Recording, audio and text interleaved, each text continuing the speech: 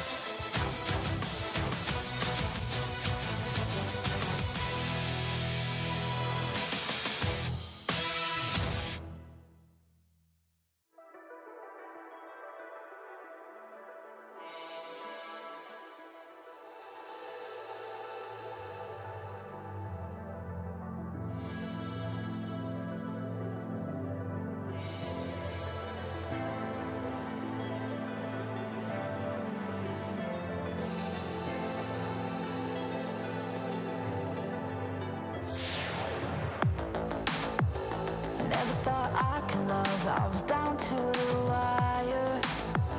You took me on by surprise. There was summer inside. Now I can think of a time that I wasn't sober. We're on a high life and the seasons don't mind.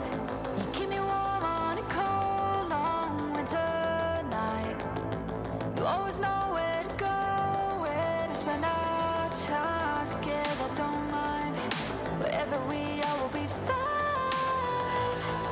You keep me warm on a cold, long winter December night, December night. You know what I like. Do it once, do it twice. Heat up by the fire. December night, December night, December night, December night.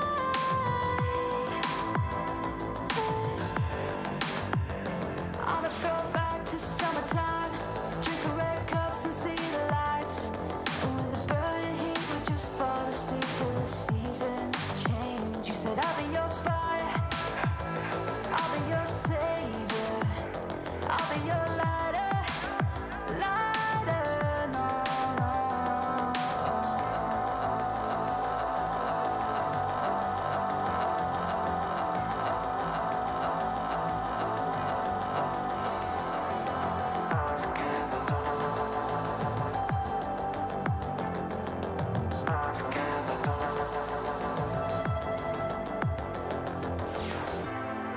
You keep me warm on a cold, long winter night. You always know where to go, where to spend our time together. Don't mind wherever we are, we'll be fine. You keep me warm on a cold, long winter December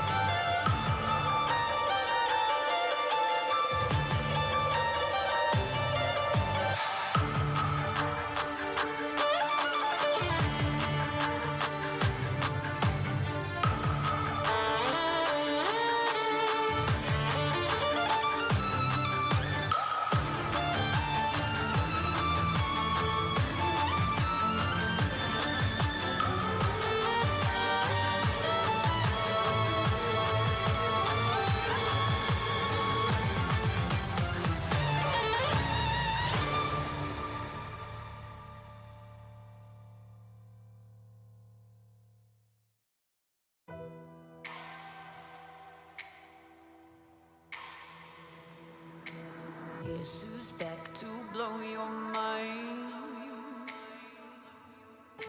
But let me warn you one last time. Guess who's back to change your life? But it's not gonna be just fine. Whoa, I've got you under my spell tonight. Whoa, we're both heading to hell tonight. So don't ever listen to a word they say. It's time that you found out that I'm gonna get my way. Won't light it up, then I'll burn it down. I'm gonna make you feel like you're invincible when no one's around. I'm gonna build you up, and then I'll strike you down. 'Cause you're about to know it's nothing personal. Sometimes good people do bad things.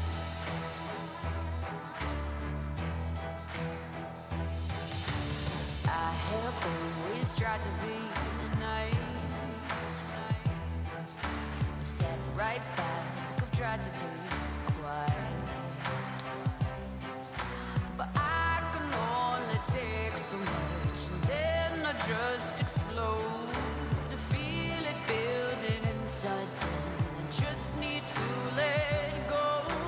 So don't ever listen to a word they say. It's time that you found out that I'm gonna get my way, okay? I'm gonna light it up, then I'll burn it down. I'm gonna make you feel like you're invincible when no one's around. I'm gonna build you up, and then I'll strike you down. 'Cause you're about to know it's nothing personal. Sometimes good people do bad things. Oh, oh, oh. Sometimes good people do bad things. Oh,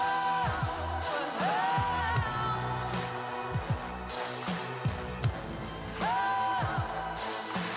sometimes good people do bad things.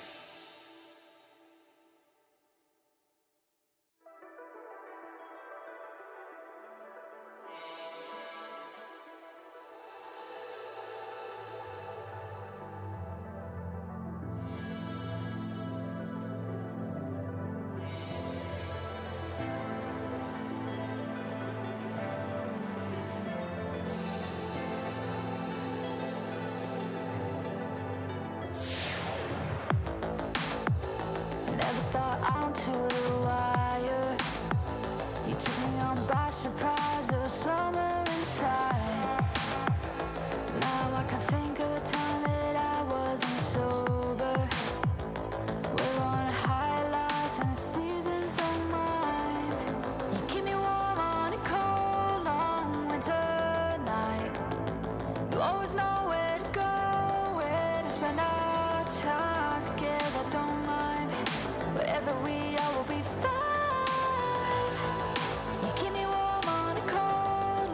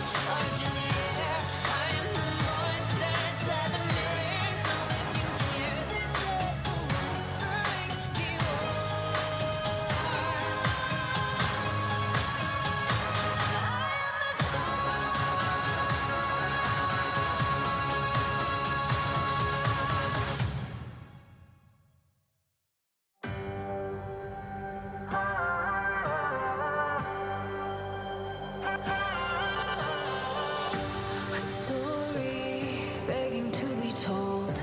A moment pausing to unfold. In the silence, can you hear it, anyone? A memory scared of letting go, fading to a distant glow. In the darkness, can you still feel the sun as it's coming up? Welcome to the start of something new. Welcome to the hour that waits for you. The time feels like it could be right for our dream to come true. Welcome to the start of something new. Start of something new.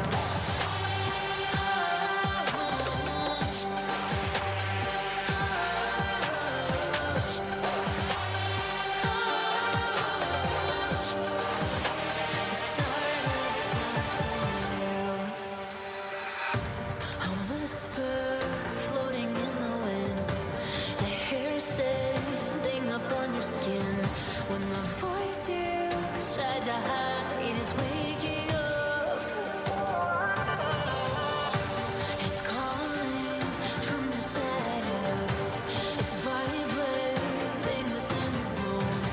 Can you feel it? What else is yet to come? Oh, it has begun.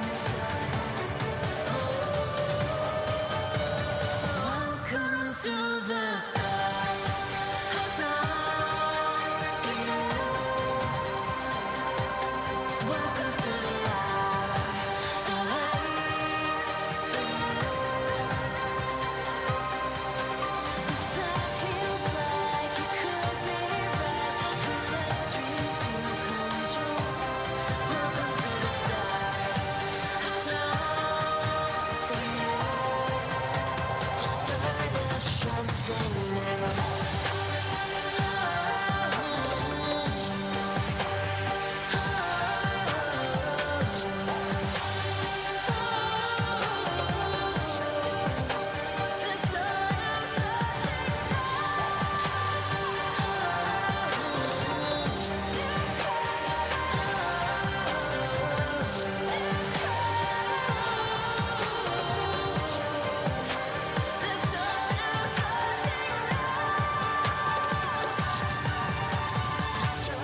Something new.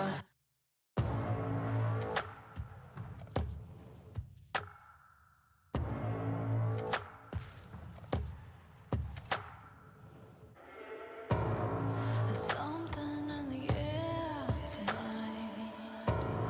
Don't know why, but it feels so right. I'm waiting for the dead of night. Cross my heart, hope you die. An eye for an eye. So when you discover that there's no one to hold me back, but that time is going to be far too late.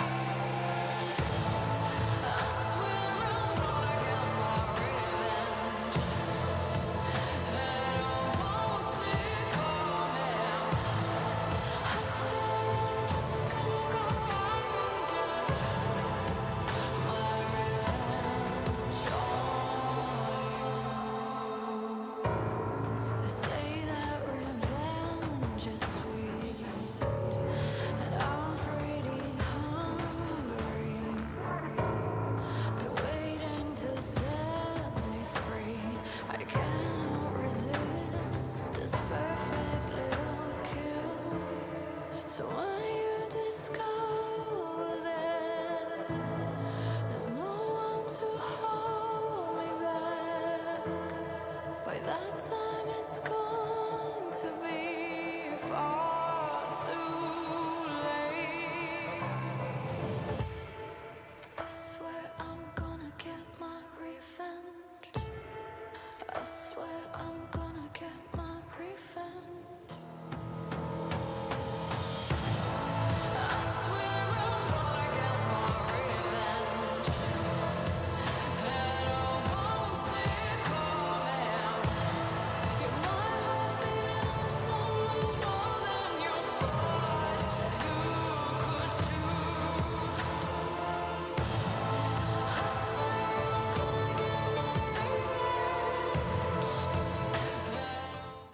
update is required. Financial system updating.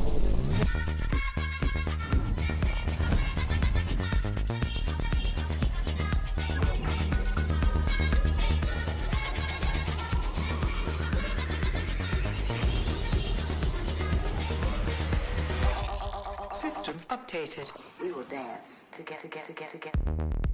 The future of money is here. Feels good.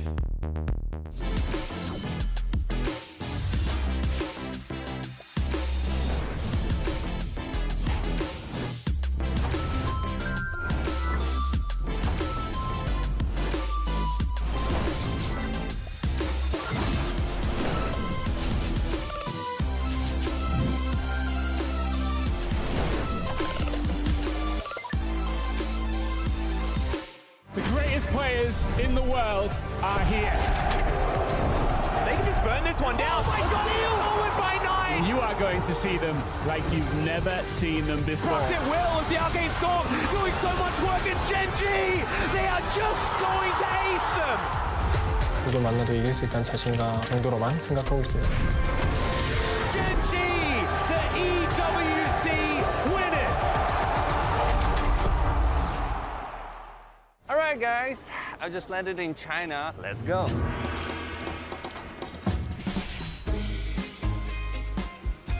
Play the local way, pay your way. Have you ever seen the Great Wall at night? Play the local way, pay your way.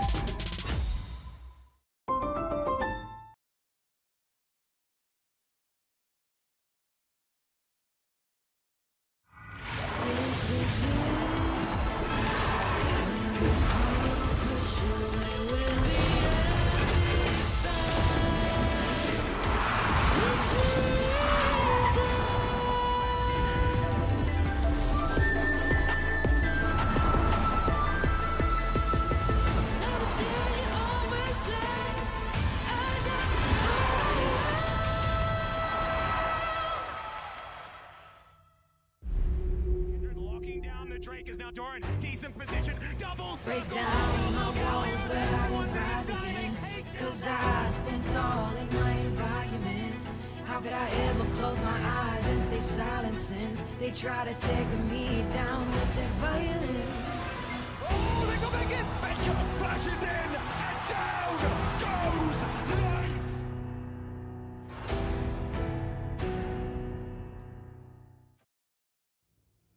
So slow. I told you I was done with basic browsers.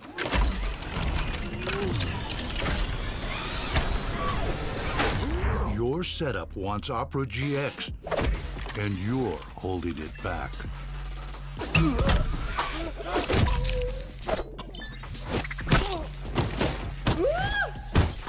Upgrade to the gaming browser. Download Opera GX.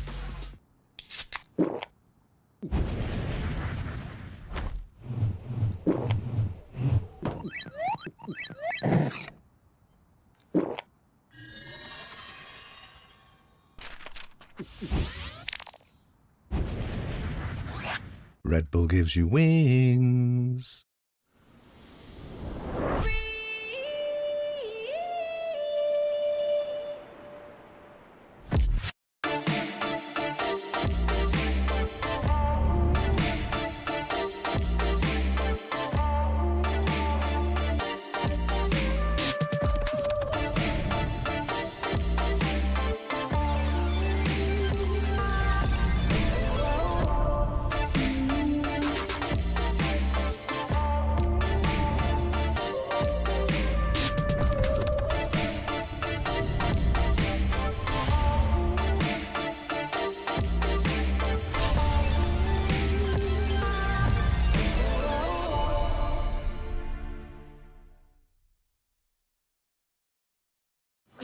I got this old thing and the bill from the store where I got it. Figured you could beat it with a better deal than one of these big boys. It doesn't work that way. Guess you're not as cool as Verizon. Bring in your AT&T or T-Mobile bill for a better deal. You don't know that?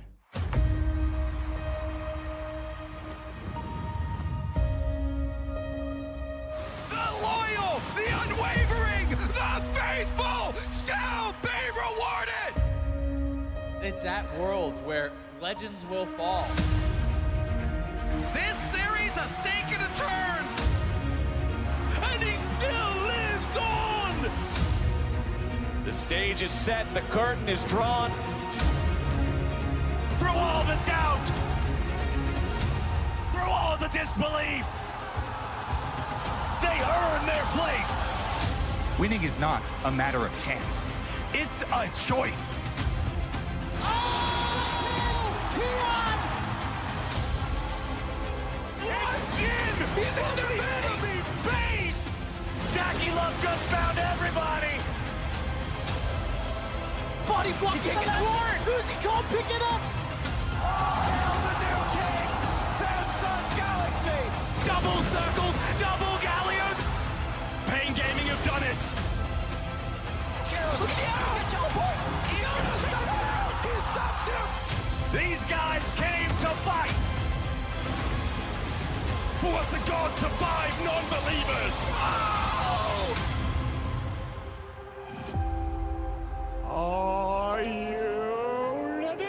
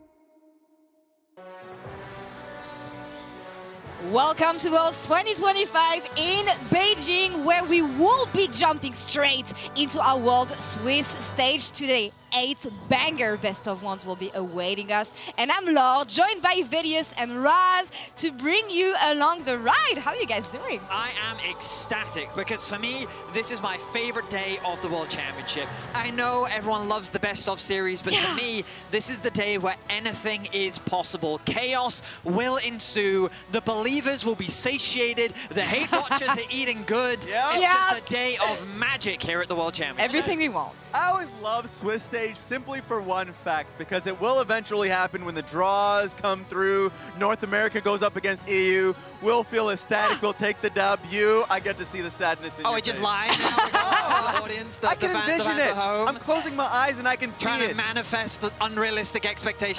That's what we want. Some hopium, some copium, and we're gonna have it all. But because it is the first day of Swiss stage here at Worlds, let's have a short refresher on how the stage will play out and the format. It's time for the Swiss stage, where 16 teams will compete in Shanghai to advance towards glory or go home early. Here's how it works. The winner of the play-in match will join the other 15 teams across 5 total rounds in the Swiss stage. Each draw pool will have a team from each region, and teams will always face an opponent with the same win-loss record. Secure 3 wins, and you advance to the knockout stage in Shanghai. Suffer 3 losses, and you're eliminated from the tournament.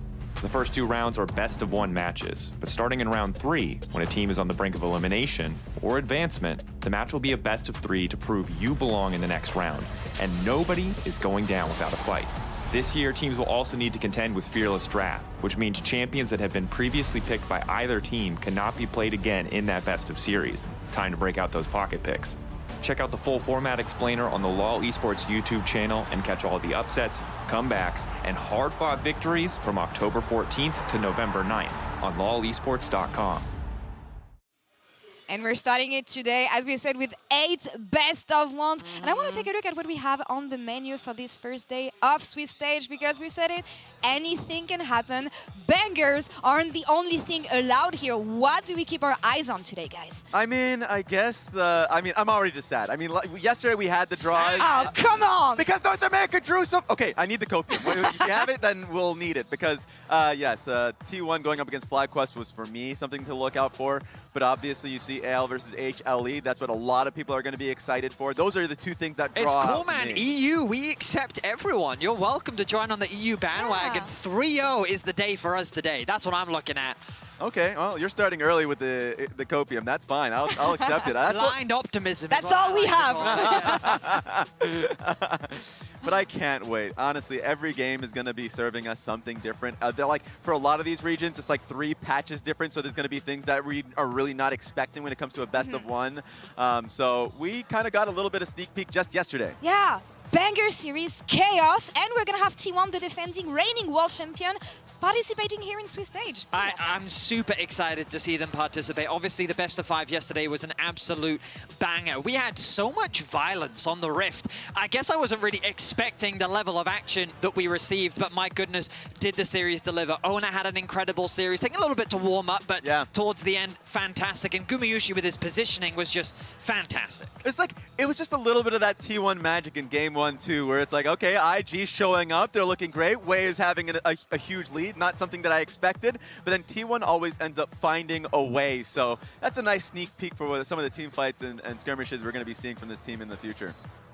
Yeah, it's T1 versus the LPL, and they like those odds, and they showed it once again yesterday. It has to be Worlds 2025 with T1 and the reigning champions defending their title, maybe going for the 3-beat here, we'll see. Yeah, I mean, of course, haven't finished lower, the 4 core, then semifinals, you know, 5 championships for T1. Yeah. They're looking for that 6. Like, there's so much that you can touch on. We can't do it justice here. But before, they got to go through FlyQuest before they can get that. Isn't that right, Rise? That's true. That's true. FlyQuest has to go against the play-in That's team. the energy I need today, okay? All right. Thank you. Before talking about the games and everything we have ahead here, we got a banger anthem to kick off Worlds 2025 here, and video. All right, the first question is... The taco? Who's eating... Okay, first, do you see the taco? I don't see the taco. And second, who's eating it? I don't even see it. I don't even see it. Okay. Maybe Betty, because he's packing up a little bit of... Yeah, we have here. a hint here. 2022. What happened in 2022, Raz? We've cast a lot. We've worked on a lot of desks. Come on, man. True. 2022. That was DRX's year. That was the year DRX won. Okay, you're onto something. We're onto something. Yeah. Maybe it was a DRX player. Was Maybe... Pyosik a hungry boy? No. He seemed hungry to me. Okay. Was it? I'm going Pyosik. It's Hako. The playing stage was in Mexico. Which team was in Mexico that would deserve to be in the anthem? I'm going to say DRX. Okay, okay. I'm going to need a player here. Let's go with Deft. Sure, Deft eating a Deft it taco. is. What? Deft it He's is. cheating. 1 point He's cheating. for Raz here. So what the hell is this? Did I not get a point? Someone's feeding my information. Deft Someone's prediction? feeding information. Love it. Is Was it a from team? one Are we of the both getting vlogs. points? No, All right. we're not. How many days did it take Flandre to reach World Finals? From what point? The beginning of his career or at the tournament itself? Like, did he get to... The number was in the video, and What? Yeah, the number was in the video. It was on that frame. Wait, That's the blur here. I think I know that number. It's 2... Okay. It's okay. 2... You've watched it way too many times, video. I love is it. 2038? No way. No, but you're so close though. You almost got all the... 2032. No. You got the numbers right, but not in the right... 2,800. How many times did you watch that video? Yeah, but I kind of want to give you a process point. information so effectively. What can I say, Raz? No, you're obsessed. Okay. You're obsessed. You've watched the video too many times. 2-0 so far. Maybe a preview of the West scoreline that we're gonna have Oh my later God. here. All right, third question.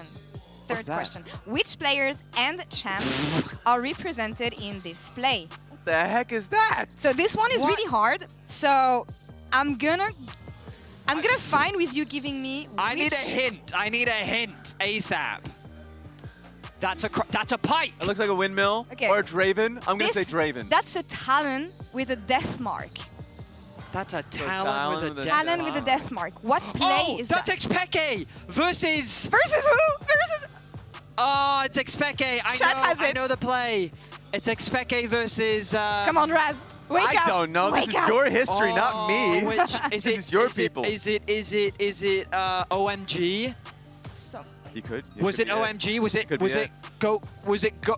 Could be going. It wasn't going. He didn't play no, Zed. I don't remember. No. Oh, what was that? What's that image? Speaking Dade. Oh, it wasn't OMG. Samsung Blue. No. No one in the chat is getting this. Don't even act They like are. you guys are succeeding. Okay. Don't even act like you guys Another know one. this stuff. This one is easy, and you're gonna take your whiteboard. No. Oh, okay. That can nice help. job. Okay. 10 players have represented Flash Wolves at Worlds. Oh my Name God. as many as you can. Okay, I got this. We're gonna have Karsa, Maple, and Betty coming back Alongside today. the 3. Yeah. But those are the only 3 that I remember. You're not allowed those 3. Well, I got 3. It's Give me fine, the other guys. 7. The other 7. Other Oh, 7 okay. players. Okay, let me think this through. Wait. Who? Oh, I got this one. Who? I can give you a hint. No, that does not help me. I got one. I got one. It's the one where it was the really expensive player that TSM bought. That's literally Maple. But No, it wasn't. Oh, Yeah, it was. No, I'm not telling you. That's my point. That's not my. That's my point. Yeah, I know there's another one. Production. Thanks for the hint, buddy. Yeah. Jump. Okay. I got 2. Yeah. I got 2. Come on, Betty. Sooning Sword Art. Okay, that's the only one I've got. Yeah. I got 3 more. Okay, he's put it up. There you go. Okay, I got MMD. I got NL. for Never God's loses, sake. by the way. NL. I got that in there. Hanabi, guys. I would never remember that. Hanabi, Boom. guys. That's a dub. You're just mad because you're bad, man. You got one of the whole quiz. All right. Moving forward, the first matchup we're gonna have today is gonna feature Team Secret Wells, a new team that we have here at Worlds. What can we say about them? Because they beat GAM to get here. We're used to seeing GAM on the international stage. So what are they about? I mean, for me, this organization, when they came into the LCP, they were a combination of Team Secret and Team Wells. We've seen Team Wells internationally, but for both of these teams, like domestically, historically, they did really well. And then when it came to crunch time, GAM wiped them. So it's like, for the Vietnamese fans, they were like extremely happy to be able to see these players finally get to an international and see like this greatness. And for me, I look immediately towards that jungle position because Vietnam is known for some incredibly skilled junglers. So it's really fun to be able to see Histo come in because you think of, well, think of like historic junglers that are really like SOFM, like Levi or Stark, like heavy mechanic. And Histo, I think, carries on that legacy. I think that having a new Vietnamese representative on the international stage is always exciting to see, and I think that they embody that initial introduction we had to Vietnamese players, that aggression, that violence on the rift, the confidence to not care who you're playing against, but just look to fight and look to be ready to go toe-to-toe, and that's very much what I'm expecting from this team. They're a skirmish-heavy team, and I'm looking at that mid-jungle specifically, these young players to be that driving engine on the rift. Incredibly young players that played together on the baby Wells in Tier 2, so they've been together a lot. They know how to play alongside each other, so they're going to, I think, surprise a lot of people. And they're going to match up on the Rift against VKS in today's matchup. And we caught up with his support. Trimby is back on the international stage ahead of the match in the Verizon pre-game interview, rather. Thank you very much, Laura. It is my absolute pleasure to be joined by Trimby here ahead of your match. Dude, you've been to Worlds so many times. Obviously, this is the 4th for you. How is it different for you now, coming in for LTA South, CB LoL? How has it been different from all those years you spent qualifying in the LEC? Yeah, first of all, thanks for having me. It's so nice to talk to familiar faces. For sure in Brazil, I got to have some familiar faces, meet some people, but it's really definitely very nice to come back and see people that I've been spending time with for years at this point. But yeah, coming as a Brazilian representative, there's LTA South, it's been quite crazy. It was a crazy journey this year. At some point, I didn't expect to be here, if I have to be honest. So I'm really happy with that, and I actually think we've been performing quite solid. So I generally want to show at least the Western side of League of Legends that we're actually not as bad as people may think. What is the big thing you think that people should be on the lookout for when they talk about your team? Like particular strategies, particular players they should watch for? Because I think some of the LTA guys are going to know after you whooped 100 Thieves. But for the LEC fans out there who like Trimby but maybe don't know about your time in the CB LoL, what should we be looking for?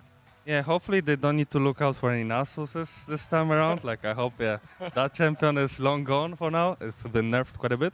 But I generally think we have really good mix of experienced/rookie players. I think my AD and top laners, who are both rookies, have been playing exceptionally well. And my mid laner has been kind of the star of the team with how aggressive he's been playing. While the jungler, it does feel like he's been... he has this kind of Western playstyle where he knows what to do on the map, and he tries to make as many aggressive plays as possible. So I really hope he can showcase it too with me during our first game against Team Secret Wells. Exactly. Yeah, Team Secret Wells. It is a mouthful, I'll give you that one. One player in particular on Team Secret Wells, Taki. You guys are tweeting back and forth. He's got dance moves. People don't know this, but you have dance moves too. I remember you were taking dance classes. When do we get the you versus Taki dance off? What do we need to do to make that happen? He did tweet at me that he wants to do it. I'm not sure. I didn't talk to him IRL about it, but if he wants to, I'll be very down. I think he made an interview yesterday or 2 days ago that he's been training his hips in order to have better dance moves. I don't know about that. I haven't been training much lately, I'll be honest with you. I've only had couple of hip-hop dance classes before coming here. And yeah, the Brazilian dance classes are quite intense, I would say.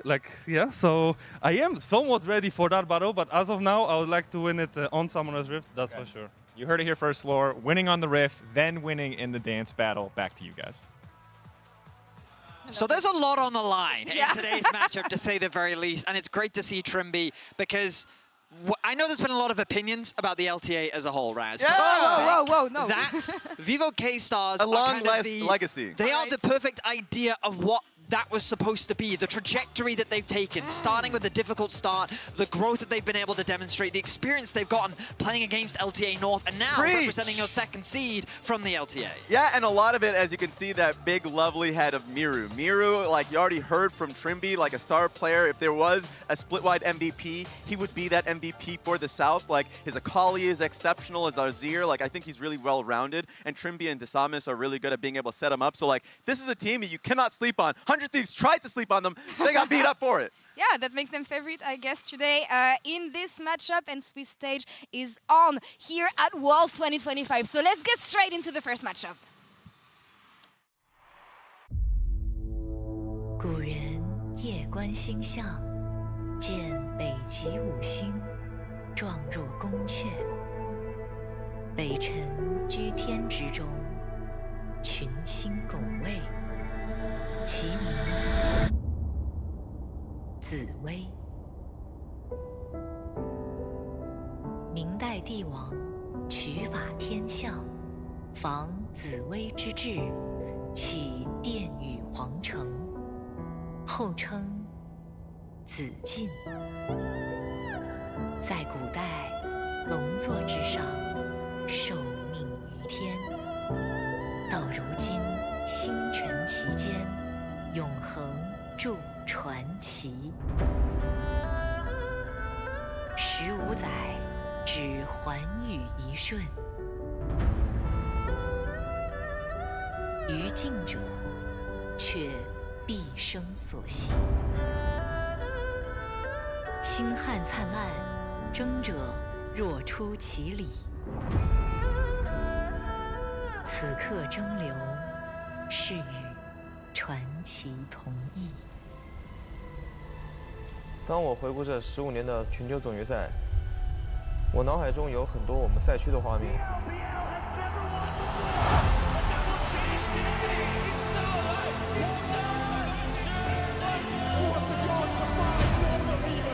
我印象里最深的一把比赛就是我们打 KD 的第3把，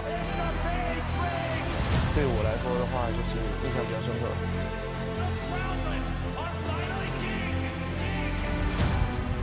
제 마지막 월즈라고 생각하니 참 묘한 기분인데요.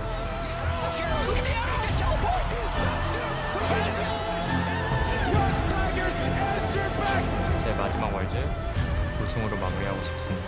We've just witnessed the most incredible story in history. Going to win the season 1. When I think about EU at Worlds, I always feel like there is the potential to do something great. Gods can bleed. Where were you when the West rose up?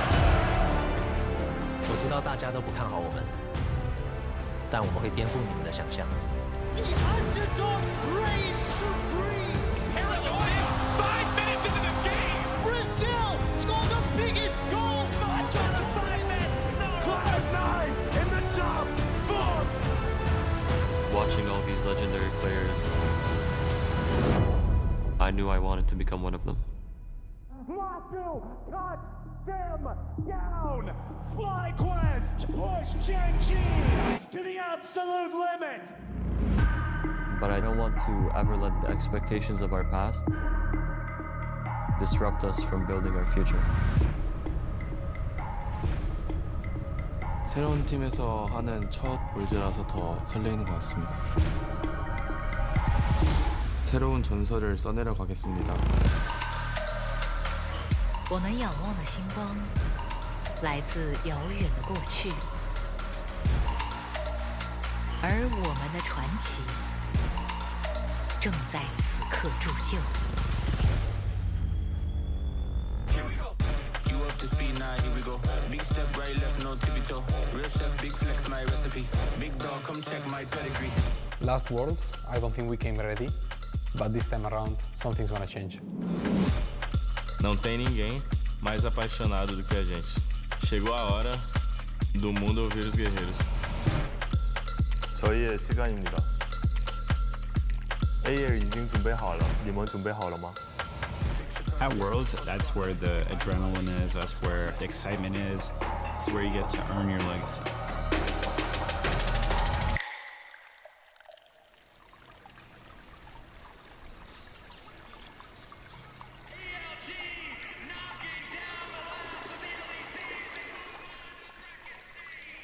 Last World was definitely quite tough for us.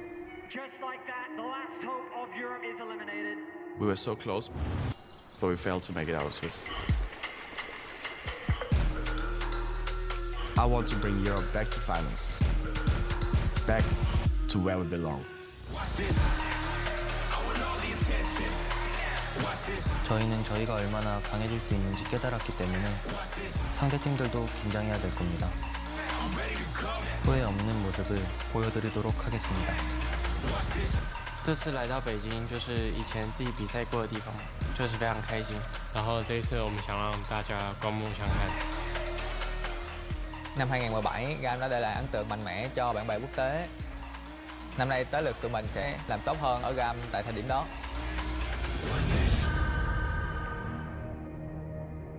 (17년도) 월즈 우승을 한 지 정말 너무 오래돼서 그때 당연히 좋았던 감정들이 생각이 나는 건 있지만 정말 많이 잊은 것도 많거든요. 그래서 그 기억들을 다시 되살리고 싶은 생각이 많아서 이번 월드를 꼭 우승하고 싶습니다.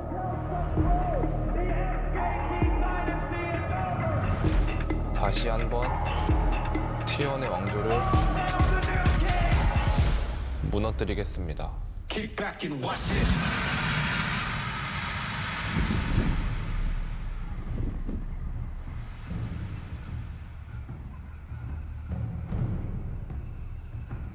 最高的山，最长的河。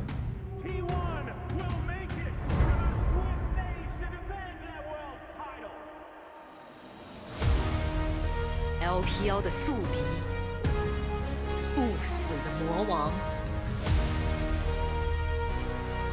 Faker， 沧海无垠，岁月为证，风临绝顶，仍有苍穹。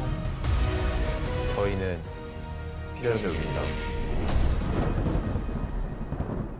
但是心如砥柱，定将凌云攀霄。至坚必可为。T1，我们的复仇才是天命。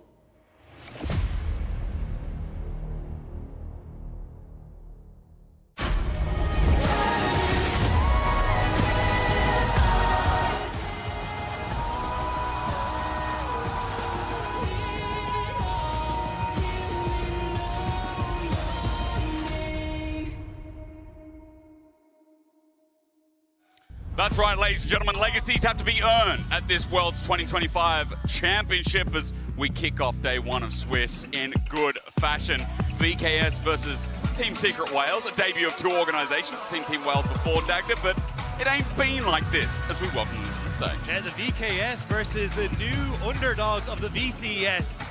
Team Secret Wales, the new generation coming up from Vietnam, taking down GAM Esports and now looking to rise to the stardom that GAM had at the world stage. As you see VKS now taken to the stage.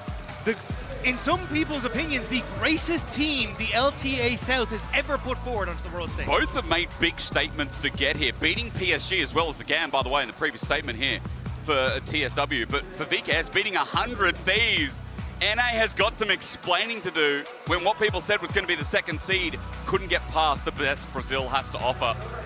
And this will be a fun series, a fun matchup. I wish it was a series dagger, but in a best of one, I'm hoping this is going to be explosive because both playstyles kind of tend to lean itself to testing the limits. And a lot of that is going to be coming through that jungle and support synergy, right? Desamas and Trimby have been a menace when it comes to overloading these side lanes in the mid game, playing through these strengths in the early game. Trimby roaming everywhere to make sure he can set up his team for success, but that is a very similar story to what Team Secret Wales do. They like to play through Histo and Taki. Taki, the member on this roster that has been to the world stage previously, and he's been the veteran that is guiding these newer players now to see if they can take on the second seed from the LTA. And he's got mechanical players on his side. If you don't know Histo, the jungler, I'm very passionate about because the mechanics that come through from this rookie, from this baby whale previously, has been out of this world. Silas jungle, if you didn't see the grand finals versus CFO, although they didn't win, there were some close moments, especially involving that game, where it looked like this guy had a lot of speaking to do. As we're about to get into game number one and our opener here of Swiss. I'm looking forward to see if some of these mechanical picks get let through and we do see some flair in a singular only game. Yeah, and that's why I think we're getting Hero in for the start of this. He is much more of the carry top laner when we look towards the between himself and Pun, so definitely wanting to go toe-to-toe with Boal on that top side of the map. And honestly, I think this is going to be explosive. Team Secret Wales love to fight. They will not let up. Even in that finals against CFO, when they started to fall behind, they fought, they brawled, they took everything tooth and nail to see if they could try and take that series back off of CFO, and it's no doubt that they'll be bringing it here against VKS as well. Again, it was already an achievement just to get to the grand finals, but the fact that they did put up a bit of a fight, despite getting beaten out of the water, is a really, really good sign for the region. And we talked about it a little bit before us. We're just waiting for this pick ban to come through. It's like everyone's used to seeing GAM. It's always GAM time here. They didn't make it to the international. The fact that Team Secret Wales finally get their shot when this team, previously known as Team Wales before, never got the VCS championship. Came close but never got really within reach. This first domestic final in the LCP really sets up that the old VCS talent is still as good as ever as we finally get in. But I think that's the same kind of story mirrored for VKS, right? A team that no one expected to kind of come in and smash some of the top teams at the LTA North, right? So for VKS, this is a squad that I am very excited to see. Seal saying, hey, give me 2 years and I will have a title for this squad, and he's shown it. And now, as they take to the main stage, we're going to see the bans already starting to come with Nico LeBlanc already taken away by Team Secret Wales. Now let's recap a little bit as well, because we do have a best of 5 to lean on from yesterday. We saw a lot of Azir bans, actually 4 out of the, unfortunately 4 of the IG games. Bard also perma-banned throughout that series. Today we get the Orianna ban, a reflection yesterday that we saw but eventually let through. And remember, the dynamics change in best of 1, because within best of 1 it's like best draft now, get yourself on the board and get yourself an advantage early in the Swiss stage. Yeah, I'm curious now what the priority is, because obviously as you start to come through you get different draft bubbles that can influence the way you go, but when you look at the LCP, they had much higher priority on things like the Nico, the Aurora as well, and now we're starting to see that come through here. It does feel very, very different. The Aurora gets locked in, okay. But for VKS, do they just lock in something like the Azir themselves, get something that globally we've seen still to be super strong? Bard, again, I mentioned Kai'Sa was perma-banned, but that might be more towards Gala. I do love, however, that Team Secret Wales there, just the go and get it team. So Eddie, he's a big fan of that pick. Might be something that they rotated as well as the Jarvan gets locked in first. Yeah, and Disarmor's had some great performances in playoffs on this pick, so not surprised to see them go towards that, and sets up then very easily to be flexible, right? You've got your engage tool, you've got this aggressive jungler who can try and babysit your early game, and then I think you can open up for picks like the Azir. You can try and go for more of these aggressive supports if you really want to, but honestly, I think going for this mid lane pick makes a lot of sense to round out a strong mid jungler. Okay, well, support looked at first. Okay, for Trimby, I remember when he was in EU, he loved this pick, and no shy away from it in the current meta, as Team Secret Wales now need to match the Jarvan. The biggest question is with what? We've seen a lot of Xin Zhao. We know Pantheon's open with a little bit of buffs in the recent patch, but Fi just insta-locked. I was going to say, Team Secret Wales also played a lot of Lee Sin into the Jarvan domestically, but opting towards the Vi instead, especially when you've got the Aurora. This is going to be a dive-heavy composition, so I am curious what they want to try and take into mid lane to pair with this. Could be an Ahri, potentially for a Dire here, just to try and set up, and well, Kai'Sa as well for that dive. Do you remember you and I were talking to Molecule? Actually, a lot of us were.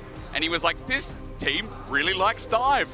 Huh, what are we building so far, Dagda? Let's have a look. Like, we are just sending it again in Team Secret Wales fashion. Yeah, and also I think Eddie has been spectacular for the squad as well in team fights. So getting him on something that enables him to have that agency to follow up with his those engages is going to be on the minds of VKS as they start to round out this draft, with Rise now picked up for that mid lane, maybe opting to go a bit more towards that 1-3-1 and see if they can avoid some of this heavy dive from Team Secret Wales. The strongest player as well. I like seeing a scaling carry. And as you said, side lane super important in this game, seems to be for VKS. Now, the bans are in question because we have no mid lane potentially. I mean, that Aurora could also go mid, but with the Rise already picked up, maybe that option's off the table. Support's getting taken away. Dagda, maybe to get the prior on that, something, give the Rakan a bit more of an edge in lane. What do you think? Yeah, I think it's just also Nautilus Kai'Sa is such a strong duo for a long time. The ultimate enables the Kai'Sa to work so well. So I think it'll be, get rid of the Nautilus, maybe get rid of something like an Alistar that can follow through, or a Rel, and then set up for removing some of that follow-up engagement, as you said, for the dive. But overall, Team Secret Wales, like, it's draft 1. There are a ton of picks that can facilitate this dive, like Leona, Alistar, Rel, that are all still up and available. It's just kind of take your pick of the litter. So on Team Secret Wales side, their option is to go for, hey, what are the self-healing AD carries? Let's get rid of the Xayah. Could be an Ezreal here to follow as well, and just make sure that we can have targets that we can try and focus. To make the Vi a little bit annoying and can space a little bit as well. I like the Ezreal mention.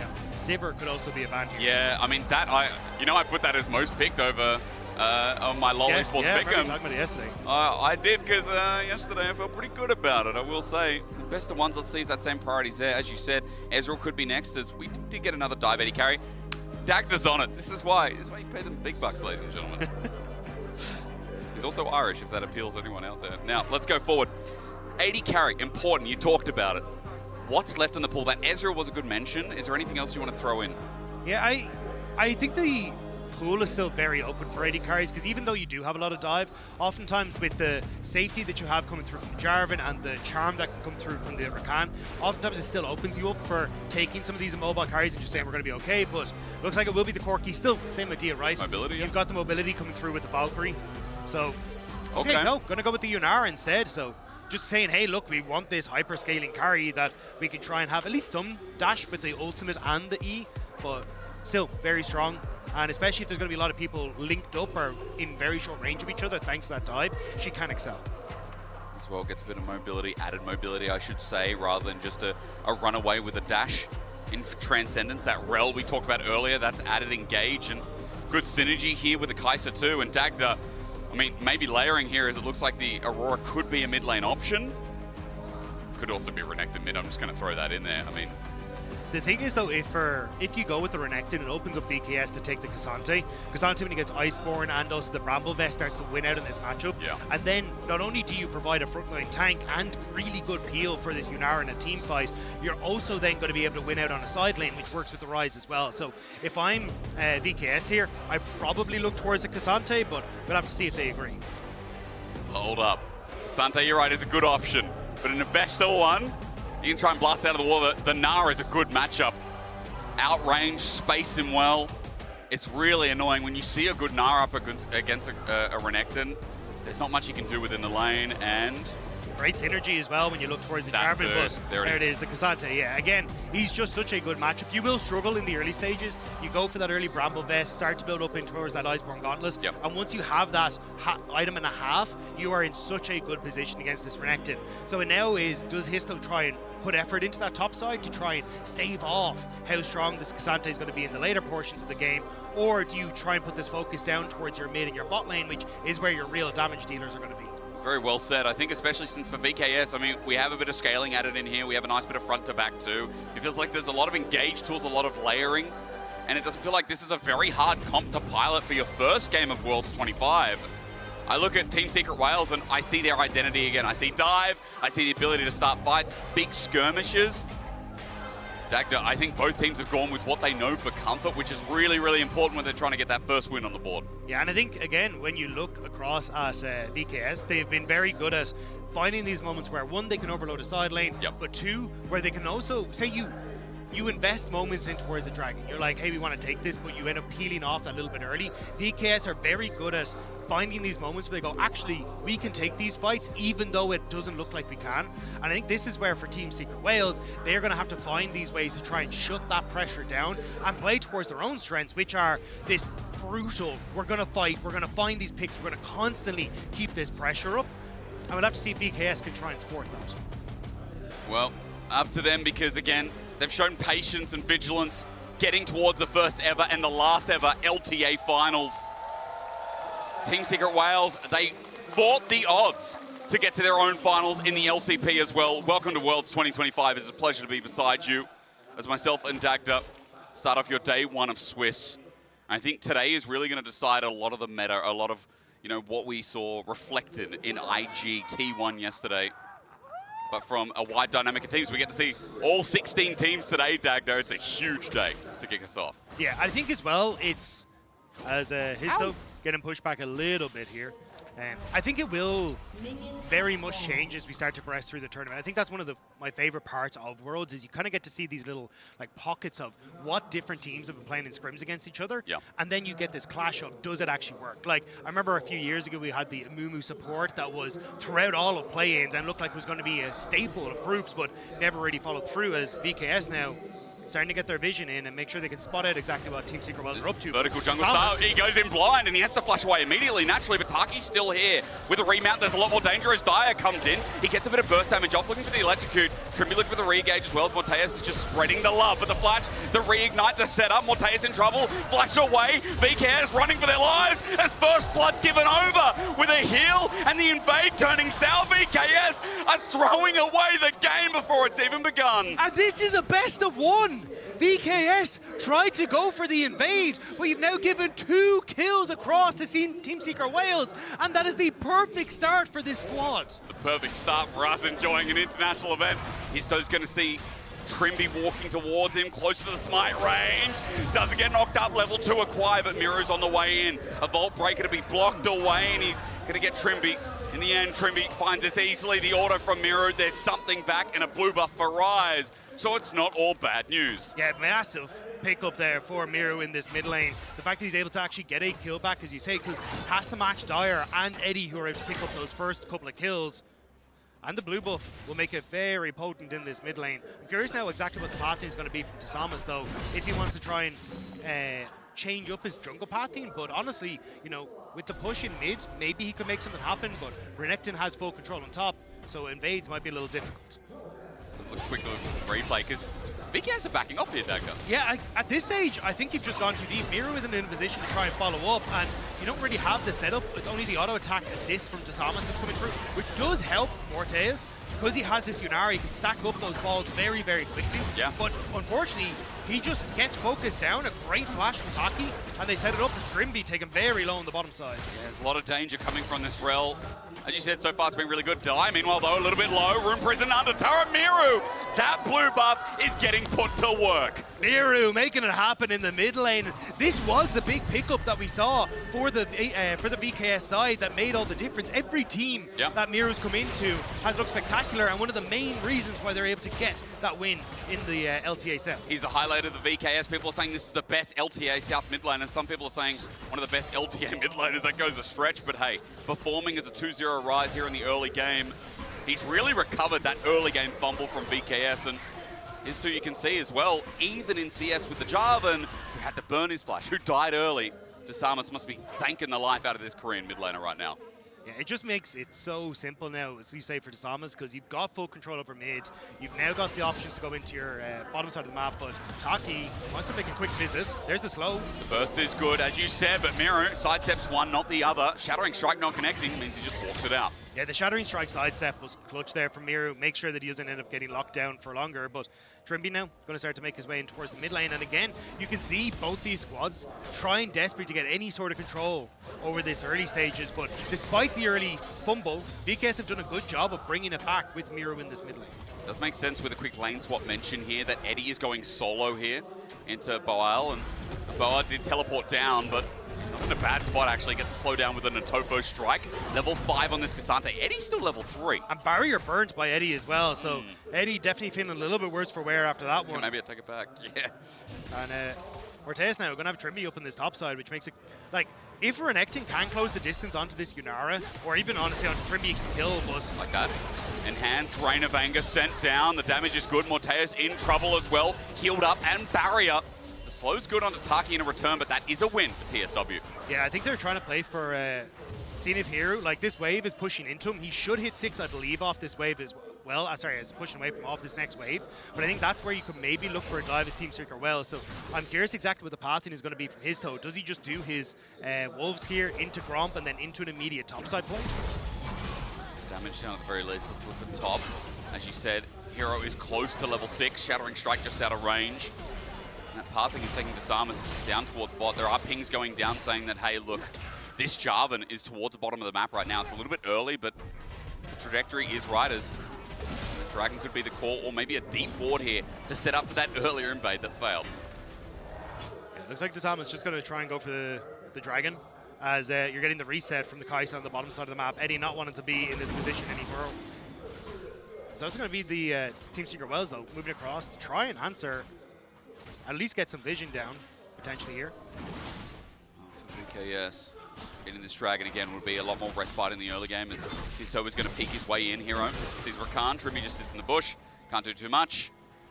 Wave it a bit of a standstill for now, as even Boal comes to help out. Histo's still thinking about it, but it does feel like this Dragon is a foregone conclusion. There's nothing to gain apart from your Raptors, and first drag of the game goes to VKS. Miru even able to get back across for this wave. So honestly, the VKS are doing well when it comes towards like having that pressure on the bottom side and understanding when they can go for these timing windows. But for Team Secret Wales, they're just a little bit late to the punch. They're trying to find plays. Like, you look towards that top side where they're looking, hey, we've got good damage onto Morteus. Can we look for a dive? But it's kind of falling apart.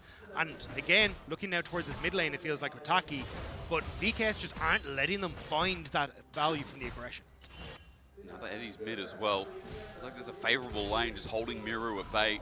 There's still a 500 gold lead between 80 carries right now, and that's simply because Eddie got the earlier kill, but he's maintained the CS advantage even in that small lane swap. And note too that Hero, because of that roam up from Taki, because of that pairing, it seems with pushing out the bottom lane of VKS, Team Secret Wales, their top lane is in a good spot as well. So the only one really suffering right now, or should I say succeeding, is Miru on this rise, who's able to pick up a couple of kills. He's all right. Let's hold on that. Shattering Strike, Trimby goes in, goes out. Not much more found. Taki's just absorbing the damage. His wave gets pushed in, and this will help with the invade in topside. In the meantime, as Dire into this matchup, look, it ain't too great. All out going to be popped. Dire is just going to send into another world, and that's okay. For now, though, the weirding as well sent out. Just waiting to see if Boal gets bursted down, but not enough damage in the end, and both ult are now burned. Would have been a nice trade from Boal, but taking those double terror shots really end up hurting him. And now, with the range advantage, Dire can try and play for that passive damage as soon as it. I think his electrocute should be back up shortly. And you got Miro on the way. This is looking like a dive. Tries to clear again. The weeding comes out just to try and get that wave down. TP needs to come through though, because Dire has no mana, and so Taki's there to support. Yeah, it does mean it's only to support TP, but it does mean now you've got two people on this bottom side.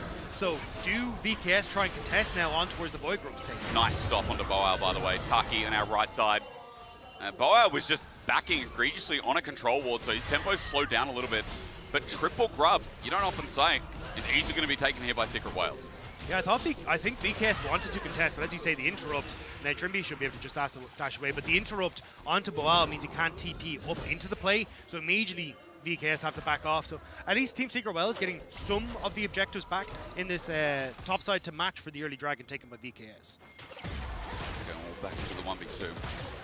Let's see where we go from there. Dragons in 2 minutes 30, by the way, so any bot lane play's not going to open anything, but a Realm Warp will. Dire goes into Fog of War for a little bit, but an easy flag and drag. Wait for the Rune Prison, he won't go anywhere.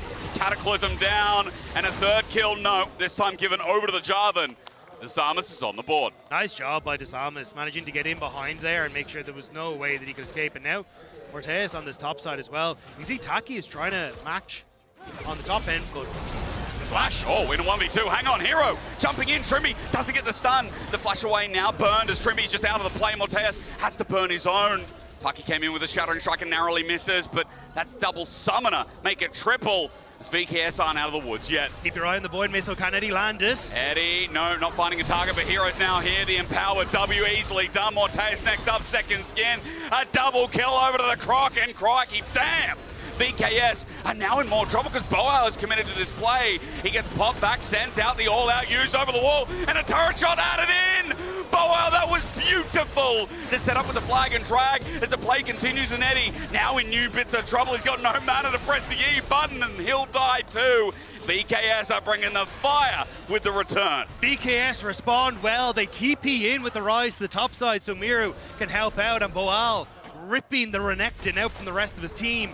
And again, we're seeing, this is what we're talking about, VKS wanting to constantly overload these side lanes, constantly trying to play with this nice little tempo advantage, and they catch Team Secret Wales as they go for the dive and turn it back around. Oh, wow, that was just insane. I mean, the timing, I thought he was going to be inting in the 1v3, but he had that all-out backup and available.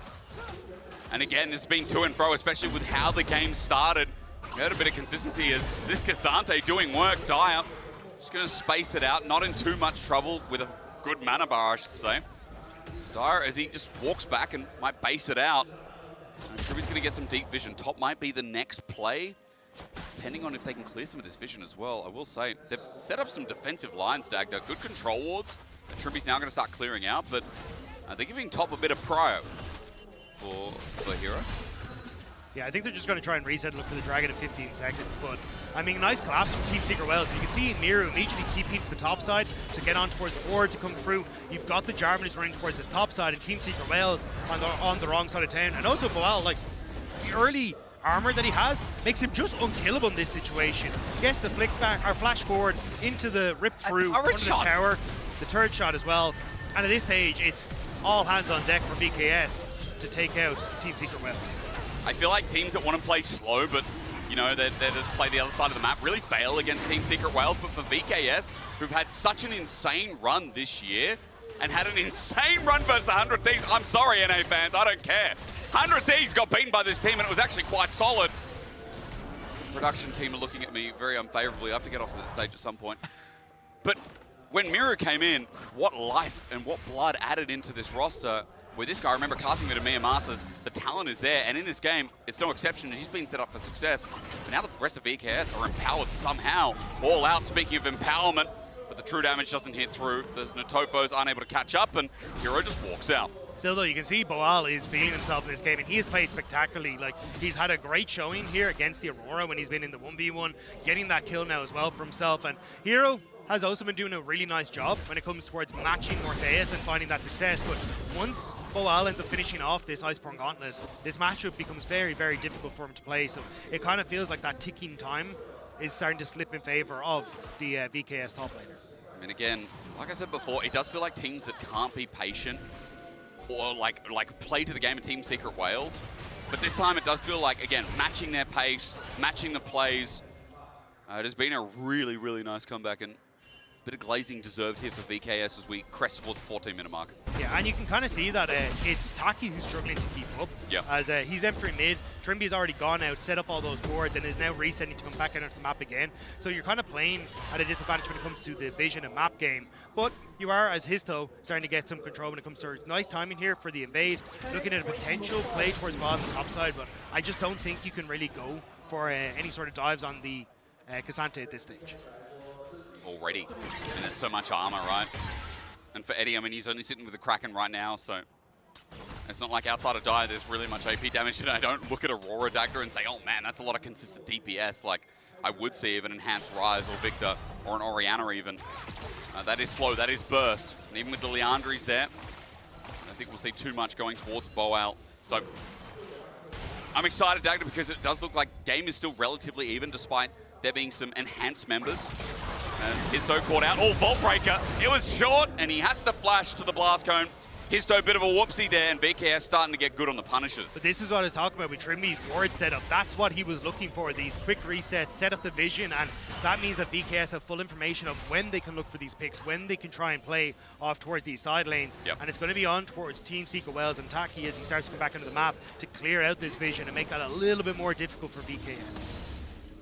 Well, Taki. Getting him so far, but it's slowed down a little bit. We're just going to see these trades continue on with an Iceborne Gauntlet. I do not favour the Renekton here. And the Hero heals up a little bit. Gets the Cold Meek between the wave, and with your Reign of Anger past 50%, the healing is much nicer when there's a minion wave and a champion present. Remember, they combine, they stack, they build up, and it's one of Renekton's main ways to sustain through a lot of the lanes. And as that continues topside, that's a bit of a flop for now. Herald is up though, that's the focus. Morteus sends out some damage, and VKS, they've got their eyes on the prize. They're going topside, and TSW have to respond now. But they have zero vision. They'd have to go in completely blind, and that's not exactly where we want to be, especially as you've got Dire still pushing in this bottom side. Going to TP now, but I don't know if they're going to get in here fast enough before this objective is gone. Taki has a flash, but he won't be able to engage at half HP. Now he might have to suicide. Already goes forward to reset the summoner. VKS pulling off it at 3k though, is still now imminent potentially. Histo needs to hit the eye, it's there in front and he's taken it. Vault Breaker in, looking for the engage. Eddie repositions the back of the fight, and Disarmus is down first. Trimby went in, but just to die. While the Renekton was juicy meat, but you can't eat Crocodile today. Instead, try and eat Eddie, who flashes away. Set up from Boal, the all out, the true damage, waiting for that to come in, because Cassante, no! He goes up, Boal went up, and Eddie went south. Miru sets up, a flash away from Darius. History re-engages. Not only did he steal the Herald, but he just stole away LTA South. The young upstarts are still keeping it going. Finding this play, Trimby ends up hitting the eye at the back of this. I believe it was Trimby, or sorry, Morteus, right as it turns. It meant that then you could get this mic from Histo. Really well done. And the back half of the fight, Hero immediately flashing onto Morteus, takes him so incredibly low, and they get so much work done with Eddie providing that DPS in the back line, just continuously fighting through it. Team Secret Wales, that was beautiful stuff. And look at Histo just ran at Morteus. Yeah. And that guy doesn't do that much damage yet, so the Viker just withstands Sunder's guy, no problem, brother. Good flash from Dire in the end as well, Dagda, and Miru is the last to go down, double kill over to Histo. The mechanical genius of this newbie, of this jungler everyone's raving about from the LCP region. I see it's not unfound. I do see it. I saw it in the SARS game. I saw it in the games in the lead-up versus PSG and GAM. And once again on the world stage, it's good to see that a rookie can play this well as Dragon spawns. So he's still immediately going to start this up. It doesn't look like we're going to get any sort of contest from BKS. Even you see Trimby starting to shift up towards his top side, but they're not really in a position to cross map either, so looks like BKS just going to watch as this goes down. Second Dragon, and it's an Infernal Soul as well. Bit of burst on this comp, that feels nice. But I will say, a 3.5k gold lead probably feels nicer here as the items that are starting to accumulate, they're serious business. Here's to almost second item here for the Vi jungle that's going to send it in. And when Team Secret Whales get a lead, their dive comp, they're not ones to slow down. They're not ones to pull back. They are not scared, Potter. Especially when they have the Dragon advantage as well, because now you're going to draw VKS into these fights, because they will need in 4.5 minutes to contest for the potential of putting yourself to soul point, and that's where it can get a little difficult. Wild, though, is sneaking in behind, and I'm wondering how much they want to try and rest, but with this early Rift Tower going in towards the mid lane, looks like it's just going to be a quick take for Team Secret Whales. Might be good damage on inner turret as well. Only 2 members, maybe 3 with this armor showing up now. Herald going to be mounted. Meanwhile, hang on a minute. Was I wrong? Boal in close of territory of dying out. Send it out again. The Weeding, good damage. Pull back not there. Leandri's helping out. The Rel finds a new turret. Good drifting from Taki. Like I said, Team Secret Whales ain't slowing down. Another turret goes down to the same Herald. 5,000 gold, Dagda. Only a couple of seconds ago that it was at 3. I mean, the VCS are picking up the speed here. Yeah, look at the charge. I mean, it's nice. At 82 HP, Boal, he backed in the bush. He's too low to care. Yeah, I think he was a little worried about how many members of Team Secret Whales might be around if he didn't reset. But this is what you want for Team Secret Whales. Like, they're playing well. They're setting up around objectives to take the fight and have their dive composition work out. They're coming in from multiple angles. And BKS just don't really feel like they're able to keep pace with them in a lot of this. It's a really nice entrance for them. They punished that invade. And credit to VKS, I think, you know, they got back on their feet quite nicely with Miru, but this Rise is still a while away. He's only just stacking up the Rod of Ages now. It's not like he's going to burst out anyone. Remember that Aurora almost at 2 items. Dire's caught back up, overtaken in gold. I think the biggest problem now, Dagda, is the fact that Eddie has got that Gwynsu's Rage Blade, that on hit to add to a Cassante and like-minded members. There is a lot of damage coming out of the woodwork. And VKS is about, can they survive? Can the Cassante absorb it all? This is a Vi who's just taken on a support. Trimby's out of there, and that opens up Dire to get the turret by himself. But look how much vision is in this top half of the map for Secret Whale, right? That's why Histo knows he's free to go for, because there's no one who's going to just suddenly charge out of him from a rush. So Team Secret Whale is happy to keep this push up, and the fact that you now have Dire in a position where he can go toe-to-toe with Boal, because of course he has gone for this very armor-heavy build and where he wants to match up against Hero, but Dire has been the one that constantly finds the Cassante and is happy to just push in these waves and make it difficult for VKS to actually dictate the map in any sort of meaningful manner. When did they get to play on their terms? The biggest question. I think at this point, it's a long shot away. Team Secret Whales holding their vision and topside where they could. They've still got some of the deep wards you mentioned, but a lot have been cleared out, which is nice. That Vivo Kid Stars can actually move amongst top a little bit more freely, especially when Atakan's up here. We have seen so many games, even yesterday, IG threw a lot of games at Atakan, right? Because it is an objective that saps away your resistances, but also the damage is quite meaningful. It can't be started up as freely as people think. It's worth about 3,000 gold, and for VKS, if they could find a fight around it, then move to Atakan, that feels like something I need to talk about, you know? Yeah, I think if VKS can find a fight where they're able to play around that tri-bush just outside of Atakan, that could be their window. Because again, Team Secret Whales want to play for dive. They want to try and get access to backline, but if you're able to set up a nice front to back where you control that area, it's difficult for those members to make any meaningful headway. And that's exactly what the VKS are playing through now. You can see this is where the choke point they want to try and make happen. Hero is moving towards it though. Boal has been burst out by Dire a little bit. Taki with an engage sets up the Magnastorm. Eddie jumps in. He's been charmed for the time being, but look at the burst as he flashes away. They need to kill the Kai'Sa for VKS. They're getting shredded apart, trying to jump back in, but Eddie survives. A double kicks him off, and Team Secret Whales, they can do this in their sleep. Hero had a great flank there, which denied Morteus the opportunity to actually get the flank and follow up on the initial play, form the rest of VKS. So Eddie doesn't die, and they'll set it up. You'll see it here. As everyone on VKS moves up towards this top side, you end up with the AD carry, this Yunara, completely separated from the squad. So even though you get this engage coming through in the setup, there's just no real damage from the VKS side. And as Team Secret Wales, with Taki finding that engage, that's set up perfectly, where Eddie can keep this play going. And Morteus just can't do the DPS he needs to. As much of the mosh pit as he tried to get, Trimby's rubbing his eyes. I mean, this is a really hard game when they've got all the layering there, but it doesn't matter. Eddie, insane reactions to get out. Now 10,000 gold lead. Which is insane. Like, again, Team Secret Wales almost weren't really expected to be here. You heard the analyst test talk about it. This was the squad that was kind of the upset, the upstarts on taking down GAM. And now they're seen as the new generation coming through from Vietnam to overtake people like Levi, to show that they belong at the top, and so many fans excited to see them on the world stage. And if they could take a win here against the LTA in day one, it will be huge for the LCP and for those Vietnamese fans. It does feel like, again, you're putting faith in the fact that Team Secret Wales, not only would it be big towards LTA when there's only one done split, right? One done year, excuse me. It does feel like, again, for LCP, a region that is trying to define that they are better than just CFO and that's it. Would give them a lot of hope for the rest of the tournament. Now, let's not be day one Andes, let's just be game one Andes, our only game. Not of these two versing each other. And the game right now is telling me that this game seems near impossible, Dagger. It's 9.5k gold lead, Infernal Soul coming up. That's 4.5 minutes. Baron's up in a minute 30. Viva Keat Stars need a couple of insane picks fights where they scale into it.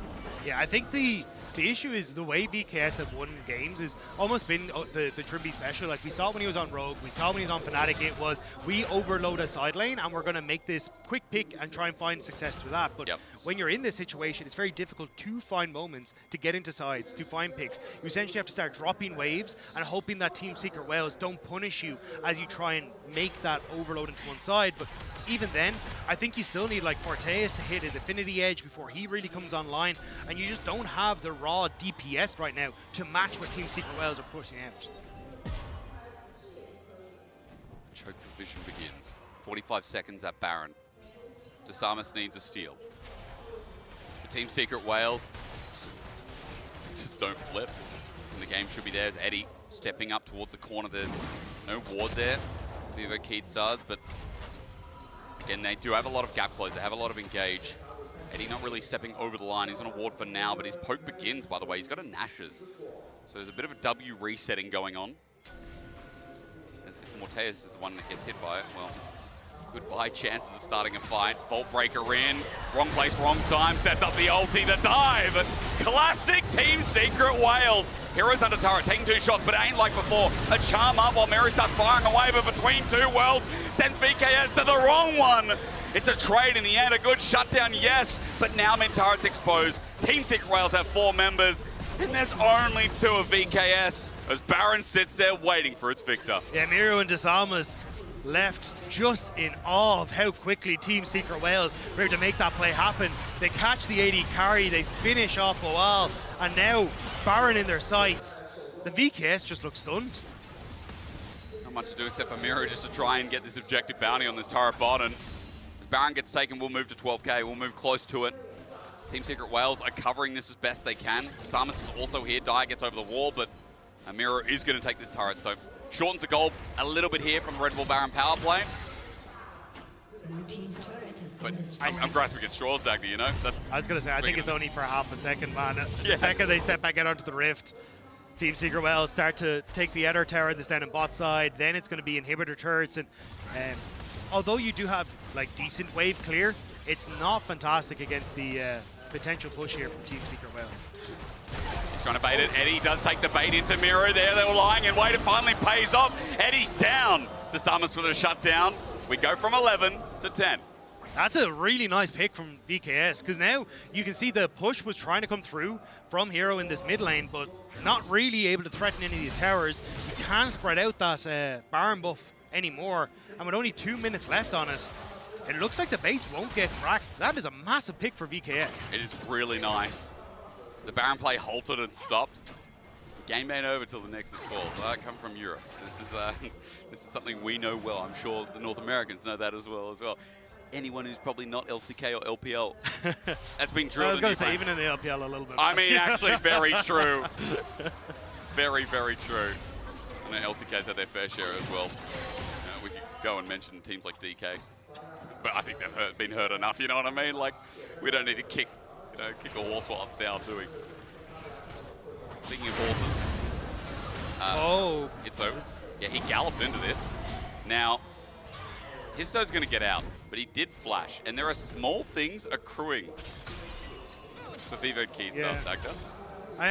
Yeah, we kind of cast a curse to Red Bull Baron power play because you can see in the top left, it is not looking as hot. Yeah. When you actually pick it up, isn't it? All right. With this turret, it will go back up, but still, it is a very minimal Baron that is not even breaking into the base, as you'd expect when you're like 12,000 gold up. Yeah, like, it's just been little mistakes from Team Secret Wales. Like, now, they will still get stolen. They are still in a very strong spot.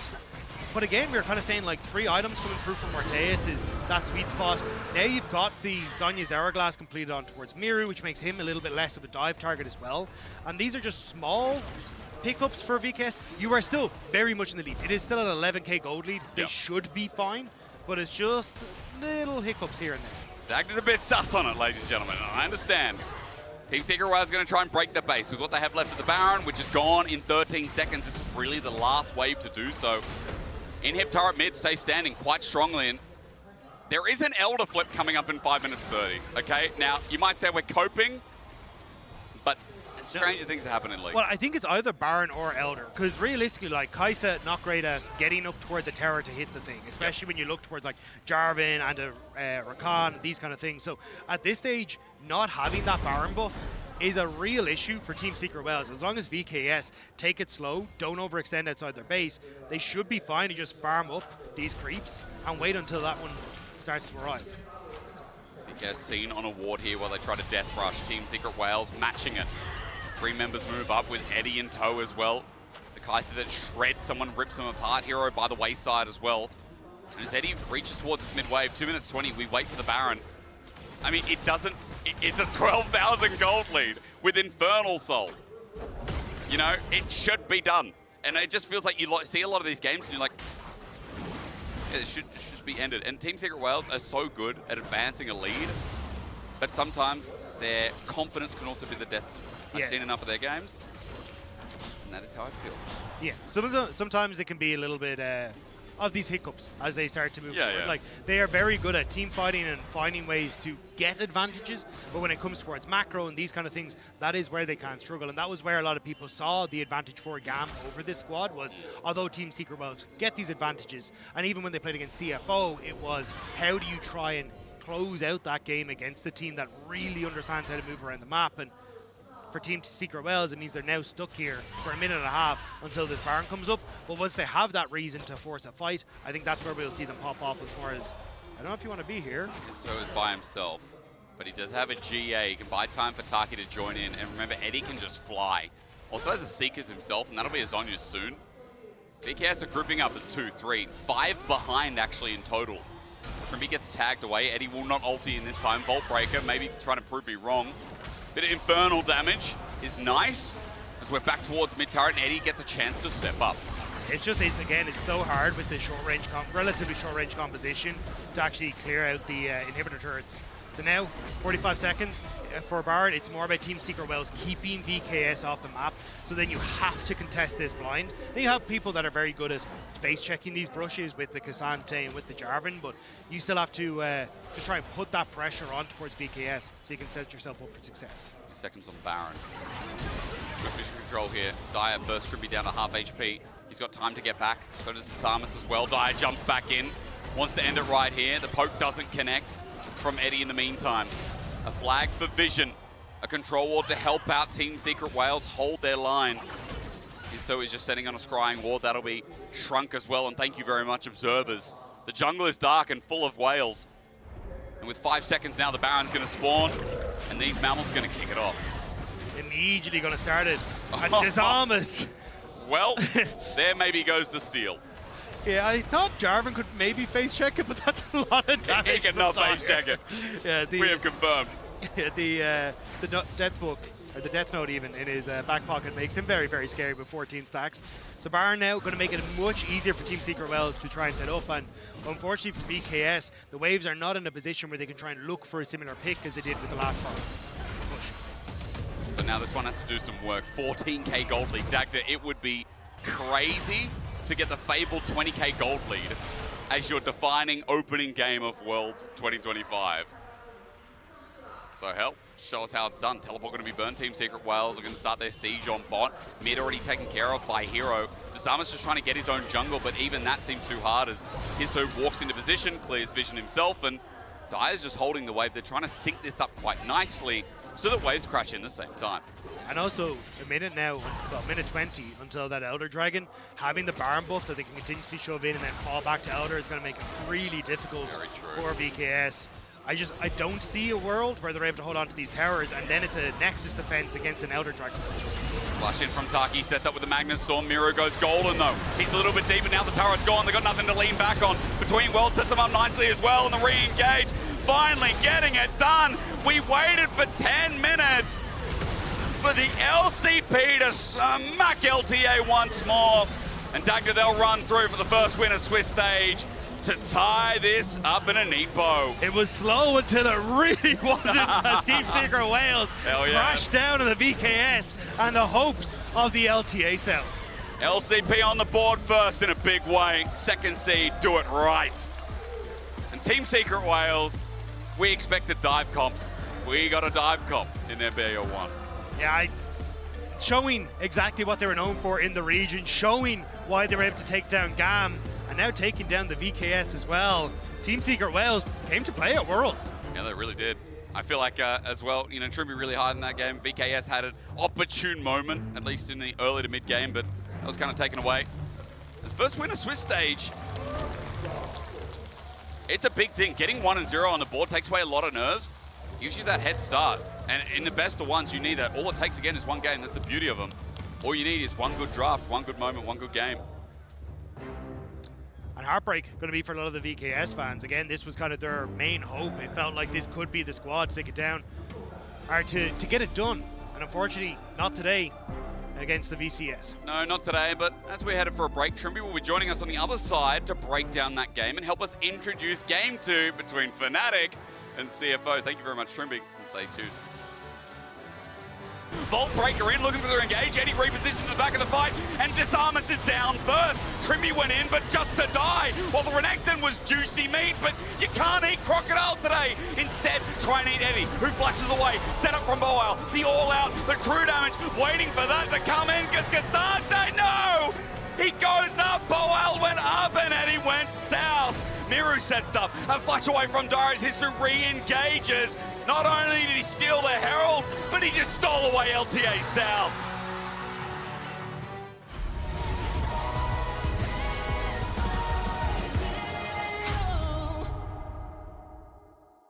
An update is required.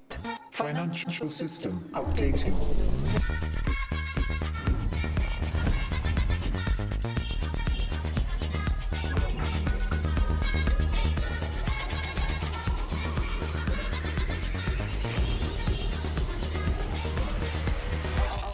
System updated.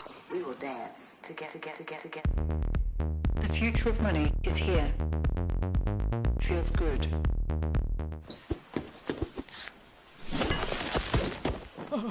Red Bull gives you wings.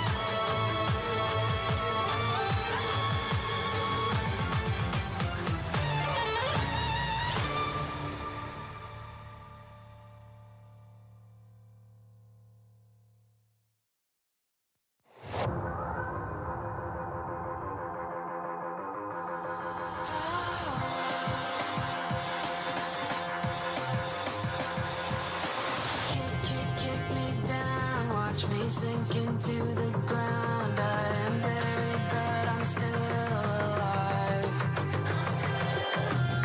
I'm a wasted dream. I know I was so naive, but I'm standing up to fight this time. Fight this time. It's not too late to change my mind, to give another try.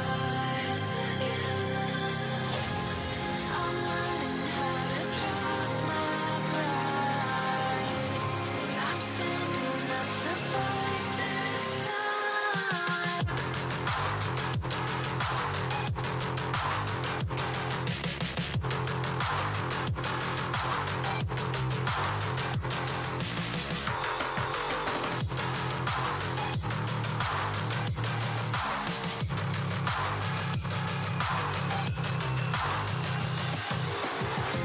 Tell me in the night you can trash that.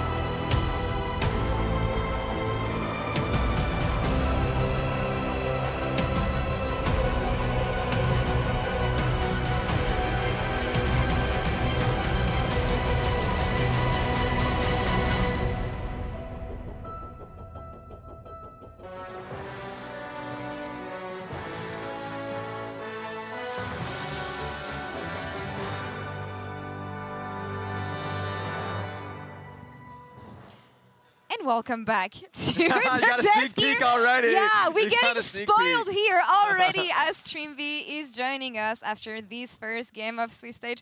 Trimby, I'm so sorry, but I'm so happy that you're joining us here. It's really nice to see you back at Worlds. Hello, yeah, we just got demolished sadly. Oh my God, no! But yeah, it's really nice to be here. Yeah, seeing familiar faces is really wonderful, and yeah, I thought this was one of the better draws we could have had. So I hope the next draw is gonna be even better. That's all I can say. Like, were you expecting this from Team Secret Wales? Yeah, I did expect, because, right, of course, we saw, like, from their POV that we're very happy, right? Of course, I mean, we're from, it's a Brazilian team, LTA South, very underestimated for reasons unknown, but I do think LCP is underestimated on this tournament. And when I watched their games, even versus CFO, when they, of course, they got 3-0'd, they were just fighting so well, right? And I knew this would happen today. And I knew that for myself, we are a team that sometimes struggle to find proper fights. So you could clearly see it during this game. What was your experience so far? Just like, of course, coming into Beijing, like boot camping a little bit, just like practicing, scrimming a little bit. So what has been your experience so far? We had very little time here because of some difficulties with the plane, sadly. But no, it's not really like from Riot side problems. Basically, airline just canceled our flight. So we came here way later than we were supposed to. And then, of course, like since we were coming from Brazil to China, it's like quite big of a time difference. I think it's like 11 hours. So yeah, the jet lag did hit, but that's just excuses, you know. At the end of the day, we should have shown better. And I do think, yeah, if we're going to play like this, it's not going to be a long tournament for us. I know you've always been a perfectionist, Trimby, and you're going to be looking at improving here. Of course, the early game was so chaotic, like it started right off the bat. What made it difficult for you guys? I think the problem is that we realized properly that we actually can fight level 1. The problem was that our target selection was just off completely, so their carries were hitting all the time, while basically we were hitting Vi, who was like the most useless level 1 like character from an enemy team.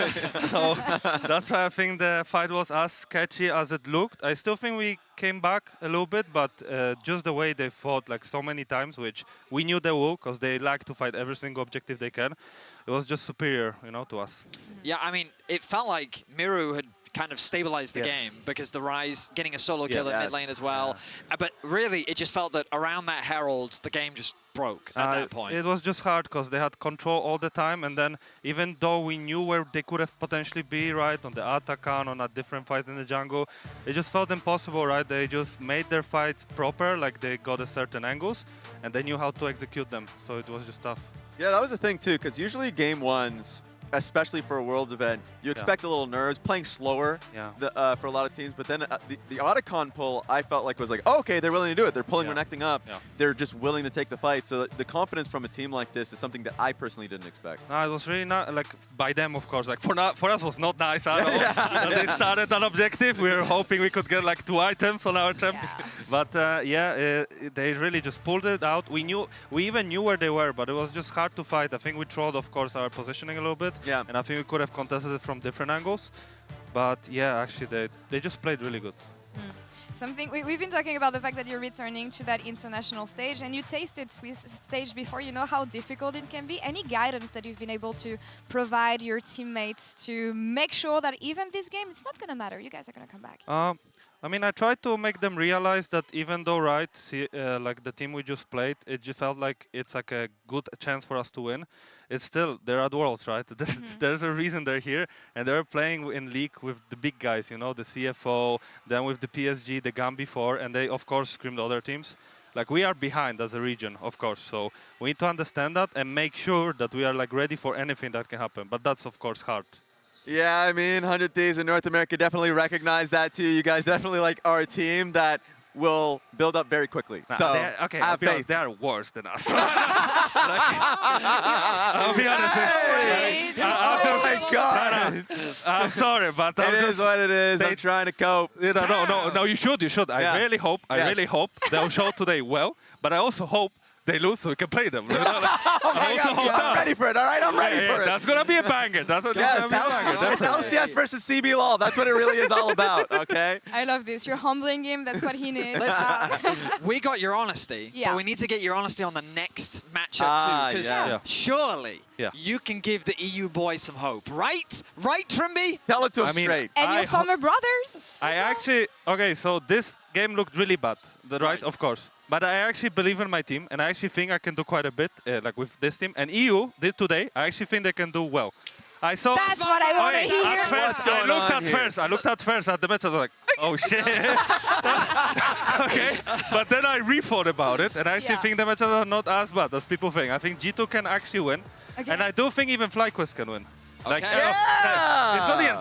I actually think they could be like the ones getting on top. What about Fnatic? What about Fnatic? Like, have you screamed? What was that? No. The thing is, think about it from this perspective. Yes. We just played Seed 2. Yes. And CFO is much better. Like, much better, okay?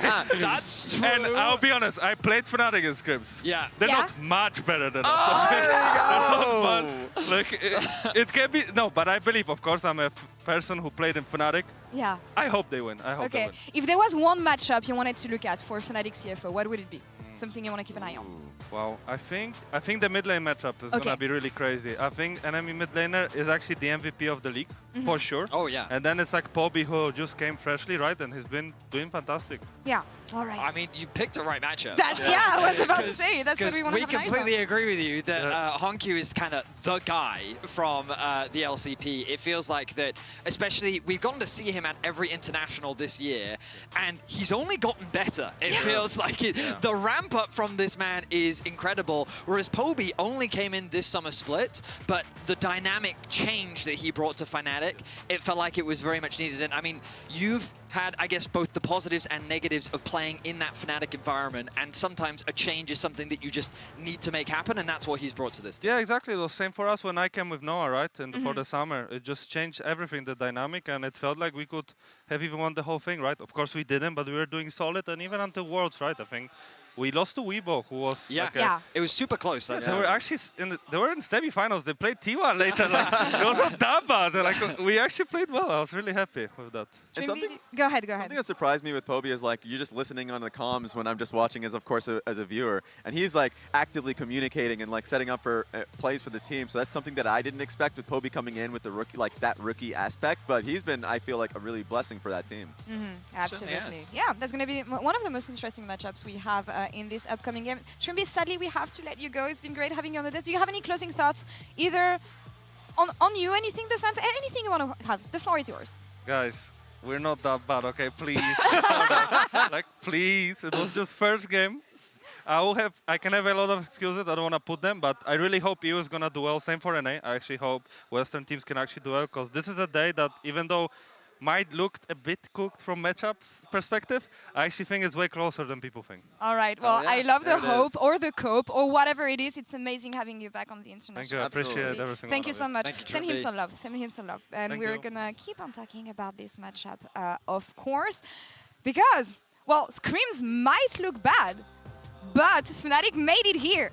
In the end, how did that happen, Vinicius? You were there. You saw that in 4K with me in Madrid. Yes. I mean, Fnatic, they've had a very interesting year. Like, starting off at the beginning of the year, we actually had high expectations because we looked at that roster on paper and we thought, with the addition of Upset and Mickey, it's looking pretty damn good. But then they needed to make changes happen because the progress just wasn't happening for the team. The changes needed to come, and they came at just the right time. Entering into summer, we saw the evolution start to come, the confidence return, and we saw a kind of difference in Razork. It felt like that Poby brought a new dynamic to the team, and it's so far worked very well for them, especially given that they had a masterclass performance against KC. And of course you would turn to him. Some roads lead to him, the greatest of sometimes, and it feels like when it comes to Fnatic, like sometimes it's all the time. This is an organization that has been to Worlds constantly. The last time they couldn't make it was like 2016. And of course, like, people didn't expect it in this case. I mean, personally, I'll just talk about myself. I didn't expect Fnatic to be able to make it here. I was thinking about K-Corp, the first TAM representative. But no, I felt as though Razork and Poby were great. Upset and Mickey X were stars to me. So like, it's fun to be able to see this team, and yeah, I'm looking forward to them. Yeah, and it's going to be interesting because, as Trimby was saying, CFO, another beast. Not a team that you want to outcount. They made all 3 internationals this year, and I feel like they keep on getting better every time. And I really want to emphasize for any just international watchers, if you only tune into Worlds, CFO is a team you really can't afford to underestimate. And like, as Trimby just said, when we think about what we just saw on stage, CFO is a tier up. And that is exactly what Fnatic is going to be going up against. So it definitely feels like an uphill battle for Fnatic here in their debut game. 100%. I mean, Honkyu, we already sung his praises and how he's developed throughout the year. He's like player of the year, rookie of the year. He's part of the team of the year for the team. Like, everybody looked towards Honkyu and the development that he had, and it stemmed from MSI. So please, if you're only watching Worlds, what are you doing? I feel like MSI is so fun too. The only thing I expect from this matchup is a bloodbath, honestly. I hope so. I hope so. Yeah. A minute away here from these casters. They're actually ready to take on the stage. It is CFO versus Fnatic, and it starts right now. Oh boy, as a European caster, I am scared. I am scared. CFO, it wasn't just at MSI, to quote Rise, it was also at First Stand, where they beat Top Esports, and they almost got into a big bout with KC. Luckily, KC got through, but man, Rob, this team is one of the best developed this year, and they're the top in LCP. It's not even close. Yeah, it's not even a contest. They've won all 3 splits in the LCP. They're the only team in the world that has been to every international event of this year. Wow. And they only lost a single series over the entire year, which was right the way back in season kickoff versus Team Secret Wales. This is a team that has been on a run for such a long time. And now we got to see if Fnatic can find that spark that they found in Madrid for the LEC playoffs, or if Oysters are just going to come alive today and take them down. Seafood versus a bunch of Fanatics and one GOAT. Now, or Ghost, I should say. Dagda, this team is highly conditional. Earlier in the year, 8-1 in winter. Fnatic had a really good start. It fell down a little bit, and then in summer, if you weren't watching the LEC, it should have been KC who was here. Everyone was saying it. KC, MKOI, G2. But then here comes Fnatic out of nowhere and beats them into the dirt. And I think a big part of it is the mentality in the team is so much higher now. The vibes are good, and it's kind of what Poby brings. He's got stability, and they lean on that, and it's working. Yeah, I think it's the fact that Poby has managed to now really integrate himself well with the team. He's a massive voice on the roster as to what they want to do, how they should be operating in games, and they're starting to figure out how they want to use him in these early stages to find that success, particularly around the bottom side of the map. Although, as we say that, in the last playoff bout that we saw from Fnatic, where they managed to take down KC, it was Oscar Rinnan who stepped up massively to take down Kana, to find a bunch of these solo kills against what was considered the best top laner in the LEC, and just turn this entire story around for the Fnatic. As he said, when he loves League of Legends, he plays at his best. So today, our only question is, how much does he love the game right now when he's going up against CFO? But how could you not love it? It's Worlds, man. You gotta love these Oscar, moments. you better be sending out some eye in this second game. It's only a best of one, and Fnatic have got really hard task here against CFO. High expectations for a reason. How much damage will they do at this international? Because remember, it is Driver starting, and Driver's the one who can play range tops. He can play more dynamic tops. Rest has been banned from range top laners, so that means Driver can pull out the works here. Oscar's going to be on his game. Yeah, Oscar are going to have to try and step up, but I think across the board, like, Junja has been exceptional for this roster. Kaiwing and Junja have been such a focal point in the early stages of the game and trying to set up their team for success. And I mean, all around, CFO Oysters are just absolutely insane. Like, able to play on size, they can play the macro well, they can play the team fights well. It makes them so formidable of an opponent to go up against. When they have hands as well, like Junja and Honkyu, especially in the midst of that, when you have a team that can play macro and has really good hands, like, those are the fears. Those are like the top tiers, like T1s, the Gen Gs, you know, the peak BLGs. I think that's crazy. OC win those. Yeah, damn straight. Good sign. Kiana's going to be the last ban, by the way. We are taking away the Azir this time around, Dagda, so a bit of a change. Does CFO have first pick? What do you reckon? Rise this tournament, eh? So still going to see the Rise, with the Orianna and the Azir gone. Seems to be the premier mid laner. And then the question is, do you still go back towards the Jarvan? Do you prefer the Wukong? Though Wukong did get nerfed just a little bit, but still, I think incredibly strong, even as we saw yesterday in the IGT1 series. But looks like it's going to be Talia, as this has kind of been the go-to for Fnatic in a lot of situations. It's, hey, we want Poby on something that can have access to the map. It's been the Galio, it's been things like the Talia, the Rise himself as well. And Fnatic have consistently gone for this combination of the Vi and the Kai'Sa for upset to try and set up these fights incredibly easy for the Fnatic side. Not his best champion this year for Razork, but I digress. Still something that can press the button. A good synergistic 2v2 Dagda is another good champion right now. Is that Xin Zhao? We've seen plenty of pairings with it as well as good duelist. Maybe support here. Where do we go? I think matching. Oh, actually, I was going to say if you want to take the Sion is not bad at all. All right. So yeah, setting up for a very strong team fighting composition at the moment. And I love, again, you've got this very strong mid jungle with the Rise and the Xin Zhao, the easy lockdown of the point and click Rise to set up them for the Xin Zhao with the Wind Becomes Lightning. And I think that's where now you're going to have a lot of focus on towards Poby. Can he try and survive this early stage, or can he get help from Razork to help him transition into this mid to late game where they can try and play through sides? But I think Kai'Sa going to be the last pick here for Fnatic, because that's what they've traditionally gone for. But actually, with the Kai'Sa gone, it's going to be the Ezreal. Yeah, Ezreal looks like the best option here.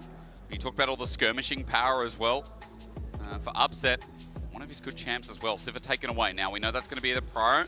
Another 80 carry ban, maybe the Xayah as well, Dagda. When we see Fi on Fnatic's side, that seems like the go-to and the obvious one.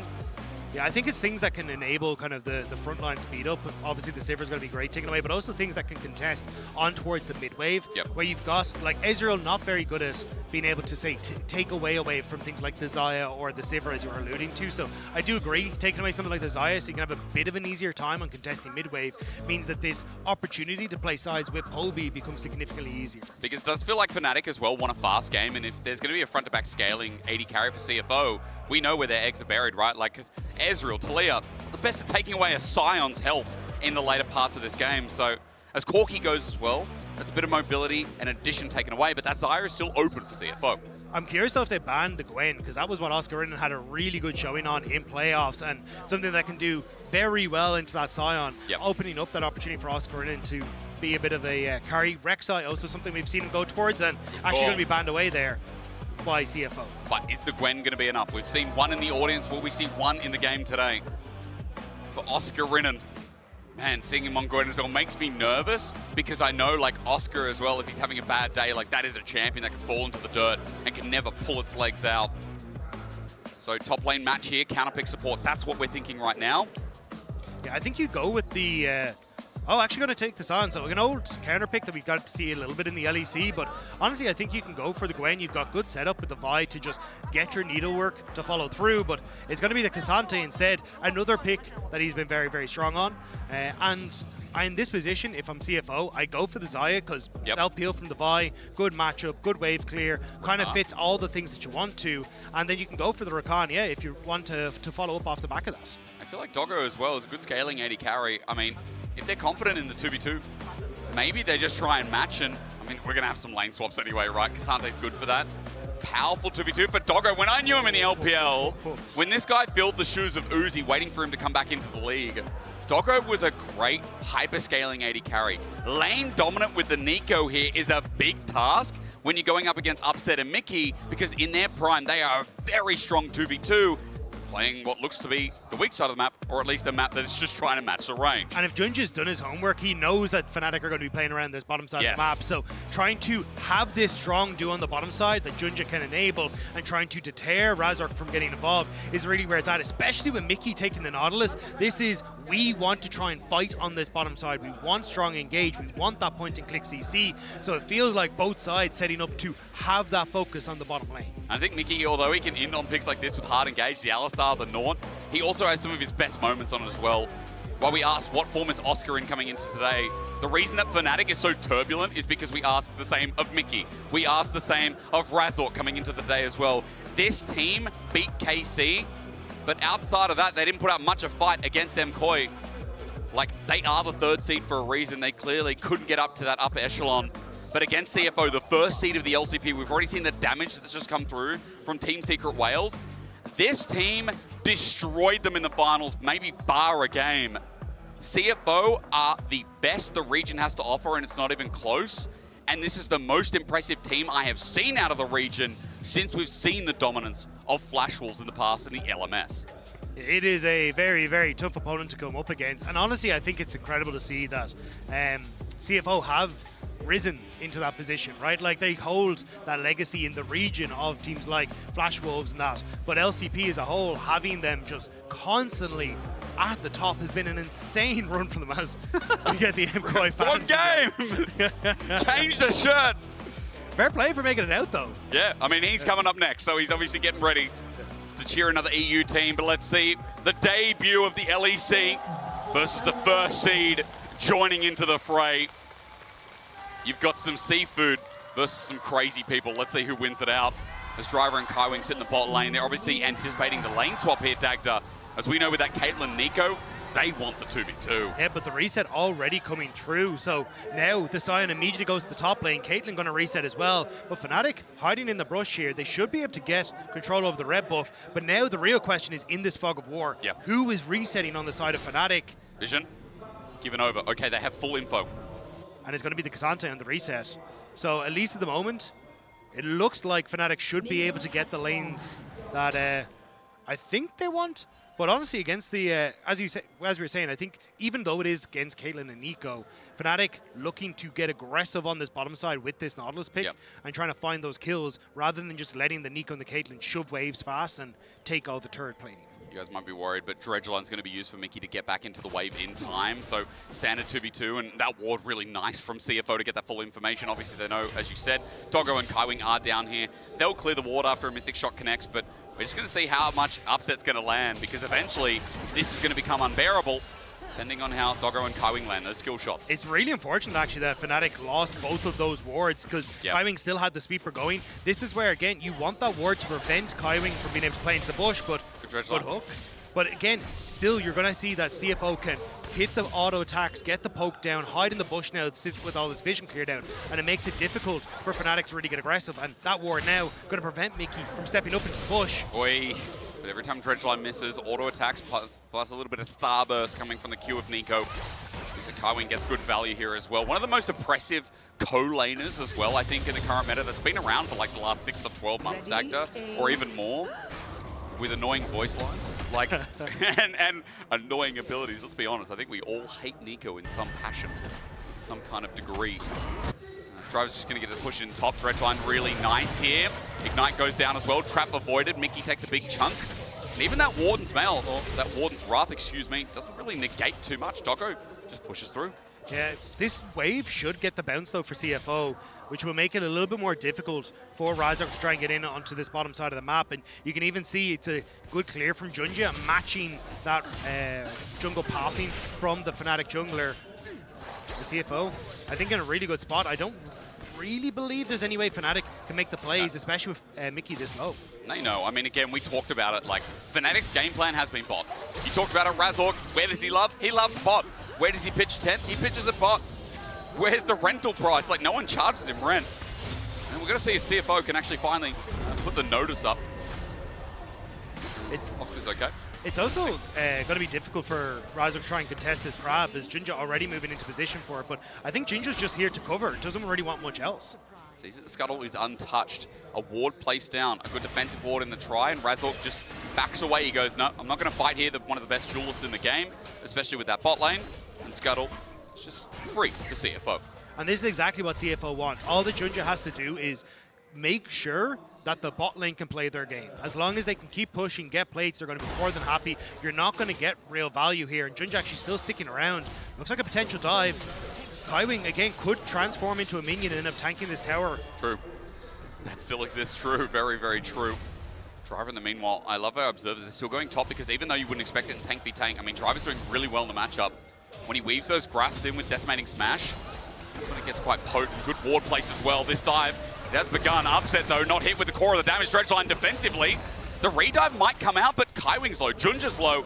Not often do you see them fail dives. They're normally a lot cleaner than that. Well, Mickey did a really good job there. Flashed onto Kaiwing to actually disrupt being changed into a minion. So Kaiwing ended up tanking the tower in Nico form. So he is to back out. The increased tower shot damage then goes on to the Zinzao. He is to back out for top lane. Oscar, what? Driver just explodes for first blood. It has not been looking good for Oscar in the top side. Manages to take a ton of damage in the early stages, and now a solo kill on so much of this CS. Going to go to the tower. Will be able to TP back in, but still, look at that CS difference in that top lane. He had the full damage of the shield, because if Sion's untouched, I mean, the damage is maximized. Nothing whittled down by Oscar and Dagda. That is gigantic. I could see it coming, but I just didn't see how it was coming. Still, I mean, CFO doing everything that they need to right now. Even though they don't get the dive on the bottom side, Upset still behind in CS because they have to try and outplay in the moment. Now Junja getting a nice little invade here. Razork going to see if he can get the smite.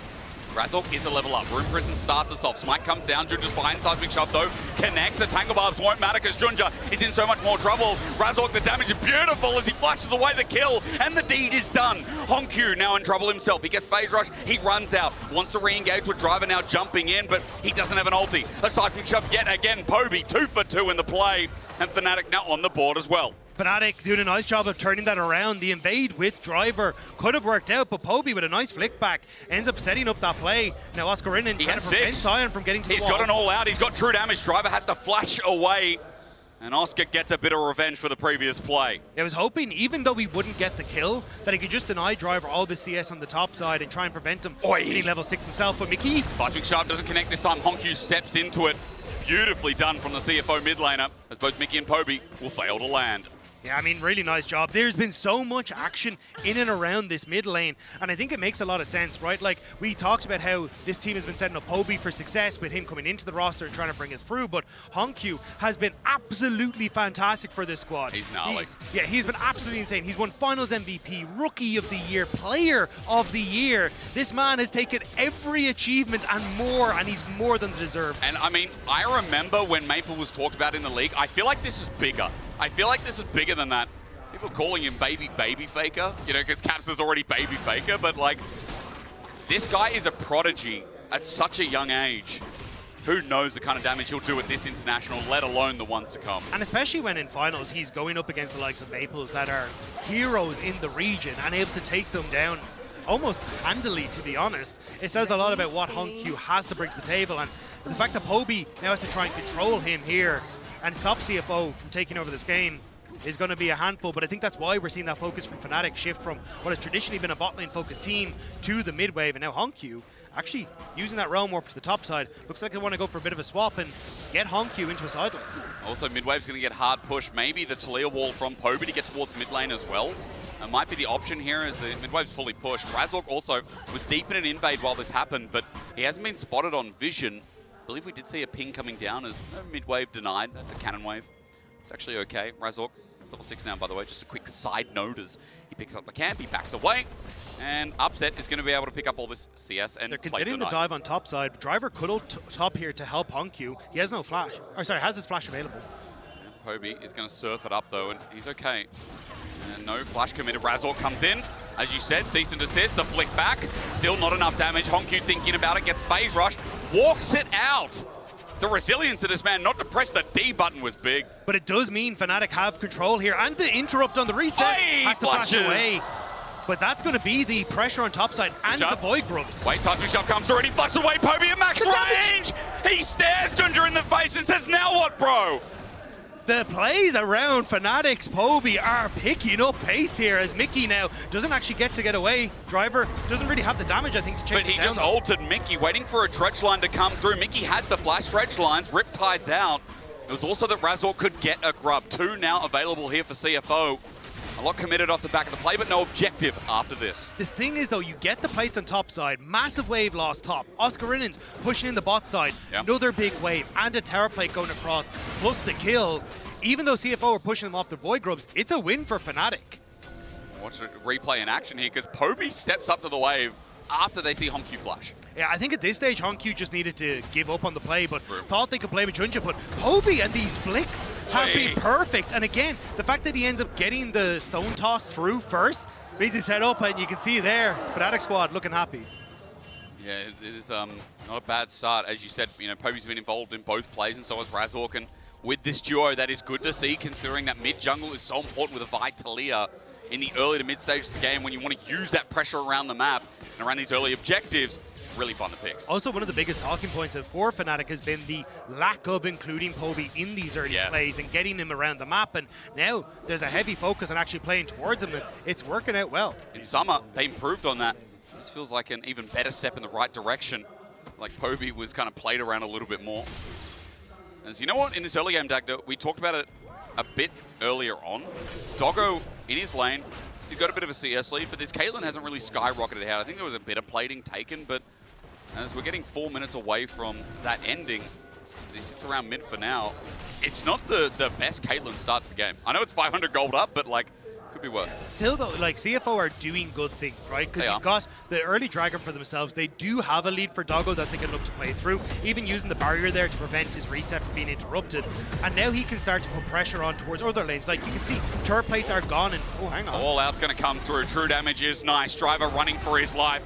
There was a solo kill before, but now there's help from Junja. Oscarin slowed down. Flip comes out. He dashes away, and there's a bit of space created with a decimating smash. Oscar's gone too far. The shield out. No, never mind. It's Cassante, and Oscarin manages to save the day. And that's the flash down on Junja now, which for if you have a dragon fight upcoming, or even those next Rift Travel. Hang on, here we go. Gromwalk does calm out. Poby sets out the Roxy in place. Pop Blossom as well. Turret aggro not there, and the damage isn't either. It's a rise. Razork also shows his face. True Shot Barrage flies near, and Driver also TP's in. This is what I was going to say. CFO, even though they aren't leading in the gold lead, they are still a team that is very good at keeping this pressure up, even if they don't have that tempo advantage, and making plays on both sides of the map, managing to not really get much there, but at least you're burning like a flash on towards the Cassante and keeping this bottom lane turret in check and not letting Poby continue to get more gold.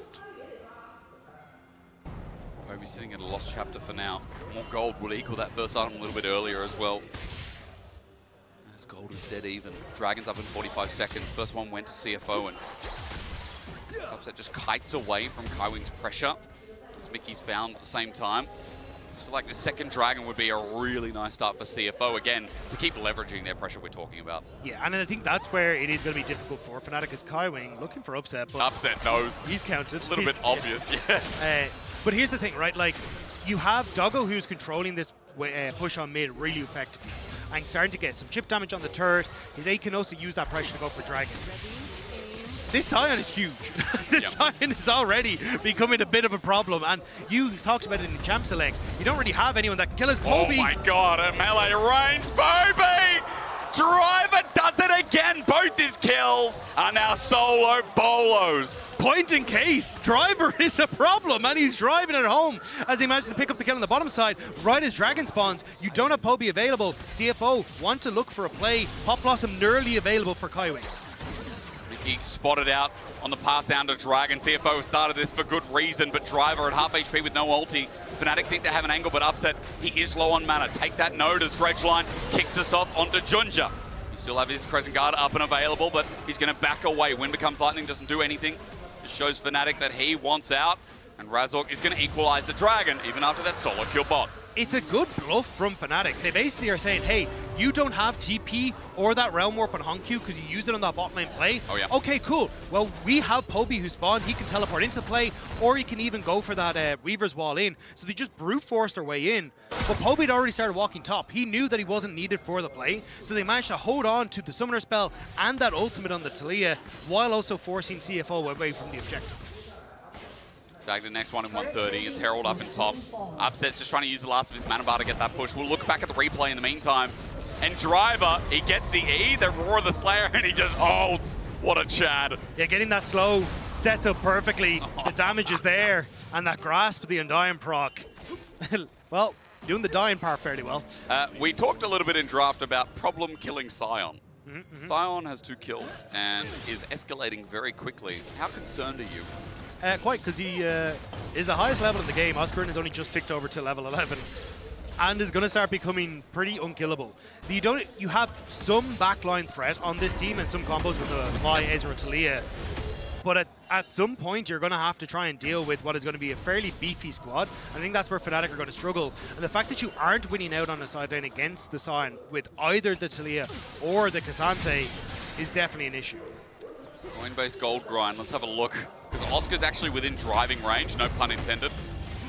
But again, Driver's just becoming more unkillable. And you'd expect it versus a Cassante, but even in the all-out Dagda, that's the problem, especially with no Iceborne yet.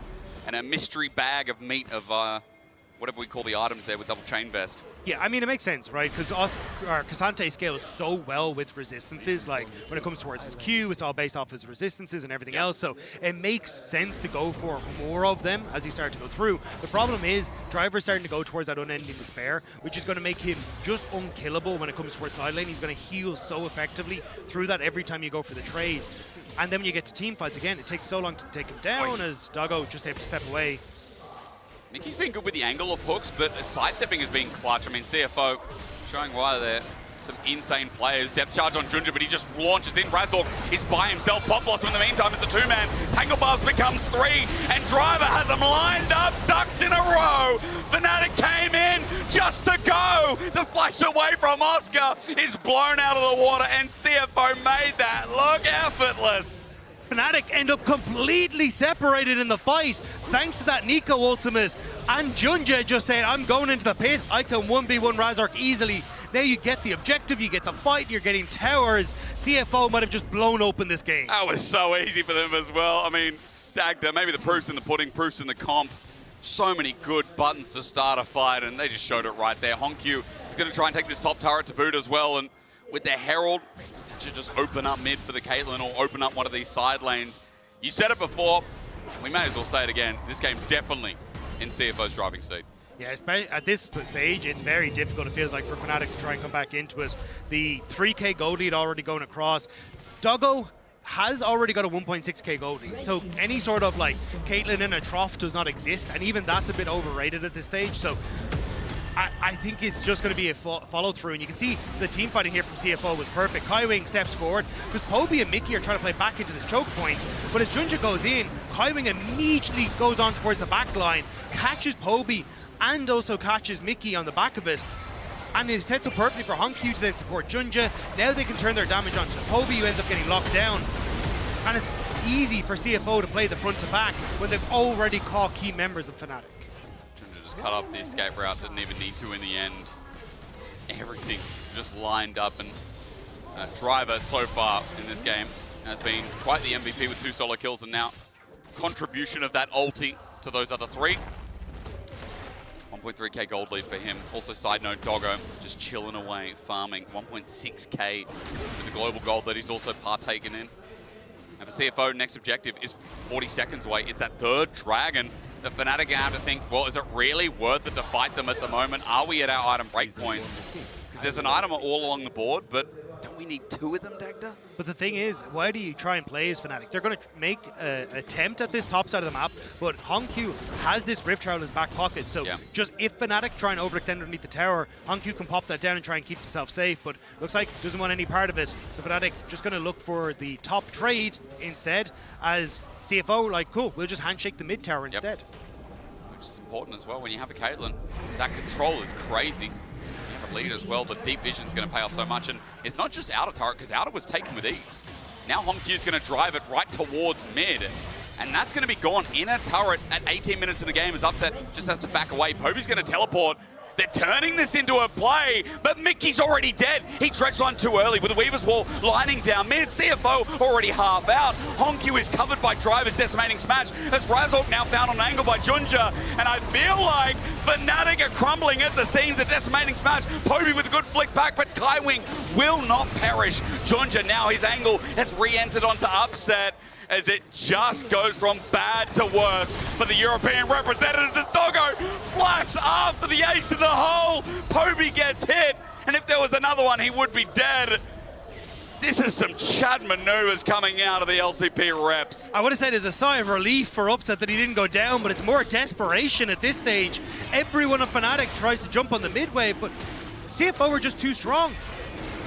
Fnatic have to get creative to bypass this beefy front line, but even when they do, it's still not enough. When you see a Caitlyn ulting and then flashing past a Talia trying to get the kill, you know the game is in a problem state. It's a 5k gold lead, 2 dragons, and look at the replay again. And I don't mind this early engage from Mickey, because it's, hey, let's just try and get something started. I will go down, but it buys the time we need to try and set people up. But the Weaver's Wall only separates Hongq. Upset can't really push forward because he's fearful of actually the damage that can come through. Razork, as you said, gets caught on the side. And Driver is just sitting in front of his team and preventing both the damage dealers for Fnatic getting through. And he's lost 5% of his HP, almost maybe. And then we don't get to see Doggo just deciding to send it forward, but that's how confident they are right now. Razork looking for a play through top side. Roar of the Slayer clears away Driver. We're really going to test if this guy can dive, but he's level 13 as Atakan spawns, and Dagda, it seems like Fnatic are going to throw the Hail Mary, to which CFO say, yep, we have a TP rise. If you start Atakan, you will lose the game quicker. It's just Fnatic trying to see if they can get anything. If maybe CFO split up wrong as they try to come in to contest the objective and you can find something. But CFO doing their due diligence. They're not going to overextend. They're going to be patient on this, and as Fnatic step away, it may actually be the window for CFO to start up the objective. Except for Fnatic, they're going to have to send some ultis in. Now Upset sticks around, checks, waits for the wave top. Oscar's just covering that entry towards the tri-brush as well.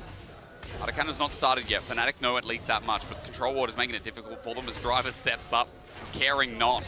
If Razork Vault Breaker's in, then what? You know, that's the problem. It's like, Upset, when do you get Serelda's Grudge? When are we there? I don't even know if it matters, man. Yeah, I mean... It's the problem with Sion, right? You need something that is a good tank killer, and you just don't have it, and now Razork costs. Good flank onto Junja, flash away Driver, point blank. Doesn't find a knock-up though. Oscar in him walks it out. That's the one time that you're happy as a European fan that Driver didn't get too much, but Atakan still started off and CFO healthy enough to play this charade. The Driver is still able to just control this area again. He just does not take damage. And for Fnatic, they're trying desperately to buy access to the river, but they're fighting on 2 fronts, both towards the tower and the Driver. They got a flip, they got a seismic shove. Razork just flashed away, and that Vi wanted it engaged. Driver's the one that got flicked back again. Damage is null. Fnatic receiving the wave. Good dredge line onto Hongq. Seismic shove, true shot barrage. It's good with an exhaust, but again, they need to find a kill. Razork decided to go in and die. Okay, send it again. Now onto Driver with a dredge line. They're finally killing the Sion. They've done so, but a flip up from Junja, and he finds a new lease on life.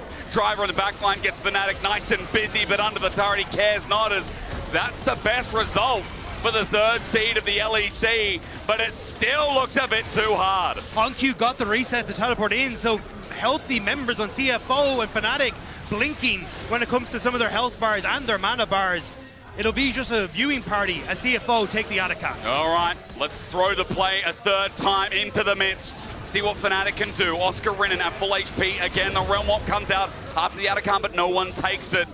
The main thing is CFO got the Atakan, and right now it is looking like an LCP day one, no matter how you slice it. Yeah, CFO looking very commanding here. Oscar Rinnan just going to try and be an annoyance, but it's not going to matter. The reset's going to come through, and look at the items that were starting to come through after this fight, because it's absurd for CFO. But again, like Fnatic tried desperately to get in here.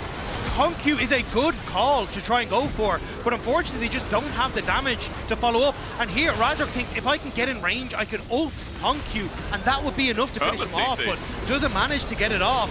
And then it's one kill back as Upset and Poby are able to play away from Kaiwing's engage. But Junja with the flash forward, they've already done enough damage, and there's no threat onto Doggo. The long-range Caitlyn doing work. You know, Arnold Schwarzenegger has a quote saying, if it bleeds, we can kill it. Now, I don't know how that applies with Driver. They did actually kill it. But it took the whole team in the end. Optimism, I don't know. Right now, I feel like CFO, we have to really just call out how good their mechanics have been, but how structured their fighting has been around Driver. This is why we're excited for this team, because they destroyed Team Secret Wales in the same fashion in finals. They are showing up Worlds, they're doing the same thing. They're just so concentrated in their efforts. And it is so nice to see from the LCP. A really good understanding of how to take fights, where to be positioned, how to enable picks like the Caitlyn for Doggo, and even doesn't quite have that rapid fire cannon complete. I thought he'd have it done at this stage, but still, setting up his trap line. How do you try and break this as Fnatic? So you can see they're not even going to bother. They're just going to let them have this third dragon and hope somewhere they find the damage. But I just don't see it coming again. Like 2 items only for Upset, 2 and a bit for Poby, trying to work towards that magic resist shred, but it just doesn't matter. Poby, he knows they're there, obviously. Seismic Shove goes onto a clone. And as he clears this wave, note that Baron's up in 20 seconds. Now, Dagda. Hello. 15 seconds in that Baron. And there is a very deep pushed wave for Oscar, so he's kind of set up the cards right, as Fnatic are going to be able to get vision off this. But the question is, what is going to stop CFO from just pushing through and clearing that vision afterwards? I mean, I think at this stage it's just a swing and a prayer, hope for the best. Okay. And you can kind of see this. The vision hasn't been set up by CFO, and you're hoping maybe they miss one and you can get like a TP for Oscar Rinnan to kind of flank something along these lines. Makes sense. But unfortunately, like as you say, the vision is completely cleared out. You're not really in a position as Mickey to try and go for these like cheating tempo plays to get vision down, because CFO have already established themselves on the top side. At least with that bot lane tower going down, Poby getting a bit of gold for himself. I don't know if it'll be enough to complete the Void Staff here. Maybe on reset. Or, actually, not the Void Staff. It's the Crypto Bloom. There he goes. Yeah, Crypt Bloom now completed. But again, CFO are just playing this so well structurally. Not overextending, constantly playing off of where they need to be on the map, setting up their vision correctly, and they're just not letting Fnatic have a moment to find a pick. Like this, I mean, Razork sets up control ward. Okay, there's Junja, goes back from Tribrush, Vault Breaker, Ghost as well. Mickey wants a hook onto Honkyu. They say, hey, we found him. Let's get the mid lane. A Seismic Shove as well. Everyone launching in from Fnatic. Their pick with Upset setting the True Shot Barrage. A shutdown to Mickey's unfortunate, but a shutdown nonetheless. Now Driver's isolated as Kaiwing wanted an angle, but he's not going to be given it. Driver ulties out, and Fnatic, there's still life yet. Fnatic find the pick. Doggo wasn't there to be the catalyst to try and help out afterwards, and now CFO backing away. Baron potential on the cards for Fnatic. But I don't think they have enough. I think if they end up in that pit, they end up getting shredded by CFO. So just be a pick, back away, and hope for a bit more gold. Was a bit committed there as Doggo sends his ulti out, but it's a good block. And I will say, if Fnatic find isolation, I think you talked about it before, Dagda, there is still a way. And we discounted this game just because of how CFO have been playing with the Seismic Shove around mid lane. If CFO disrespect with the dredge line coming in as well, there's danger. Junja at half HP, no flip back, and Poby's getting good poke damage with the threaded volley. No dragon to move to for Fnatic, so it'll be sticking on midway for the time being, with them having control over Baron Vision. Yeah, it may have looked a bit funky from CFO, but it's a good call to keep this mid turret alive. That is true. Using those ultimates, you know the Fnatic don't think they're strong enough to actually go for the Baron, and they invested their own ultimates in that play. So for CFO, yes, it's a pick that went across, but it's not anything that's really game-changing for Fnatic right now. You know what it is? When we get towards that soul in 2 minutes, I know it's only a Chemtech soul, but still, getting that extra tenacity when you have a lot of chain CC, a lot of pick potential, CFO's just extra stats that help them win this game and make the LCP undefeated on day number 1. It's only the start of Worlds as good. It's getting me giddy dagged up with the Rune Prison as well, and with Mickey maybe getting caught out. Speak of the devil, he can't get the Mega Blast Cone, and Junja punishes for that. Razork bops him away. Good defense from Poby, but Driver's here. Ultimate melee range, and Doggo snaps him down with a headshot. True shot barrage after the fact. It's nice, but it's not going to cut it as Razork is in the dirt for 40 seconds, and Poby's poke, try as he might, he won't be able to mitigate CFO, starting the Baron. Junja just sat on that blast cone and refused to let Mickey use it, so he ends up having to leap out, and Razork dies for his sins, and now CFO start up the Baron. This is a miracle if Fnatic hope that they can steal this. Poby's going to come in, decimating smash blocked, but midway, Oscarina gets bopped up anyway. The seismic shove onto Driver. It's getting more and more tanky to Bing. He's alive as Oscar flashes away. Meanwhile, Pop Blossom mid-realm warp. Away goes Oscar. He manages to shield it out as Honkyu gets shoved away. Poby's trying to stop the advance, but Junja says no. The Crescent Guard and Driver going for another spin. CFO have brought the game back into their favor again. There is nothing that Fnatic can do. They're getting chased down. They are putting everything they can into this Scion, and he will not fall. CFO actually might have caught Doggo. Flashy prec Q onto Doggo, but there's a decimating smash behind him. Razork thinks wrong. All out comes in. Doggo's in a bit of trouble. Okay, over the wall. Oscar gets a shut down. But let's not forget, this guy's become a bit squishy. And Junja likes that 2v1. Pack your bags as Junja puts another one in the basket. And that's going to be Chemtech Soul for CFO on the back of it. And you thought it was difficult taking down CFO before this. It has just become so much harder. CFO making a statement here in game number 1 for themselves at the World's Championship. Junja's going to pick up the Soul any second now, as Fnatic's chance of an upset has been thrown by the wayside once again. This game looked done. There were a couple of picks, and then we just returned to the scene of the crime. Thank you, Muscat, for your priceless moment, as now it's only an Elder flip or a potential Baron that gives Fnatic hope. And honestly, it's kind of just been strong play coming through from Junja. But Driver, again, getting a bunch of these solo kills in the early stages. And you can see here, look how much damage is being tossed his direction, and he's just slowly walking away from everything until they find that moment for the Realm Warp into the Pop Blossom, catching Oscarina. And even afterwards here again, Driver understanding, look, we're going to get these plays because everyone is focused on towards the Xin Zhao. I'm going to squeeze past to focus the back line and make sure that there's no damage that Fnatic can put through onto any of my cards. I think that was Razork saying sorry as he died as well. Maybe it was Poby at the end. But it's a 6k gold lead. It's now the Onslaught. Doggo has 3 and a bit items with the Last Whisper. He's sitting 6-1 and 6. It's been a fantastic debut. Exactly what we expected from CFO. Junja now just moving into position as well. In a turret under fire, and Fnatic struggling to clear the wave. It's Poby who's doing the most work right now, as Upset's just trying to deal with mid. Exactly, Honkyu pushing in this mid lane. We're going to make it very difficult. Oscarina trying to play around that trap line, but he sat on one. Headshot. Oh my god! That's the tank! He's such a good boy, and Junja is too. Everyone's getting praise on this CFO roster. There's a Realm Warp taking 1 minion into the base. He's going to enable an engage. Ace in the hole hits Upset. Pop Blossom hits 2 for the final moment. Poby about to drop the greatest of some time. Ain't today. It's Honkyu as he runs in with the rest of his team with CFO looking to finish this one here. They didn't even bring Driver along for that. He ended up bolting out of it. He didn't want to come along for the rides, but it's a victory lap. It feels like for CFO. Not just for CFO, Dagda. It's a victory lap for the LCP on day 1. 2-0 is the kickoff. And CFO, we said they're the best of this region. They damn well put their money where their mouth is as they kick Fnatic in the jawline. And they made it look easy. Driver getting kills against Poby, getting kills against Oscarina. Junja and Honkyu looking fantastic in the 2v2. And then Doggo was just massive. Like the Caitlyn and the Nico look so oppressive for Upset and Mickey to try and play into. Man, they kept trying to find picks, but every single time it's like, oh no, wait, there's a sign in the way. Yeah, the Nico just cloned. Oh, that's not a real engage.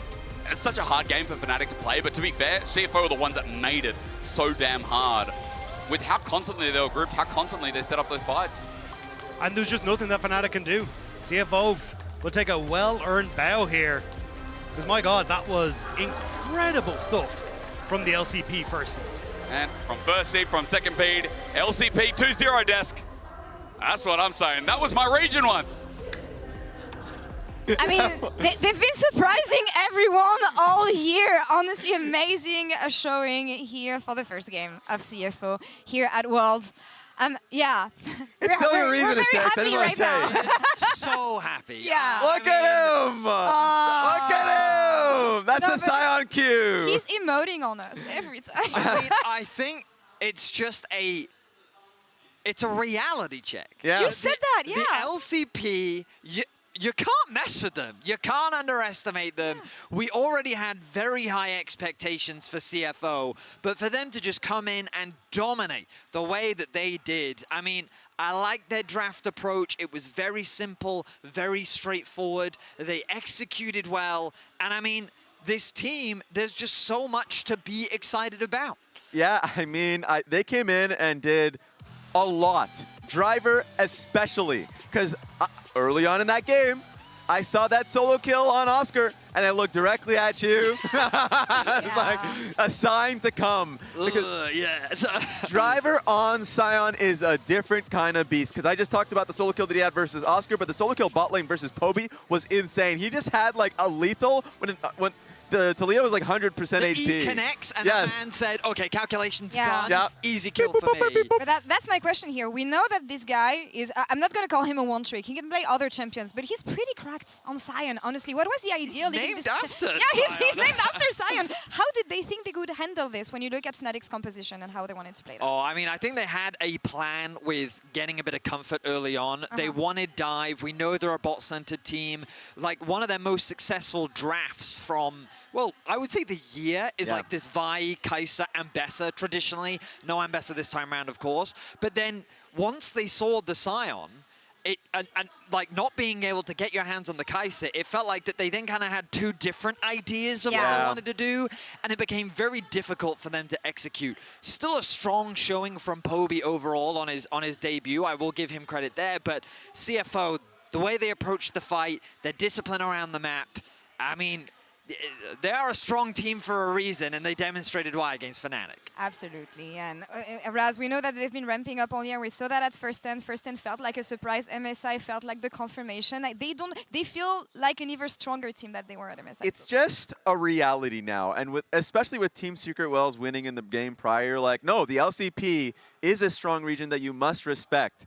And so I was very shocked with it. I will say for the HyperX Reflex replay, it was Kaiwing on his Nico ulti that was a big shock to me, because like it was just like, yes, they're great within the lane. They're dominating there, but then also the team fight there, being able to push out Razork out of the pit and then see and separate the rest of the team with an amazing Nico ultimate. They're a great team fighting team. The setup is beautiful. They're a team to watch out for. We heard from Trimby earlier say that the way in which Team Secret Wells set up the fights was obviously very good, and CFO is a cut above them. And again, I think that we saw that the way they approach their team fights is clinical, well executed. And when you also factor in the kind of coordination issues that Fnatic are demonstrating, it was just easy pickings for CFO. And it's just a little bit of swagger as well. Like, of course, Driver coming in with a Sion Q emote afterwards. Doggo, anytime you miss an ability on him, he's just spamming emotes. Like, this is a team that has fun on stage. It's day one, game one, and they're already just chilling. I mean, that's the thing. They show up strong here. I'm gonna be honest with you guys, I'm not worried yet. Yeah. As an LEC fan, but Vedius, you talked about discipline, cohesion.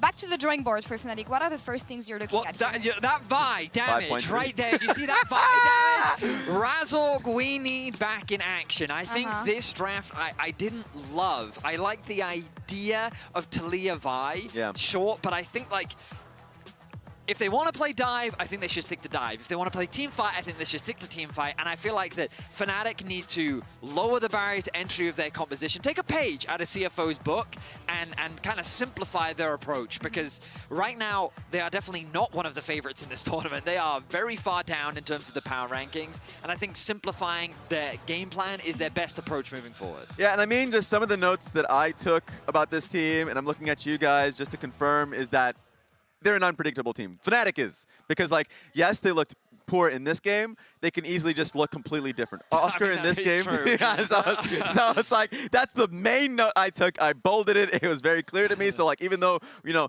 you look at them in this game, you're expecting just poor play throughout the tournament. No, that shouldn't be the expectation. So we'll see what it looks like. But at least for CFO side, they stamped their way with a 1 win on day 1, and they're a team to watch out for. I don't want to draw them into the next phase.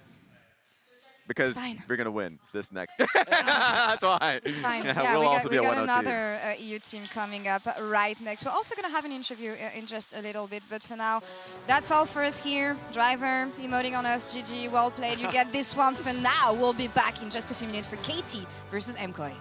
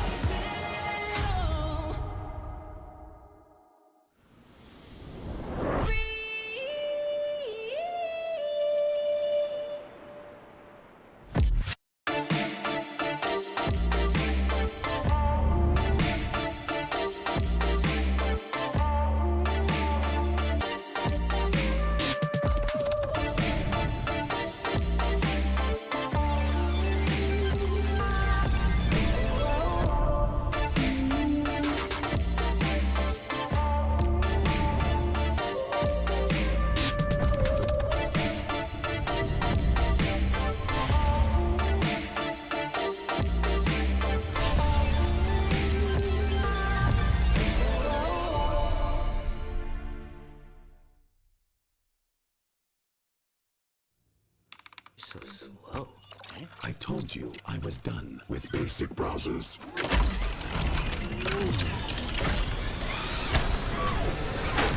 Your setup wants Opera GX, and you're holding it back.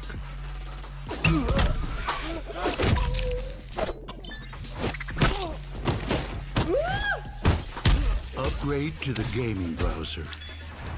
Download Opera GX.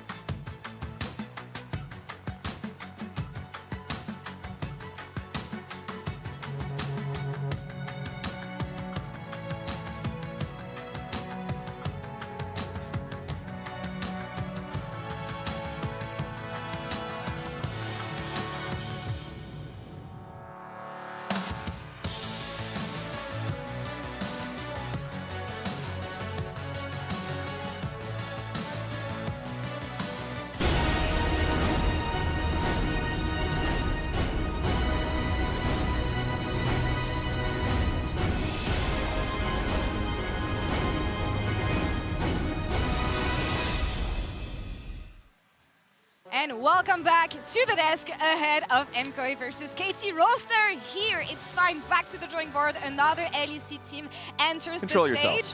Yourself. What am I looking at over here? Oh, that's a fishy drawing. I love it. I did draw that, yes, because this is a precognition as to what's happening. MKOI win versus KT free. Am I right, Law? You got it right. Okay, you got it right. all right. I love to see the loyalties staying true. Always this loyal. time round. Always loyal. I absolutely love that. And actually, we're gonna have two teams that know each other because they've been screaming each other for the past 3 days now. And that's what we've we heard. know how this one ended up. KT canceling. Ew.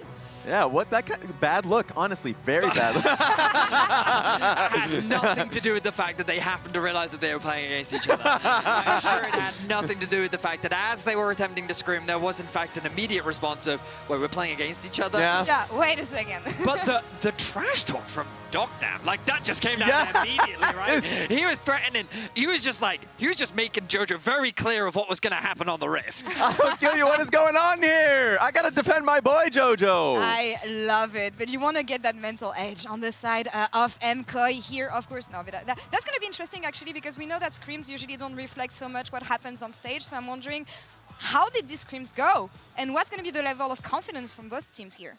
Yeah, I mean, I already talked about in the previous game how it's, Fnatic's unpredictable. I feel like MKOI is unpredictable. From the draft, it's unpredictable. So, like, it's a really good challenge because for MKOI, I look at, like, Mirwin and Elyoya, and they're really exciting players to watch. And so, like, I want to hear your opinion, Andy, on basically, like, what to expect. We're on first name basis here.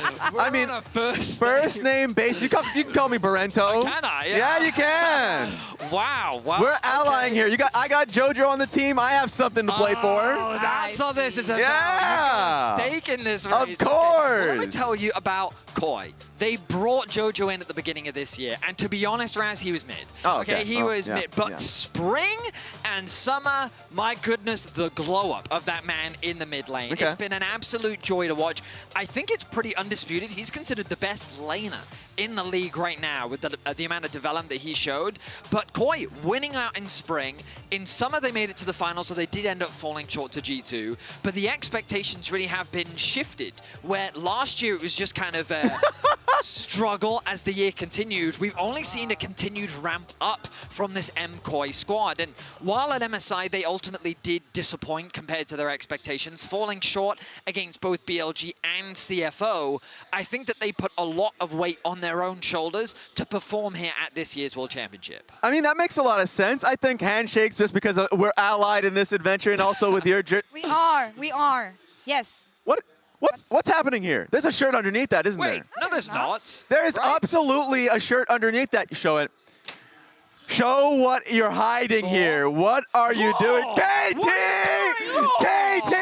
I thought you don't know what's going to happen. Okay, you know what? Law. You know what? You said you were Law. Should I call you Law or should I call you Cadril? Like, what is this? Or Turncoat. The only thing I know is that I'm the only one who's going to be a winner at the end of the day. You guys... Oh, no. Keep sitting on the hedge on that bush. No. I thought you were on board with the KT free. We prepared that joke together. I'm on every side. I'm on the winner's side here. Yeah. Well, okay, then. The professional flippity floppers. I didn't flip-flop yet. Captain flip-flop. Okay, I didn't flip-flop just yet, all right? I'm clean. You have bloody hands on you.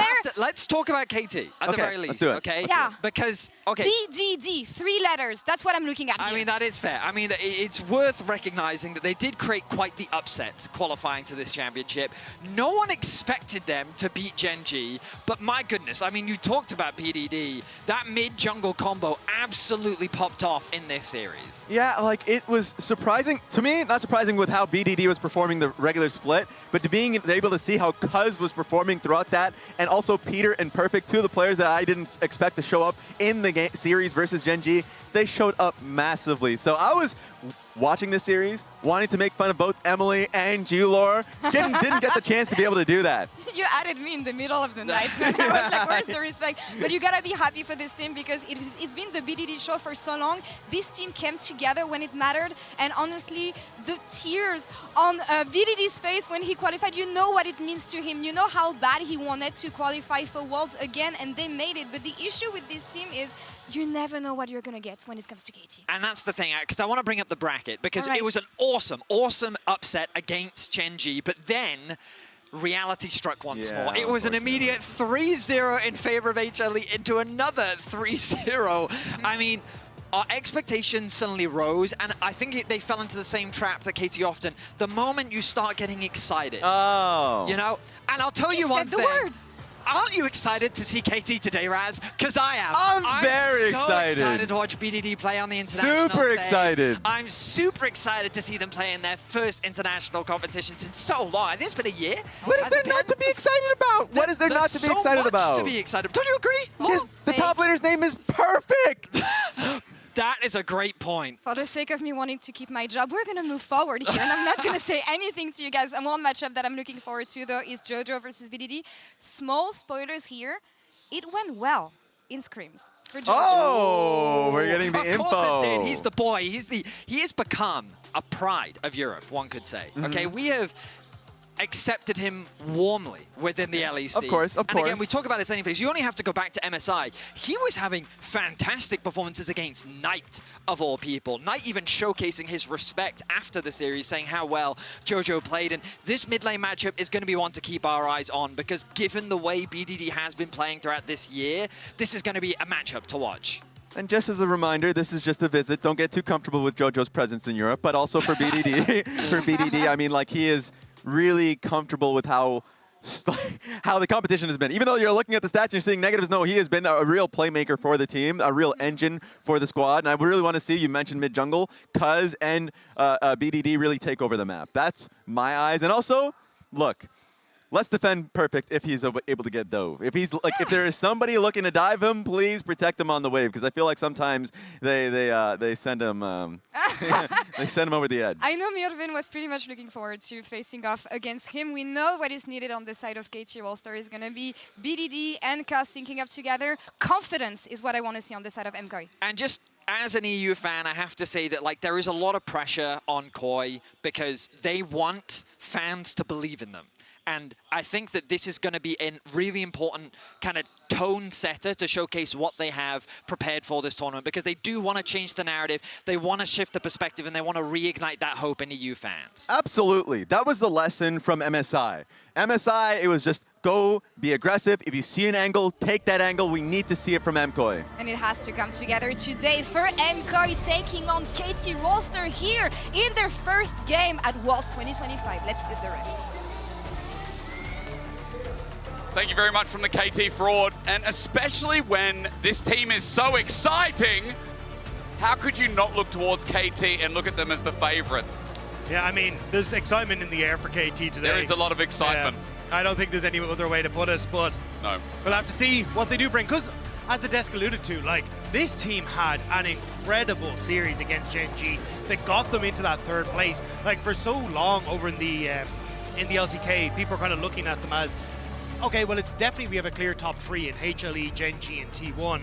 It never really featured KT, but that performance netted them that third place, and now it's on MKOI coming in as the second seed from the LEC to upset the apple cart a little bit and show that the LEC can compete with the LCK. That's why there was a lot of focus on mid, especially when BDD is the driving force. JoJo has become one of the greatest laners, if not the best laner mid in Europe, and when we have Caps, that's such a statement, that's such an accolade. The way against Gen.G, you know, a couple of those games, bullying down, keeping Chovy in the ground, and escalating BDD. Remember the Zoe game where he got 3 kills early, and he just ran over the game. Game 5 as well. It was so nice. Even if he didn't get the perfect flank of the fight, he just had so much impact every time. And that's what you're going up against with BDD and Cuz. Outside of the allegations of KT, it's like, this team, when they're at a high note, can be so good. But that's the same with MKOI. It's just about the variance, which I think MKOI can share in, because spring champions into a team that didn't show up in summer. But also, I think it was summer I look at almost like as a split of growth for MKOI. Yeah, it was. Because you could tell they are trying to move away from what was their traditional strong points. When you look back at like winter and spring, it was, we want to try and use Oyoy and Alvaro to get super ahead, to find strong team fights that enable our AD carry, who was performing incredibly well. he's continued that strong performance, but the shift has been more towards, hey, we want to go towards Gallios, we want to go towards Talias, we want to go towards Ryze, we want to play this 1-3-1 style and make sure that we're able to play through a side lane around Jojo Pyun and try and lend to that as our strength rather than it being the team fighting that was already working for them. So my question mark for this series is, what style do we get from MKOI? Are we shifting back towards team fights, aggression with Elyoya and Alvaro syncing up early, or is it a continue of, we're going to go for Ryze early, we're going to try and play for side lanes and build on those things that we learned over the course of summer? As we get our MKOI fan now wearing the exact right jersey for the right game. Good on you. And to your point, Dagda, as well, that style, a big question, because then it leads to super, right? If we get that front-to-back style from MKOI, where we haven't talked about him yet, but this AD carry, one of the best team fighting AD carries in the region. While we start with our game crew of the day. Yeah, Wukong already taken off the board. Wukong Annie was an incredibly strong pick for KT over the course of the summer split in the LCK, so going to try and remove that here. Another big pick is going to be that Nico for Peter. Peter considered one of the best, if not the best, Nico supports in the league. So maybe worthwhile trying to remove that. But we'll have to see. It's actually going to be the Ryze taken away. Orianna still left up to play with if that wants to be the pick for BDD. Okay, well, Ryze. I mean, I do like the Ryze ban here, just a quick note, because we've had Ryze as a priority pick over the past couple of games to start the day off, but the Orianna's also been really high up there, and KT are given their priority. Yeah, Yunara going to be the pick, and you could pair it alongside the Nico if you want to here, and just set yourself up with a very strong bot lane, but it is going to be the Jarvan, a nice take away, as you say there, Sterix, from the Orianna combo. Such a good pairing, but Rumble is still up and available, Dagda, and I mean, if we're talking about pairings, Mirwin, not a bad Rumble, but I feel like here in the meta, double AP solo laners with so many AD junglers up and available, it does feel like something that, again, the hot pot here in China, it goes hard. Yeah, the Xin Zhao, though, going to be taken here for Cuz. Very strong pick with the Orianna. Orianna enables him in the early stages with the shield and also with the movement speed to get into fights and be able to chase down people to enable his kit fully. But there you go. Looks like that hot pot going to be taken away tonight by KT. Oh, yeah. KT know where they are is instant Galio lock. You just talked about it before. Let's put Jojo on something that can support this comp, and it does look like we're Super on a carry. This is going to be one of those games where they're going to dive in and Super's going to have to carry from the back. I mean, also, which is one of the go-tos when it came to what you want to match up into the Orianna, survive the lane and then become a big threat on the side lane, which is where Orianna's weak, but also accessing dive combos here with the Jarvan to go against what is fundamentally Orianna's weak point of having that ability to escape. However, it does mean you've kind of got a mid lane that doesn't offer a lot of push against the Xin Zhao that does want to try and evade and get into the face of the Jarvan. So I am curious what the rest of this draft now is going to look like for KT, because if they can afford a pushing lane on top with this Rumble, it opens up for Cuz to look for an evade and get in the face of Elyoya. Really just stem this early game. Stop MKOI from slowing it down. Now we get Mirwin on his Cassante. We have seen some insane Mirwin Cassante run up against Fnatic. He saw it firsthand, Dagda, as well. And it's one of his best champs, I think, this split. Oh, the immediate to Caitlyn. So already kind of identified on MKOI's side. So I was actually going to say, I don't think you take the Braum. I think you can go for something like a Lulu Hill for Alvaro if you really want to, or even maybe a Bard or something, but enable a bit more on that bottom side of Enchanter for this Yunara. But I will say that has not been Alvaro's strengths. Alvaro has been this engage tool that wants to work alongside the engage with Elyoya and kind of sync up. But I do think in this situation, the Lulu just a super strong pick, because you don't have a lot of DPS on MKOI's side apart from this Yunara. So finding ways to enable her is your best setup. And you got your answer. We asked at the start of this, is MKOI going to play these side lanes heavy, or are we going to get this front to back? We got the front to back. We got the superstar. The build that is all about Super dealing out the damage here. It's just a question of MKOI. Can they stem out the game? Can they stem out the bleeding that you were concerned about with Cuz on something so heavily skirmish-based and that top side, and even the Caitlyn being so good in the lane? Yeah, I think the Caitlyn not having the traditional range support paired alongside her does make her a little bit less threatening when it comes towards trying to get the access to the tower and that. So I think you should be fine as Super and Alvaro in this lane matchup to do kind of whatever you want. The only thing is it will make the linking up like Jarvan and Lulu not a crazy strong combo. Sure, when you get like access to level 6 and you can Cataclysm into walled growth for that double CC combo, it can be nice, but from a auto-attacking standpoint, it's not exactly where Jarvan's strengths lie. So I think the main focus here is going to be on trying just scale into a portion of the game, we have 2 items, 3 items. You've got good access to side lanes thanks to this Cassante and the Galio, and you then just try and play for these team fights with this Yunar enabled thanks to the Lulu. Well, Daggers, we're about to get into game 3 of our first day of Swiss. I have one thing to say to the KT fans. You were rewarded. You were all rewarded for KT getting to this point. I am looking at Law across the way because she and others like her got their just desserts with KT returning to the big stage. But now it's about if they can go further. Peter's going to start it off. There's a nice Winter's Bite, but unfortunately Alvaro's near a heater. He cools off, or rather heats up. He just pokes out. Good attack as he just gets some damage down. It's a little bit on the tier, and I should say Dagda on the mana flow band, excuse me. But man, MKOI, what can they do here? It's single game. It's a best of 1. They want that front to back. How the lane's going to go is obviously everyone's biggest question. Yeah, I think so if I'm KT, what I'm going to try and do is operate off of this mid-jungle support. As a combo, this enables the Xin Zhao so incredibly well because the CC, the speed ups, everything just works so well together. And then you can force an isolation where Duckdam on this Caitlyn is able to try and fight against Supa. So if I'm KT, I'm going to try and find creative ways to link up as a unit, and we already talked about how MKOI don't exactly have the strongest jungle and support pairing. No. It is nice with Jojo, but you're lacking a lot of that DPS. So I think that's where KT going to try and find these moments to link up with their trio and use that advantage in the early game. Well, already you also talked about the potential of invading. And for now, it's just a standard start from Cuz going from top to bottom, but again, when you have the Brom and Caitlyn, you expect that there could be a potential dive on the horizon, you know, with Brom as well. Very easy to lock in place with Trap on top. Onto Dockdown, Super just steps on up, but he does get heavily traded against. There's no tilt over Pacemaker that hits Super in the face, but still at half HP for both AD carries. And just the early ghost from Super, so we can try and use the fact he's just hit that empowered auto attacks and does get a nice trade down. And we'll continue to try and, as much as possible, now as E, take these auto attacks, good sidestep. You talk about this. The lane's not as potent for KT because again, we've got the Brom instead of something as well that can outrange, instead of something like the Karma or something again that can hit that Lulu in the face. Alvaro doing a good job of enchanting Super to just run at them. And this will also open up then as both junglers going down towards the bottom side, that you should have the Jarvan, Elyoya that should be able to get the Jojo. Yeah, he leveled up, so he got a bit of health back, but because Shield of Duran didn't connect, Jojo couldn't just hit and get out of there. BDD at full HP, and this is what you expect of the lane early. Range advantage being used well. You can see Duckdam is trying to reset on this bottom side. Alvaro just being a nuisance to prevent him.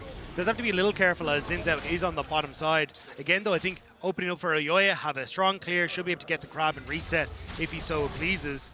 MKOI doing a decent job in bot lane, whereas mid lane, BDD making Jojo bleed.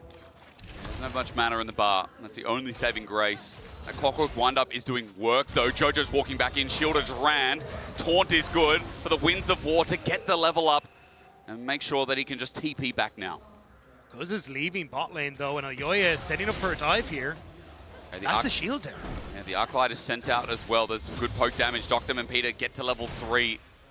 But the wave is instantly cleared out. It's a single wave. There's the flag. Now spotted out. Dockdam knows he's in trouble. Puts the traps down because Cuz is heading towards top Dagda. So Dockdam does not have the support he needs. Peter's stuck around for the wave. He wants experience. And the main thing is it's not going to Dockdam. That's the point. Even though Elyoya could have looked potentially for the dive there, they don't want to. They know they're already getting the lead when it comes to the plates and also this CS advantage. This Caitlyn not looking good after this early stage, and Super and Alvaro playing this lane incredibly well. That's a 30 CS lead. Sorry, that's a 30 CS lead. You know what I mean? That's 30 to 20 CS. That I wish it was. I mean, that would be a statement from Super and Alvaro if it really were. Perfect traded back. Mirwin is getting burnt alive up in this top lane, and you expect the crispiness to continue as Peter trying to stop it out from over the wall. Super going to be spotted out now, but Winter's Bite was just used. Alvaro on the run.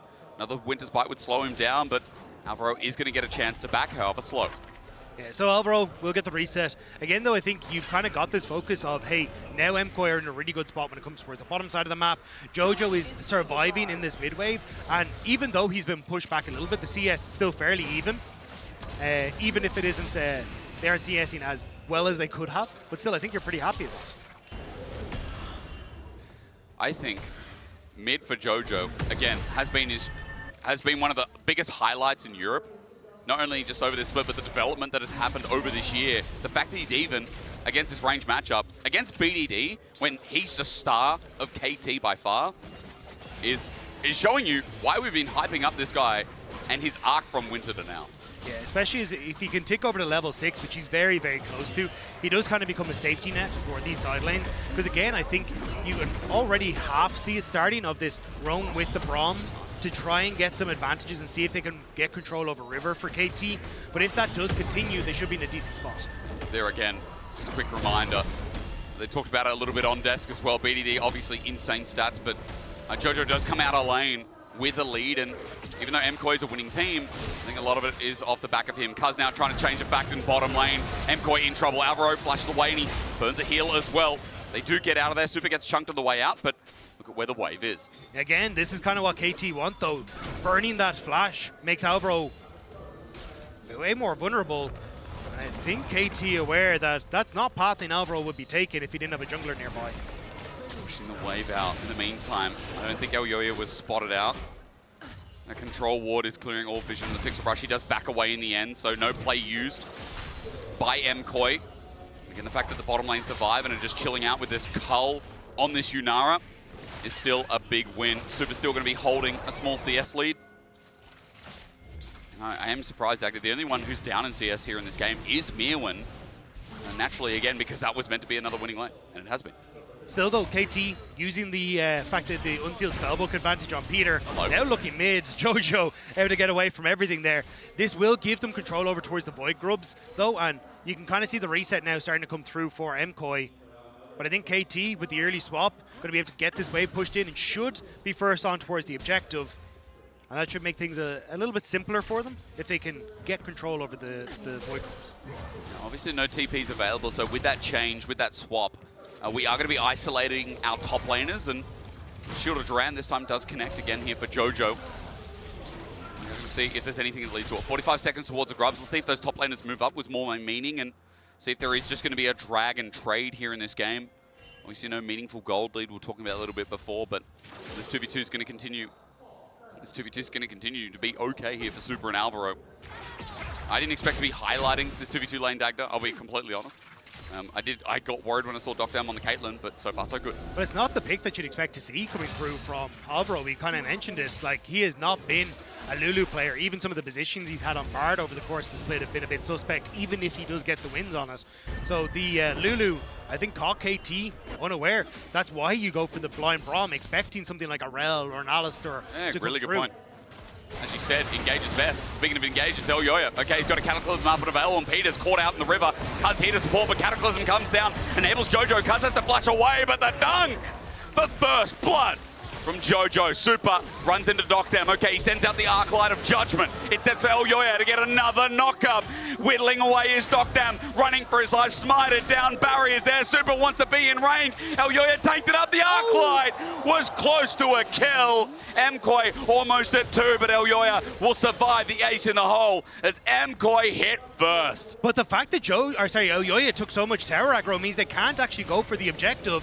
MKOI will be able to push out this wave, but it will be KT that are getting these Void Grubs.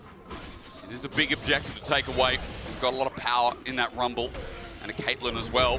For KT, it is a meaningful win despite the kill. The flip back though, Mirwin's going to all out. Perfect, that's a flash away.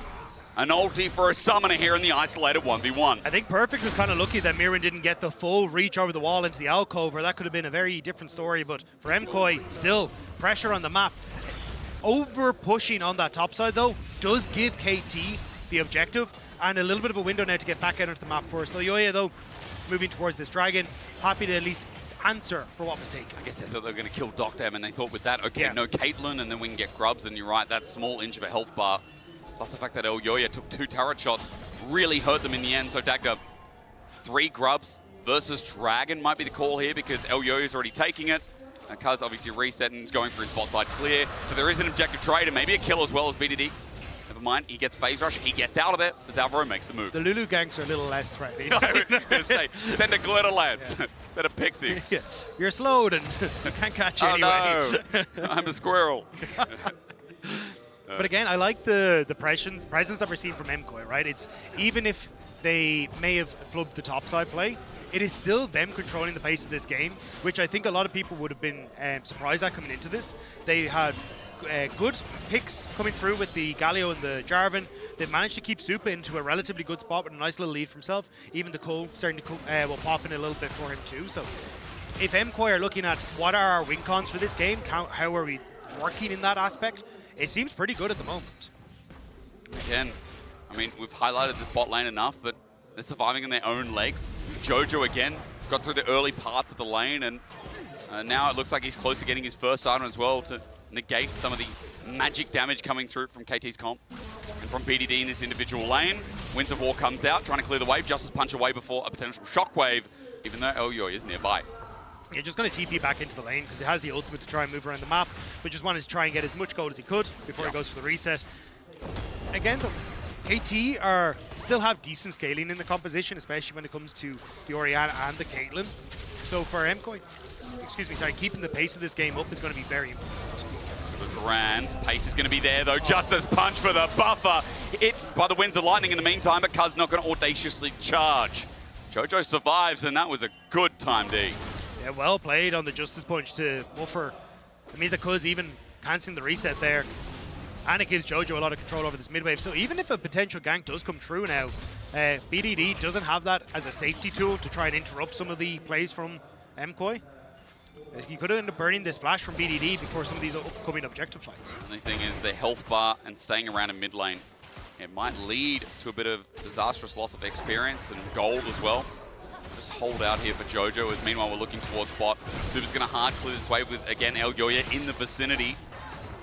Trying to stop Docdown from basing at the very least. Elyoya looking for an angle, and BDD has flash. So you got to get rid of that first. But this is what they want. They just want that flash gone, so then any of these upcoming fights, BDD then becomes a perfect target. Jojo trying to see if he can bait BDD in. Here we go. Okay, Justice Punch in, Shield of Duran, BDD out of range. And the wave clear comes through eventually, but BDD still playing it safe. And I mean, they bullied, I remember they bullied Chovy in that round 2 that got them into Worlds. They bullied him over and over. When Chovy was playing the Orianna, it feels like BDD taking a page out of his book, making sure that the opposite, rather, he's just not caught out as Peter now moves to mid as well. No objectives up, Dagda, but just getting some deep vision here and trying to give Cuz that ability to really pressure this game. You can see, though, MKOI are respecting the power of that trio that we were talking about with Peter, BDD, and the Zinzao as well for Cuz. Maybe they wanted to go for the Scuttle Crab, but the second they see all 3 members on the top side, they realize they want nothing for it but damage. Only one Super jumps forward. He's got the Canmine steps in full Transcendent. He's transcended. Duck down for the solo kill. The Kraken Slayer doing work, and MKOI winning out on the bottom side. And a BDD trying to see if he can push back MKOI as they start to take Vision River, but that's going to be so much gold to Supa alongside the kill, the plate, and loss of minions for Doctor. Meanwhile, MKOI, as they open up bot, I mean, Supa, he already picked up a plate before, but he's denying yet another wave. 1.1k. And this Caitlyn ain't like the last game we saw. And the Cull hasn't even popped for him yet. That's going to be another burst of gold into Supa too. So across the board, Supa looking fantastic. And this was kind of what the talking point was for MKOI. They said it on the Euphoria podcast. They wanted to change their style to understand how to work through side lanes better. And now they always had this fallback plan of playing for Supa, playing for these massive team fights. Supa has been fantastic for this team. Hits the slow, pops the ult, and there's nothing Docdam can do. Holy damage. We're doing it again, though. Elyoya is back down. The Arclighter Judgment slows him down. Docdam's dead again. Super at 2 kills. I see you, Europe. And that's the Feats of War picked up as well as now MKOI want to look for more pressure on towards this bot lane turret. KT trying to defend. Trying, but can they is the biggest question here. There's Galio on the way down. 4 versus 2 it would be. And Orianna quickly behind. BDD needs to get there faster. Supa is still doing so much damage. Anyone steps up. The turret under fire. Peter puts up the Unbreakable at half HP. He's happy to step forward again and get that attack speed buff down. Cuz is just going to have to go back to his camps. The minion wave is cleared, but Supa so close to taking down first turret. Yeah, he still wants to keep up the pressure on this bottom side. Docdam is making his way in here, but I think still MKOI should just be able to brute force this, if not just move over towards the dragon as you see the pings going down. And Docdam just needs to kind of sit here and hope that he can hold on, but he feels scared underneath the tower. Peter's hovering around mid, so you know that Docdam's just isolated. You got full vision of him. Supa's trying to deny the wave. And Docdam all of a sudden is 30 CS down. I was right before I said 30 CS.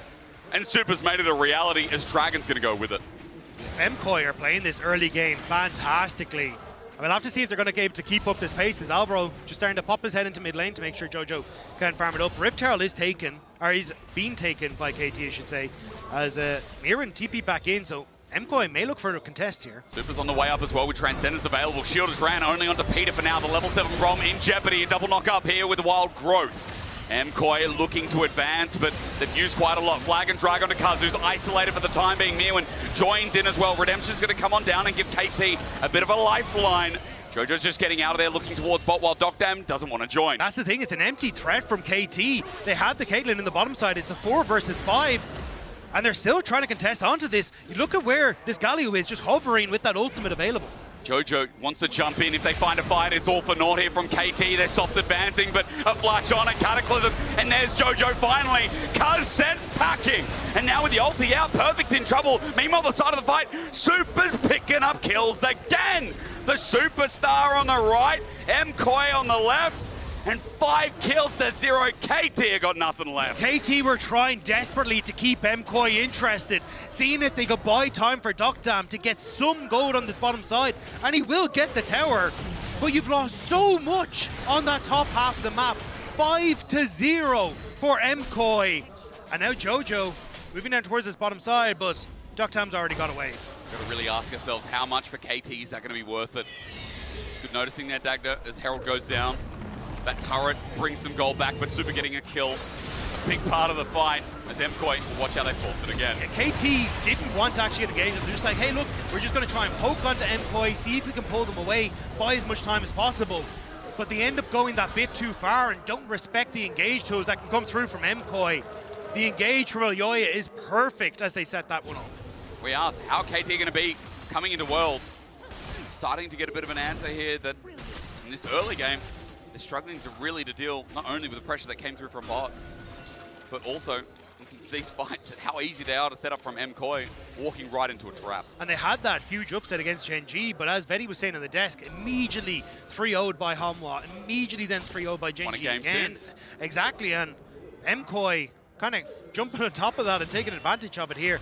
But you always have to keep in the back of your mind, we've seen MKOI with leads like this and they haven't been able to follow it through. Now, it's been on compositions that were very different, weren't built around Super, weren't trying to build around this team fighting.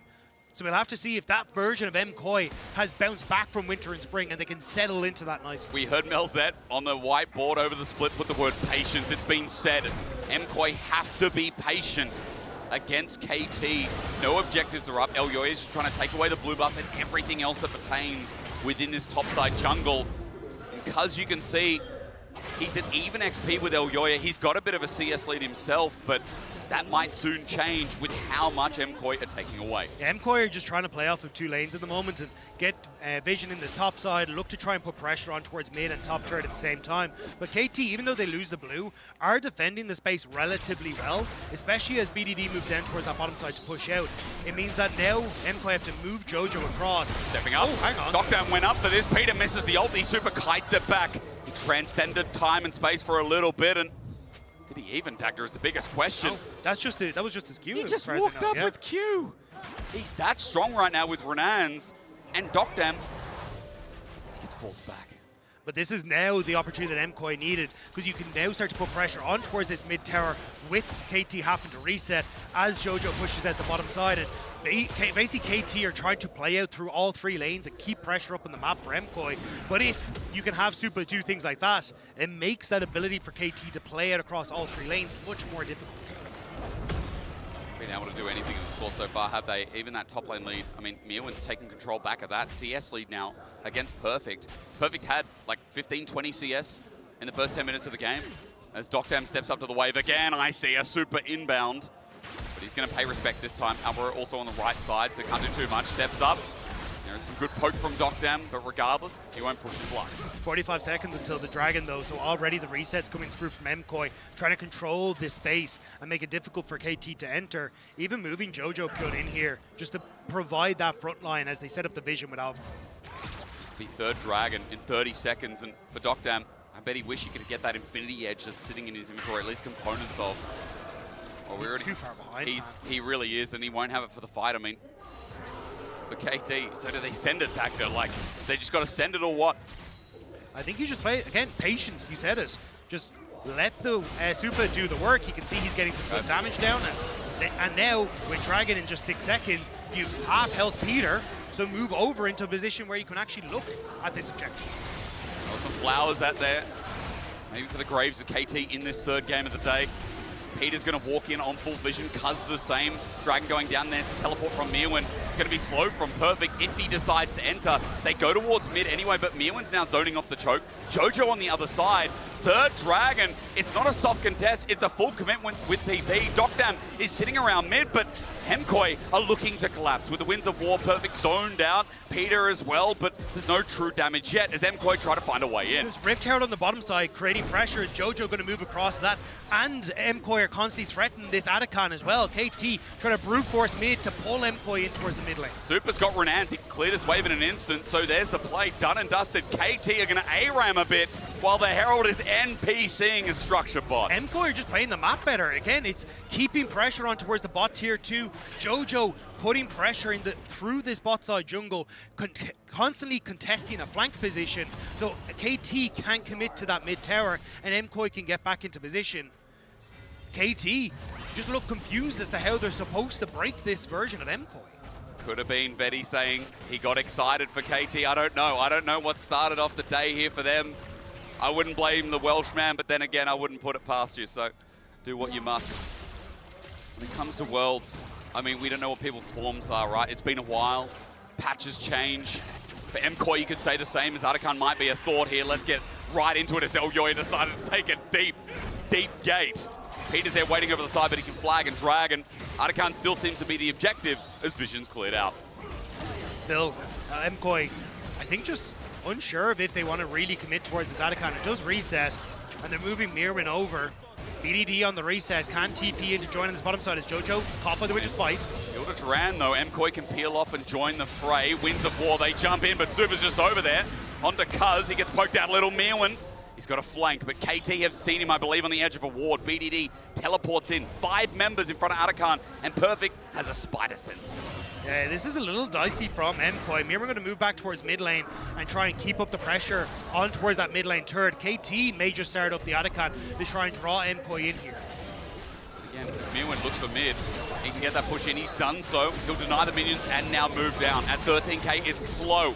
It ain't that fast. KT getting chunked and shredded with resistances. Hemkoi haven't been poked out yet. Yeah, you can see Hemkoi setting up for the flank. They want to make sure they can get on towards BDD and Dokdam.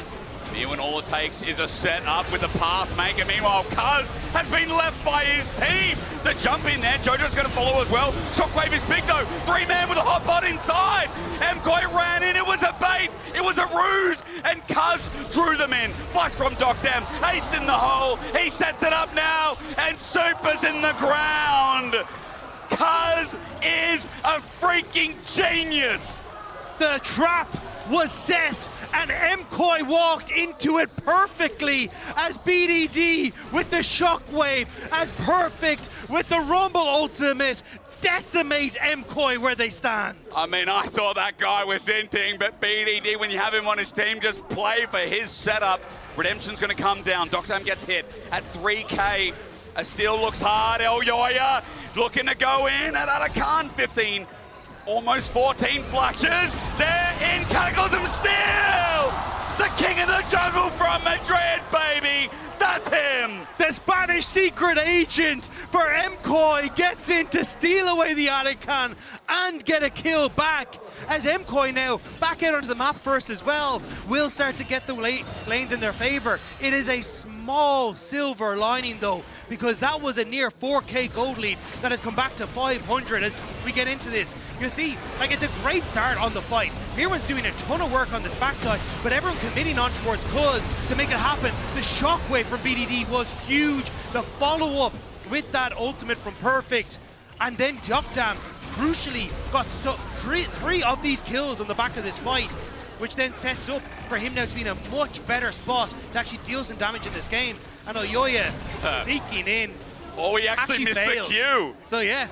doesn't get over the wall. Maybe it's good that he missed the cue. Probably was, to be honest. As he then gets over, Peter ends up going low enough that he can get the Cataclysm, smites it away, finishes off the support. He does kill Peter off the back of that as well. As mid tower now very low, Super taking some hits though. You are right about the gold lead shrinking down, but remember Soul Point. Peter stepping up, Winter's Bite doesn't connect. BDD an insane shockwave. Ladies and gentlemen, maybe I should have given him more credit. I was just amazed that Cuz drew them all in. And BDD clapped his hands together. Did a bit of Thanosing as KT hover around mid lane. Remember, Super's still big. Cataclysm is a 3-man for Jojo as well. Peter caught in the middle. His Winter's Bite saves his life. A Shockwave only 1 man. As there's a hot pot in the middle once again. Super chunked down and Cuz has found his man. Super might survive for now, but then the wind becomes lightning once more. Mewin's over the wall. He gets out, but KT have some life in them yet. The patience that MKOI have demonstrated all game long has dissipated, and KT are punishing them so incredibly well. MKOI overforce, and flashes are burned, but it's MKOI who fall. Super as well. He can't deal when Cuz can land on him, press that ulti, deny the burst soon to follow. KT on the Baron now as well. They've stopped the soul push, and they're going to get this Baron uncontested. Elyoya's coming out of base for the Hex Gate. It's not even going to get him there anywhere close. He knows he's going towards the bot side. He's going to clear his camp, and KT land on 2.5k gold. And look at that gold difference at the bottom of your screen. Supo was so far ahead, and now instead it's this Caitlyn that is coming through. But you see here, MKOI go for the play, but Dokdam able to net out. So you get the flash from BDD. Peter's fine just standing there, and that ultimate again, both from Peter and the the Rumble ultimate coming through has completely shut down that play. And Super just not able to follow up in so many of these fights. It's over-forcing, going too far ahead, and not thinking about where Super is and how we can try and be a part of these fights. And he stepped up, he gets crit. Dokdam, an ace in the hole maybe, but he knows it wouldn't really hit. Alvaro's in front, but that opens up mid-turret. And even though he didn't get ahead early, it doesn't matter. That Caitlyn's still going to bloody scale. Yeah, Dokdam pretty happy now that the shoe's on the other foot, and Super having to go back to base. MKOI, they had this game under control, but KT are fighting back. And now with the Baron, they're going to get so much of this standing gold as well. And we talked already about the late game scaling that KT have. You can see the damage that this Caitlyn is already doing. MKOI need to find a way to stop us, but is it too late? You're a Yunara. You know, it's an 80 carry. As far as 80 carries go, like, yeah, your range is actually not bad. But is it a Caitlyn? No, of course. Like, Caitlyn, Orianna, you're walking into layers of zone control. How hard is it to play the game here? And especially with Baron, as this siege continues with Red Bull Baron power play. At 2.6k, it stands for now, but an inner turret in this bot lane is going to be up next. And Dokdam is critting these turrets, man. He's headshotting them, and they're going down quick. Jojo going to try and push in mid, look to take the mid lane tower. KT trying to collapse on him before he can do so. One auto. That is a nice take Still for a collapse, TP. though. Yeah, he's going to ulti out. I think that's a good call. Perfect was there around one side, the rest of KT another. KT, they're going to reset, spend all that gold that they just picked up. Zhonya's Hourglass very close to being completed for BDD. And again, you already kind of said it, like Super is still incredibly strong in this now that he's got the Infinity Edge completed. But I just don't know if he's strong enough to compete with everyone, especially if a couple of those wayward headshots from Dokdam can pick him off. MKOI needed to be patient, and now it's KT who are stepping up full control and a lot of standing gold to take. Well, that's going to be brightening on the whiteboard for the event. KT, I mean, it was such a clutch factor that came in as well. Full respect for BDD for finding that shockwave, for Dokdam for fighting back in this game. And now again, the siege will continue with the last of Baron. 20 seconds left to use it, but it's already 4k. Flag in. Elyoya thinking about his angle though after last time. He thought he had a winning play. He thought he found a pick. He needs to get a powerful Cataclysm, lay it up perfectly. But who do you try and go for? BDD now has that Zhonya's Hourglass completed, even though he doesn't have flash up. Dokdam still has his flash. Everyone, apart from Peter, has their flash.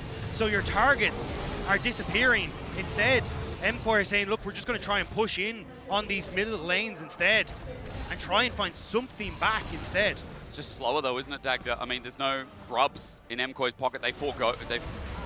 Let's try English. They lost that early. Foregone. They were a foregone conclusion, at least when they were up.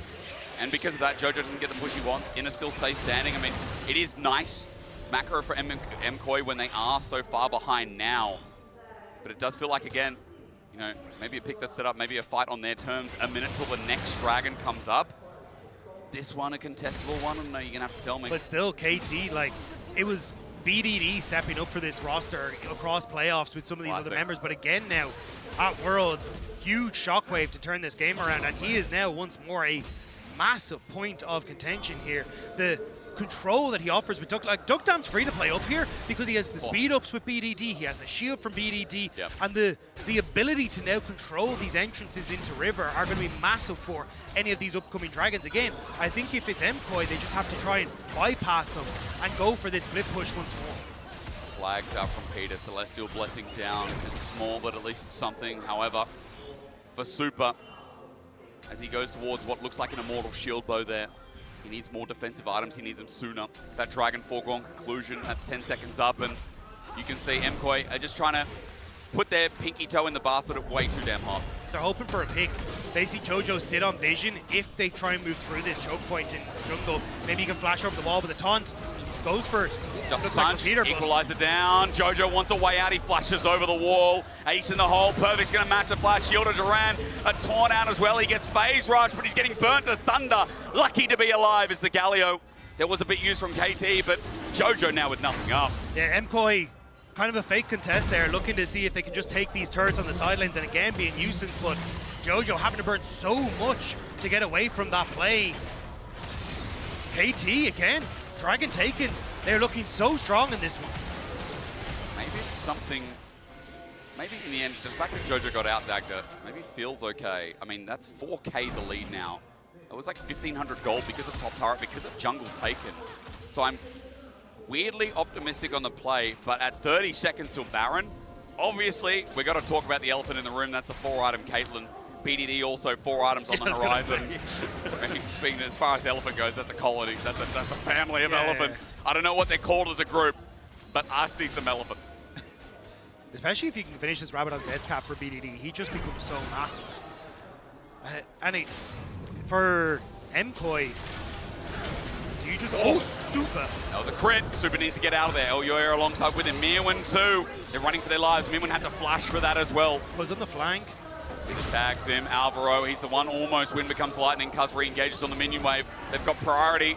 And with that chunk, it feels like Baron might come with it. Jojo in behind them though. MKOI gonna look for the flank and see if they can all in on this, it looks like. It would be a miracle. Mirwin needs a flip. They need the right target. The engager on Cuz. The all-in. Elyoya finds backline. Under Dockdam. They're there, but where's the damage at? It's all up to Super, who's getting burnt asunder with 1 kill already going down. Elyoya sacrifices his life. Peter jumps in. Super re-engages with the wild growth, but it ain't enough.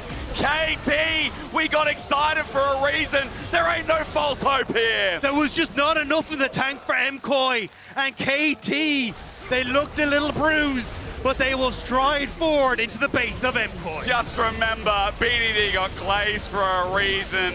And here at the start of Worlds, they'll break that little curse. Not a game won since their qualification to this event, but they'll start off the right way. They'll put LCK's name first.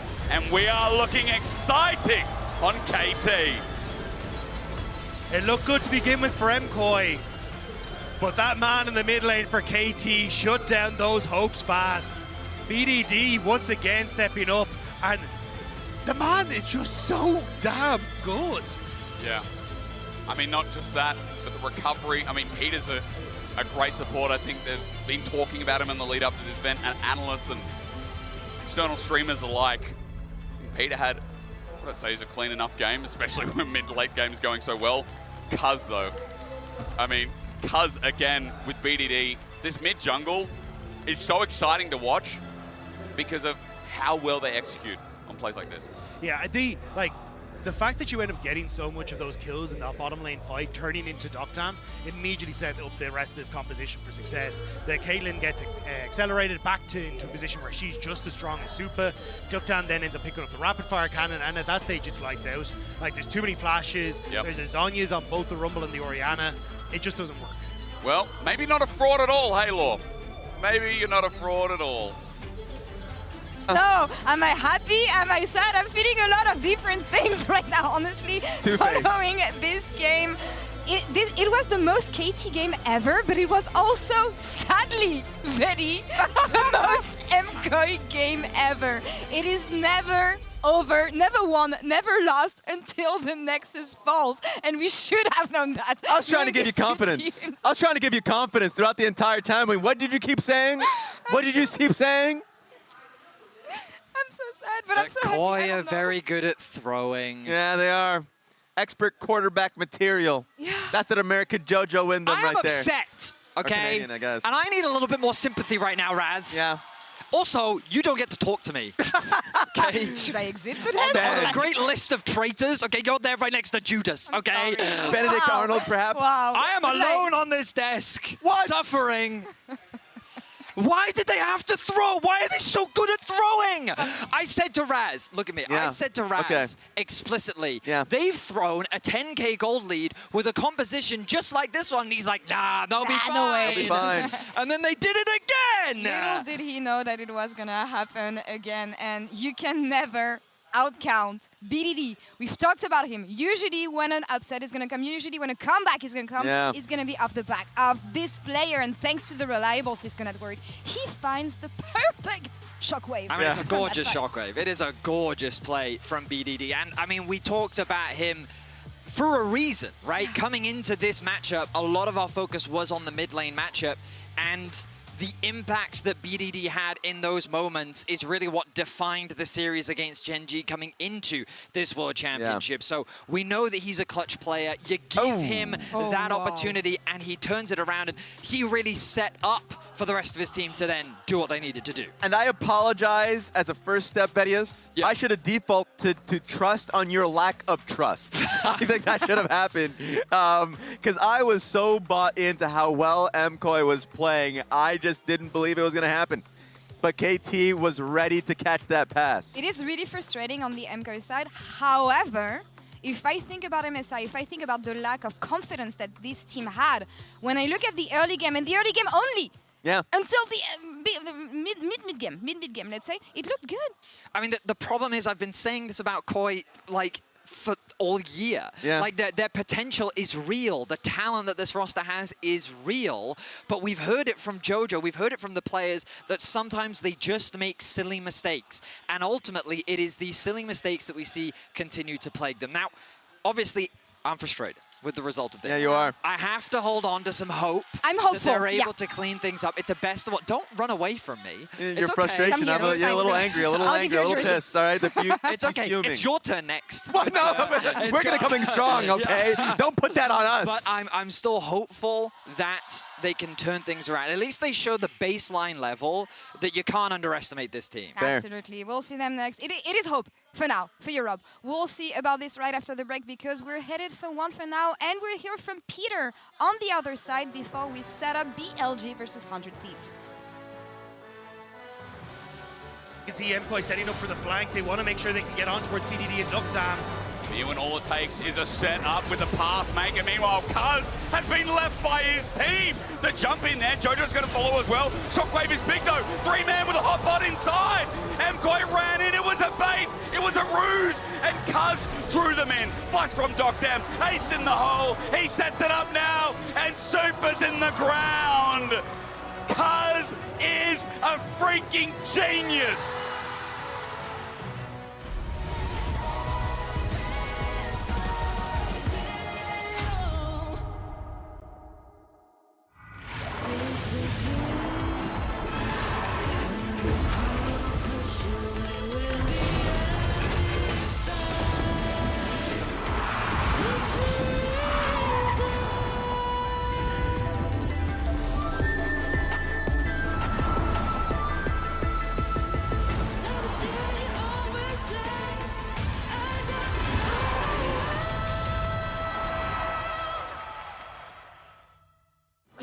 I got this old thing and the bill from the store where I got it.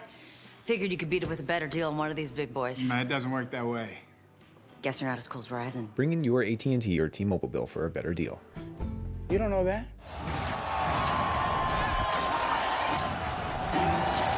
Red Bull gives you wings.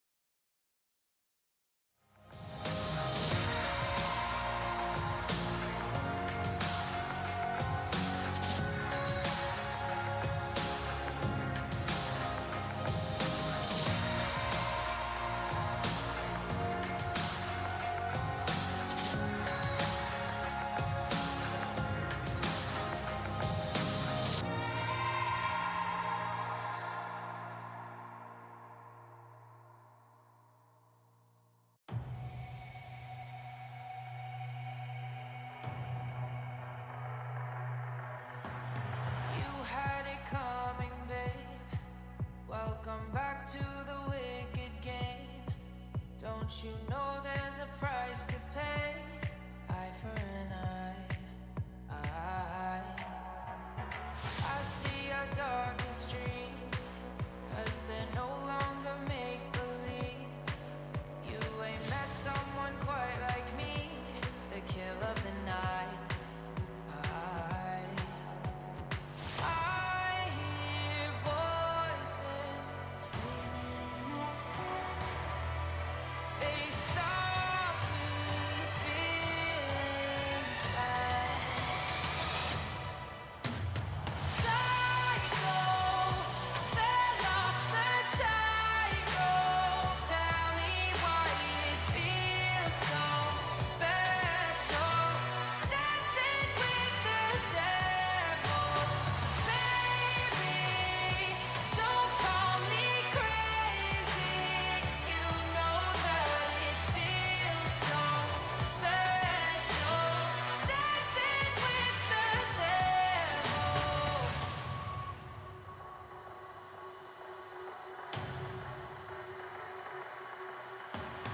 You had it coming, babe. Welcome back to the wicked game. Don't you know there's a price to pay? Eye for an eye. I see your darkest dreams, 'cause they're no longer make-believe. You ain't met someone quite like me, the kill of the night.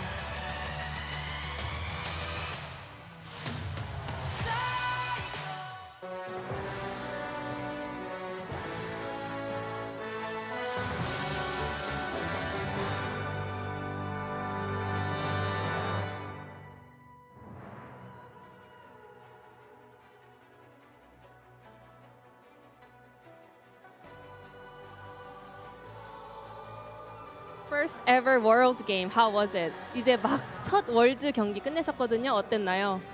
지금도 막 정신이 없고 너무 설레기도 하는데 정신이 너무 없는 것 같습니다. Everything is so hectic, you know. I was so excited to actually play, but also everything is just happening. So many stuffs are happening at the same time. It's so chaotic to me. And Peter, you said this is your first time actually taking the airplane for Worlds, your first international experience. So how are you dealing with all of this new experience for you? 피터 선수 첫 국제전이고 얼마 전에 한 인터뷰에서 처음으로 비행기 탔다라고 하셨잖아요. 이런 새로운 경험들 어떻게 잘 헤쳐나가고 계신가요?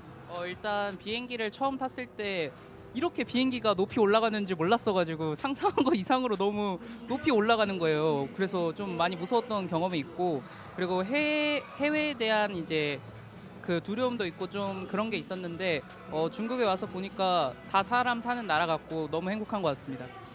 Well, when I first took the plane, it actually went up higher than I expected, and it was so scary. I was so high up in the sky. I was sweating, but in the end, I safely managed to land to China. And at first, I was afraid of, kind of being in a foreign country for the first time. But actually, after I spent some days here, I realized it's another great country, and everyone is super nice. I'm having such a great time here in China. So KT Roaster managed to turn the game around at the Otacon fight. So how did you see the angle, and whose call was it to set up around there? So KT가 사실은 초반에는 조금 많이 말린 것 같았는데 아타칸 한타로 사실은 성공적으로 경기를 뒤집었습니다. 어느 선수분이 이런 각을 보고 설계를 했나요? 일단 팀 전체적으로 좀 불리하다 보니까 좀 빨아들이면서 싸우자 이런 콜을 많이 했던 것 같고, 퍼펙트 선수가 오늘 아카탄 쳐야 된다 결단을 내려줘서 이기게 된 것 같습니다. Based on our composition, we were like, we have to make enemy start engaging onto us, and we can kind of team fight back. And Peter made a call. We have to set up around Otacon. We have to go for the play and let them start the fight. And I think it really worked well. And truly, this game was the perfect K-tier roster experience. I know a lot of the LCK fans are, used to this, but there will be a lot of Western fans experiencing this for the first time. So what would you like to say to the Western fan that there are a lot more exciting and fun rides to come? 이제 KT 롤스터 정말 롤러코스터다운 화끈한 경기력 오늘 경기에서 제대로 보여주셨는데요. 앞으로도 더 재미있는 롤러코스터 라이드가 많이 남았다고 서양에 계신 팬분들께 한 말씀 부탁드립니다.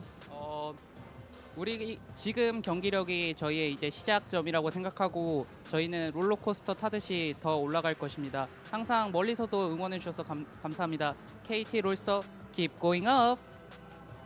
This is only the beginning of KT Roller, and as every roller coaster does, we will keep going up. So I really appreciate your support. Thank you. And that was Peter from the KT Roller side. Thank you. KT Roller. Jason. How go, Peter? Whoa, I'm so we're happy. on a roller coaster ourselves. I'm so happy that What's the going on Western over there? fans. What are they Hey! doing? Oh, they're fighting. Yeah, they are kind of, yeah, a little, yeah. But yeah, Western no fans power there behind finally it. discover who Peter is. KT take this one, and now we're heading into 100 Thieves versus BLG. Vidi, which side are you on? The hell is this? I mean, hey, I put a lot of effort into that. Mine is better. That's better. At drawing. Listen, man, EU has gone 0-2 today, so I need Raz to be my brother on this one. I need you to go 0-2 for me. No, hell no, okay. It's a 100% win rate for the blue side, all right? And, like, listen, when we look at 100 Thieves year, it's not exactly been an easy road, has it, Raz? One would say a roller coaster for 100 Thieves. I mean, split one, it was looking great. They were in the finals, right, versus Team Liquid. So I was quite happy there. And then you continue on to split two, starting to see some cracks there. It was awful, honestly, during the end of split two. And you go to split three, you see Dokla come in, and he was the one coming in to save the vibes. Also hearing from River and Quid, just the fact that him coming into the team, of course, the experience that Dokla provides, being able to talk about Lena Simons really helped out Quid, so we got to see a real boost in performance from them. And they really just had, speaking of a roller coaster, just gliding straight through into the finals in the LTA North Conference. It's pretty much similar to last year, where Quid and River were the main characters of the team. They were. I mean, for a team like that, like for this team, it always is about Quid and River. How exciting they are as players. The fact that they always look for engages. A playmaker like Quid, his Akali is something we always really call out for. So like last year, it was about Quid and River. This year, it's still about Quid and River. There was a dip in performance when they were performing poorly in Split 2 and in the beginning of Split 3, but they've really cleaned it up.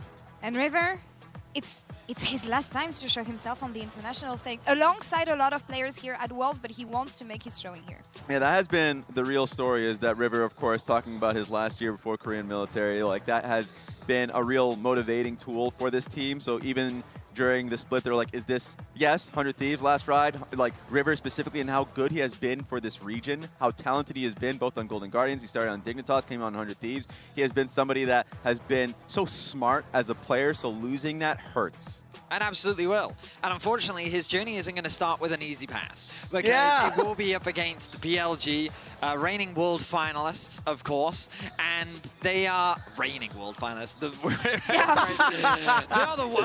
They made it there. They were there in the world finals last year, and of course, they still finished with a solid performance at MSI. But their year also has been a bit of a roller coaster as well. Start at the beginning of the year, kind of falling short of expectations, especially after what we saw from them last year. The introduction of a new jungler in spring, getting them to the finals, but falling short against AL. Now, though, finally finding success domestically, but again, it comes at the cost of finding another jungler in Shadow.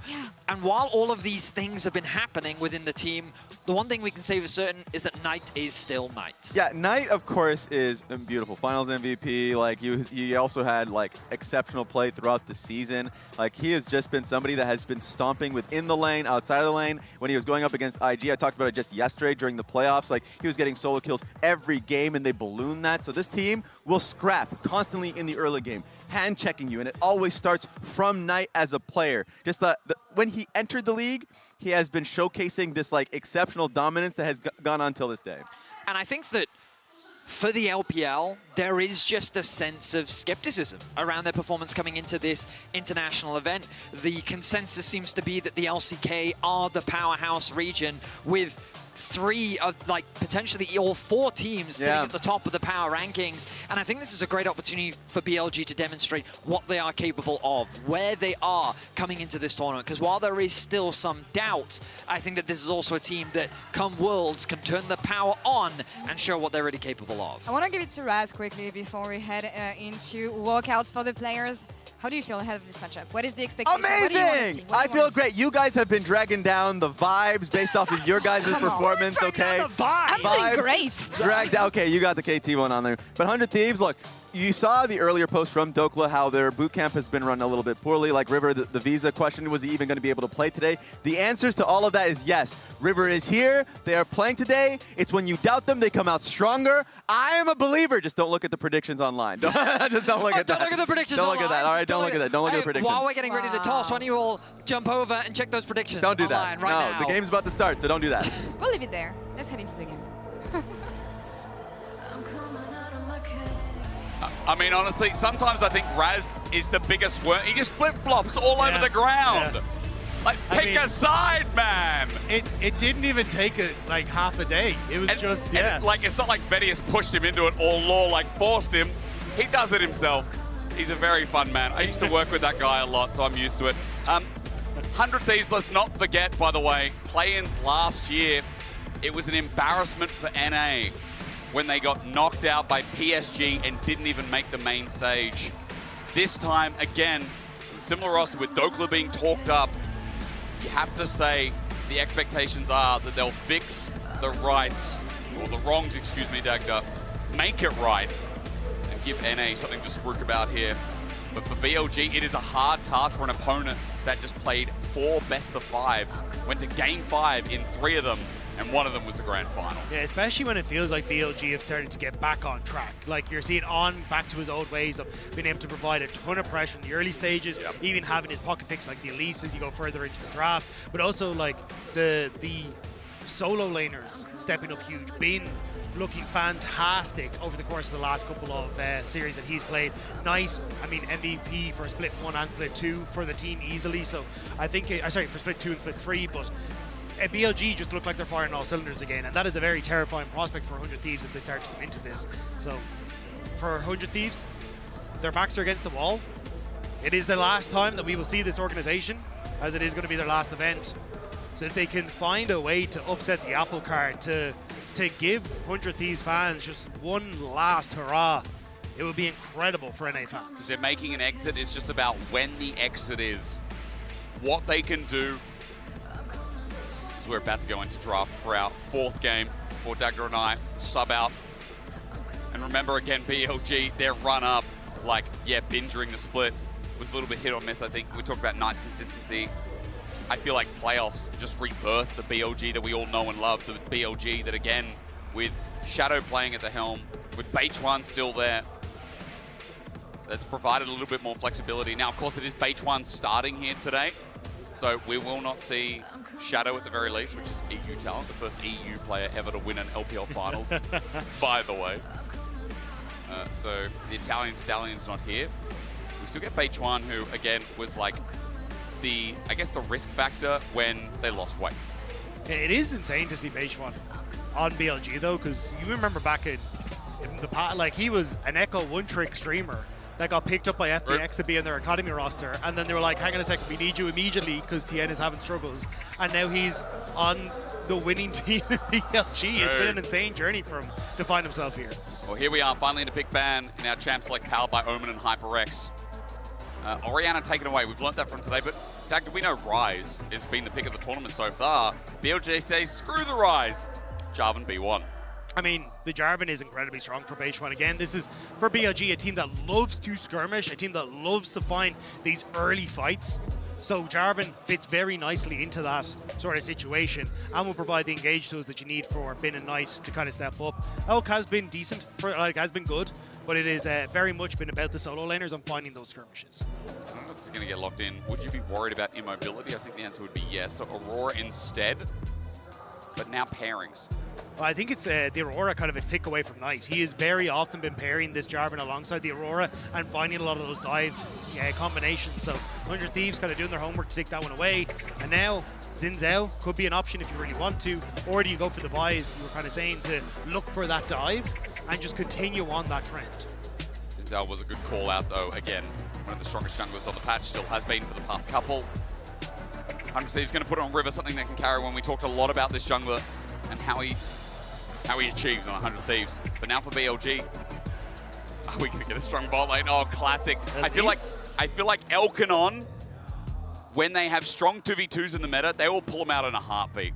Oh, it is the Elise. There it is. What a treat. This is the on special. They love this Caitlyn Elise bot lane, and bringing it out already. I mean, that's just going to put some pressure onto FBI and Ayla to see what they can achieve. But looks like Dokla going to be happy to go back towards Tank Duty with the Scion and take that one for himself in the top lane. Okay, well, it's still a strong pick in its own right.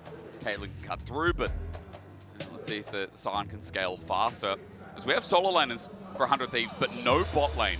So for BLG, they start batting away some of these annoyances, these nuisances, right? Like Brom, I assume, would go with an Elise and Caitlyn. But what else, Dagda? Well, the problem is it's really difficult to play against because you can reset the aggro underneath the tower as you go for dives. And that's traditionally how BLG have kind of played with it, is like push into dive into all these setups. So I think this is where for 100 Thieves, you have to try to be careful what your bot lane is, because as you're already getting the supports banned away that can counter push, I think you need to go for something like maybe the Rakan, maybe the Xayah, to try and say, hey, if we can at least hit level 6, we can try and survive some of this dive and try and keep ourselves safe. But it is a tough call. This has been such a strong pairing for BLG. Maybe they're predicting that FBI is just going to pull out the Ezreal here and like try and add a little bit of range, versatility as an AD carry. Maybe pair up with River and play the rest of the map. For now, Ryze does go away, so Knight's not going to get the chance of what is right now a tournament favorite champion in the mid lane. But we question that last support ban. Are BLG going to take away an AD carry instead? Is it going to be the Ezreal, or is it something else that makes their life annoying? I mean, their 2v2 so strong, Dagger, it's like, it's limited. Because that's the thing, like, you would, into Caitlyn, see things like the Karma Ezreal, so then that could be a pushy lane you can try and play around, but and maybe the Corki has enough push with the Phosphorus Bomb, enough safety with the Valkyrie to make it difficult. But are we going to just fight fire with fire as FBI hovering the Kalista? I don't think that's what you want. Okay, yeah. They're going to try and go for the old school answer, which was the Ashe, try and outrange with the volley and just try and keep this push at bay. Oh, that's range too, and I respect that as well. Smart move. When the Aurora is the only AP so far, it's nice from FBI. And now again, we question like what that support's going to be, because you have support already up on the board, but it is a counter pick that Ayla gets to play with. It's also when you get poked inevitably by this the Caitlyn and the Elise, it does set you up where you can now have that TP for the Ziggs to TP back into lane and keep yourself safe. Because that's one of the problems that you'll have, is that it's going to be such a hard time against the poke that BLG have on this bottom side. Rexar gets locked in. Good against a Tate top laner here. So Bin also provides a little bit of setup, a little bit of dive. Talia would do the same thing, and I mean, Knight's Talia. Like, guys, when Dagger and I cast this region for many years, there was a few things we were worried about. At the time, it was the Silas. We don't see it as much anymore. I think Talia was always on that list. I mean, to be fair, Knight's list only just seems to grow. We are scared of Knight it's as just a person. nice, yeah. I mean, very much has been the best mid laner in the region for a significant portion of time. So true. And it has been the rallying point of BLG. He has been the performer on this roster, and it was kind of waiting, as you say, until playoffs to see the rest of the team hit a point where they could be just as strong. And now it's on 100 Thieves to see if they can be stronger. Taking that rel into the bottom side, it's great setup, it's great presence and pressure on towards a back line if you can get that rel combo set up. But I will say 100 Thieves, very magic damage heavy when it comes towards their composition. Very true. It's Xin Zhao with the AD, right? And I think also with this comp tag, we're going to mention that it's going to take a while to get things going if Quid's not in control, if Quid doesn't get the snowball in the game. Because I see BLG and I see lane dominance here in this game. I see BLG doing what they do best, and I feel like BLG are a great laning team. The quality we talk about with Knight especially, I think they've got all the eggs in the basket. And LPL's #1 seed that again went through the whole rigmarole of 4 best-of-5s, with 3 of them going the distance, including the top esports one in the final. They had to work damn hard to get here, and they had to not be a 3rd place team, which is where they finished in the regular season. They had to be a 1st place team and show the world that they're back. And here they are once again. It was a year where a lot of people hyping up top esports, but no sir, no sirree. Dagda, there's a stat on the screen. Thank you to our production. You should read it. It's just on Elise career 9-1. Oh. It has been a very, very strong pick for this squad, and has been the pocket pick that traditionally they brought out as the draft goes later, as you start to see a lot of those picks taken away. But we're starting to see kind of what we're talking about, those like scrim bubble-esque vibes, where we're seeing the Caitlyn's picked up by teams like T1 yesterday, and now we're getting a lot from BLG. We just had it as well in the last game. It's definitely starting to pick up the pace, and Elise works very well alongside this. The Chinese fans are out massively for BLG. And I can hear the gyos as we begin. All right, so electrocute naturally. All in bot lane. We are going to be focusing a lot on bot here, ladies and gentlemen, as you'd expect. We haven't seen an attempt for 100 Thieves to try and get this lane swap in order in the early game, much like we did last game where favorable lanes were talked about a little bit, or the game before I should say. But this time they're just going to match into it, and FBI is just going to ride out the storm. Yeah, if they didn't take the Ziggs, I think they could have potentially tried to lane swap around and make it a bit easier for themselves. But opting in towards the Ziggs, I think they basically said, hey, look, we know what way this is going to go. Yep. We need to try and set up so we can have the push and not fall as far behind. And maybe if it was something that was a little bit like another AD carry that would just struggle in the matchup, they could move. But I think the Caitlyn, as you can already see, going to be very oppressive, but that was a silent instead. Yeah, it was already a big start, wasn't it? And on, we now see Cocoon is started. Good dodge away. Actually, a little buffer from Ayla. Propels up, jumps back. Again, On can't really do anything. Doesn't have the Venomous Bite, doesn't have the launch to combo, get that electrocute off easily.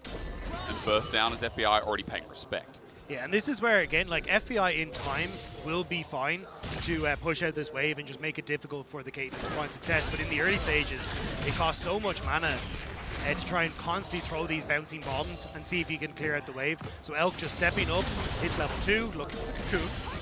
Steps up even under turret. Mad respect given over.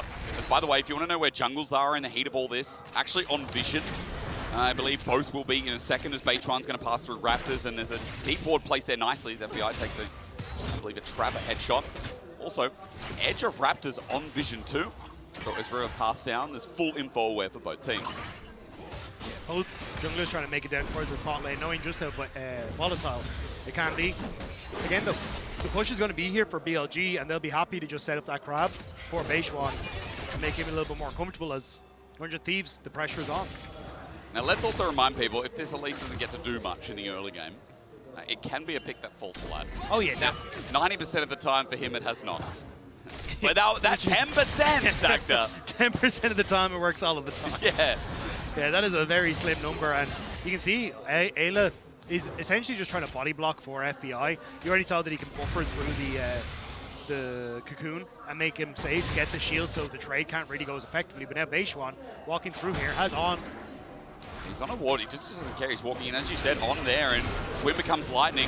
Blue buff is now shown out, ward down, a steal, no, a flash instead for the engaged. Blue buff goes over, but for River, can he get out alive? A flash match, but 1 HP, all it takes is an auto, and it was from On the heal out as well. Beitwan, the flag, just out of range. River survives with the prize. River gets the pick and gets out. So close to going down. I thought maybe one of the Spiderlings had actually gotten caught in the blast cone was going with him, but they don't make it happen. He's lucky to have his life and his blue buff, sorry, to go with him.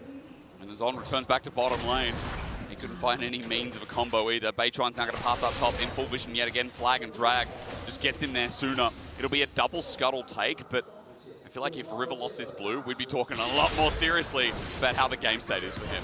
Still though, pressure is on, like that flash burnt early. And also still didn't get like some of his other camps as well. Didn't end up getting that. Dismantling smash. River's coming up top. Maybe a kill here for 100 Thieves. Dokla's a little bit low. Bin's trying to get the wave with him as well. He tunnels out, and that's just Rek'Sai things. Yeah, Beishwan up in the area as well. Means that 100 Thieves can't really look to follow. Ayla, getting a good trade back here though. Isolated 2v2. The trap is down. Ayla walks around it, repel up, and Thieves are going to survive just fine. They know that both their junglers are paying attention to Bin and Dokla right now, so anything that happens down here is going to stick. The nice thing though is that it did buy the time for FBI to reset and TP back in, so it is able to pick up at least an early amplifying tome and get some of the mana he needs. But with this push, I imagine he's going to reset once again. And it just, this was kind of what we're talking about. It's about trying to survive this early laning phase for FBI and Ayla, and then hope that you have enough of a combo with the crash down, with the follow-up with the Ziggs, and then that ultimate from the Aurora to immediately burst out some of the members of BLG. Come back to top. Bin is just going to get himself close to a turret plate with Demolish. Bit of a CS lead from Bin as well, by the way, and we've seen a lot of Rek'Sais as tunnel out just before the turret hits. Seen a lot of Rek'Sais, you know, a lot of people take Rek'Sai into the tank matchup, Dagda, simply because, again, you get true damage when you have 100% of the Fury from that Venomous Bite. Really nice trading patterns being added in and buffed out over recent patches. You see again has been, look how quick it is to stack, boom. Thank you so much for true damage, that's great. And as you say, it's the healing afterwards as well that makes it so obnoxious. Yep. Because it's then very difficult for Dokla to find any sort of trade back because you're just going to heal it all. And obviously tanks not exactly high on the damage threshold. Well, in theory, not high on the damage threshold. Yeah. Although Sion, I think, exists kind of outside of that fundamentally. That's true. I take that as a good laning phase, a really good laning phase. I feel like there's a lot of tanks in the meta right now, and this is probably why tanks are so good. There's a lot of health in the game. Like it's a little bit cheaper than it has been in the past. And a lot of tanks have good laning phase. I still feel like Ornn's laning phase against certain matchups has been something favoured. Hope we see that pick come out more in the tournament. Of course, being in best of ones, we expected things like the Sign to come out more frequently. Things like an easier, but Evan does not get banned. Tagged up, we're focusing on bot. Classic. That's just how this game's going to go. There is a Mountain Dragon up, and Baitron looks like he wants to kind of be around for it. He's almost level 6 with a Cataclysm available as well. Might just be trying to maybe either dive FPI or set up that neutral. Yeah, it looks like set up the neutral off this push to Chav on the bottom side. FBI doesn't really have much damage at this stage and hasn't ticked over to level 6, so PSG trying to play off us. Repel up, hang on, Quid sets up between worlds, on close to death, he gets bursted. First blood to 100 Thieves. Satchel charge out as River's in danger, but he gets a kill before dying himself. Now Elk might get one, but as he flashes away, he's got numbers against him. 100 Thieves on the board first. Nice fight. Nice pick onto the support as well. And his only end up losing their jungler. Bin, what is Bin doing? BLG, I don't know, question that man. Question mark pings across the board, to be honest. That was a series of unfortunate events for the BLG side. 100 Thieves going to be delighted to pick that one up. They get the kills in the fight. They get a mistake from Bin that they punish, and it means that you now got Lost Chapter picked up and finished for FBI, which is such a nice moment for the Ziggs because you can very quickly start to clear out these waves thanks to the extra mana. And now you got Dokla TPing to the bottom side. Looks like they're going to try and lane swap for the Void Grubs. That play from Bim was about as good as the quality of Raz's predictions. We look at the replay down bottom.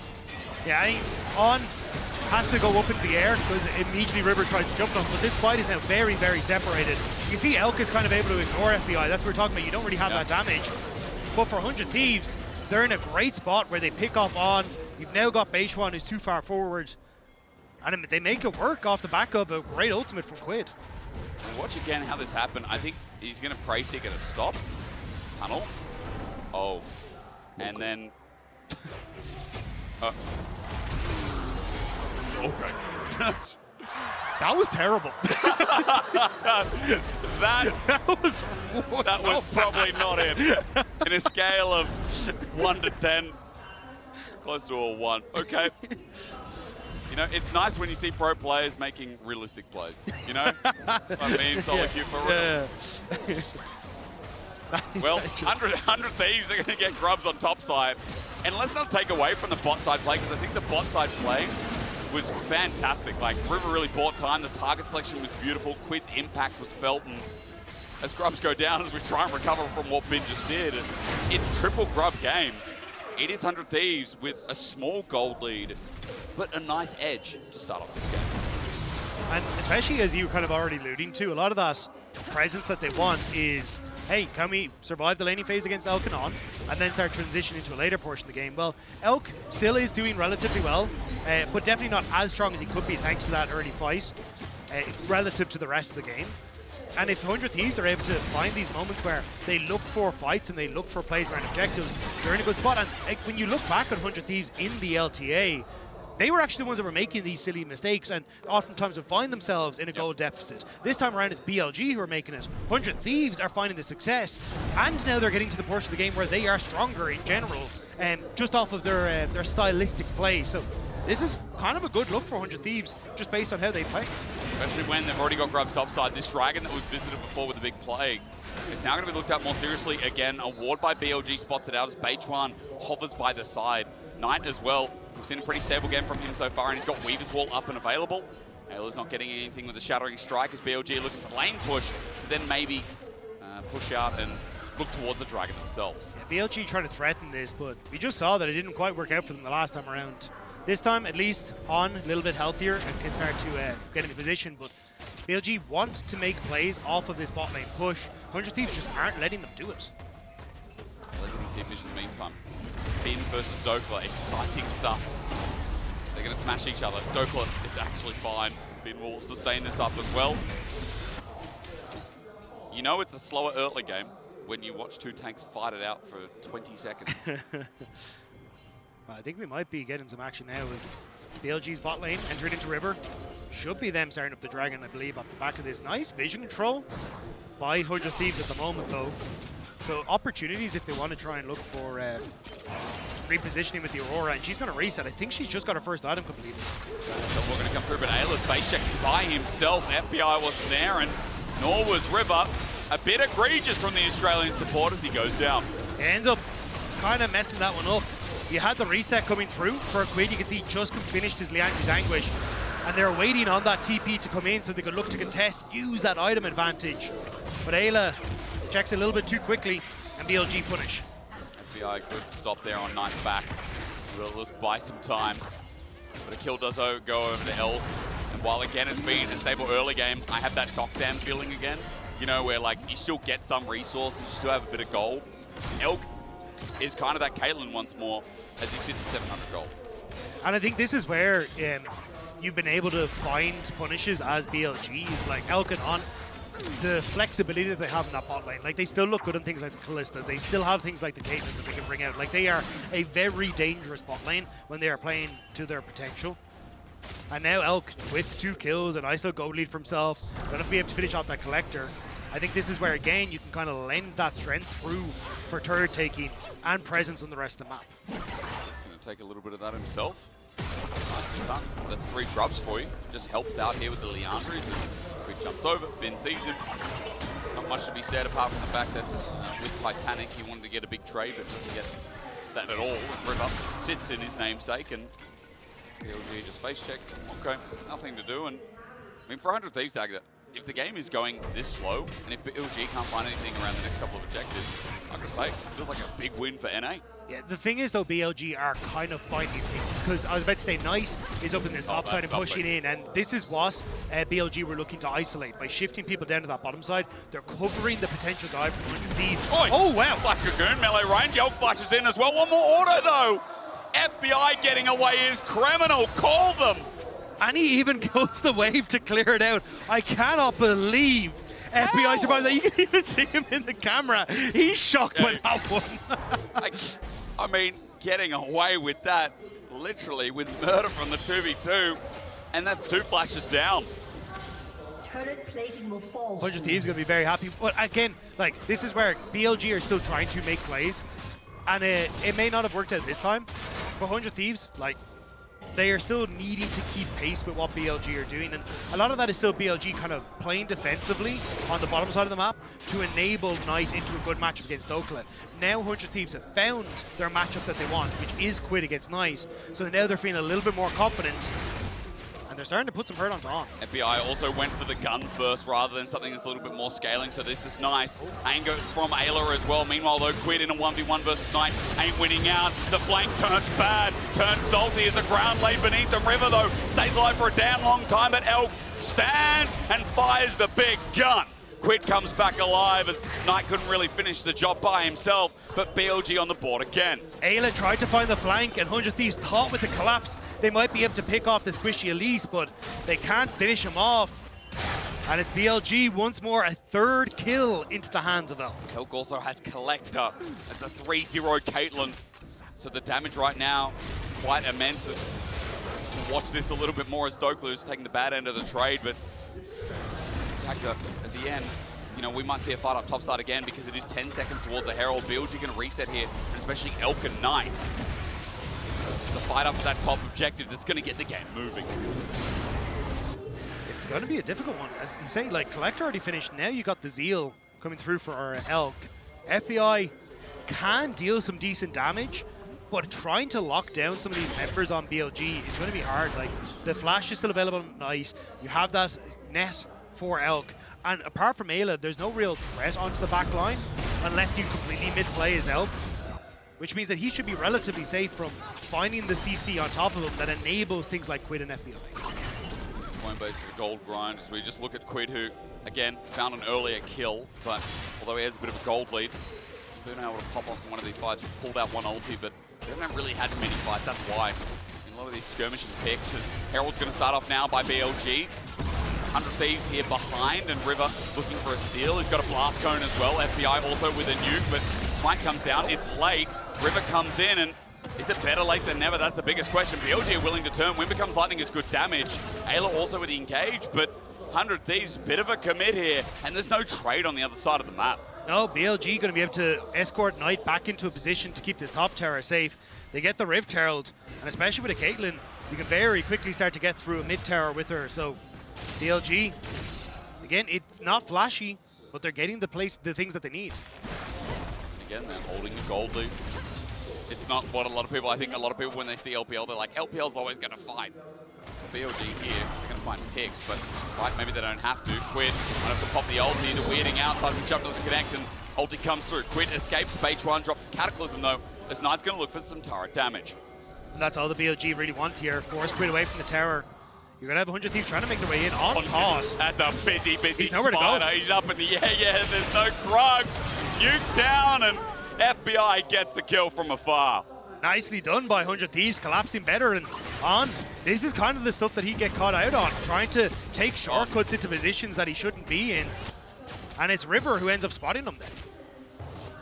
Again, I feel like Bond had some suspect plays. We talked about his recent performance, but over the course of the split, and I think earlier in the year especially, very sus on him. Gives a bit of off texture, you know? Rook's going to start Dragon. In fact, it's just going to take it. So for 100 Thieves, not only do they get the pick and punish the enemy support, getting that Dragon, making it one apiece. This game's stalling out right now. Goes back towards them.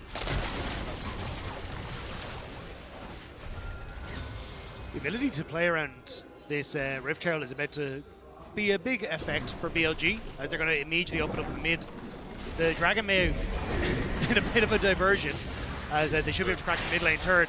And if you now as BLG are able to access side lanes thanks to this, it's going to get very difficult. That top lane tower is already gone. They can potentially drive this into the bot lane. You got to bend it like Beckham. Hang on. Ooh, and it's he's got it. He's got it. All right. Beichuan, midfielder for sure. As BLG, there's no Dragon down here. They're just holding River control again and letting Beichuan step up. And just using Knight here as a threat with the Weaver's Wall to completely isolate him. Yeah, Doppler stepping up with his turret, lucky to be alive. He's hovering over the fact that 100 Thieves were nearby, but the outer turret's going to drop down. River looking for a tag, but he's poked out instead. So now the turret's gone as the trap set on by Quid. 100 Thieves can't step up to the plate anymore. BLG walk away with an objective at hand, and meanwhile, FBI has just teleported in. But there's a turret here. 100 Thieves are grouping up, and there's not much to take. Yeah, 100 Thieves are looking for more, but BLG is going to be able to back away. 100 Thieves now maybe looking to see if they can brute force this tower. But there is wave clear from Knight. I mean, brute forcing is hard, especially when you've got the range poke and the pick potential. Cocoon doesn't land out. The ult, the ace in the hole, hits Ayla instead. 100 Thieves maybe waiting for the next wave and hoping that FBI can use a satchel.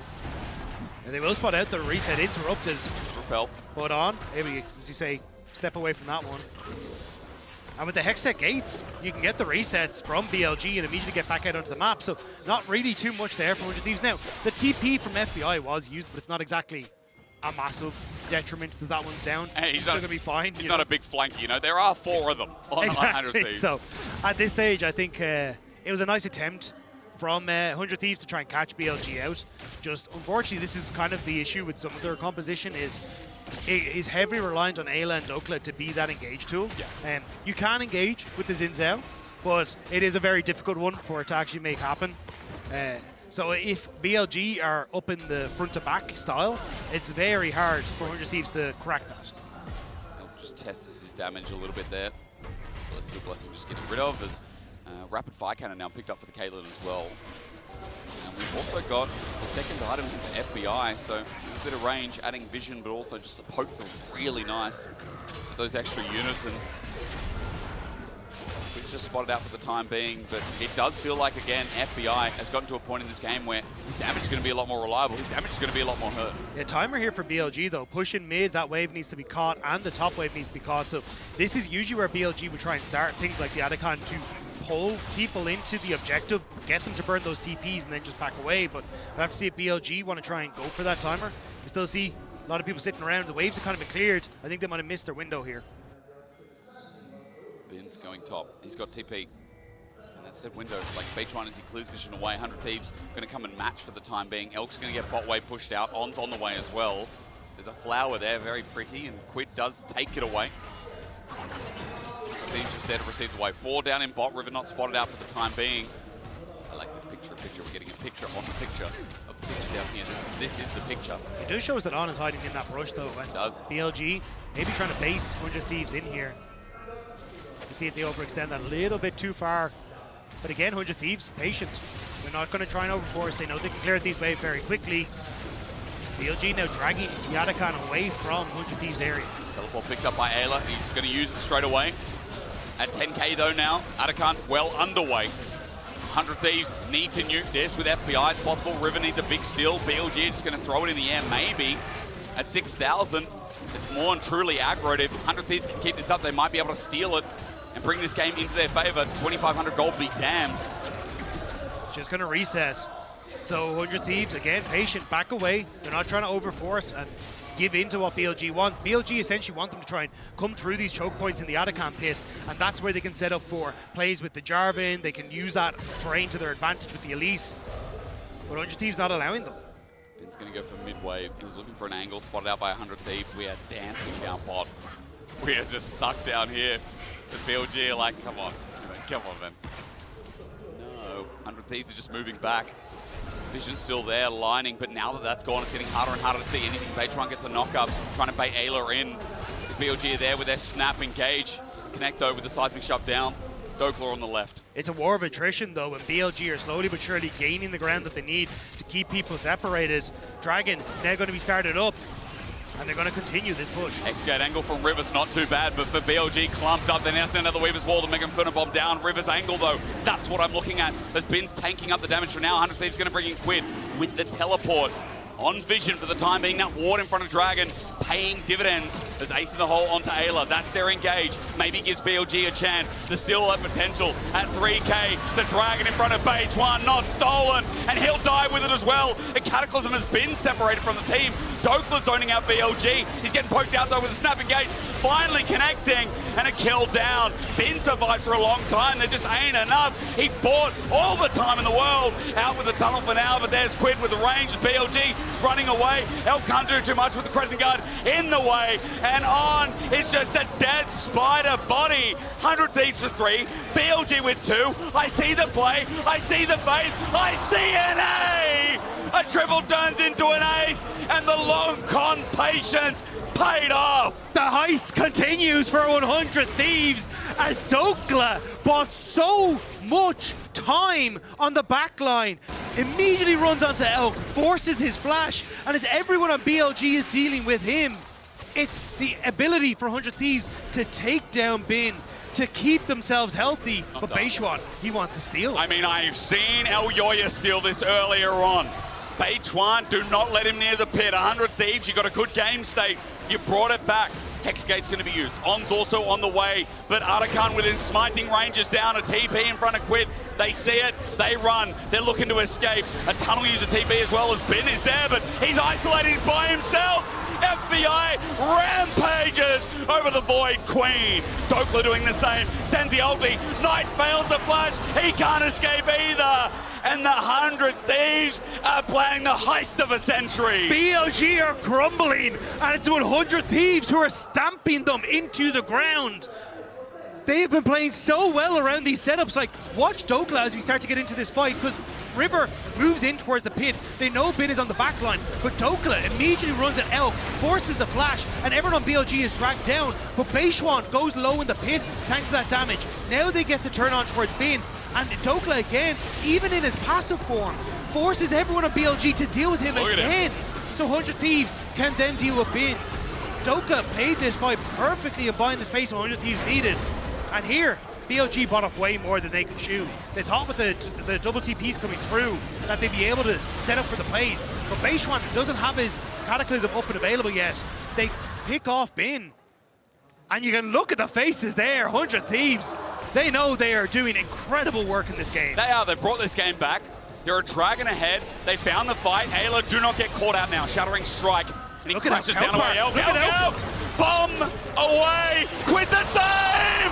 Quit the same. The assassination. Meanwhile, FBI firing away. Beitwan went in too deep. On's caught out as well.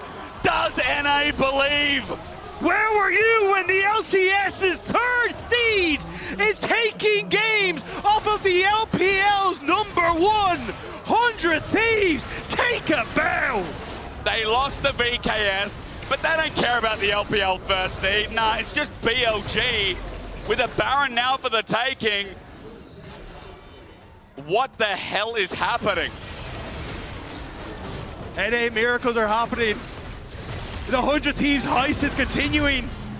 They were doubted coming into playoffs. They ran the gauntlet. They got to the top spots to represent the world stage, and they're taking Knight out. Whoa, smash down Knight, put him in his place, Quid.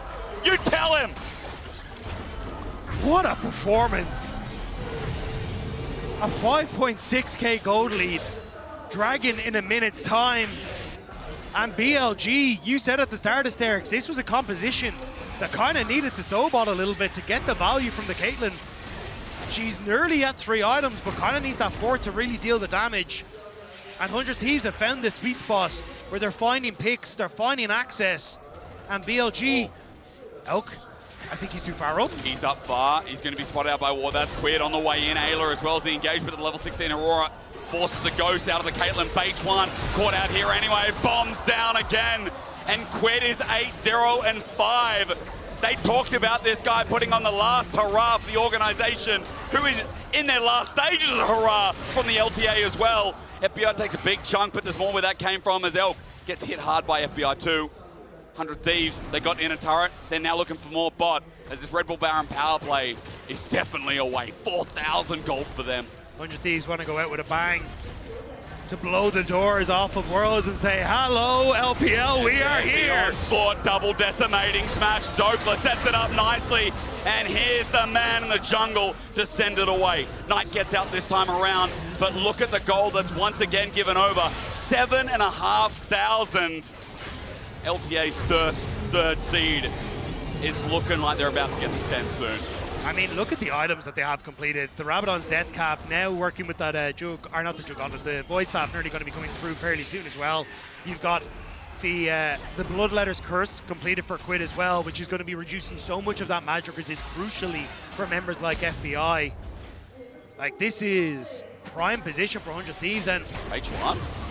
He went for the invade here, but FBI's near there. Mega Inferno Bomb, bouncing bomb. What is that guy doing?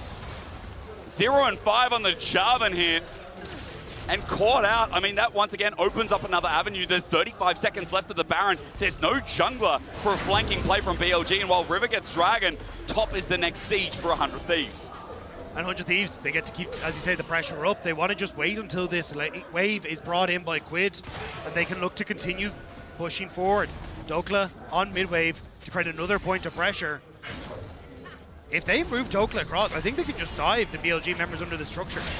Knight's going to use the wall defensively, trying to pull off this last Baron wave. He does so successfully, but not all the minions taken away. Dokla not going to take much damage here off the side as he zones off for a BLG. River is getting mid by himself. At the end of that Baron power play, it was like 5,000 almost, or 4. It's enough gold to show you now that 100 Thieves, with 9,000 in the lead, have this game under their wing. How they close it out will be impressive, but how they got here, I think, will be a story to tell. And the Hextech Dragon, the Soul, is going to be available for this team. How good is that for this team? It's so disgusting. Yeah, it's the most disgusting Soul. This is perfect for 100 Thieves. It feels like the stars have aligned in this game, and they've played it so incredibly well. The early skirmishing, they found their success. The Ziggs coming out to shut down and keep Elk somewhat, I will say, in check.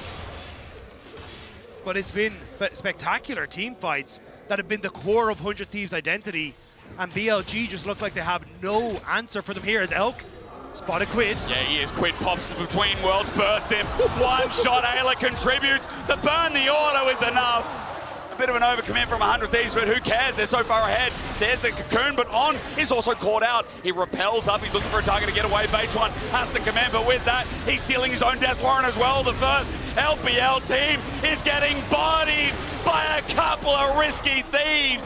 There's a shutdown there, but meanwhile Knight has to flush away from Dokla, who's under a turret, who's destroying the best mid laner of the East right now. Flush away, no. Dokla just soloed Knight. 100 Thieves are in the base. 100 Thieves are about to take down BLG in China. Listen, there's nothing. The LPL fans are here to cheer on the first season they thought was the sure win. But then 100 Thieves show up after getting defeated by VKS, after everyone saying they're a failure of a team. 100 Thieves just beat the crap out of the LPL. 1-0. 100 Thieves will find themselves moving into tomorrow. Very few people thought that they could do it, but they have just struck fear into every team at Worlds. Raz, you shouldn't have flip-flopped. You were right in the beginning.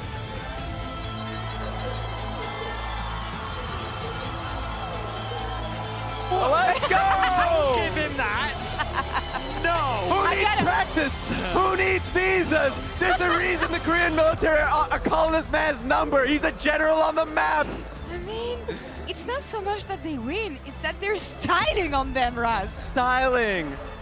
It started with a mind control. What it was Ben doing, just tunneling through the turret, because guess why? It was better to die to the turret than die to Dokla himself. He knew it was coming. Verius is just having the worst day, honestly. Don't infect me with your European energy, all right? This is the worst day. You can smile. Oh my god, you can smile, 100 Thieves. You deserve that one. An eventful year. Swaps, visa issues, no practice, very in shambles. They do it. They take down the first seed of the LPL here in their first day of the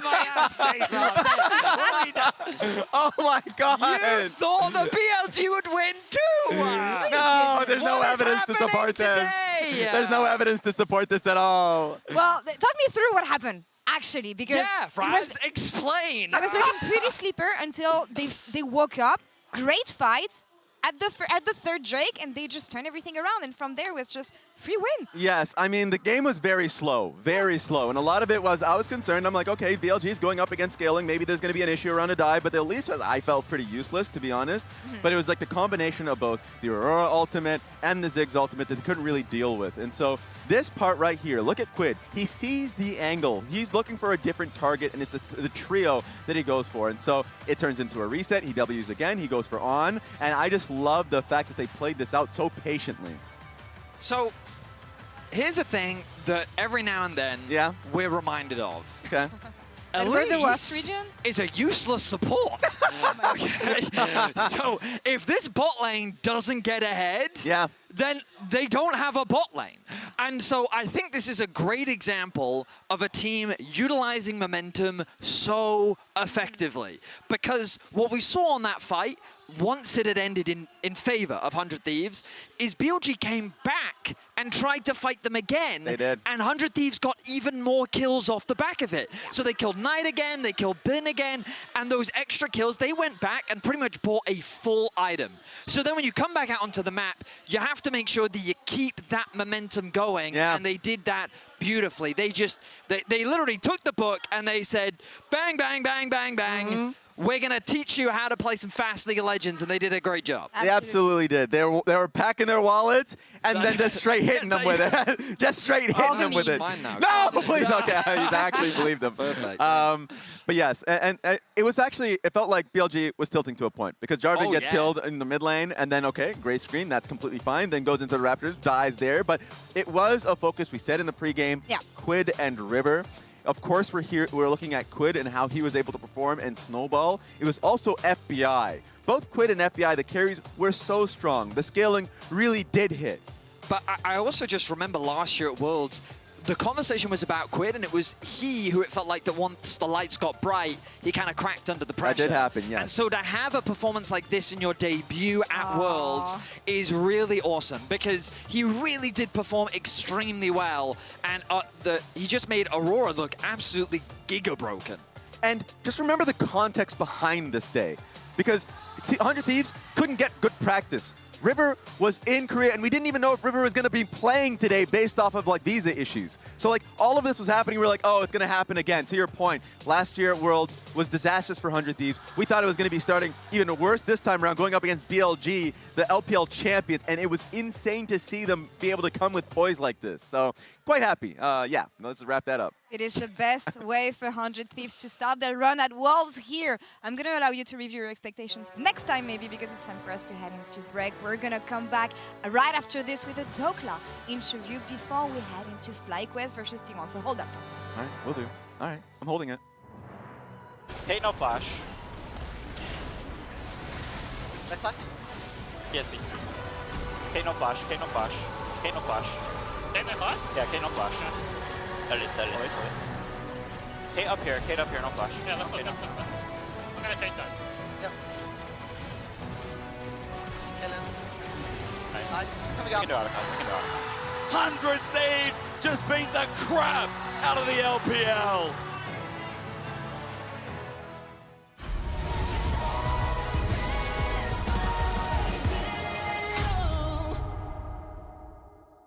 The greatest players in the world are here. They can just burn this one down. Oh my god, forward by 9! You are going to see them like you've never seen them before. It will as the Arcane Storm doing so much work, and Gen G, they are just going to ace them. 누구 만나도 이길 수 있다는 자신감 정도로만 생각하고 있습니다. Gen G, the EWC winners. Locking down the Drake is now Doran. Decent position. Double Break down my walls, but I won't rise again. Cause I stand tall in my environment. How could I ever close my eyes and stay silent since they try to take me down with their violence? Oh, they go back in. Bishop flashes in, and down goes Knight.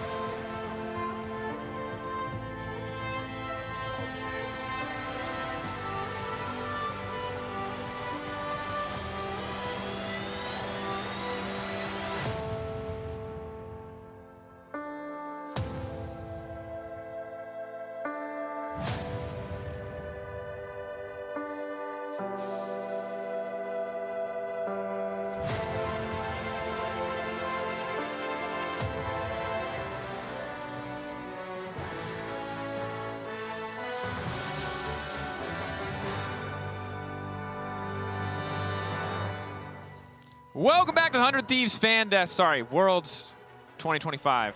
We are still getting that Dokla interview ready. So in the meantime, Raz, you get to continue to gloat. But after this, I want to hear nothing else about this. What do you mean?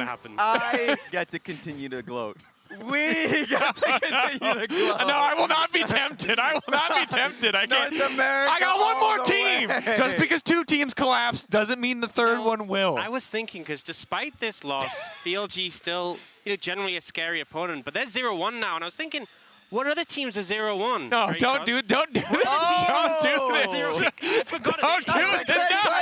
No, please. Please. Can you remind us what teams are 0-1? Fnatic. Oh, it was Fnatic, wasn't it? Who else was there? It was MCoy. Oh, so you're saying they could draw BLG now in the 0-1, like they could match. Yeah. They could match against each other. Oh, I didn't realize.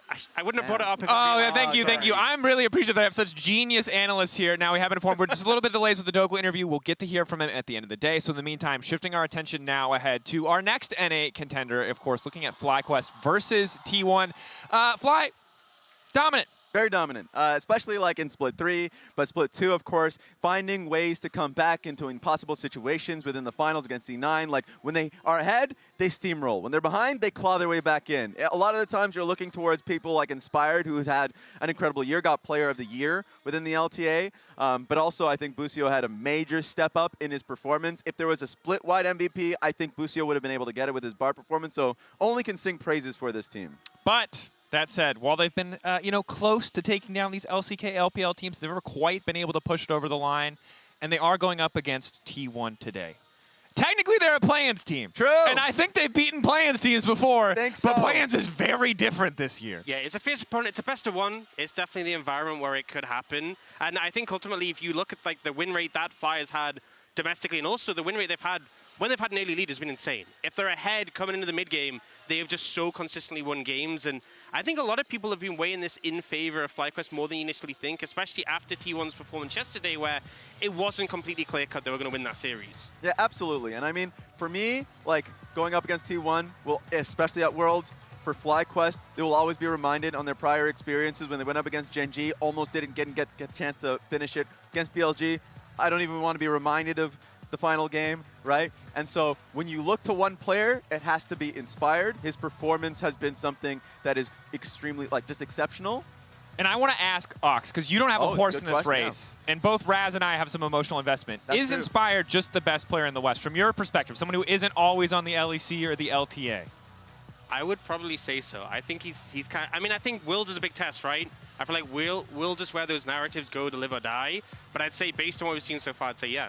And it's not just because Raz randomly put a FlyQuest scarf around you. Exactly. It does look pretty good. It looks nice. pretty. It looks pretty good. And you know what? Actually, I'm inclined to agree. This man has been an absolute demon. I think undisputed #1 in the region. And when I look at the fact that he bodied G2 last time around, I can't really dispute And you anymore. see career MVPs and Player of the Years. This also includes the MVP that he had in Europe, or the domestic title that he had in North America, but the career MVPs that he had in Europe. So like somebody who had dominance in, of course, when he was in Europe, brings that over to North America, continues that. A lot of faith is there. He was able to show that last international where people really kind of pulled in that faith there. So I'm interested to see how he goes up against T1.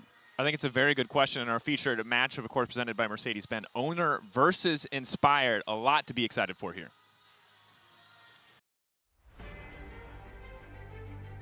In today's featured matchup presented by Mercedes-Benz, FlyQuest Inspired faces off against T1's Owner. A clash between two of the world's best junglers, each carrying the pride of their region. Inspired, the European prodigy, has brought NA's FlyQuest to new heights. Since joining the LCS, he's never finished a season below 4th place. And in 2025, he's already lifted 3 trophies. From his debut in 2019, when he earned Rookie of the Split, nearly every year of his career has been marked by MVP titles. Most recently, being crowned as the first ever LTA Player of the Year. In the jungle Trendemir game, Inspired claims a pentakill. Standing across from him is T1's Owner, 2-time world champion and the reigning title defender. After their Worlds 2024 victory, T1 hasn't claimed a single LCK title, entering this year's championship as the 4th seed, forced into a high-stakes elimination match against Invictus Gaming. But once again, T1 proved that under the pressure of Worlds, they won't crack. And Owner will rise to the challenge over and over again, defeating IG 3-1 to secure their spot in the Swiss stage. FlyQuest and T1 have met only once internationally, at MSI in 2024.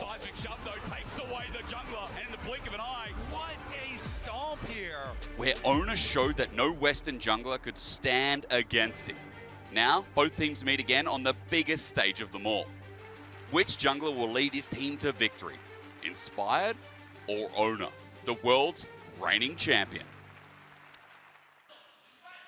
For me, this is such a hype matchup because not only are both junglers in such incredible form, but the meta at the moment is shaped so heavily by junglers. I feel like there's so many picks where not only do you have so much early impact, you dictating the pace of the game, but also you get that first time spike, you get the Sundered Sky, and you're just a menace in those team fights, in those skirmishes. So if one of these players gets the edge, I feel like they can just take over the game. Yeah, and we got to see that from Owner just last series against IG. I felt like he was really showcasing how strong he was in particular.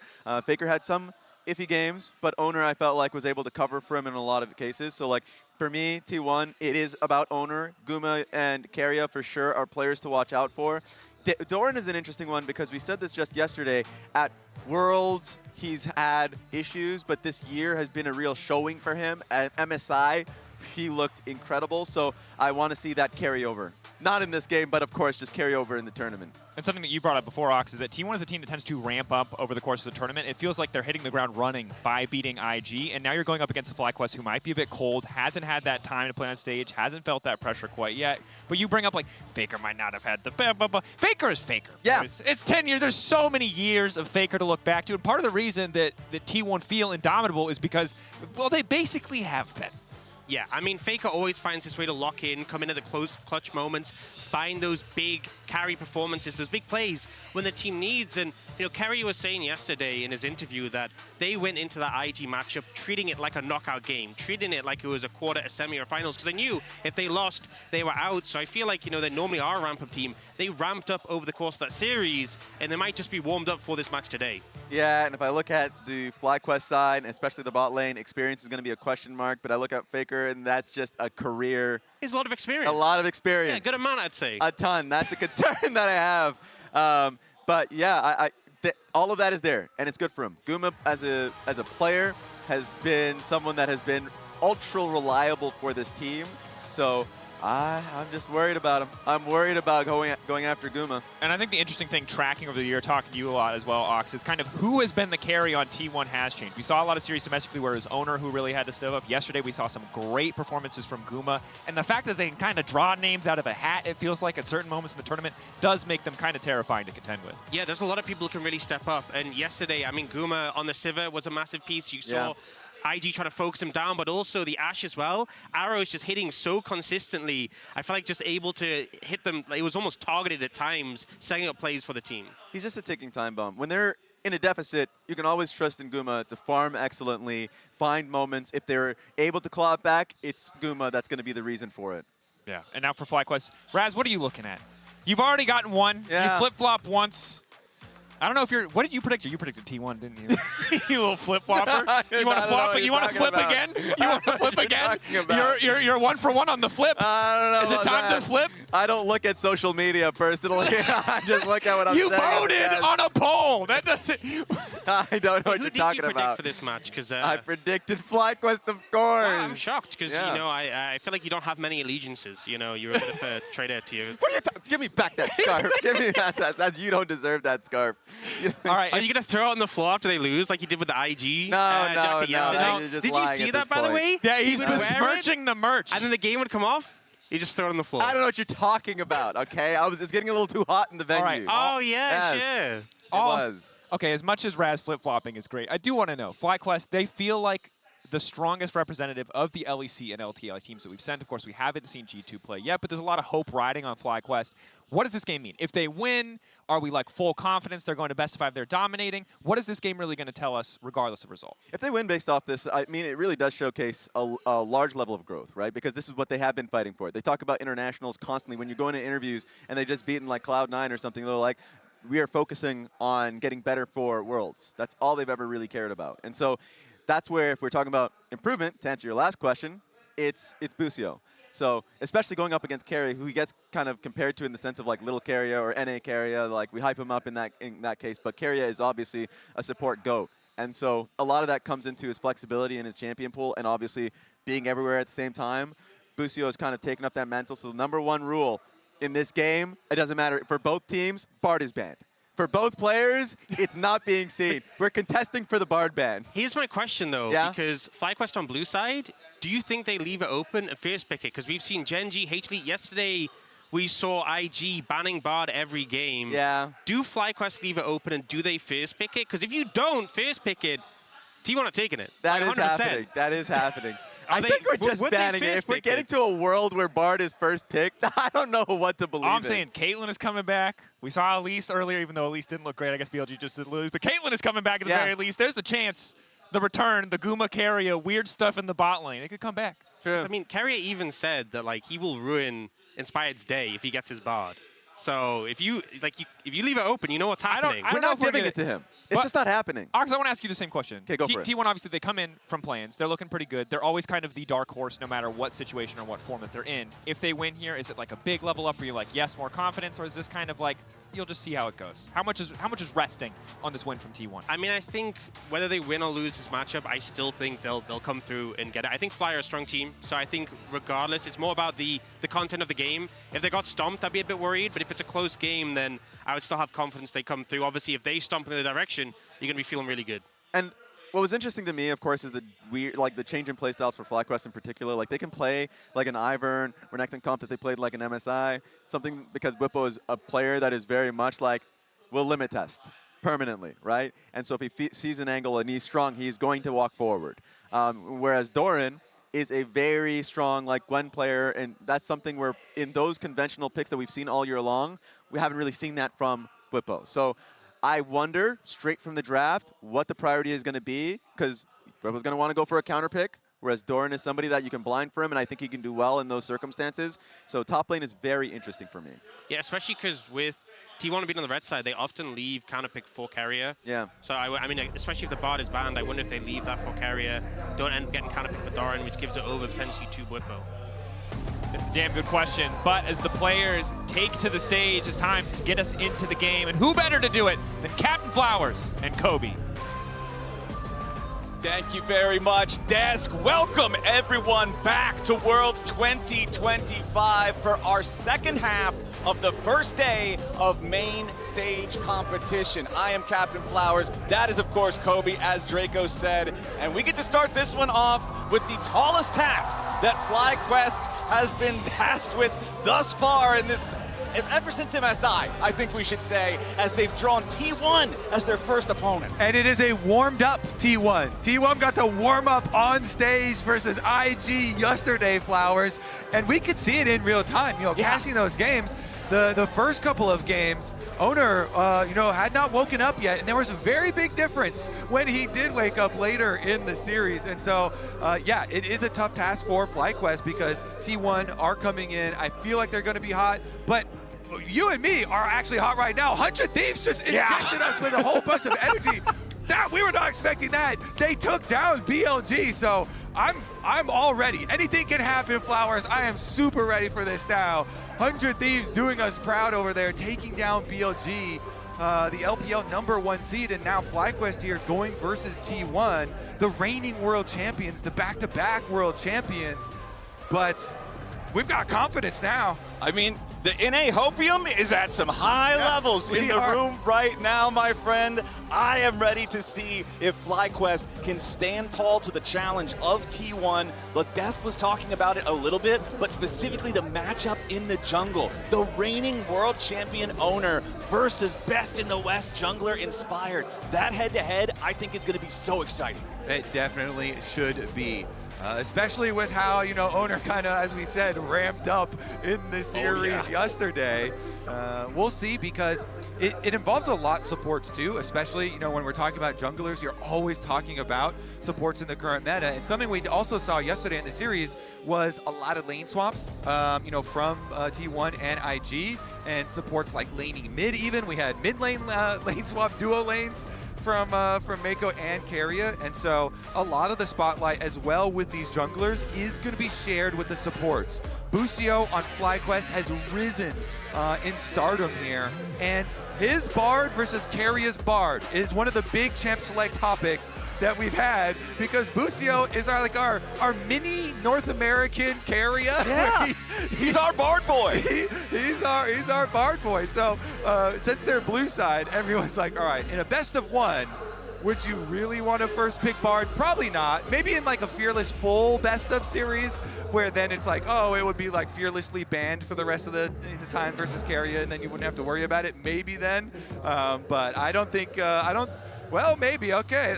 It looks like it is at least going to get through from the FlyQuest side. They are not banning Bard, as almost all teams have done versus T1, so maybe they are considering a first pick Bard and take it for Busio. It's not banned at all. It's Ambessa, Vi, and the Caitlyn that we've seen a lot of priority on so far throughout the day. Banned out by FlyQuest. Other side going to be Azir, Orianna, and Yunara banned out by T1. Now, of course, we have the typical Whippo Kai'Sa hover. This is not going to be the first pick. But let's see what they really do end up going with. I love this Bard question, but no, the Jarvan priority shines through. Yeah, maybe if it's like Fearless and you get extra value of it being permaban later on, then maybe, but not quite in a best of one. We'll stick to the Jarvan here, Premier Jungle. You mentioned the Caitlyn though, and we really are, it seems like, very quickly entering this Caitlyn meta. Yeah. If we're in Caitlyn meta, you do not definitely give Caitlyn to Guma Yushi. It's still going to be dangerous, because Guma also showed, the buffs to Ashe were very real. The attack damage on level, and his Ashe was very good as well. So Guma's got plenty of champions in the current meta that look really good for him. And we're just going to go right down the normal jungle tier list here. And there it is. We have the copy pasta ready. Because Keria gave... What do you got for Keria gave one of those, quintessential interviews before this matchup. Sheep Esports interviewed him. We'll wait till they lock the Bard in. But we know they're locked in for Keria. Yeah, we know they're going to. And Keria starts it off so nice. He's like, FlyQuest, they're a very strong team. Their teamwork is really good. They're one of the strong teams. Teams need to watch out for Inspired the most. And then he goes on to say, but if we face them, my Bard is the best in the world. If they let Bard through, Inspired won't be able to step on the Rift. So they let Bard through. Keria has the Bard now. And now Inspired's got to be able to still step on the Rift with Jarvan. They first picked the Jarvan, so... Okay. And we're also going to see the Kai'Sa locked in next to the Jarvan. We know Jarvan for those big explosive engages from a long way away. Who better to follow it up with than the AD carry that's built to dive alongside, and they'll also lock in the Nico right next to him. And since there is a lot of Caitlyn talk going on right now with all the Caitlyn in the last couple of games, the other really successful one, and one that people already had their eyes on coming into the tournament, were lots of Kai'Sa comps. Kai'Sa is going to be strong. Dive comps are really going to be applicable for a lot of teams, and so FlyQuest are just kind of leveraging that. They banned the Caitlyn themselves, and they're saying we're going to go right into a Kai'Sa comp, and we're going to go right into Guma Yushi's Xayah and Keria's Bard. And I really like the look of the Xayah drafted against the dive that you're already seeing out of the side of FlyQuest, right? Jarvan the big diver. Kai'Sa wants to fly in next to him. We know how Nico likes to use those sneaky pop blossoms to get in the back line and really just cause havoc. So this is a good pick for some defensive capability, while, the Bard and the Wukong and whatever else they want to draft mounts the counterattack. Yeah, I mean, Guma Yushi Xayah is famous. Kai'Sa Xayah is one of the most seen matchups in the history of professional AD carries in League of Legends. So let's move on though to the top lane. Rumble the first ban here versus Whippo.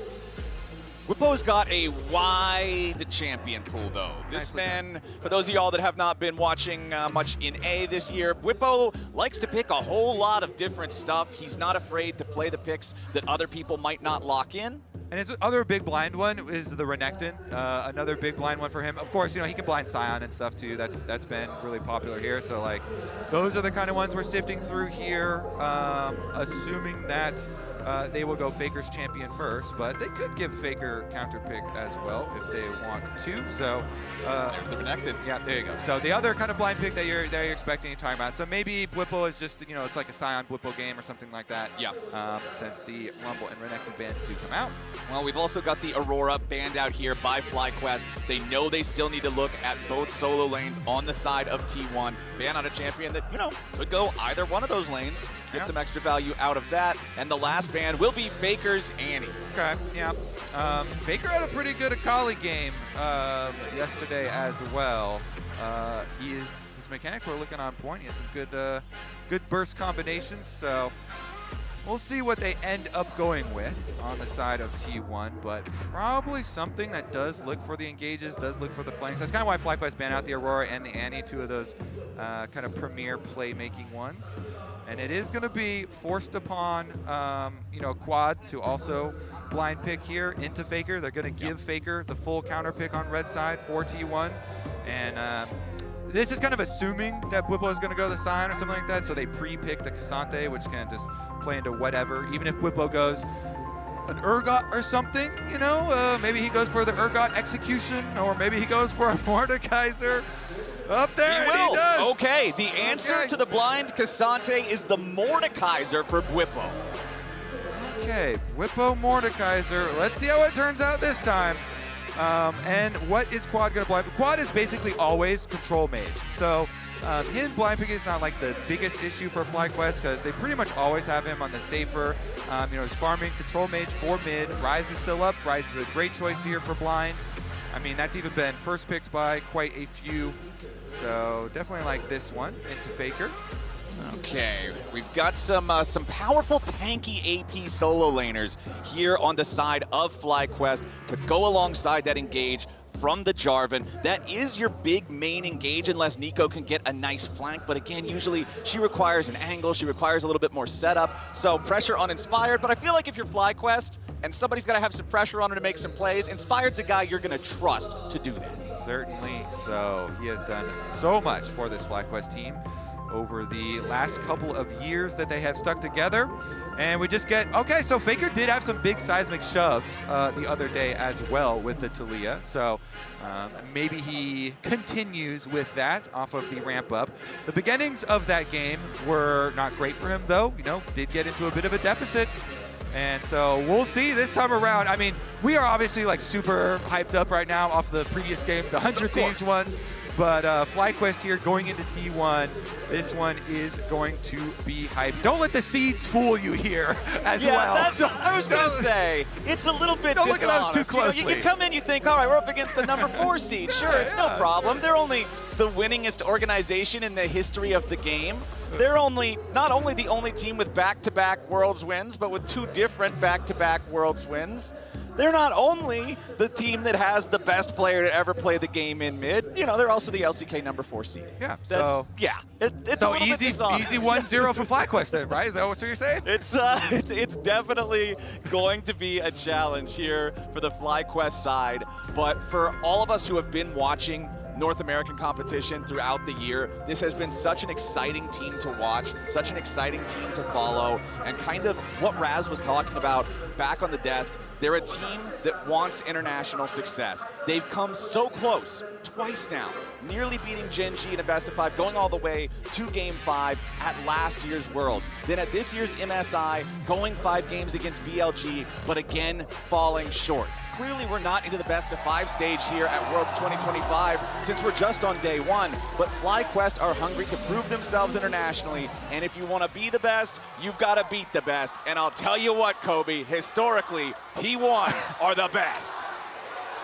And the crowd erupts as usual for T1. Let's see, Keria got barred. I don't think we'll say that a lot this tournament, Flowers. Probably not. So let's get it out of the way now. Keria got barred. It is into Busio. It is into FlyQuest. Let's see what FlyQuest's plan is here because definitely playing with fire. So we do have the Summoner Spellbook on the side of Keria and T1, but not on the side of Busio and FlyQuest. So Busio just going for the extra laning power, the extra little bit of damage there with the Comet compared to the utility that Keria will have throughout the game with the use of the extra summoners. Doesn't look like either side wants to do anything particularly creative here at the level 1, so minions are going to collide and we'll just get straight into laning phase. All right, Quad moving up into the wave here real quick. They did have the vision. Both junglers here starting top sides will be pathing down towards that Bard lane. And Busio and Masu, let's see what they can get done early here. With the early push, should be able to push them off here. They've got rush control. They have their ward down after the first one was cleared out by Keria's sweeper. And so they're able to gain control of the wave though. Here in top side, these two will probably just be, I honestly expect these guys to try and get a little bit aggressive with one another here early on in the game, and as I say it, Doran immediately jumps in, but does miss that Intofo strike just slightly to the side there, expecting Bwipo to make a slight movement. Yeah, and the minion died right as Doran went in, so Bwipo got the level up as Doran goes in, and so he's able to handle it just fine. Okay, so talking about our junglers, because Wukong, we know, he doesn't have the greatest early ganks. He generally likes to power farm till 6 because he has no CC until then. Hold on, never mind. Maybe we can't talk about junglers. Bwipo marching forward. All right, cool, we're fine.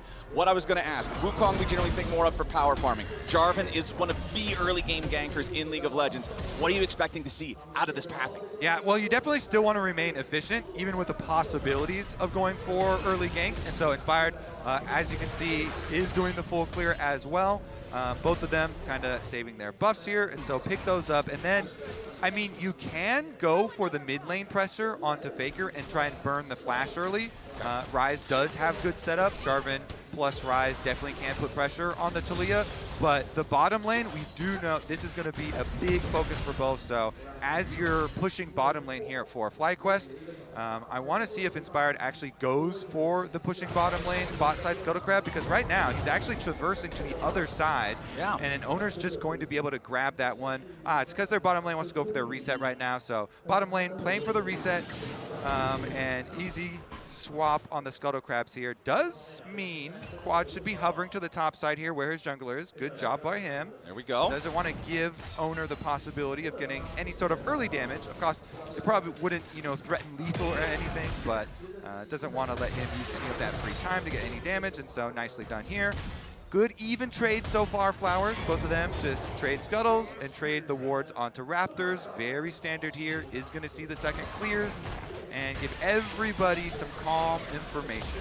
Exactly. Calm being the key word. Nothing crazy, nothing unexpected here in the first clear for either one of our junglers, as Masu and Busio just continuing to have a pretty even lane state here against Gumayusi and Keria. Their wave is going to get the push after they take control over these last couple of minions, as Doran continually pushes Bwipo in up here in the top side, but he's not really choking Bwipo out of a lot of minions either. Honestly, all the lanes going pretty even. Yeah, congratulations to the GOAT, Faker, 300th international game, as you saw there, and doing just fine in the opener. Okay, a little bit of a catch there. Nice tangle barbs from Busio to put some damage onto Gumayusi as they crash the wave into the turret. Now Busio will be able to potentially look to clear out some wards or establish some vision, but no, instead just going to be another recall here. The double recall from Masu and Busio, just to make sure that they can get that purchase in while they've got the crash. And now everybody, rightly so, hypes up Bard roams, but Nico roams are huge as well. And so off of this early reset, it is going to be lane swaps for both sides. So they're honestly, with the tunnel making up the extra couple of seconds, they're almost identically timed here. Even with the slightly earlier recall for the FlyQuest bottom side, so Magical Journey is good for them. They get out here a couple seconds. Bwipo even pulls the extra couple minions for Masu here, though, before he goes for his resets. Just leave those right there. So that is going to generate a slow push for FlyQuest. And let's see how they use this, because this is also going to mean the junglers are going to reset up to this side of the map, too. Inspired here. Inspired actually heading out through mid lane. Instead of heading back towards the top side immediately. So keeping his options open, while Owner opts for the control ward on Dragon first before going for his delayed recall. And Looks like they are just going to continue to keep the pressure. Yeah, early Earth Dragon being #1 here generally dissuades super early Dragon takes just because of the tankiness of that objective compared to other Dragons. Inspired will go ahead, though, and drop the flag inside of the pit, clear out that control ward, but then immediately back away. They know that there might be a couple of problems around here, so they're taking their time, but no. Okay, just dragging it out slightly. Quad waiting around this area to see if Faker's going to walk anywhere close to that brush. Doran's making his way over, though, and Bwipo's ready to follow. So is Owner. Okay, FlyQuest, they're going to have 3 men here first, but T1's bringing in the cavalry. It's going to be Doran here, your initial target. Quad, however, targeted by T1. Doran losing about half HP. Bwipo still looking for more. He's got Doran in the death realm, but Carrier's Bard has made his way in here with the Summoner Spellbook teleport. Carrier showing up, looking to make the difference. Doran down to 200 HP with Bwipo's flashback over the wall. Quad trying to escape, and he has to flash now too. It's the Carrier Bard difference, looking to change the fight as Quad wants to get out here through the realm lord, but he does manage to escape. Doran still looking for a little bit more. He wants to go all out, and Inspired has to flash to survive. Somehow nobody's dead either way, but the extra man for T1 gives him control and wins them this dragon. Yeah, FlyQuest are able to peel and delay long enough. Initially, the Mordekaiser ult onto the Cassante allows them to peel. Quad's able to survive. Then some antics here with their flashes on the Dragon Pit. They actually do all survive in the end, despite the Summoner Spellbook teleport being a big difference maker there for T1, getting the extra numbers. FlyQuest still all get out alive, as you say, and since it resets the dragon, and it's a mountain dragon which is so tanky, it would kind of ruin your tempo, your timing on the map to stick around for it, and so they all go for resets in the aftermath. And the reason that tempo and timing is so important, my friend, is because everybody's favorite early game objective, the Grubs, just about to spawn here in 5 seconds. You can see a T1 ward in the Grub Pit already, but Inspired and Masu already hanging around. You've also got Busio up here, disguised as Masu #2, well, Masu #3 now. There's also a clone.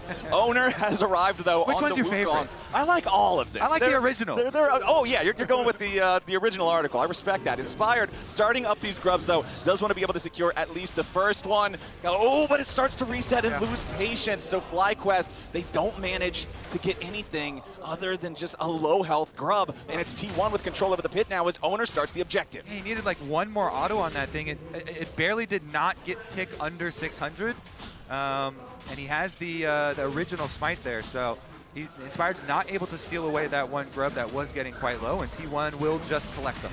Yeah, that's a super, super close margin that it actually ends up being potentially pretty significant here for the side of T1, as having all 3 of the Grubs, having the extra damage onto the turrets and the ability to spawn the Void Mites could mean that if they get some early tempo in this game, they get some early push in the side lanes, they could really cause some problems, because you're also already working with a team comp that has a Taliyah, that has a Bard, that has these champions that can really provide threat from a long way away, and T1 could be in a good spot to set up some good turret plate money farming now, but Faker's going to get caught out here with the Tangle Barbs. Busio locks him up a little bit, but Tempered Fate guarantees that Faker is not going to die here today.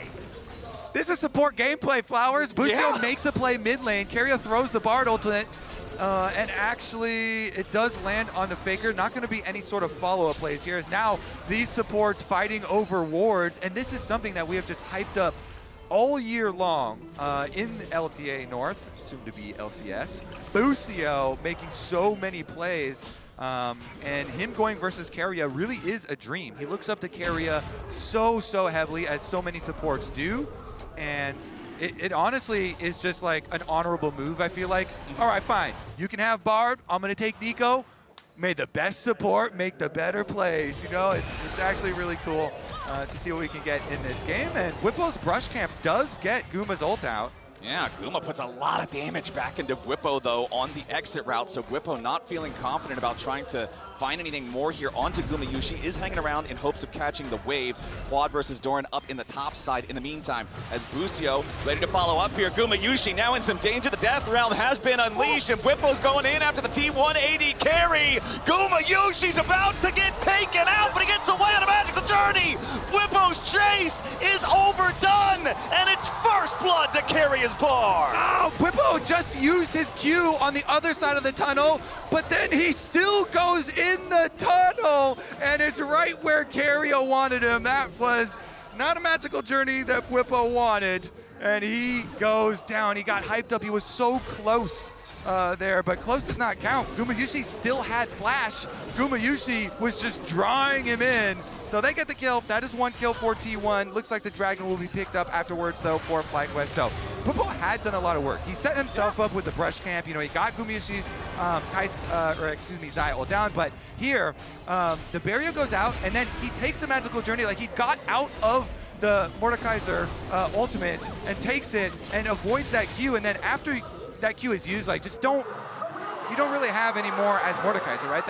That's your damage right there. So anyways, goes through, goes down, and it is 1 kill for Mountain Dragon, though. So Flowers, they do get something afterwards there for FlyQuest.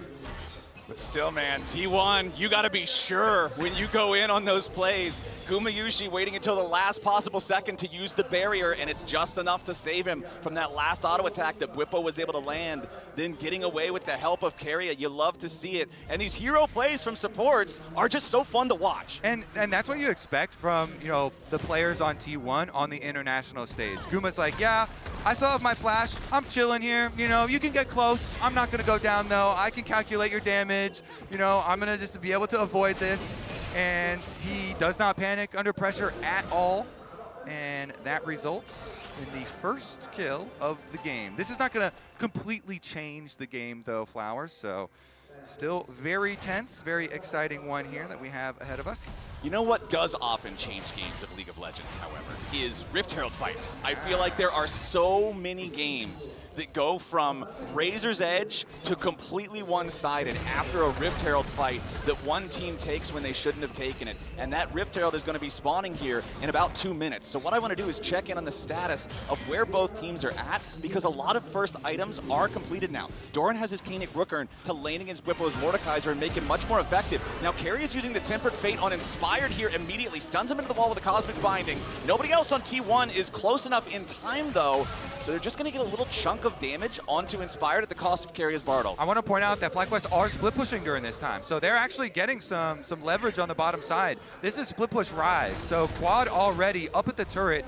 working on a turret plate for himself, pushing the minion wave in, and T1, they committed to that play on the top side with everyone. Owner's trying to make the most of it with a blue steal.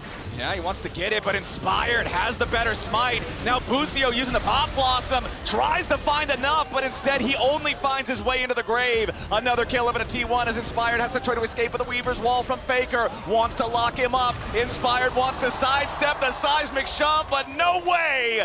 3-0 T1 as they claim the feat of warfare. T1 do make the most of it. They go for the blue steal, and even though they don't get the blue buff originally, they just kill you and take it off your body, even though Inspired was able to smite it away. Owner ends up with it. Miyushi ready to play aggressive here against Masu on that Kai'Sa. You talked about how many times at Worlds in the past we've seen the Kai'Sa versus Zaya matchup. If you lock these in, you got to be ready to play aggro when you know you're stronger, and that's what I love to see. What I was saying before we got the fight, I guess I'll say it after the replay, because here we go again with Owner going in. Exactly. So they go in on Busio. Busio uses the ultimate, but Owner just cyclones on him. They take him down immediately there. And then on the chase through here, Keria not able to hit the flash there with the Cosmic Binding, but Faker's got his back. Don't worry. Got the Seismic Shove here on Inspired. They get the extra kill as well. Okay, so 15 seconds until the Herald spawns. Both junglers got those first items completed. Masu versus Gumayusi here in the mid lane. Guma down to about 30% HP. Void Seeker knocks him down to 300. Masu, however, also losing his HP down to 400. Flashing away from the Tempered Fate, recognizing that would have surely been a death sentence if he gets caught in it and they can set up after. Yeah, really good stuff here from T1. You know, Guma setting up the possibility of Keria using the ult to burn the flash there. They trade heavily. Guma, once again, not scared. And in the end, Keria comes in. Bard ultimate for Kai'Sa Flash is exactly the value that you want. So they can make some repeat plays there now on Masu. Masu's got to be careful.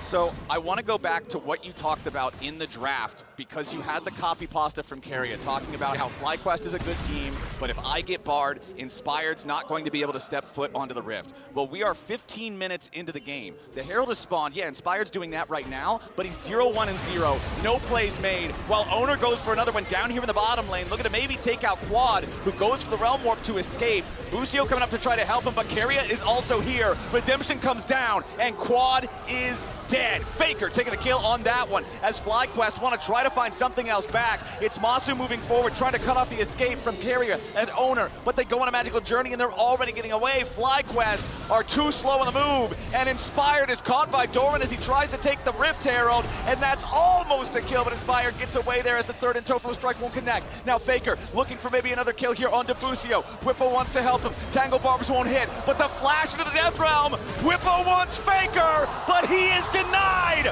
Faker making distance, but ultimately shut down. Now Owner's gonna try to get away. The Mordekaiser post-Death Realm is very powerful, but he already used his flash. He cannot catch up. Busio wants to go in for the pop blossom, and he finds it, but he's about to die. Keria and Gumayushi on the approach. Whippo rooted up under turret. T1 pick up both. It's a 6-1 game. T1 in the scrap come out ahead again. And it all started with a really beautiful dive that they did on Quad. They kind of trapped Quad, and then Keria played it really well on Bard. He knows he's trying to Realm Warp out, so Keria camps the Realm Warp, and he uses his Spellbook Exhaust first. He does not immediately Cosmic Binding. He uses the Exhaust, waits out the slow, delays so that the rest of T1 can come help with the dive. Meanwhile, though, Doran here. And Doran working hard to defend this tier 1 turret. Inspired and Quad wanting to force it down, but they've only got it down to about 10% HP. They can't quite finish the kill. Doran holds the line, again getting back up from his team. T1 is so good at making sure that whoever's going to be under pressure has backup when they need it. And currently, T1 are just outplaying in a lot of these skirmishes. They're just outplaying in some of the scraps that they've had. You know, the jungle, invade on blue on the top side after they re-engaged it, speaking of. Okay, Quad being smacked around by Doran here a little bit, does not want to deal with that melee range Cassante. This is one of the problems with picking the Mordekaiser and the Ryze as the two solo lanes when you've already seen Cassante. The Koenig Rookern first item has so much value, and it just allows Doran to play so aggressively because the enemy mages can't trade back effectively. Exactly, I mean, that is a lot of magic resist stacking here for Doran, so it works well into both of the solo laners, both of the split pushers, as you are saying. Meanwhile, Keria's going to go up there and lend Doran some extra support. I don't even know if Doran needs it, Kobe. Quad's already down, and that's a kill for the Cassante. 7-1 for T1. These guys are showing FlyQuest a harsh lesson here in their first game at Worlds. T1's warmed up, like you said. They already got their practice in. They are ready to go. They certainly are. A lot of these skirmishes, a lot of these side lane plays, even with Keria throwing out some of these Cosmic Binding splashes, doesn't matter. They still find the kill in the end. Oh, Keria's just messing with him at this point. Busio jumping forward, looks for the pop blossom. Meanwhile, down here in the bottom lane, bit of a problem for Whippo. At least they got the shutdown onto Keria up in the top side at the same time. Whippo wants to try to get one kill before he comes out of the Death Realm, but it's not gonna happen. The Grasp can't quite find the kill, and that means that Owner survives, and it's more money in the T1 pockets, a 1-for-1 across the map. Yeah, and they're going to be able to push the wave right after that as well. Although FlyQuest did, in the end, punish Keria having no flash on the Bard, Busio, Super Blast Cone, is able to set it up for Masu and Killer Instinct. That may be a small ray of hope there, Flowers, for FlyQuest. Getting the one kill onto Masu, getting some money here into the Kaisa. I mean, this is a dive, composition with the Jarvan, with the Nico, and the Kaisa. So maybe they can do some like side lane plays. After all, maybe they can make some picks to follow up. It is 2-item power spike for Masu. Having the Kraken Slayer, the Ginsu's very powerful together. Speaking of 2-item power spikes, yes, both of the items are fully built, but they're not both fully complete for Quad. Still needs 3 more stacks in the Rod of Ages, but does have the fully evolved Seraphs, so the Ryze is getting pretty powerful himself. Faker's Talia, however, still ahead in gold, 2-1-3 on that pick. Still deathless for Owner on the Wukong here too, doing very well into this Jarvan that, remember, was first picked for the side of FlyQuest and Inspired, the playmaker, right? The player of the year in the LTA. 0-1-0 on the Jarvan, has not been able to find those angles, not been able to find those plays in these first 20 minutes of gameplay. Yeah, I think a lot of them have been just team pressure from T1 and outperforming in the skirmishes, and now it's resulted in all 3 of these outer towers down, Flower, so there's not a lot of room to work with for FlyQuest. The map is quickly going under T1 control. All right, T1 trying to force their way further into the enemy jungle, but the Realm Warp into the immediate Pop Blossom. It finds Owner, but nobody else. Now Gumayushi under a little bit of pressure here on the side. Inspired goes in with the Cataclysm, but Busio's first to die. Owner still trying to get away. Flashes into the rush to buy a little bit more time, but Acathian Rain gets him. T1 still got more men. Quad in the middle of everybody, and he's cut down by the blades of Gumayushi. Whippo's in the death realm for a little bit longer. He'll take out Keria, but what about afterwards? There's no way to survive a triple kill for Guma, and T1 team fighting takes them down. Masu's still here, but the rest Not of so long. The rest of T1 are going for the Otacon, Masu going for the execute. Or getting for the escape. Yeah, maybe he can get away, He's actually. good. All right. Well, as long as he doesn't greedy recall and get stuck somewhere. Yeah, he's chilling. Meanwhile, the Otacon, as you can see, being taken by a Faker and Guma. It is a little dicey, but you can avoid those spells pretty easily. Just stick in towards the center. Oh, you can hear the reaction from the crowd. It was close. Doran nearly finding Masu on the escape there. But that is Otacon secured for T1 after this team fight that kind of went a little bit crazy. Okay, so FlyQuest aside, you know what? This is our moment to try and make a counterplay. They have overcommitted into our jungle. Let's Realm Warp. We try and do Realm Warp, Nico ultimate. It does catch Owner, but that's it. And they get the Keria kind of delay ultimate here.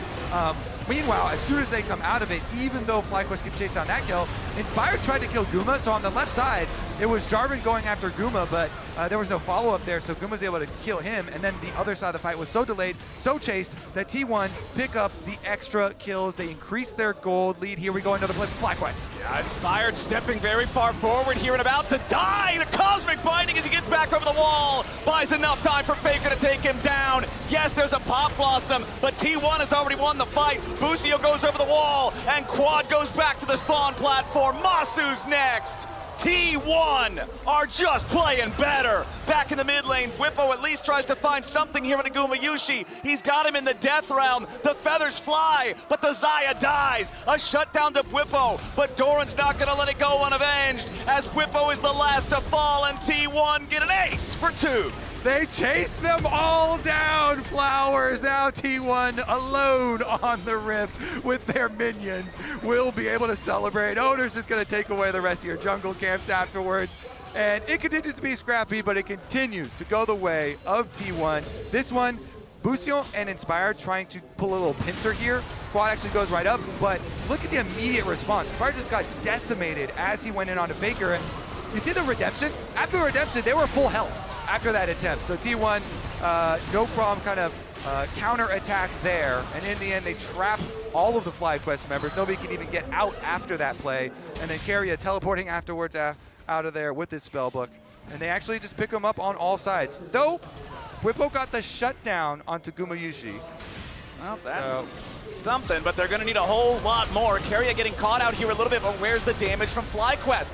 Tempered Fate doesn't really get anything here. Third and Topo strike. Knockback into a knockback into a knockdown. Inspired's out of there. And T1 continue the push. Masu gets slowed down. Pop Blossom onto 2 to buy a little bit more time. But it's a double kill for Owner. Meanwhile, Doran trying to create a little bit of space. Does end up dying, trying to kill Masu off. Quad on the side. Tries to use Realm Warp for the escape and gets away. Gumayushi's going to die to Whippo. But now he's in the back line. 1v3! He gets a double with a mace to the face for Keria. The fight is bloody as we have 3 dead on either side. I like that FlyQuest are refusing to stop fighting. They will continue to just fight their way out of this. I mean, objective bounties are up, so Whippo scrapping here. Whippo getting the double kill, running through and killing Guma again, opens up the opportunity, even though they're going to lose this Dragon Flowers. It is only the second Dragon for T1, so that's a long timer towards the Dragon Soul. And with objective bounties up, it means that Quad is able to capitalize. That is a solo tower for the Rise. It is objective bounty boosted, extra gold there, and he's working towards his death cap. So while this is certainly T1 favored, certainly we're still riding, you know, that hype train there. FlyQuest did get some comeback mechanics going for them there. Whippo really pulling a lot of pressure and opening up a possible avenue for a FlyQuest comeback. And that is one thing that we have always said about Whippo, watching him throughout the year in the LTA, especially in the context of FlyQuest running a 6-man roster this year, is when you compare Whippo to other players, Whippo will make something happen. That can be good, that can be bad. It all depends on the day, but he's not a player who's going to sit back and just watch the game unfold. And I actually do love the hex plate builds for Mordekaiser. You always have the Shy like destroy a Nexus with that one, but it got really popular when they just buffed up Hexplate and just like turbocharged the juice that you get when you do activate your ultimate. And so like with all that speed, you just really get in there, and it does provide a lot of threat, and he's using that to go towards Guma, and then he even is hitting these claws to get extra value after coming out too. So yeah. I mean, he's going for it on Doran here, but I mean, it's a full, Cassante there with the Canic Rooker that you mentioned, so it's hard to soften up a Cassante, even in that side lane. Of course, he does know, even if people try and go gank him while he's split pushing, Mordekaiser always has the option of just ulting someone else who tries to gank him. And then you go at least 1-for-1, and then sending extra resources towards you usually means that your team can get something on the other side. So Baron's up now, no Dragon for the next 3 minutes. This is probably going to be our next battlefield, but that battlefield is now very interesting because the death cap is completed for Quad's Rise. You've got the Arm Guard completed for Busio's Nico to be able to make those haphazard engages without the immediate consequence, but at the same time, Owner's got Guardian Angel. The Wukong can fly in there without worrying about dying. There's so many powerful tools that have been recently purchased for both sides. This fight, however it happens, I feel like there's going to be a lot of gray screens. Yep, and T1 want to force the issue here. They're going to start up the Baron. They've got some big advantages. Faker as well has a lot, 9 stacks on his Dark Seal. Can he get a seismic shove? They're actually burning the Baron down. The Baron's going to go down. The Pop Blossom lands. They found some damage onto Faker, and Masu's already assassinated him, but the Baron is gone. Gumayushi goes through the wall. The rest of T1 trying to get away with their Baron, but the Realm Warp wants to bring him in. A seismic shove to stop it. Owner's going to be caught out now as he tries to re-engage on Masu. He's alone behind the FlyQuest lines, and more damage from Whippo is going to at least get his Guardian Angel. Now T1, the remaining 3 players scattering back away as Owner tries to use the Blast Cone to escape, and he will do it. T1 takes the Baron and then trades 1-for-1. That is a Guardian Angel right there, Flowers. That value, he just barely got over the Brambleback wall before the Guardian Angel procs, so he gets back up and he's able to escape out the backside. FlyQuest looking like they were going to be able to collect some kills after T1 take down the Baron, but they only got the one at the very beginning here. It is on a Faker, so it does cut down on some of the stacks, but the escape enabled by this magical journey. Guma's able to flash into the magical journey. Owner takes it out as well. And then the Realm Warp threat here, they do go for the Bard ultimate from Keria because of that one. And then Owner, even though he does get Mordekaiser ult positioned right against the wall, just barely clones over, and then he escaped, as you know, in the end, which results in T1 with the Baron buff. So a lot of pushing power left for them. And with all that extra gold from Baron now too, feels way more solid for T1. So Red Bull Baron power play currently at about plus 1,800, so only a little bit more than the default value of claiming the Baron, but I'm sure they have plans for this next minute and a half to gain more value out of that. Doran sidestepping the Death Grasp, trying to just make sure that he doesn't take too much damage here as FlyQuest tries to get something on him, but it's quickly becoming more and more difficult, Kobe, for FlyQuest to find angles or opportunities. Yep, I would say he accomplished that goal, Flowers. He took almost 0 damage. They barely got through the Kennick Rooker shield by the time that he walked away. Here we go, though. Quad gonna be your target. Faker rides the Weaver's wall, trying to put the pressure onto the enemy mid laner, while Owner distracts everybody else on FlyQuest here at the same time. Remember, no GA anymore, and Whippo's got him trapped in the death realm. Shut down for the Mordekaiser, and FlyQuest are looking for a little bit more. The chase is continuing, but they can't quite find any angle here. The Realm Warp is available, but there's not quite the range. Now Keria the target here from Whippo. Tempered Fate hits nobody. Whippo in the middle of everything. He dies before he can find the shield as T1 trade one back. Now another seismic shove, not going to hit Inspired with that one. Masu looking for an opportunity to fire off here with a Kaisa, but he cannot get close. It's so dangerous up against Faker's Talia. That was great from Keria, just using his own body to create that play. He knows Mordekaiser ult just was used to kill off Owner, and so he goes in and he actually makes it a 1-for-1, allowing T1 to answer. But now, the Dragon. Okay. Dragon started by FlyQuest, but immediately responded by T1. Another seismic shove, this time onto Busio. Pop Blossom with no value. Chemtech Drake over to Gumayushi. Doran trying to get away. Busio at 100 HP. Gumayushi still looking to step forward. Nice shove there under Quad, but they aren't going to kill him here just yet. Seraph's Embrace Shield keeps him alive. Realm Warp for the defense. Masu's going to try to get away with that as Inspired uses EQ to get over the wall. Now a teleport coming in from T1. It's Doran looking to cut him off at their own tier 3 turret here in the bottom lane. The Weaver's Wall delays Quad and Masu, and now Doran stands between them and safety. Whippo's trying to help out his team as Quad looks to turn it around. They found a route on a Faker, and Quad takes him out. FlyQuest continue trying to get away, but Owner has arrived. His clone Cyclone kills Inspired, and Quad barely gets away over the wall. Owner's still looking as Whippo has to flash. Masu continues to run on the third, and Tofo strike doesn't hit, but T1 still has the push. T1 chasing them across the map, and now they're inside the base, Flowers, finally. 24 kills to T1, and they will be able to take the inhibitor. Inhibitor number 1 is down, and T1 is not done. Mid lane tier 2 turret, the next target here, as Doran's just gonna step forward, start putting the autos into that one.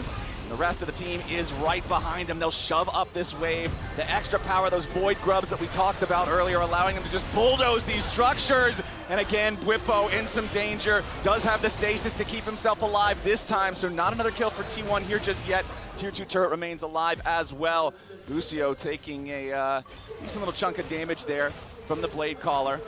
But again, man, every single time it looks like FlyQuest might be getting something. T1 gets something back. Let's take another look at how everything happened. How Guma is able to lay down some feathers and take the dragon. So Faker spaces Busio really nicely, by the way.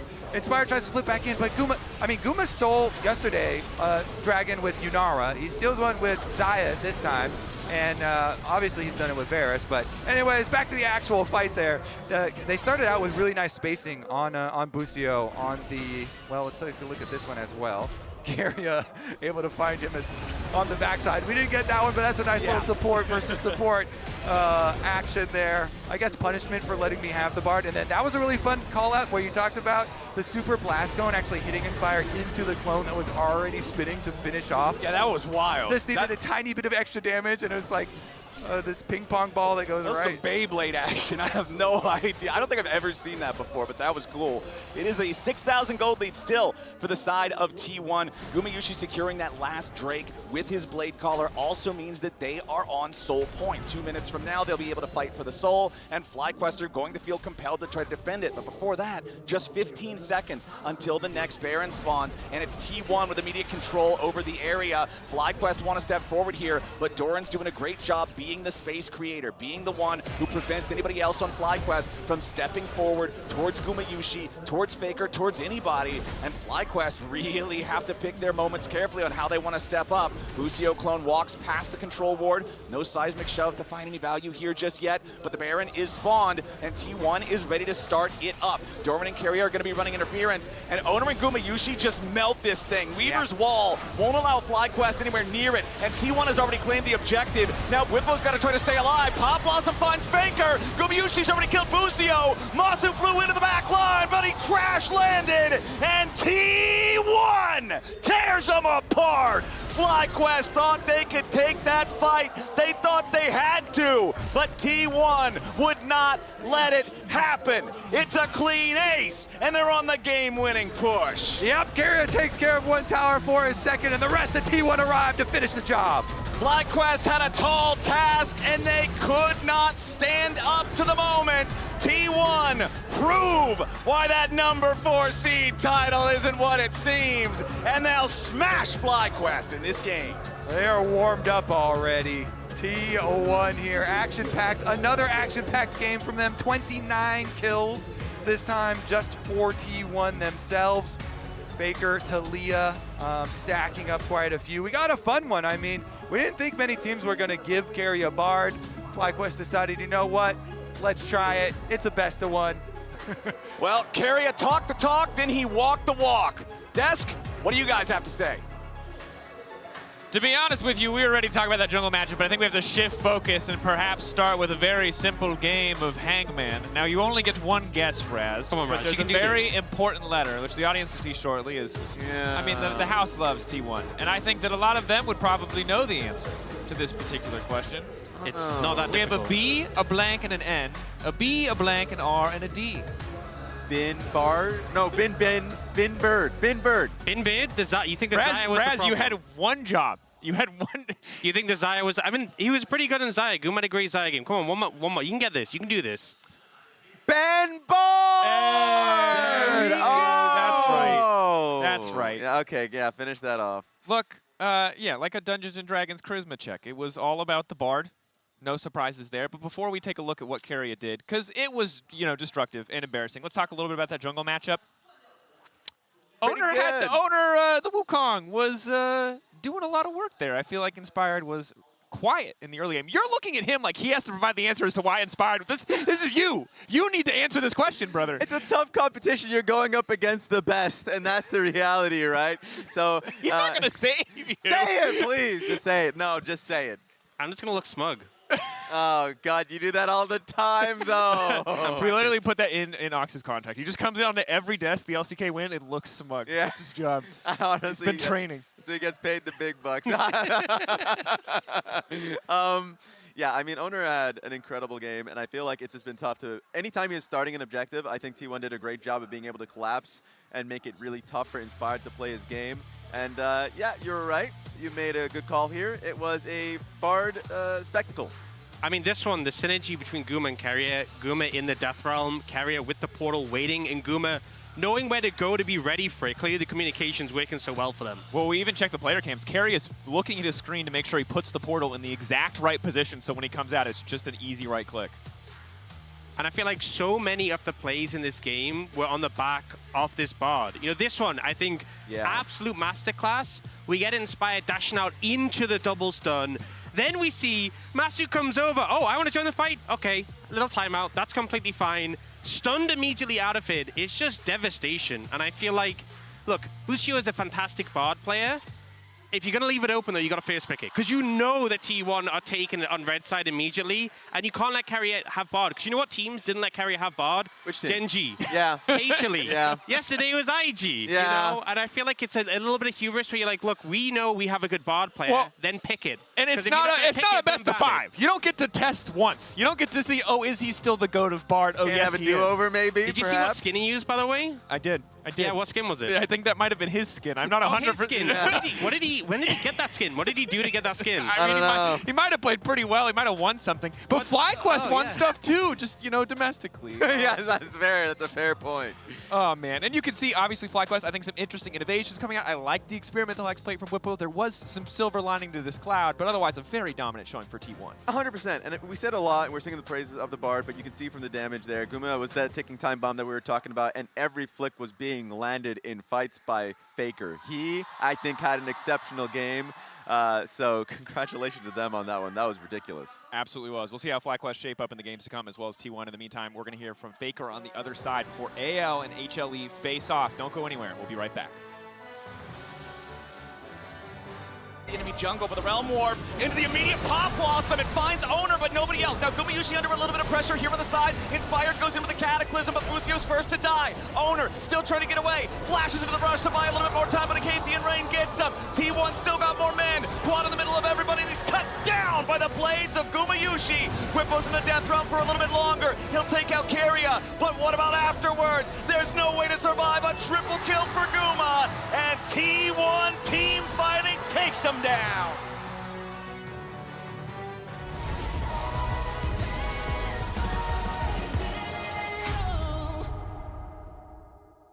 All right, guys, I just landed in China. Let's go.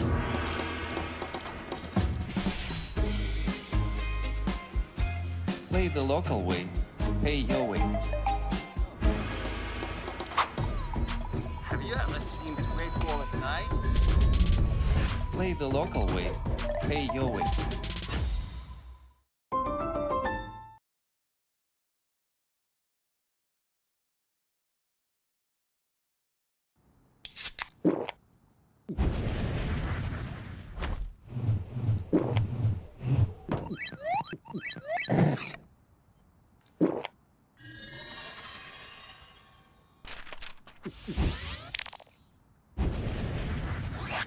Red Bull gives you wings.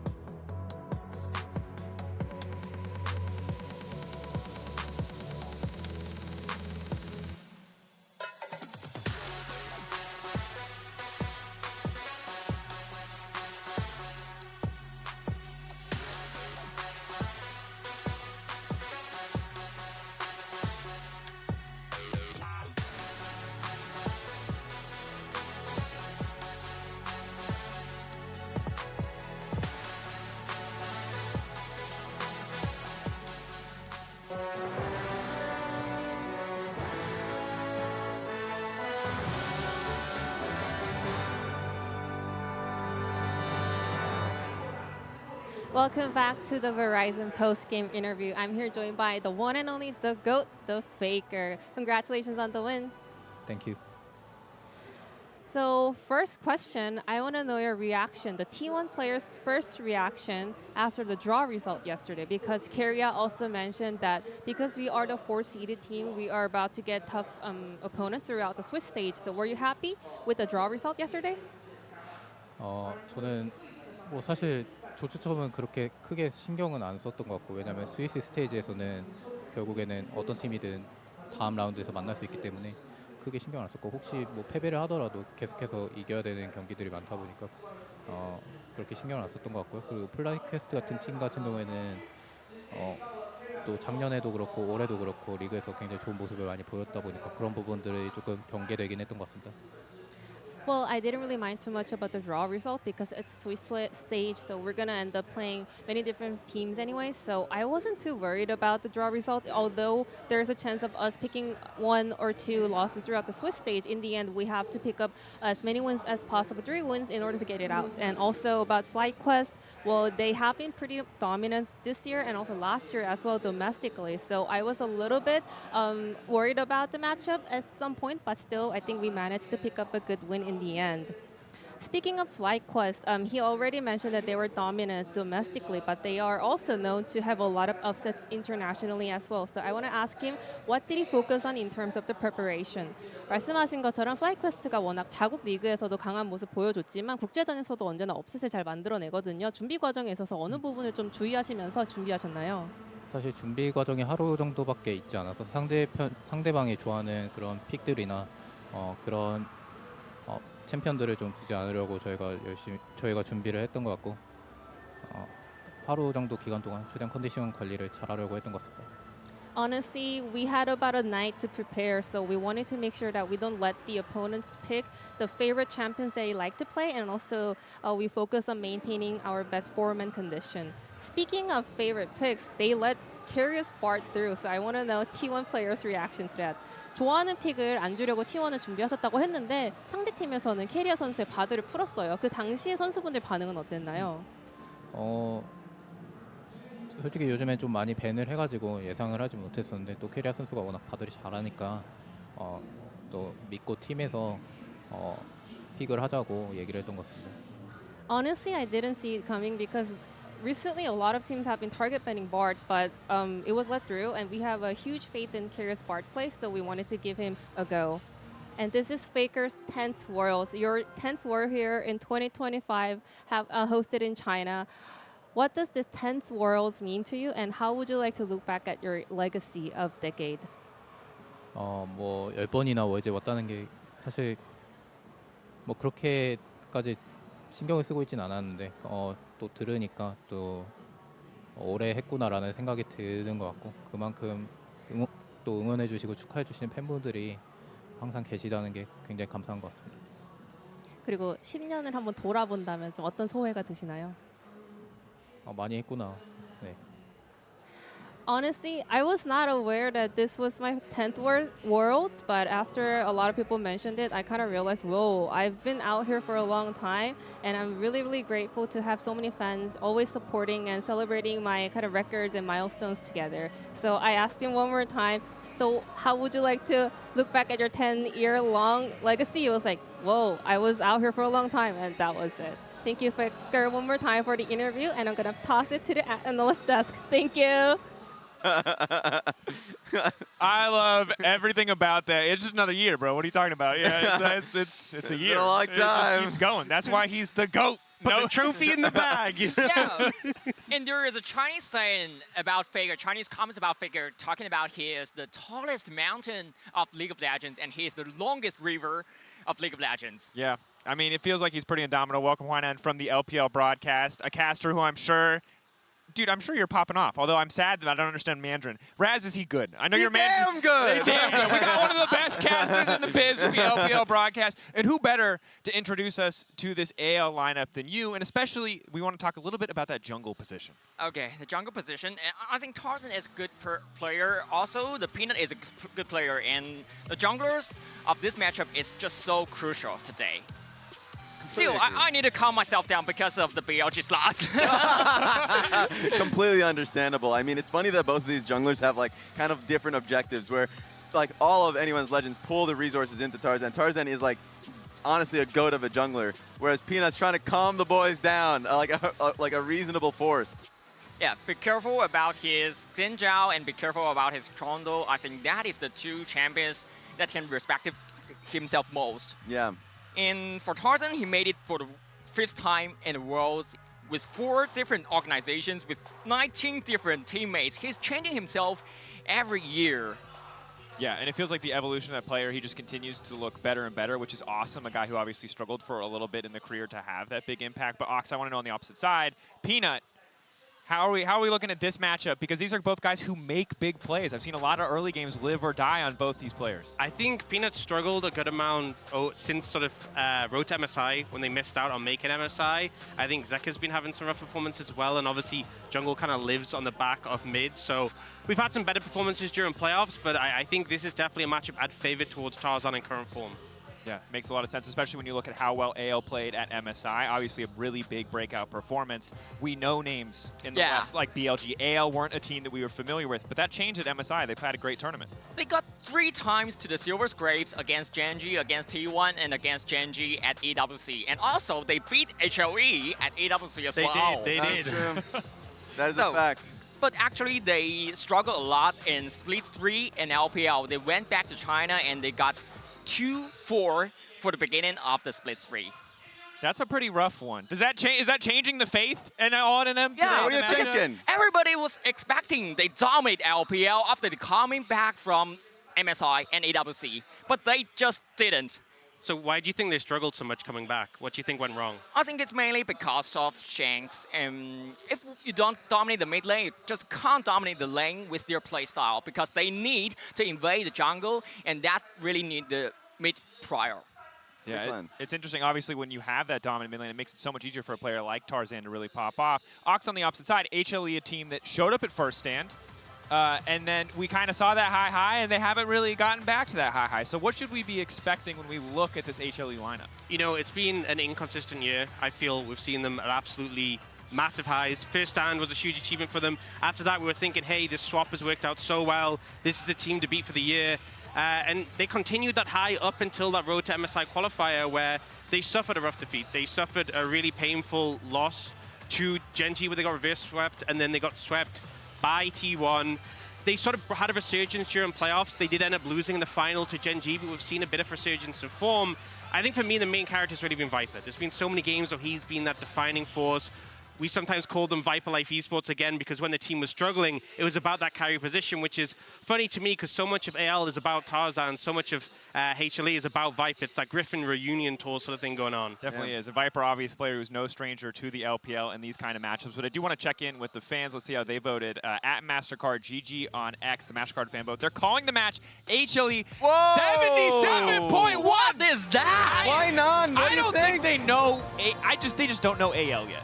Yeah. Give them some time. Yes, 3 months ago, AL just beat HOE, and now 3 months after, they thought 77%. Ox, you're the LCK representative. How Delulu is the 77%? Is it fair? I don't think that's. I think it'd be a lot closer than that. You know, I think even me, who's LCK biased, I'd say like 60-40, 55-45 is a bit closer. Any final thoughts before we get into this match? If anything you want people to look out for on the side of the AL? Fighting AL. Honestly, Let's that's go! enough. That's all we need. Let's send it back to Flowers and Kobe to get us into this absolute banger. Thank you very much, gentlemen. Everybody, welcome back. It's time for game number 6 of the day. Game number 5 was a dominant showing by the reigning world champions, and now we're going to get to see HLE and AL go head-to-head. And you know what, I have to agree. I think what they were talking about with the fans just don't know enough about AL because this isn't one of those super well-known LPL teams like Top Esports or like BLG or like IG. People are just like, wait a second, who's this? Who are these guys with the cool panda? What's going on over here? I'm going to vote for HLE because they won first stand. But I do think after seeing anyone's legend at MSI, I'm excited to see what they've got here at Worlds. Yeah, I mean, people are excited to see if they can get back to that level because they have been slumping, and especially as they pointed out on the desk, you know, Shanks definitely hasn't been up to his MSI level. So we'll see. Both Shanks and Zeka are mid laners that people have questions about and what their form is going to be like at this particular moment in time, because that is what matters now. You know, it doesn't matter what happened 3 months ago either for these teams. It matters how you show up on the world stage at the moment here. And I honestly agree with them too. I want to see a lot of fighting. I hope that we get a lot of action. Best kind. You usually get a lot of fighting and a lot of action when you watch AL games.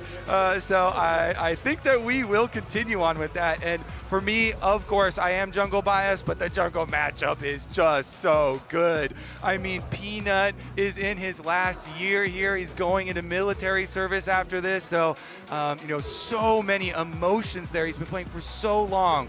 Such a legacy for this guy, and he really is. He can be such a really big playmaker. On the other side, he's playing into Tarzan, who can be a big playmaker and can carry games and be an actual jungle carry. So it's a very interesting clash of styles here between the two, and a lot riding on it for both of them. All right, let's get into it. Let's see what we've got here between the LCK and the LPL. I do believe that is a typo there at the top, and HLE is LCK number 2. Otherwise, I think Gen.G is going to have something to say about this.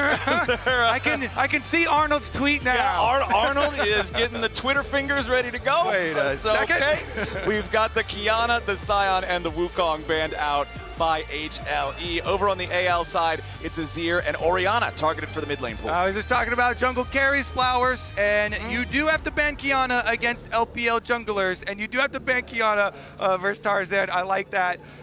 Definitely the respect shown there. I hope we don't have anything too big here. Okay, we're still good. All right, we're back. We're still into it. Just looking at the graphics catch up here. So we do have continued focus. So Tarzan getting the respect with both the Kiana as well as the Wukong being laid down there for jungle bans, and that does set up Peanut for some more possible picks. You know, Poppy Realm type of stuff. Best of ones are so much different from drafting though, from the fearless best of fives that we have gotten. So let's get into it here. As far as the power picks that are up, you know, you've got the Jarvan, you've got the normal junglers as well. Okay, there you go. All right, there he goes. Lots of playmaking available with this champion. As you highlighted, it's available early on in the game too. Even though FlyQuest didn't necessarily get that in the previous game. We'll see if Peanut can do it. I mean, Peanut does like to go for 3 camp ganks as well. He likes to go for level 3 stuff. Jarvan's even capable of going for level 2 stuff, so we'll see. All right, I'm excited for some early game Jarvan. When I see Jarvan locked in, I put him in that same kind of bucket as like Lee Sin or Nidalee, where I want to see you active early on the map. A full clear into a full clear, I'm not feeling Jarvan on that. I want to see some more creativity, and hopefully we'll get that out of Peanut. Over on the other side, though, Yunara, this is one of those bans that we're often seeing in the first 6 in a lot of these games. Not so much here in this one, so that means that AL is going to get to lock it first and foremost here for Hope, and Kyle will pilot the Nico beside it. Yeah, I like complementing it with a Nico because it puts a lot of pressure level 1.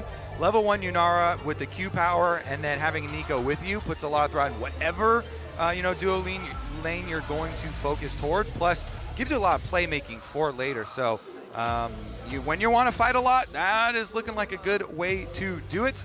Get Kyle on that Nico early on. Meanwhile, HLE answering with Viper. Kaisa here very quickly. What support do we want to answer? So are they just going to put Delight on that Engage champ that you kind of expect, or let Engage drop till later? Of course, as we said, just best of 1, so he's got all the Engage champs you could possibly want for later, still will be available. And looking at Zeka first here, he's hovering some exciting ones. We'll wait though, Flowers. We'll wait. Ryze has been a very popular early pick, and we do go with the Ryze once again here. Into Cassiopeia though, answer. Fast. All right, Shanks Cassio, once again, we did see this one as well previously. So into the Ryze, the matchup not necessarily such a big counter anymore, but is still a very common answer pick here, and does give you a lot of AoE for the team fights here for AL. Let's see as we look at the top lane though, because that one is dropped. Do AL want to ban out some Delight champions for bottom lane too, since they could whittle down here on the possibilities to pair with Kaisa? Yeah, you think the Leona type stuff with the Nautilus and Rel options here, but it is gonna, whatever it is, it's gonna have to play into the Nico lane down bottom, so it does complicate stuff. Okay, Xin Zhao banned away here, one of those very popular meta junglers. Despite the fact that he can play a more facilitatory role, if he gets ahead, he can also carry pretty hard from the jungle, and that kind of goes along with what we were talking about with Tarzan being a man who can really carry from the jungle, so taking that out, not super surprised to see, as what is our last ban of the draft going to be here for AL? I mean, Tarzan can literally play anything, so it is hard if you're like trying to target Tarzan. You got to cover a lot of bases, so they don't want the Xin because the Xin does bring a lot of structure to the fights and is problematic to fight around with the ultimate, buying so much time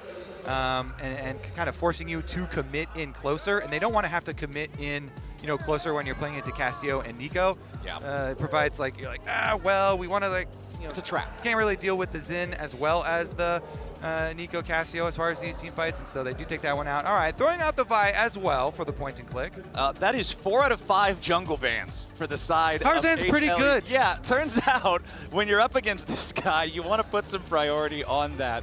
But I do want to see what they lock in here. I would expect this to be their jungle pick so that they can have counter pick for the top lane there on 5. So anyone's legend, what are you going to lock in? This Pantheon is another powerful powerful choice there in the jungle. So much playmaking potential, so much ability to instantly appear at a fight and turn the tides with some smart map movements. And AL is one of the teams from the LPL that can play the map better than the other squads, better than some of the other teams that you would think of when the LPL comes to mind. So locking in a choice like Pantheon that has so much map presence for a player that has so much game presence like Tarzan, I really like this. Yeah, point and click stun available to him as well. So, can have answers. You're always thinking about how do we deal with Viper. And since Viper is on Kai'Sa, short range is going to be kind of committing in. Then having some point and click helps out as well, in addition to the big AoEs of the Nico and the Cassio. Delight Alistar, always like that. And it's always a delight. Good little combination. Sorry. Shout with out the to Kai'Sa. You know what? I was just thinking. I've been missing Freak. We'll keep him here in spirit. We talk to him every now and then, a little recently. But nice to have some friendly reminders. All right, so we get the blind Cassante. Okay. What is it going to be here, Flandre?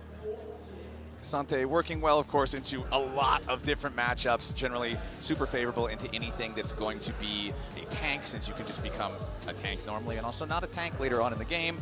But Jax, also a pretty common matchup that we've seen historically into him, but Rek'Sai with the obnoxious top lane healing, that's going to be the choice instead here for Flandre. This powerful just meatball that will not go away or die. So tricky to catch Rek'Sai and punish her. All great points, Flowers. You know why I love Rek'Sai? Because you get to dig tunnels? Well, no, because at this tournament, we have seen the Shy on Rek'Sai, and we've seen Bin on Rek'Sai, and both of them have trolled tower shots and given away kills. With digging tunnels.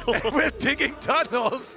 And so I love the comedy of Rek'Sai at this tournament, and I want more of that. If there's one thing I love, it is League of Legends. If there's two things I love, it is League of Legends and comedy. It's funny. Funny inters, funny deaths. All right, well, we've got the Rek'Sai. I hope we get some more of them. So let me ask you then, and you're not allowed to factor humor into your answer. Which draft do you prefer? Excluding Rek'Sai? You can't say No, it's excluding Rek'Sai funniness. You cannot include that as a factor. All right. Well, in that case, I like the HLE side of it. Seems like it is going to be pretty straightforward and easy to play. A lot more straightforward to play, but AL, let's see. I want this one to live up to the combined kills per minute stats hype, the bloodiness hype. I want the action to deliver as promised.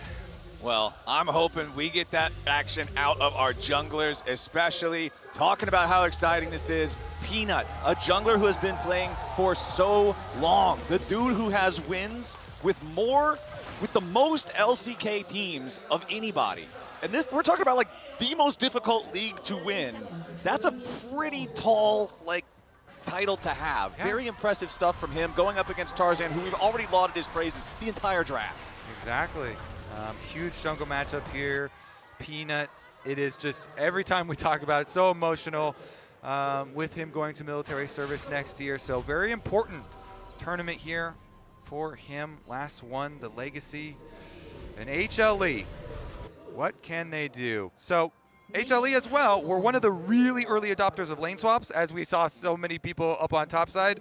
By the way, everybody talking about the WE one doing it first, but HLE were very quick as well right after that. They brought a lot of eyes to it because they did it in the LCK, obviously, and they were one of the early adopters of it. So looks like they are going to continue with that strategy. Viper helping Peanut here take over the jungle first, and we are going to get the AD carry swap, of course.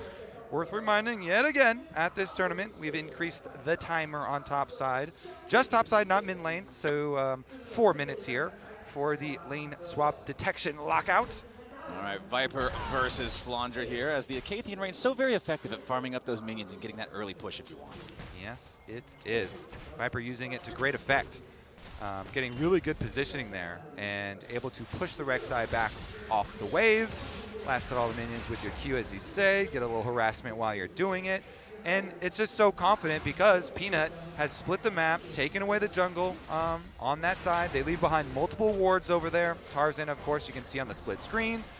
in the split jungle, and everybody mid. Immediately they go for the gang. That's what we're talking about with the Jarvan, the EQ level 2. Shanks on the run, but the light's here as well. HLE chasing in full, but Tarzan and Kael are ready to try to help out their teammate. Shanks healing back up to 200 HP thanks to the potions. HLE looking for a little bit more, but there's the Tangle Barbs. Tarzan knocked back over the wall, but Zeka's in danger. First blood over to Shanks, and anyone's legend respond to the level 2 pressure, and they do it beautifully. A spear in the back, 2-0 AL. Flowers, the difference between a level 1 support and a level 2 support is huge, especially when one of those supports is an Alistar. So if you don't instantly get the kill onto Shanks, and they didn't have enough damage to finish it, it looked great, right? You know, coming from 3 angles, you're just all of you converging on the Cassio, trying to get the early kill. But since they knock him out to the other side, they can't finish him off. They don't have any extra damage. And then Kael gets to come over. He was already level 2. So AL, even though Shanks received so much damage to him early on, they still get the 2 kills, and they're already living up to the kills and the action Flowers in this game. Peanut comes, level 2 Jarvan, just as we wanted from Champion Select, and they go for it. Flash, flash, flash, all 3 of them invested. Oh, great, but oops, we headbutted him, and he's still got his flash. So Shanks actually gets away into the healing arms of Kael, and even though Shanks has only 200 HP, which is the reason why HLE are like, fine, we can chase into the brush, we've got the HP lead, but they can't get back to Shanks. And so the combo here does so much work. Kael roots him into the stun from Tarzan. He flashes right back over the wall to finish it. Shanks ends up being the one, by the way, to get the kill. And so he cashed in. Tarzan cashes in. And that's exactly what you want for AL. Tabe happy to see that, of course. Them starting out with 2 kills means it's going to be overdrive now. That is exactly what you would want there. If you get ganked at level 1, turned it around beautifully. Good stuff from AL, as Delight is trying to hold top up here, but that's a level 2 Alistar versus a level 5 Rek'Sai, so he's got to be a little bit careful with how aggressively he wants to try to hold this wave. He does it well enough for Viper to show up, but you always got to be a little bit concerned there. Ooh, nice Void Seeker. It just knocked Flandre off his tempo a little bit, as you could see at the same time. Tarzan moving back up towards this top side of the jungle. Just wanted to check the Krugs, it looks like. Now going to go ahead and recall. Shanks with the Cassiopeia with that early kill, like you mentioned. Going to have that extra power, even if the Cassiopeia isn't the old school hard counter to the Rise that it used to be. Still a super comfortable matchup, still very scary for Zeka if Shanks continues to build a lead. Yeah, and because of the early play, the early attempt on his life, and him actually getting the kill credit there, being able to play the fight from behind his jungle support, really set this Cassio up into a great position. So AL, with that early success, are going to be able to start early dragon stacking Flowers, and that's going to be great for this comp. Is going to be easy burn for them. Peanut not even going to go over and check.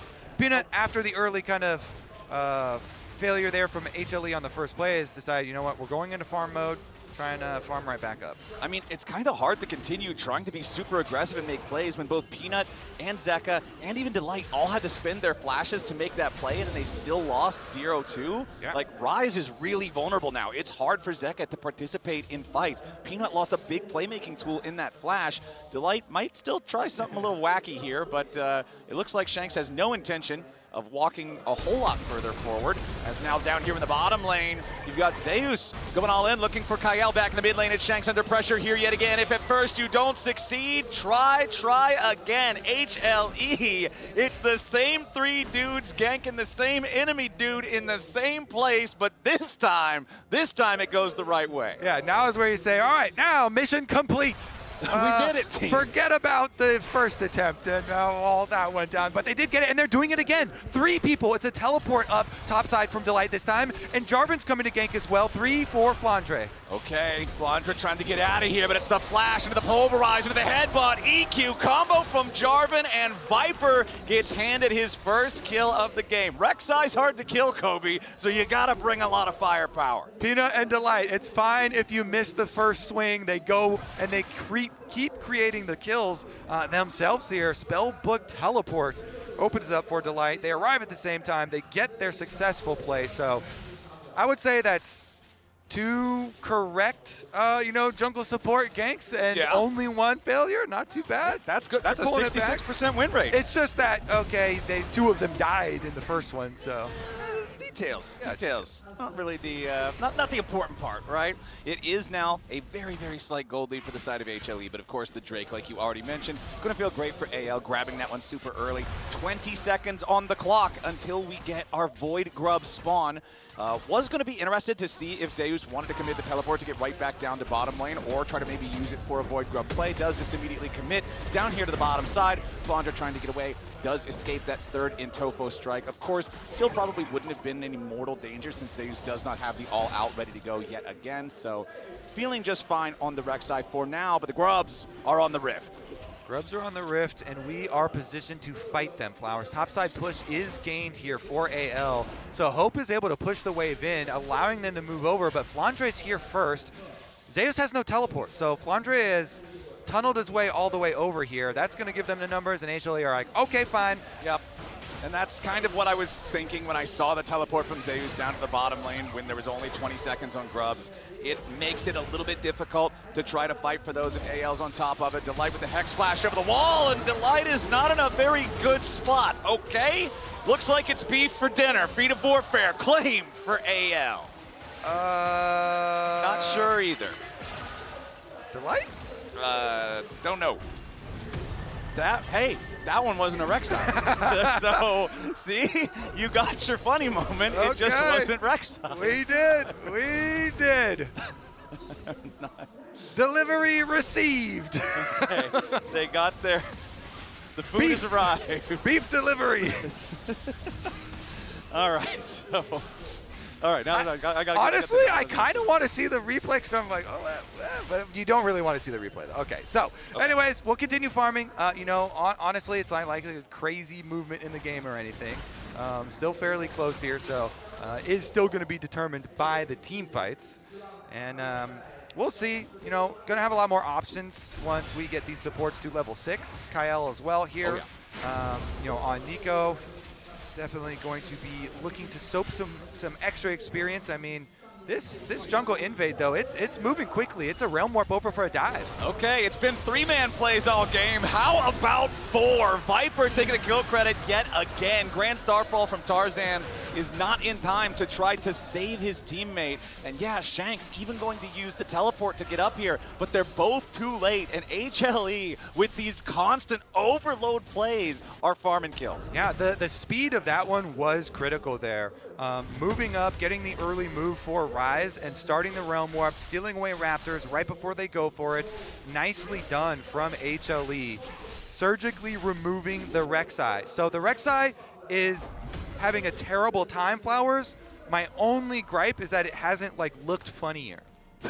You wanted him to be digging through tunnels and get yeeted out of the tunnel or something? Yeah, it could be in a more comedic fashion. Okay, but it is really good targeting. And Flandre is going to be a squishy Rek'Sai here because he is very far behind. Yeah, you can see he still only has an inventory full of just components for Titanic Hydra, and it's not even like the big tanky, nice components. It's a bunch of long swords. So definitely going to take him a little bit of time to catch up here as Zeus has his Bramble Vest alongside his Chain Vest. So very tanky against these AD threats on the enemy side, against the Rek'Sai, the Pantheon, the Yunara, as now Zeka going after Flandre, looking to continue this pressure. Takes about 40% of his HP. We're going to maybe force him to recall. We do have our second Drake of the game live right now, and Tarzan is immediately going to jump in after that one. It was AL that claimed Drake number 1, so this will be them getting a nice early Drake stack going on. Yep, continue the stack. Should be effortless for them. They just had a reset timer for Viper. So Viper here, as they said on the desk, is really a big carry focus for HLE. Getting his Kraken Slayer done. He's in a fairly good position here, and they do have a lot of players on the team that can apply Plasma for him to look for dives. Flandre already, though. Look at Jarvan. Peanut is back. Peanut is on a mission again. Tunnel just used here for Flandre under tower. Peanut destroying the extra ones, but don't want to risk anything else here. Going for it. And means that bottom side of the map, they also have to be a little bit you know, hesitant, and so Delight and Vibro just back off, you know, let the push come to them, take away some of the vision, clear out these wards, and everybody staying fairly safe. Well, everybody except for Flandre most of the time on the map. He's been the target multiple times now. Honestly, I like the fact that HLE just has this game plan and they're going for it again and again and again and again. Of course, one thing that does end up punishing them here a little bit is the fact that since they didn't get the Void Grubs earlier because of the fact that Zeus was in the bottom lane, because he didn't have the teleport, that means that the alone time they end up getting in these side lanes on these turrets, when they get the picks from overloads, they're not able to take the plates as fast. But now Kyle looking to maybe catch out Peanut. He's in the middle of 3. He's in the enemy jungle and he doesn't want to be there. He goes the EQ out, but the spear over the wall plus Flandre's damage executes him, and it's AL picking up kill number 4. Peanut, one too many invades there. AL say, finally, we are going to defend our territory. This Jarvan has been running all over the map, right through our jungle. They close down on the punish, though. Nice little catch from them to actually punish this time around. It allows counter jungle now for Tarzan. Tarzan moves in. Or actually, no, they've got Kyle himself taking Tarzan's form to go get the vision set up. The Raptor camps for Peanut remain safe. Always got to be careful with Nico, man. I'm so glad it says, like, it doesn't say the other player's name when she's transformed anymore now. That used to throw me off all the time.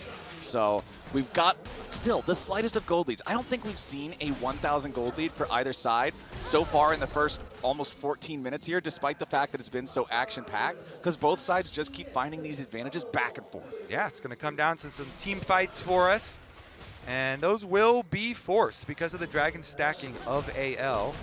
HLE will have to respond, but Zeka on the rise, on the side lane, does want to be split pushing. And, you know, Rod of Ages is stacking up.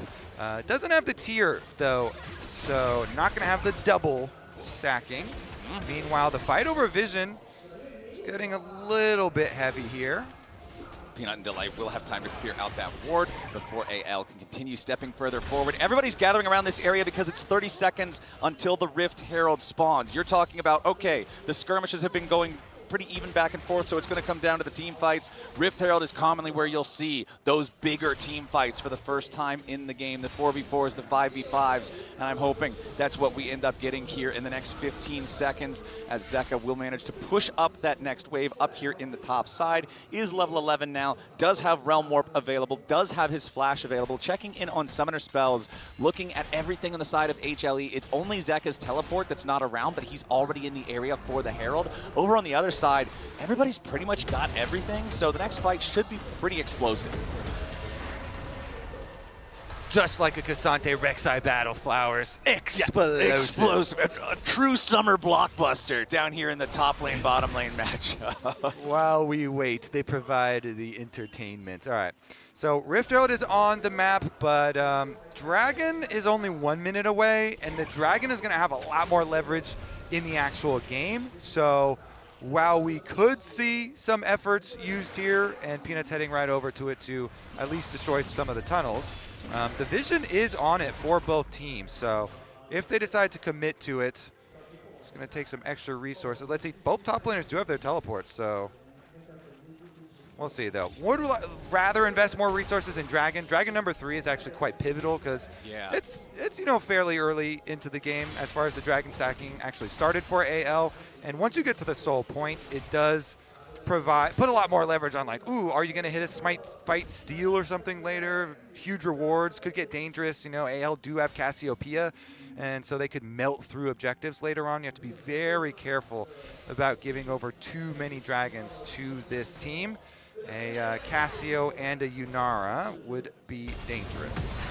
Okay, our top lane battle continues raging down here, but that dragon spawning in 5 seconds, you can already see Tarzan pathing straight towards the location. Viper and Delight just continuing to try to clear out waves at the same time, but Flandre and Tarzan have pretty decent DPS to take this thing out without the rest of the team needing to show up. However, Peanut, Viper, and Delight all heading over. Teleport also coming in now from the side of HLE. Dragon at about 60% health. Okay, anyone's legend. They've still got control over the area for now. Another TP coming in, ready to reinforce HLE. Drake down to 3,500. Tarzan putting a little bit more damage into it. Delight gets bound up. There's your Pop Blossom. Finds its way out of 2 as Kael has to try to get away with the Hex Tech. Drake has already been secured by anyone's legend. Viper goes on a killing spree. Tarzan goes back over the wall, and Viper goes in. The killer instinct of the HLE 80 carry is ready to rip some heads off. It's a triple for Viper. It's about to be a quadra. Flandra takes one back, and Viper takes revenge. It might have been a Drake for anyone's legend, but Hanwha Life Esports just obliterated the fight. Viper Life is looking pretty good, but it is Delight. Look at this 3-person combo. So Kael goes in, he's trying to keep the Jarvan out. Okay, they get the Dragon. Delight says, that's fine. I go in with my flash. I get 3 for the knockup to set up Viper here. So he got Hope initially. They force Hope's flash. As soon as Viper sees that, goes all in. They can chase on through. Really good engage there from HLE to get the extra kills, and Viper collecting all of them here, collecting all of this money. That's exactly where they want it all, so that he can carry the team fights later on in the game. And Flowers, you said it. All right, they got the Dragon, which can pay off if you get some sort of crazy soul fight and you can steal it or something. But all of that focused money into Viper, that is a dangerous game to play. Huge engage there from Delight, capitalized on by Viper. And when you think about HLE, when you think about how this team has struggled after their initial explosive start to the year with winning first stand, even in the games where they've had problems, even in the games where it looks like they might be losing, it's Viper who puts on performances that ends up clutching it and turning the game around. This is the guy that they can count on to be that shining light when the rest of the team might be underperforming. Fortunately for him in this one, it's not like the rest of the team is underperforming, right? You look at Delight and you look at Peanut, and they both have 100% kill participation. The solo lanes are doing just fine, and now Viper is sitting on 6-0? HLE is feeling great about this game state. They certainly are. As long as they can control the objectives as we progress further into the game. That is the one thing that that AL are going to try and upset this pathway for for HLE with. The Rift Ult has crashed and has made its way over to Shanks. Goodbye, Rift Herald. I like the attempt at the long con on the Rift Herald, crashing it into the ditch and letting it walk up to the top lane turret, but AL was ready. Shanks will stop it. Just extending her life, she was going to go down earlier, so give her a little bit more of a scenic route towards death. Towards death. Well, that's the end of the Herald. That's still a 3,000 gold lead for the side of HLE, but they will have that responsibility of stopping every Drake hereafter. It is a Hex Soul. It is very powerful. If anyone's legend can secure it. And now, with 2 minutes on the clock till that spawns, an Otacon alive. I don't know, maybe we'll see an Otacon fight instead. Well, we'll see about the setup first. Peanut going to start that vision work. Of course, the Light would, even though Hex Flash is great for Alistar, you of course would love your real flash, as we saw in the last fight. It allows you to do stuff like the headbutt into Flash Pulve, for those really long, good-looking plays. But he can still be serviceable just with a Hex Flash, as long as you get your control wards down, you get your vision control there, give him some areas to be able to Hex Flash from. Well, HLE will finally get the last little bit of damage they need on this top lane tier 1 turret here. I feel like generally you want to make sure the enemy team does not have their tier 1 turret in the area where Otacon is before you begin. The Otacon can make things very difficult, but HLE are now going to start up that objective. Wards being placed nearby from anyone's legend. They want to try to stop this. The Otacon's already down to about half HP, but so is Peanut. Teleport's coming in now from both sides. Zeus looking to go in, create a little bit of space, put pressure onto the back line. He's found his way onto Hope. Pop Blossom coming in, but it's not going to get a whole lot done. Zeus still finding the damage, and Viper's going godlike here into the back line. Kael is low, Flandra's down, as they will at least get a kill back on the anyone's legend side. It's Viper down alongside his mid laner as Tarzan fights back, misses the spear. It's flashed away by Zeus. Shanks comes around from the side. Anyone's legend with the huge team fight win and a 5-for-2. Shanks comes in. He saves the day there at the end with the Cassio ult up against the wall. They're going to be able to get the Otacon. Let's look at how it started out, because you look at the top side of the fight. Zeus here goes right onto Hope. And Viper's gonna follow him up. They actually get so much work done onto Hope. Zeus makes it look really good, so Viper goes in, they follow up, Peanut also follows, but then they actually take down Viper here. It is Tarzan using the Pantheon ultimate up to the top side. He takes down the Fed Kaisa, the point and click. He traversed to the other side of the map, and then Shanks makes his way all the way around. He was able to slither all the way through after dealing with the other side of the fight, wraps around, flashes in to be able to close the distance and help Tarzan off of the play that Tarzan had started there to be able to finish. And now, here they go. Remember, Flowers, it was the objectives for AL, and they claimed the Otacon after all of those kills.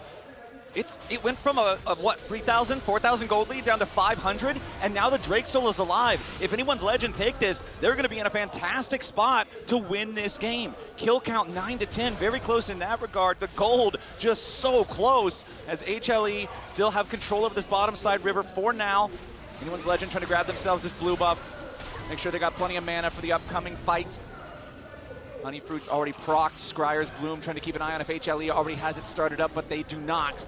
A Peanut versus Tarzan smite fight sounds like one way to determine how this game is going to go from here. That is an unreasonable amount of tunnels down there for Flandre. Oh, yeah, that's way too many. All right, that is pretty funny. I'm not gonna lie, you got me there. Anyone's Legend. HLE both squaring off around the Dragon. Peanut's gonna get caught by Flandre here off to the side. Dragon loses some patience, resets slightly, but now Delight's looking for some kind of an angle here for an engage. The Drake goes over to Viper, but immediately the defensive Pop Blossom on Delight to try to control him. Anyone's Legend have taken out the enemy support, but they need more because they've lost the Drake. Zeka wants to turn it around, but Shane CC bursts him down. Double kill to the Nico of all people as Zeus, Peanut, and Viper all try to get away. Tarzan wants the Grand Starfall to try to get something back, but he can't quite get the distance in time. AL collecting kills, collecting more flower petals with the value with their Otacon. So even though HLE do get the Dragon, AL will be pretty happy with the extra gold afterwards, take down the tower, get the 2 kills for themselves. All right, HLE do stall the Soul, but it is going to be a tense one. Once again, grabbing that kill on Delight, taking down Zeka here through the chase as well. Want to see if they're going to be able to play the map afterwards, because taking down mid lanes outer tower, thank you, observers. The nest, the Rek'Sai nest. That really, canonically, I'm pretty sure that's what it is. Yeah, it wasn't super important, but it did look weird. It intimidated them. Yeah. It intimidated their enemies. That's why they could get the kills and then the turret after. So it is still a 3-1 Drake advantage for AL. They've got the Otacon and the flower petals like you're talking about. They're up about 1,000 gold, but the win expectancy here, you can see how it just goes red, blue, red, blue, red, blue, red, blue. This game has been back and forth like that, just blow for blow. Yeah, and if it is, a game like that, the team with Otacon here, as it progresses, is going to be feeling pretty good. Of course, you're going to keep running up against these timers on Soul as well. You know, as they're just farming out these kind of lulls, you've got 3 minutes, a little bit over 3 minutes until the next one. HLE say, you know what? We're not going to actually wait. We're going to clear the vision on Baron and teleport out to it to apply some pressure first. AL currently are soaking both side waves right now, with both Cassio as well as Rek'Sai. So Flandre is pushing, but HLE are forcing the issue. They want to get that teleport out. They're just going to burn. This is a really risky thing. They're going to look to take the Baron. It is secured by Peanut, but now AL's coming in to look to take the fight. The light gets bound up here by the Tangle Barbs over the wall as Shanks is now going to be the target. Viper jumps in with a killer instinct. He's already found Shanks. Now he's found Hope. It's Viper. Fangs bared, looking to win the fight. He finally drops as Tarzan and Kyle try to fight back. Zeus and Zeka need to take down the Pantheon, and they'll get him. Kyle, the only one to try to escape here as HLE claims the Baron, and a 4 for 3. And they can immediately push. That is the 2 solo laners. Zeka, they can, Zeus is almost already at the inhibitor turret. Actually, mid lane was already heavily pushed. He's deciding if he wants to go for the reset. Doesn't have his teleport, so decides to push one more wave, but they will retain the Baron. That is critical for both solo laners. It allows you to split push with Baron later, still retains most of the value of the buff, and they just burned through it so quickly with Viper's damage on this one.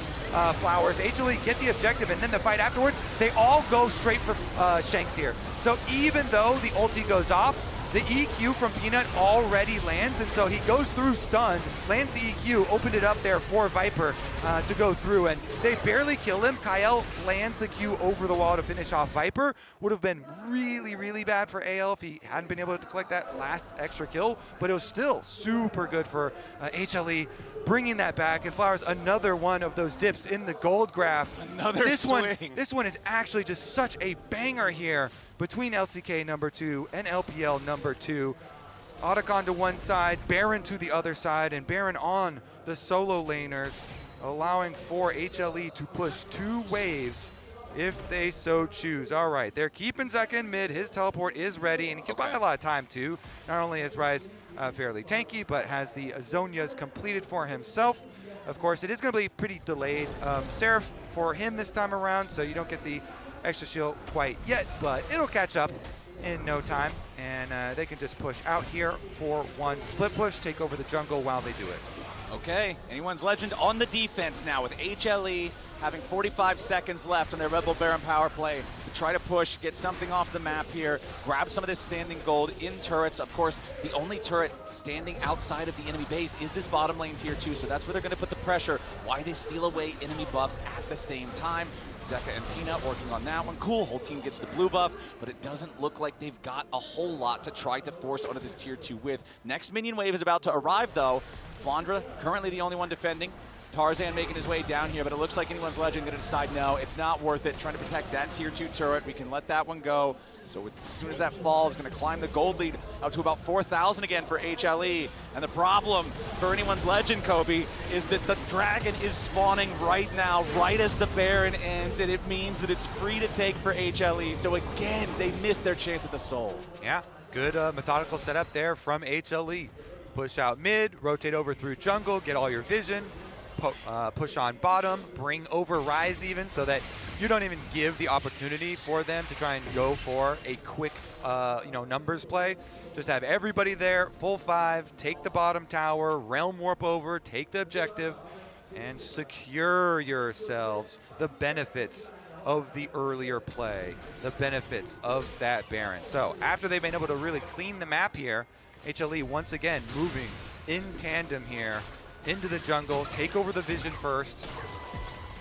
Well, one thing that I'm also looking at here, my friend, double Zonia's Hourglass for the 2 carries on HLE. And I feel like this item is especially effective against Cassiopeia because of the fact that one of Cassiopeia's biggest tools is grounding you through the miasma. It disables a lot of escape mechanisms. Well, Zonia's isn't any kind of a dash, and it's a very powerful defense mechanism, so I'm feeling like the target selection on AL is going to need to be very specific and very bursty if they want to try to win these fights now, as HLE will continue moving up and stealing jungle resources. I think you're spot on the money, Flowers, and that burst that you mentioned also has to be targeted burst. It has to go into Viper. Like Viper, speaking of money, he's pretty wealthy. It's almost 5,000 gold individually ahead. Yep. Almost full 4.5 basically. Yep. So yeah, it's definitely the issue. The Rise cannot be ignored though. So even though it is not like popping up on screen quite as big, it is also still going to be an issue. It is not like this is just a single carry comp, but it is one of these carries is richer than the other. So yeah, we'll see about that. Viper here. Also, it always poses problems because when Kai'Sa gets fed like this and you have the AP to do it, the Void Seekers really become a problem. Like the poke is annoying. So HLE have the options, like our split pushers are in good form, so we can get our side lanes going, and then you constantly are having to dodge these Void Seekers from Viper as well. And it provides a lot of problems where the minion waves are something you have to deal with, and then the poke dodge, and then you really have to choose your moment, and you have to be ready to pull the trigger and perform well in the fight without giving a lot of leeway. The Guardian Angel is quite nice for Tarzan though. Really is a game changer as far as the Pantheon, since you can like fully commit in there. Yeah. Use the ultimate super deep. You can point and click and try and force out the first set of defensives from Viper. He's got Flash, he's got Cleanse, and he's got that Zonias, as you mentioned. So it's gonna take a while to really, actually take him down, but you got to use a couple of waves of engage Well, we've got our Baron spawning here yet again. 31.5 minutes into the game, and it's HLE taking control over the enemy red side jungle just to make it so dark, so scary to try to approach this Baron, to try to stop HLE from securing another objective. Worth noting also Shanks having the Seeker's arm guard ready to go on his Cassiopeia, but now it's Zeka putting a decent amount of damage into Flandra as they encounter one another at the Raptor Bush. Tarzan's got to back away from this one. Zeus, tail end of the retreat here from HLE as they back out of the enemy jungle. AL will force them back towards the river now. It looks like nobody's going to go for the Baron start here just yet. Instead, more of those Void Seekers you were talking about getting fired out, just trying to look for a little bit of poke as AL still feels the pressure to continue to move forward, place down that vision, and make sure that HLE isn't going from an early Baron. Okay, there's a moment here where Flandra has to teleport back. That teleport is a decent amount of a cooldown. Shank's actually opening up some room for him though. Miasma's used. Okay. Small cooldown. Redemption coming in. Zeus takes a little bit of damage. Delight tries to counterattack here. Finds Shanks immediately into the stasis there for the AL mid with the Pop Blossom. Also creating space for anyone's legend. The targeting everywhere. Zeus the first to die. Flandra's grabbing the kill. Anyone's legend's gonna run over the fight. Viper's gonna get all the way out of town, and Delight is dead too. It's 3 kills over to AL. The attempted flash for the Unara W to take out Viper misses as Viper continues retreating. Flandra goes in. He tags him with a Prey Seeker, but the Rek'Sai ulti had already been used. There's no execute. Peanuts in the enemy jungle. He's all alone behind enemy lines. Another Twin Fang connects. He walks up. What? Wanted to Hexgate. Oh, I was trying to Hexgate, but the poison ticked on him and he couldn't activate it, so Peanut falls. And when it looked like HLE was in such a powerful position, it's anyone's legends going in for the fight, out team fighting him, and earning a Baron as a reward. And Kobe, look at that in the top left. Viper's going. Dragon Timer is also just about to proc, and that's where Viper's heading. Yeah, he's going to burn it down. And since they're going for the recall, I think he gets away. It's just going to be Nico support. All right. Just finish it, Viper. Kyle's got to try to stop him. I don't think it's gonna, unless he Pop Blossom steals it, there's no way! He got it! Kyle with the miracle steal! The Pop Blossom to steal it away as AL now goes after the enemy AD carry. Viper's in some danger, trying to get himself away. Tarzan coming around on the flank. AL looking for more as Zeus wants to try to buy some time for his carry. Flandra still chasing after the Kaisa. Zeka about to die as the Seraphs only keeps him alive a moment longer. Delight will be your next casualty. Tarzan takes him out with the spear. Viper still running, but he's running to the enemy base. It's a 2-for-1 that favors anyone's legend alongside securing the Hextech Soul. And here he is again, the man with the plan who went all in, and he made it happen to steal the Soul and win the fight after 3-for-1. Oh, Kyle, he gets it really nicely done because he goes in with the ultimate, locks down Viper, also chunking the Dragon down to 76 HP, and then he can finish it off himself. So let's take a look. Viper there tries to throw off, he throws off the W, 400 damage, and the ultimate pushes him off, and during the stun there of the ultimate, turns over, finishes it, and with that soul, that should be so much extra power for AL to finish this game out. The full chase here comes through as Flandra flashes for the triple knockup.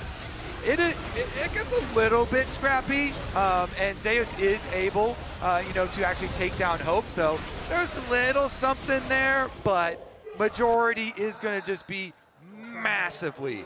Oh my goodness. Tabe is popping off, baby. Living his best life right now. I actually just, his celebrations are some of the best coach celebrations when he gets super amped up and runs on stage. But AL, with that, with Dragon Soul on top of everything that they have, with the permanent Otacon that they've had this game, now really is the time here for them to return and finish the job.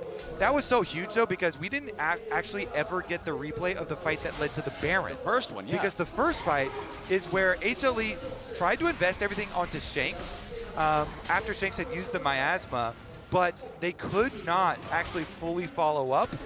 And anyways, that's too far in the past. Let's get a look at this siege. We gotta live in the present, and presently, anyone's legend is forcing this advantage straight down top lane. HLE scrambling to try to defend, 4,000 gold lead, Dragon Soul, Otacon, Baron, everything AL could need, they have. The Baron, however, about to expire. Red Bull Baron power play, 4,500 gold.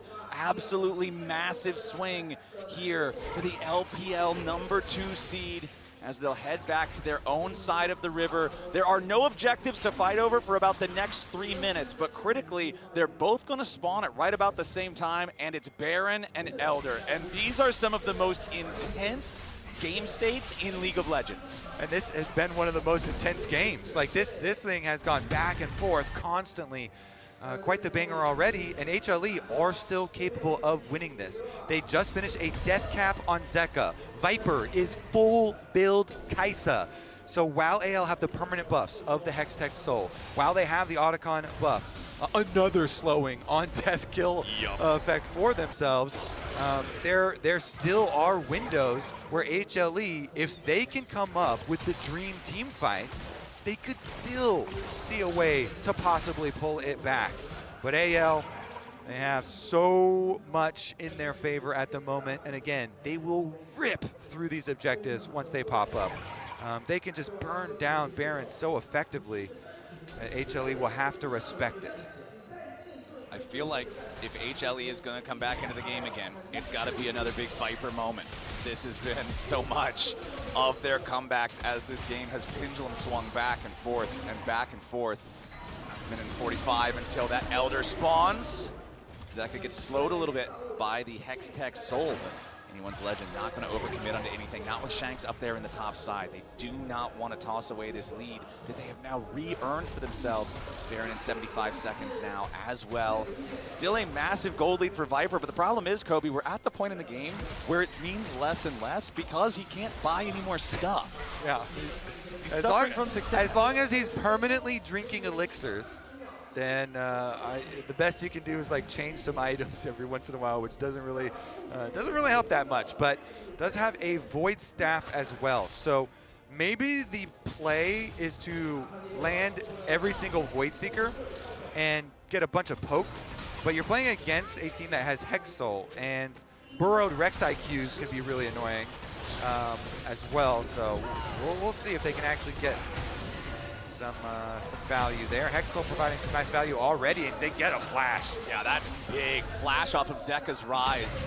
So that mobility now eliminated. Zeus going on a, what I think was an attempted pincer attack. Now trying to turn around back onto Shanks, but now it's Kael forcing out the early stasis from Zeka's rise. Flandra buying time off on the right while Zeka continues to tank damage. Zeus going to be the first to die as Hope continues firing after him. Secures the kill there for the Unara, and it's right 5 seconds before the Baron spawns. You talk about how fast these guys do the Baron, well now HLE aren't going to do anything about it. Yeah, I think that one might be the nail in the coffin, Flowers.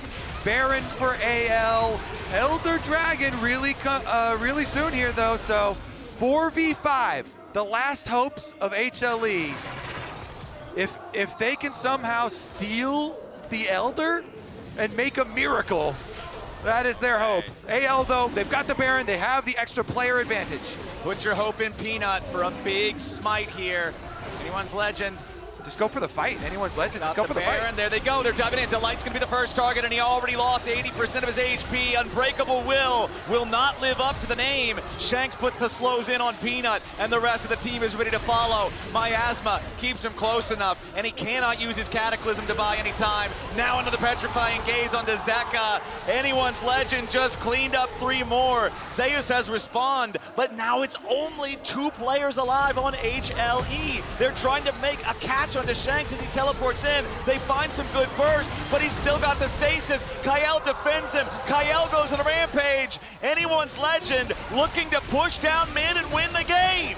They're gonna do it, Flowers. Should be easy. Tarzan's looking for 1 more kill onto Viper, but it's actually going to Hope. And Hope stands tall for Anyone's Legend. It was a brutal 41-minute battle back and forth between the #2 seeds of the top 2 regions at Worlds 2025, but Anyone's Legend comes out on top. Wow, that was a fun one. Analysts, I hope you had fun watching that one. How could you not have fun watching that one? You have to. When we look at it, all signs pointed to the 77% of fans out there being right, to Ox being right. He said, True. Viper Life Esports, we were ready for some Viper Life Esports. And I'll be honest. Hey, he tried. For 20 minutes, we had Viper Life Esports.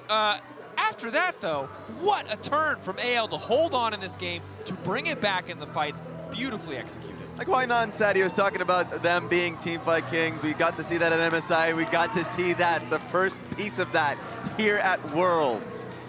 I think we saw them working so well as a unit. It felt like at times HLE a little bit disjointed. It really came down to Viper trying to make things happen in these fights, but it felt like, especially the objective play early, the fact they got those early dragon setup gave them that route to the Hextech Soul, which you saw Kyle able to secure later, but also the fight setup, the comeback into the game, it felt like the coordination was better, and as a 5-man unit, AL was stronger, whereas it did at times just feel like individual performances was what got HLE to that winning position, and some individuals struggling, I feel like, from the team.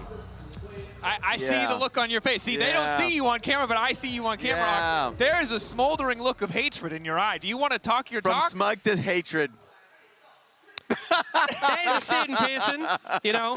I got a little quiz for you guys. Okay, I'm ready. Yeah. Okay, Rise, right? Is there a thing he scales with? You know, maybe AP, obviously. AP? AP's a good one, something else? Ability haste. That's good too, but maybe a third thing.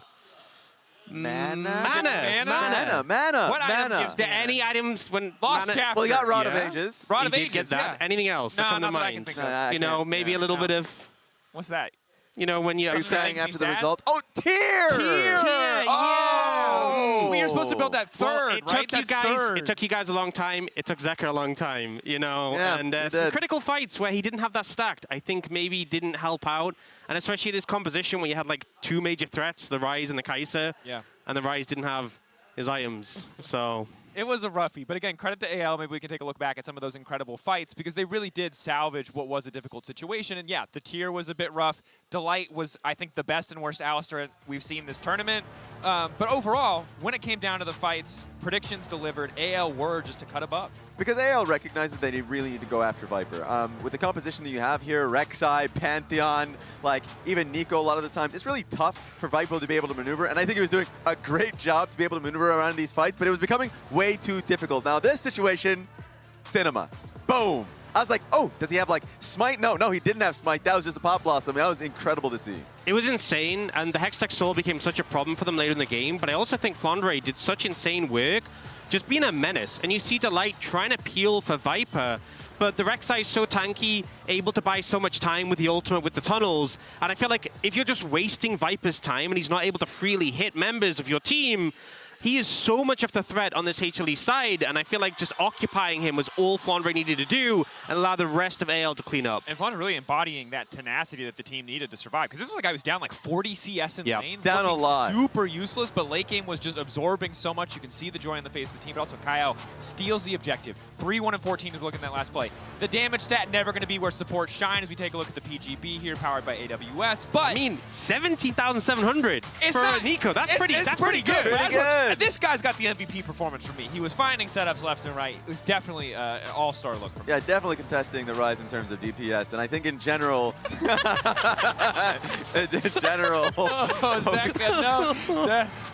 like AL, you can never count them out in team fights. They'll fight hard, be able to see that Cassiopeia in play, especially in that top side fight where I was like, oh, it's looking great for Viper. No, Cassiopeia and comes and shut this down. You see a composition like this of like Jarvan, Ryze, of course even the Kai'Sa, really short range. He's going to be able to make it work. So that was a great game for AL, that there was a question mark coming into this event if they would be able to come in strong, and they were able to do just that. 100%. I feel like both these teams have had a bit hit or miss in terms of the year. They've been ups and downs. So I think this was a lot when we saw the draw. This was a match where expectations could have gone either way, despite what we saw from the prediction earlier on. And AL proving a lot with this win. And for all of the LPL fans out there, you can breathe a sigh of relief. True. You got the game. But you've got another one ahead of you. So maybe you're stressed, maybe you're not, because it's time to talk about Top Esports and G2 after the break. Don't go anywhere.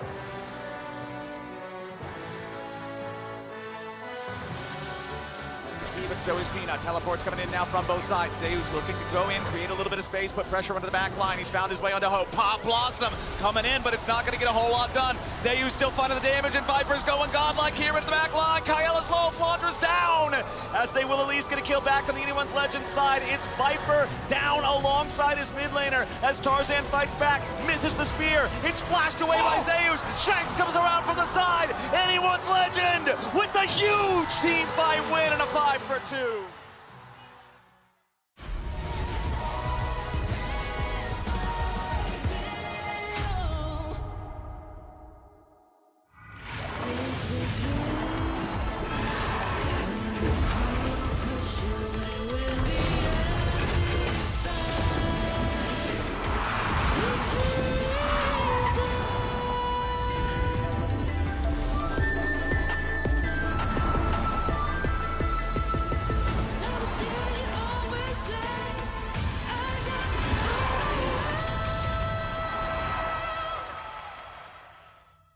The greatest players in the world are here.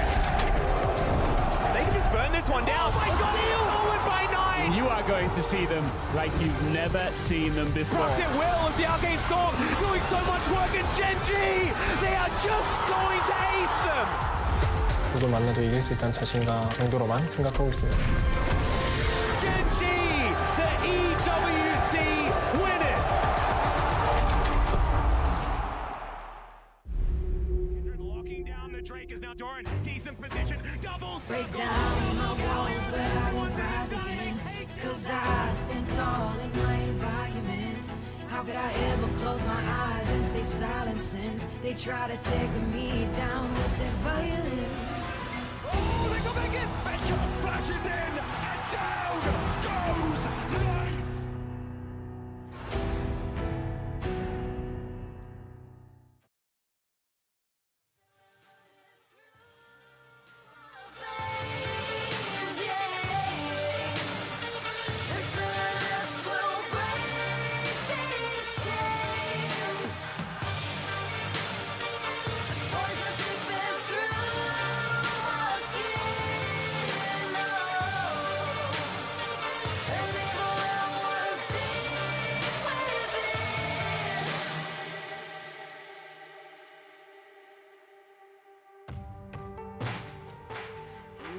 You in your darkest dreams.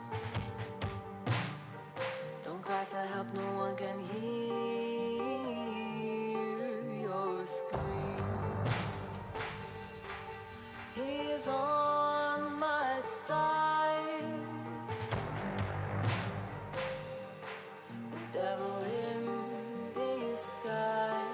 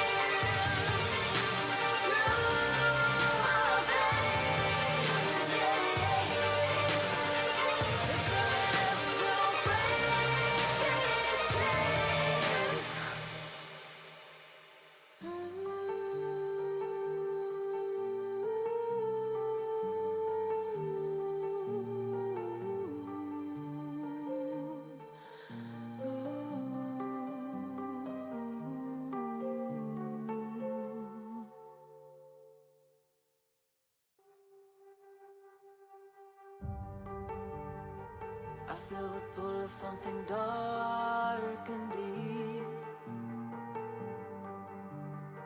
The urge to be somebody that's not me. He's on my side.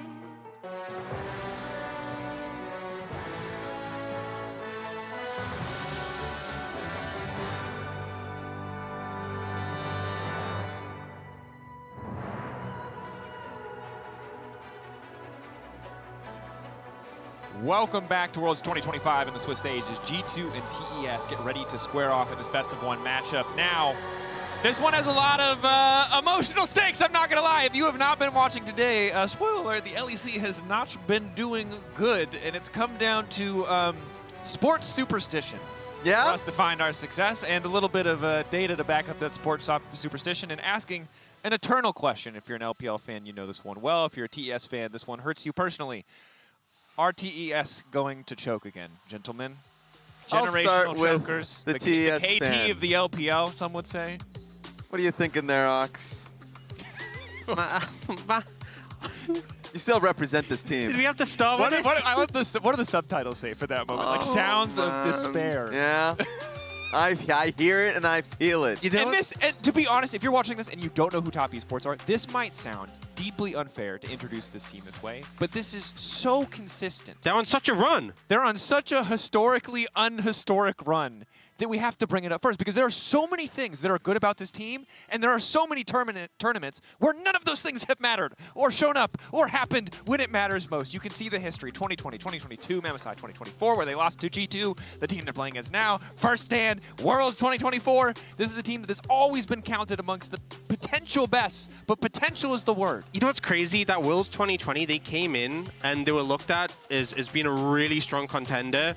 And that loss to Suning was underperformance. They peaked there, you know? Oh my God. It's been downhill since then. That was actually, you know, because Worlds 2022, they were in phenomenal form domestically. I remember casting them in the LPL, and I was like, wow, that's when I fell in love with this team. I was like, I love this team so much. Jackie Love had like the 90,000 Zeri game in the LPL, and then they didn't make out of groups. We had that faded loss against Scam, and then it's just been getting 3-0'd. It's like, no matter what happens, it just seems they're drawn to getting 3-0'd. So, you know, that's one thing is they can't get 3-0'd in Swiss, so maybe they make it out to knockouts to get 3-0'd. Maybe that's what they're going for. I don't know. Even just the topic of TES tilts the hell out of, like, for instance, Emily. Emily, like, she always, the moment you mention the name, is like, I hate talking about this team because you always want to be able to come out and advocate. It's like, they have such a great year, and a lot of people don't get to watch that in the LPL. Let's willingly suspend our disbelief. Okay, let's do that. Our concrete knowledge of the history of choking, and let's instead talk about if this team was going to show their greats, their highlights. If they were going to play the perfect tournament, what would it look like? What would they be playing through? What did they show domestically to make it here in the first? Well, I'll say something. We just saw AL have a fantastic game, right? They actually outperformed AL in the playoffs and managed to beat them. They ended up losing to BLG, unfortunately, but they still had a great performance. And you know who got MVP for Split 3? It was Jackie Love. Your boy, Don't laugh at me!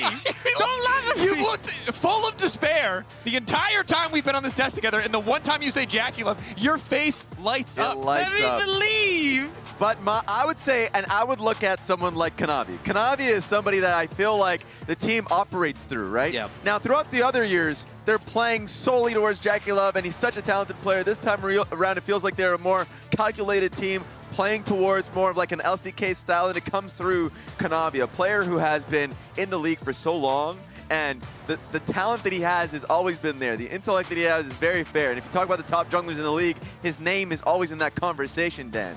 I feel like they've been such a smart team, and I feel like often having opportunities to have pryos so they can allow Kanavi to challenge, to look for invades, to look to apply pressure on the enemy jungle has been a big thing. Cream, even at times sacrificing his own lane to assist Kanavi, and challenge has been a big factor in Kanavi. We've seen him do so much work. We've seen him internationally, you know. He was part of that legendary JDG roster who were close to making the Golden Road happen before, you know, Faker put a stop to it. But it was a good run. At the end of every conversation we have about the LPL, sadly, more often. Yeah, he does that quite a bit. He's feeling pretty happy. He's feeling very excited. You could already see the light in his eyes. Take it out. Okay, so here's the thing, is that the last time these teams met, and you did point out it was a best of 5, but it wasn't close.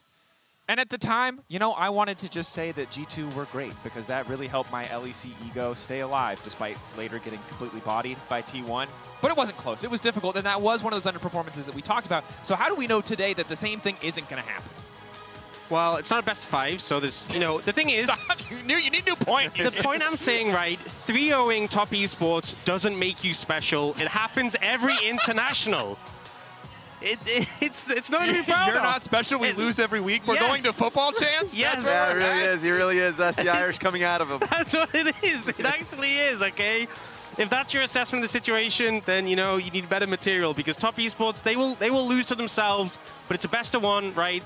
I think that really Top Esports have come, they've looked good in the LPL. And I think that's what we should leave people on, because as much Yes. as we're working out our trauma with Top Esports in real time, this is still a powerful team, a potential contender for the top of the table. If they don't collapse, very much expected to make it out of Swiss. But on the opposite side, it's a G2 that, yes, beat them at MSI last year, but 2025 came with roster changes. Skumond and Lebrov coming in, and Skumond, a player, especially in the context of this matchup, I think we should highlight, because jungle is going to be important, and he has been on a tear. Yeah, for Skumond, like, a lot of, I guess, pressure was on him coming into this year, like, really make the replacement within that squad. And I felt like he has been a really intellectual, a really smart jungler. He's been consistent as well. So it's nice to be able to see that. We want to see that at Worlds. So it's like international is the big question, especially for G2 that has historically always had that pressure. And I feel like they can thrive under that pressure. So it is, for me, about Skumond. And I feel like a lot of the criticism earlier in the year when G2 was having struggles was towards him and Lebrov, and I think the pairing together has been a lot better. And, you know, it was him who got the finals MVP. It was Skumond and Lebrov who lifted that trophy together first. I feel like it was really significant in terms of the moment. Yeah, a massive step up for him and Lebrov as well, really being able to find their footing on those big stages as they were able to show in a lot of the earlier matches in the domestic split, but not always able to manifest it in a bigger matchup. Well, this is a bigger matchup. This is a bigger stage, so it'll still be a question on our mind for both these teams, right? These intangibles, how are you feeling on the day? Can you muster the same performance that you showed domestically? It all kind of comes full circle, right? Need to see the best from Skumond and Lebrov, need to see the best from Top Esports, but what is our focal point coming this game? We talked a bit about jungle matchup. What else do we want to look at? Ooh, you're right. For me, it's about the jungle map, or it could be about the mid matchup, because like we always give that respect towards Caps. Caps is a player that we know what he's done historically. Cream is a player that I feel like there's always going to be a question mark towards him. Domestically, there's still that like feeling of he is not that player yet. He's not super consistent yet. And I feel like starting off this tournament really strong would be able to like take away that conversation completely. So I want to see that matchup. It's obviously, we talked about the jungle, so mid jungle, obviously going to be very important. Ox, any other thoughts? Mid jungle, a focus point, do you think that's fair? I think it's fair. I think, you know, jungle, obviously we put a lot of focus towards, but jungle's so reliant on mid. And I really think Cream hasn't definitely been the best performer from Top Esports. So hopefully he can step up today and he can have Kanavi's back in this matchup. We'll see if it pans out mid and jungle, where we want to keep our eyes as we send it over the casters to get us into G2 versus TES. Thank you very much, Desk, and welcome back, everybody. It is time for game number 7 here in one of our long days. 8 best of 1s today, as everybody here in the main stage gets to play at least once. And now we're here with G2 going up against Top. This one, I hope, will be action-packed. I think it will be. I also, just love, as LSS was going over, the history between these teams, between Top Esports and basically international tournaments in general. Because everybody from other regions gets so excited when they see Top Esports, drawing for them, because they're like, oh man, you don't even really care how well they did locally, how well they did regionally, because they have just failed so many times at international events that every other region's fans are like, oh great, we got Top again. G2, of course, themselves, last year at MSI, actually got first-hand experience and got to 3-0 them. So we'll see, though. This is, of course, a best of 1, as they were talking about, different beasts. Personally, I'm a pretty big Skumond fan. I don't know if you know this about me, but he's a volley bear enjoyer. Okay. And there are there are so few jungle volley bear enjoyers and knowers, but he is one of them. I will say, unfortunately, Riot actually finally recognized the power of the champ and did. A little bit. He laid 2 back-to-back nerfs on him. But I'm still hoping that Skumond will pull it out sometime at the tournament. Probably not in a best of 1 because you don't really have to.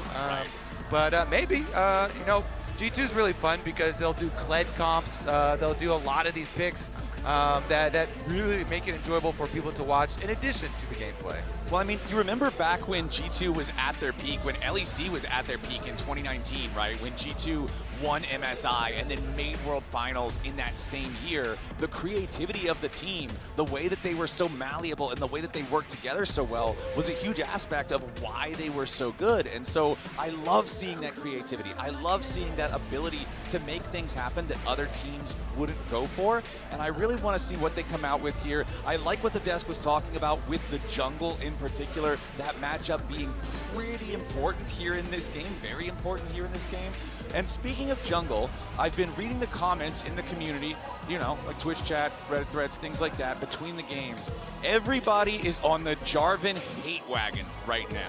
Jarvan is being accused of being a bait pick. He is being accused of being a bum. I'll be a Jarvan lawyer, okay? Okay. I think that's user error. Okay, okay. I think Jarvan is still a good champion. I think, you know, okay, he's going to get banned. There's the answer to my question. We won't get any more I'm sorry, evidence. Mr. Lawyer, your client's in jail. Well, it just means we won't get any more evidence against him either. Because So he's in the holding cell. Okay. I think I did my job for this game, at least. That was quite some defended. You did there. He got the respect that he still gets banned, you know? Okay, so he's in jail, but people respect him. Yeah. So you successfully argued your case. Fair enough. Fair enough. He's banned with Nico and Ambessa. Other side is Alistair, Poppy, and Talia. It's Zion locked in first for Broken Blade. Okay, Insta Zion first pick for BB here. Interesting. Okay, I was gonna say, you know, it is Kanavi, and Kanavi is such a huge carry jungler, so much great work, especially early game for TES. So, you know, they do want to target one, and I think it is respectful to ban the Jarvan. Again, even though he's lost a lot of games at the tournament so far, still think is a very strong tool. So let's get into it though. Again, another early Yunara pick here. This one for TES into the Scion. I guess there's not too many issues there with the blind Scion. Regardless, Cream's going to go for the Orianna. It seems like nobody really cares about the Orianna W nerfs, by the way. Everyone's like, oh, okay, fine, I'll max Q, whatever. And still a very high priority on this champion. So opening here does mean that TS have a vulnerable, low mobility mid laner for Cream. Yunara does have her own dash when she has her ultimate, so still pretty decently mobile there. Even though you do have to invest a lot with your ultimate if you want to use that as an escape. But could open up some targeted stuff from G2 here. You know, you could pick some fun stuff into Orianna, some kill pressure stuff for Caps. Looks like we're getting a little bug here. A graphical error. I'm gonna get some more info for you. Who'd they I'm pick? gonna say that it's a Xayah Rakan combination. Okay. Okay, I got confirmation. It is a Xayah plus the Rakan. Okay, so Zaya's just a little bit invisible right now, but okay, we get the lover She's shy duo. right now, okay? All right, she's up in her ult. Yeah. She's There you still go. got a Yeah, ult. there you go. Yeah. Okay, Zaya's Early ult from Hansama. Yeah, Zaya's in her ulti. She's going to come back down, but it's Xayah Rakan for G2. Meanwhile, on the top esports side, we get the Trundle locked in to devour the tanky Sion. Yeah, exactly. That's what you get when you've got the first pick, blind pick Sion thrown down from G2. Even though you don't get immediately top lane counter picked, you get Trundle jungle counter picked, which I assume it's going into the jungle. Of course, you can leave open like the super small percentage chances of it being flexed if you really want to, but yeah, let's be honest, it's going to be a jungle Trundle. Anyway, there's a lot of things you can still pick into the Sion. You know, people have liked the Cassante and stuff, and that's kind of like less exciting. You know, Aatrox, that type of stuff, all available for TES later. The Rumble, unfortunately, won't be available, as G2 will take that one down. Can be annoying for the Xayah, so they want to get rid of that one. Makes sense. A Wukong ban here, considering they already have their jungler and G2 don't, so they want to take that off the table, as well as getting rid of the Akali since they picked that Orianna early. Exactly. You already mentioned that it's like, hey, this is a vulnerable, low mobility mid laner, so you don't want to give them the opportunity to try to make plays with a heavy burst damage mid laner against Cream. Meanwhile, bottom lane, you're looking at like Lulu, Renatas. Okay, you're not looking at Renatas anymore. Not anymore. You could get a a support though for an enchanter, but honestly, they need engage. They need engage support. Okay, if they do Aatrox into the Scion, which we already mentioned earlier, it's good, but you definitely got to go full engage support. So Alistar is banned, Poppy is banned. They still have plenty of things to go for here into G2. What are G2 going to round it out with for caps? Yeah. This is what I'm most curious about. Skewmon could hit me with a volley bear, but it wouldn't be that great, so. Into the Orianna. What is the caps choice? I like how he hovered all that fun stuff and then slammed like the most standard. Okay, we're just gonna go with the go-to pro play mid. Oh, and they do the Xin into the Trundle anyway. So a lot of people like that matchup anyways for Trundle. So we'll see how Skewmon is able to navigate that one. But G2 have just set up a very standard comp, Flowers. Yep. Super duper standard here. As far as their front to back, Xin ultimate create a lot of space, Sion create a lot of space. And meanwhile, the answer here for TES in the end is an Enchanter. It's not the Enchanter that we mentioned.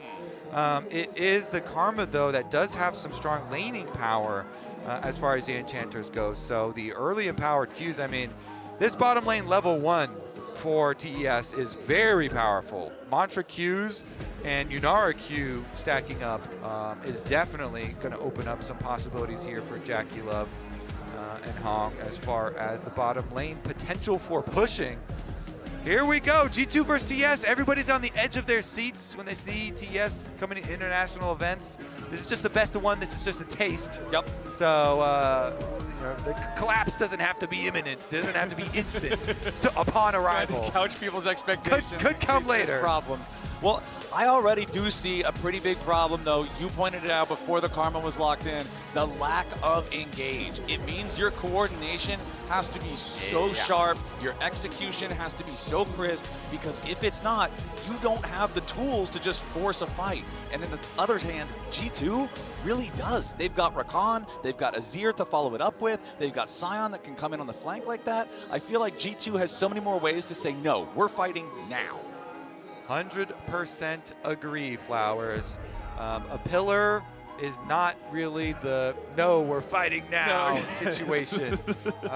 It can set up, poke and stuff like that. You try and chase people, but yeah, we'll see here. Top Esports, they're already starting out with possible lane swap scenarios. 369 starting on bomb sign. Get some more information. Looks like we will have standard though. So real quick, because earlier we were talking about, and the desk was talking about the fact that, people get frustrated because people who don't watch LPL then just come into internationals and don't understand that Top Esports actually can play like a really good team even if they throw internationally. They do not play that super fast, stereotypical, really bloody LPL style. They're a more slow, they're a more calculated team. So again, maybe that lends itself into not needing the big engage. Maybe we're just going to play it cool for a little while, farm up, get some pressure, make some map movements. Yeah, their early games are generally really good too. So let's see if they can do that. Interesting sweeper. We're waiting here for the move. Broken Blade is bottom with the swap, so Lebrov staring down that brush. He knows the possibility they're in there. Okay, they are. He finds it out. He had a hunch, and his hunch was confirmed to be correct. So we do get our swap, and G2 with the early Sion pick. Sion, of course, is generally great in these, and Lebrov just hanging out on bottom side for a while before they start rotating those supports on over. I feel like Sion is probably the best champion in the game at adapting to strange lane swap situations where top laners have to play the game in a sort of wacky way compared to what it would normally be. Lebrov forced to jump back over the wall here with the grand entrance. Jackie Love and Hong hitting that level 2 before Lebrov and Broken Blade do means they immediately get control over that bottom lane, force their opponents back all the way off the wave. And see how much damage they can get, how much damage on tower. Sion, of course, can go down and use zombie form, to clear it back out, and then use teleport as well. Meanwhile, the Aatrox for 369 sustain a decent amount of damage. He can't quite do the same, but nobody else is going up there, so shouldn't have to worry too much. And Jackie Love and Hung, it's going to be a question of how much of a payment can they get in those turret plates. As far as the money, regardless, both junglers finishing their clears on opposite sides as expected.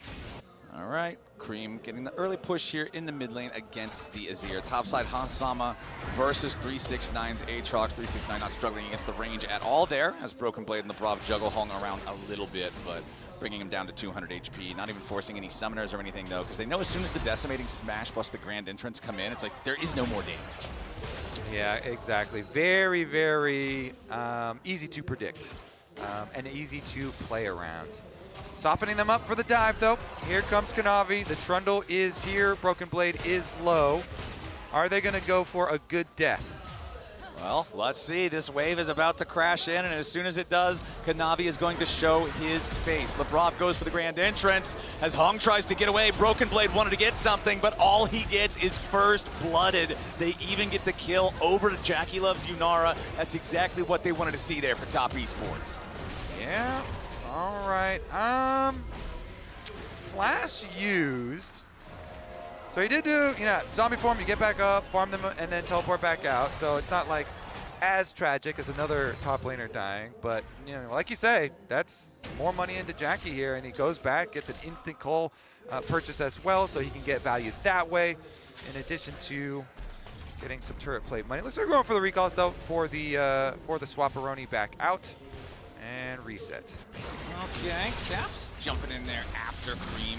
And Caps back in the heyday of G2, like back when, again, we're talking about this team winning MSIs, we're talking about this team making World Finals. Like, Caps was the Western mid laner that could actually stand up against the best mid laners from China and from Korea. And when you look at Top Esports, usually you're going to look at Kanavi as the best player on the team, and you're going to look at Cream as the one who will struggle against the highest levels of competition. And so what I want to see is can we get the resurgence of prime Caps to really put the pressure on Cream and give G2 a super strong advantage to play. Yeah, give him some more material for future Worlds music videos. Yeah, there you go, main character plays. He was featured very heavily, very nicely in this music video. A lot of big moments. And as you say, Caps has been somebody that they have been able to rely on for so long. Oh, yeah. On G2 and on Azir, this champion, Flowers, is such an iconic Worlds champion, especially. Oh, yeah. And so with the changes, they did nerf his early game and then buffed his late game a decent amount, and then they hotfixed, kind of reduced to the late game buff, but we may get more harassment on the bottom side. But level 6, he goes in right as he gets it. Right as he gets it, he gets Cream's flash. Exactly what you usually want to see the Azir go for, because then you can get the repeat gank once the Shurima shuffle is back up. Kanavi and Cream, though, making sure that Lebrov doesn't try to do anything else here, as Caps is down to about 500 HP. Cream not doing a whole lot better, since he did catch Caps with the shockwave on the back end of the trade. Interesting. Are we going to have this rotation down bottom for another attempt? I mean, already good defense from G2. They know this is coming. They're reading it. They've got Skewmond and Lebrov on the way. Broken Blade 6 also. Okay, Jackie Love might be in a little bit of danger here. Has to flash away from the Decimating Smash.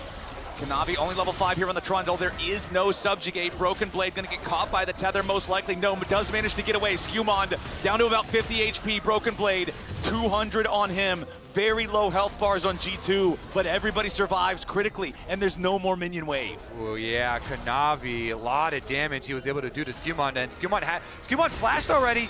Oh, Hong's trying to go in and get the root. He finds it, but Skewmond is so tanky here on the Xinjiao with the Drain Tank ability. It's not going to matter. He does finally drop. Hong still taking hits from the minions from the Gleaming Quill, but he continues walking away. Top Esports, after all is said and done and the dust settles, they still get another one. Yep, smart stuff from Top Esports, and another nice early game lead for them. Kanavi getting level 6 here off the Krugs as well, stealing on his way out. He just walked down Skewmond there on the chase. G2 are trying to defend under tower, but Broken Blade uses Silent Ultimate kind of early, and then TS were like, you know what? Okay, we're not really scared about that CC anymore, so we can actually move forward more aggressively behind this tower and still force some value out of this, even though G2 are in place to defend. And TES really make it work. They are like extending the play, and Hong, credit where credit is due, goes back in. He's able to catch Skumond as he was trying to walk away. They saw him flash, so they knew he couldn't escape the tether, and they just kind of set it up perfectly for Kanavi to come finish the job with one more bite. I was a little bit worried there for a second when I saw the tether not kill him, because out of mana karma versus Conqueror Xin Zhao with the passive healing that the character gets is a little bit dicey, but they made it work out anyway. And now we've got everybody hanging around here on the top side of mid lane. The Grubs have just spawned, and obviously that is going to be the point of interest here for both sides. Kanavi and 369 going to go ahead and begin the objective. The AoE power of Aatrox can feel really nice, just smacking these Grubs around, as Top Esports comfortably taking the first one, and it looks like nobody from G2 is going to do anything about the second either. So they know Broken Blade's ult is on cooldown. They're still sending Jackie back down bottom side. So TS are like, you know what? We are fine with 2, and just send the Yunara back bot. I do like this. Broken Blade doesn't have ult, and look at that. Teleport's not on cooldown either. So Yunara gets to push that wave on bottom side by herself. Jackie getting some nice solo experience, picks up a flower petal. Another turret plate is ripe for the taking for him. Can continue to increase that gold.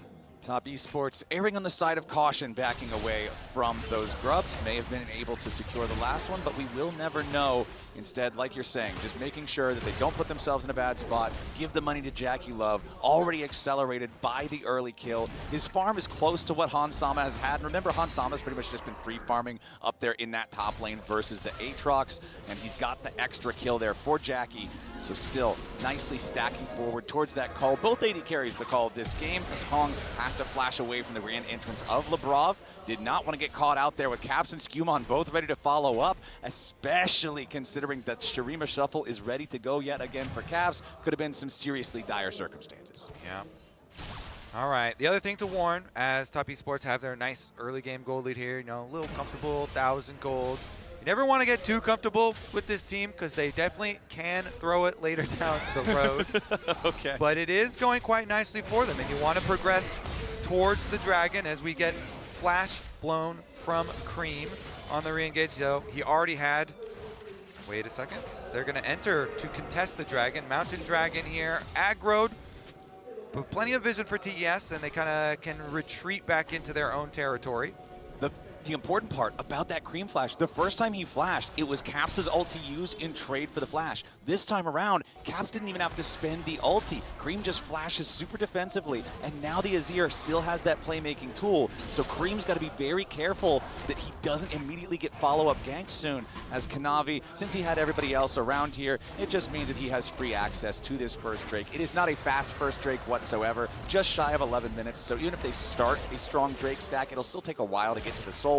But now Kanavi is once again down here in the bottom lane, once again looking to pose a potential dive. Jackie Love and Hong continuing to shove these waves up, as 369 has to deal with being outnumbered by G2 up in the top lane. At the same time, Broken Blade crashes his ult into the turret, and now the wave continues to move forward. Kanavi's going to go ahead and start it off here with a subjugate, and that is it. Beats of Warfare claimed.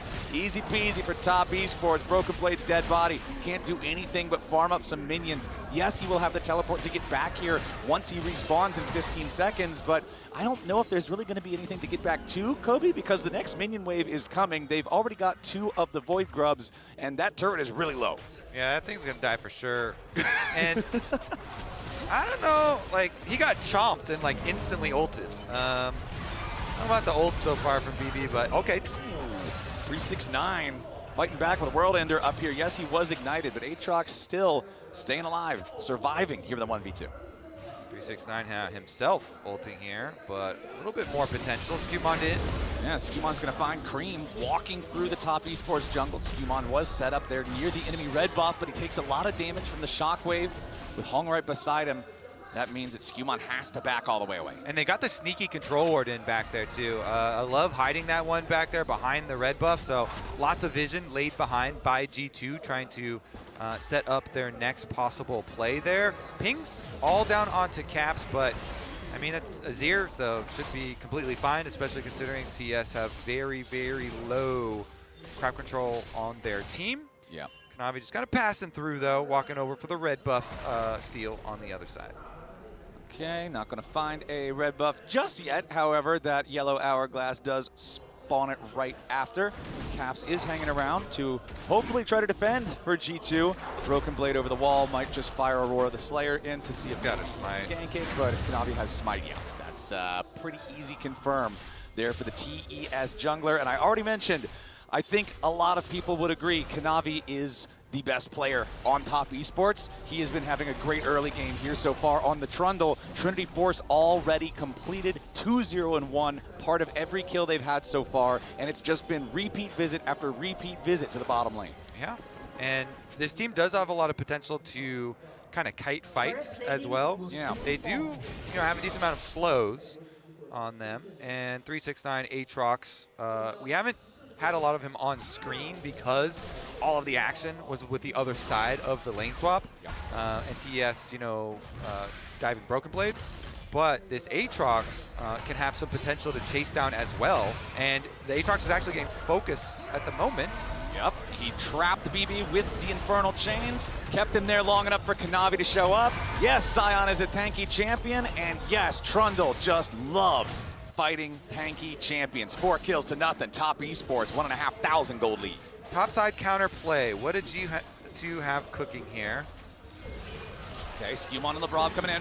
Cream probably going to be your target there. Goes in for the grand entrance. Defensive shockwave. LeBron still locked up underneath the turret, but Cream goes down. Skewmon and G2 are on the board, but now Skewmon and Caps out to try to get away. Defensive ulti coming out from the Xinjiao. Hong trying to lock up Caps. Shurima Shuffle's not going to work, and Caps is dead. Now G2's in a ton of danger. Kanavi's coming around on the side. Skewmon staying alive for now, but 369 needs a little bit more damage. LeBron with 200 HP. LeBron chomped down. G2 have lost all but a single man. It's 8-2 for Top Esports. Yeah, that's a late teleport in and an early ult out for Broken Blade. TES already did their work on the top side.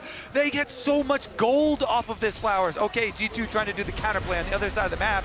They go under tower. They know that they want to kill this Orianna with no flash. But it takes so long. Hansama's forced to use the ult, and they're separated. So the other two from G2, their bottom lane, has to walk all the way around. Meanwhile, Jackie Love gets right in there on the Yunara. Hong's able to get the root onto the Azir. Caps goes down, and Jackie goes in. But it means that Kanavi and 369 get to clean up everybody else before Broken Blade even arrives to exit. G2 trying to pull off the same play that Top Esports has been pulling off on the other side of the map. And yes, they get their initial man. They find the kill on Cream, but the cost is great as Top Esports collapses and punishes. It's already a 3,000 gold lead for the LPL #3 representative, and they're gonna grab the Rift Herald for free right after. 15 minutes and 48 seconds on the clock, so a pretty swift take on that one. Meanwhile, the top lane tier 1 turret for G2 just barely standing, and Caps knows as he sees the announcement that the Rift Herald has been taken and he's next to a nearly dead turret, he could be in very grave danger, so he teleports away, does not want to get caught out in that one. The Drake now begun by G2. Yeah, I think it'll be finished by G2 as well, so they do get that objective. Of course, the tower on top side is going to go down. I mean, Flowers, you can't help smile. It is fun when Jackie Love is going to jump in on these here, kill, get these kills, and then flash into the tri-brush and get 3-man to instantly die. But it's still good for TES. Those are the things you love about Jackie. Just flash on in there, go with the hype plays, and it's still good for TES. Very, very good. Sometimes you just got to play wild. Very good. Loose. Still very gold positive, and of course, the Trundle and the Aatrox can just clean up the kills afterwards, trap them in. So we'll see what they can do with this gold lead. Of course, with that flash, Jackie won't have it for later. And as we mentioned, TES can and will throw games later. Sometimes, some portion of times, that happens when people do catch Jackie Love in bad positions, at bad timings. And it is easier to catch people that don't have flashes. So, if you're G2, your shot calling right now might be, hey, well, actually, now it's get out of there, but you can always try and look to pick off Jackie Love. Whenever you're facing TES, and as big of a lead as TES ever have, you can try and do that. But, it's looking good for TES at the moment. They're going to Rift Herald. They're going to go for this tower. Yep, Kanavi will drive that one in. Easy money in the pockets of Top Esports. Now more than a 4,000 gold lead. Harold should not get the second charge. Okay, that one gets taken out. Meanwhile, 369 forcing Broken Blade back out of the G2 jungle as Top want to continue moving forward. Kanavi makes his way over, and because he's so accelerated, because he has 5 kills on this Trundle, more than half the team's total kill gold, he's already got his Dead Man's Plate fully completed as the second item, so his speed to move around, to join these fights, to try to make plays, hyper accelerated. And that's it's kind of the key of this comp is speed and speed differences. So in Champ Select, we're like, man, I like hard CC. Yeah. But this team has a lot of speed differences. They have got speed ups, your Dead Man's Plate that you're pointing out, your Orianna and your Karma, who also have slows and tethers. Pillar, another slow. Aatrox ulti, another speed up. Yep. You got your mini knockups from Aatrox Qs. And Yunara herself, speed buffs and slurkles, as Atlas loves so much and would highlight. So there are a lot of speed differences. So they do have a lot of the soft CC with this team. Right. Well, I'm still a fan of Unga Bunga engaged champions. They're some of my favorites. You can get a good Unga Bunga shockwave, maybe. Somebody gets in there, so.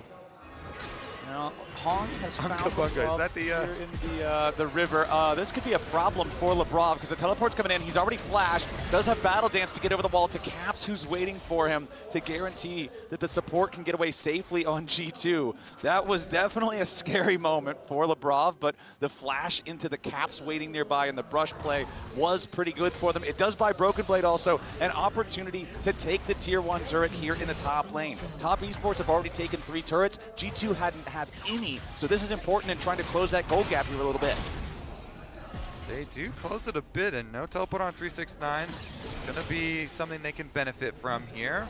Continue to pick up those petals. You know, every little petal is meaningful here, especially if you are lower in experience. So they're gonna try and clean their territory. TS moving in pretty heavily though after that commitment. Cream's got his teleport ready on top side, so Orianna split push on top side should be able to get that wave no problem. And with Otacon down here, a kind of nice maneuver from TES. It's still on vision though, so they didn't clear out the ward that's actually directly on the Otacon. So G2 do have good vision to try and fight this.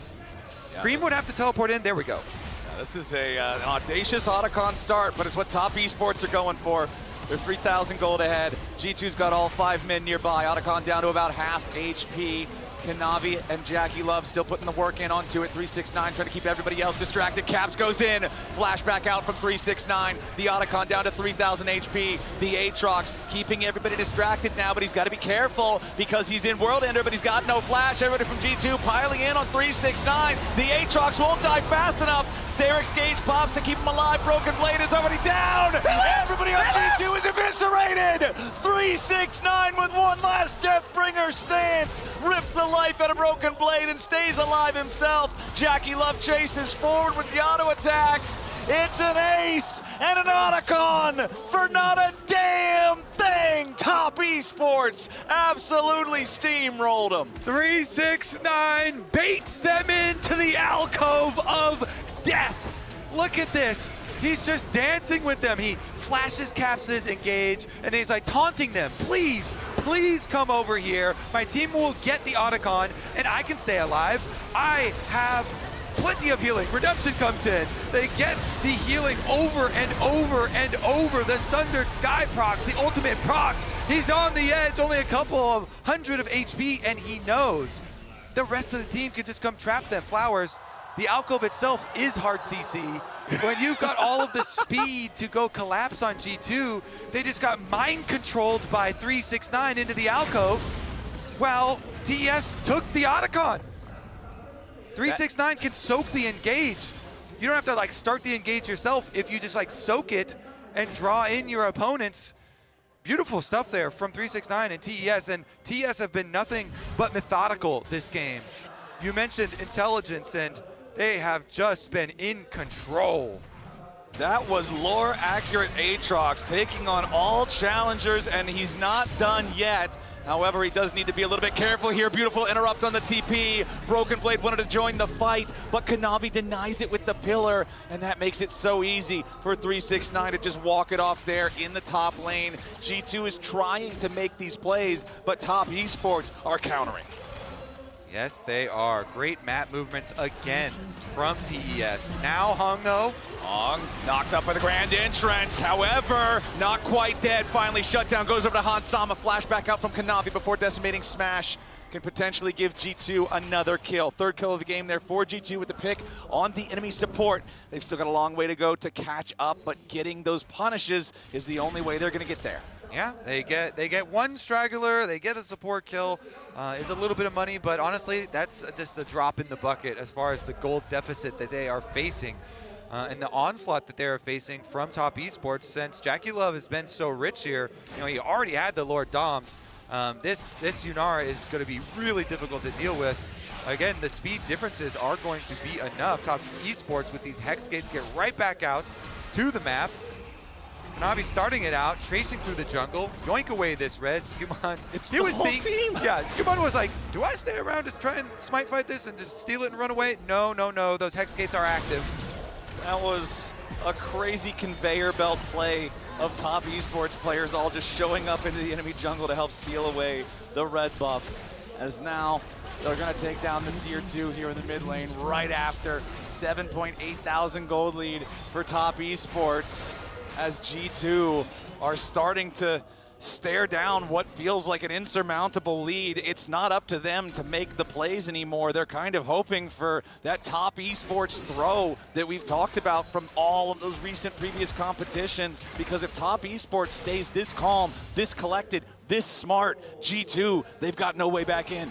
This is why you are supposed to fear Top Esports until you actually see, you know, the collapse at the international event, until you actually see the throw. This is why you fear them. They are so good. Kanavi just controlling the game from the very beginning, Flowers. Remember back to the early stages, the bottom lane sets it up. It is the lane swap, but they don't care about it. They just punish the lane swap. They take down Broken Blade over and over. They get enough money onto Jackie Love. They keep funneling it into Jackie Love, very calm. At no point are they really worried. Kanavi gets very fed, Jackie gets very fed, and they methodically move through the game. 369 is completely fine on weak sides in lane swaps. and he was more than fine at the end as well. It's just like really well thought out stuff from them, and this is why you fear them until you see it collapse. So at the beginning of the tournament here, in the best of 1, 369, and the rest of TS looking good. Kanavi here, Pillar starts it out. Skumon in some danger, the tether about to lock him up. Hong gets back away as Skumon has to flash defensively. Top Esports, they're gonna push this wave forward. The Sun Disc was summoned by Caps, so that's gonna at least hold this area for a short time. But Baron is live on the map as of 45 seconds ago. Top Esports now going to dare G2 to come closer towards the area. Jackie just continuing to fire. If anybody gets close to Jackie Love, they are gonna take a ton of damage from this Yunara. The next wave will be cleared out very rapidly. Kanavi just making sure there's no G2 vision up there in the Baron pit at the same time. Sun Disc falls. The Brav hit by an Infernal Chain. Immediate battle dance back to the rest of the team so he doesn't get caught. And Top Esports again, path towards the Baron. Yeah, they're trying to clear out the vision, but G2 have some lingering wards. They walk up though. Hans Sama immediately forced to ulti defensively. Jackie Love wants to go in, he flashes to the side. Hans Sama all the way back away with a defensive flash from his Caps with a massive Shurima shuffle. Jackie Love is down, and Top Esports might be in some danger. Caps is next to die. Cream back over the wall. Double kill to Kanavi. It looked like Caps might have found the miracle that G2 needed, but Top Esports do not believe.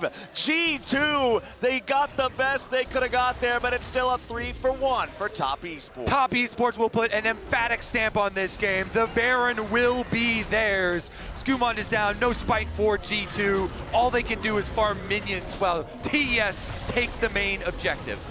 It's not going to be the fastest because Jackie Love did die, but they are going to get it.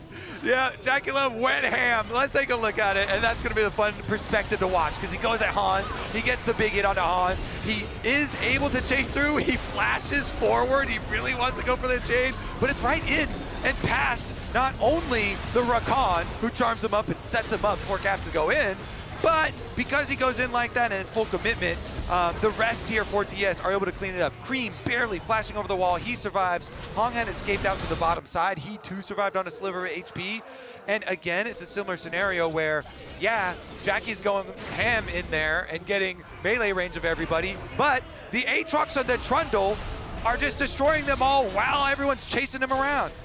369 aggressively ulting up here. Yeah, Cream and Hong, you said it just then, they both got away with 100 HP at the end of that fight, while Jackie was the only one who died. Imagine if this wasn't a 7,000 gold lead before the fight, right? That turns into 3 kills all of a sudden, and you do have your miracle moment for G2 where you turn the game around. But Top Esports have built such a lead, such a commanding advantage in this game, that even that big move there from Caps was not enough. 9,500 gold lead now, Drake's 2-2. Top Esports with Red Bull Baron power play here for the next 2 minutes, looking to break into the enemy base and maybe just end it. They've got so much momentum here as Kanavi just trying to force Lebrov back, make sure they keep this jungle dark, make sure anything outside of the base is pure danger for G2.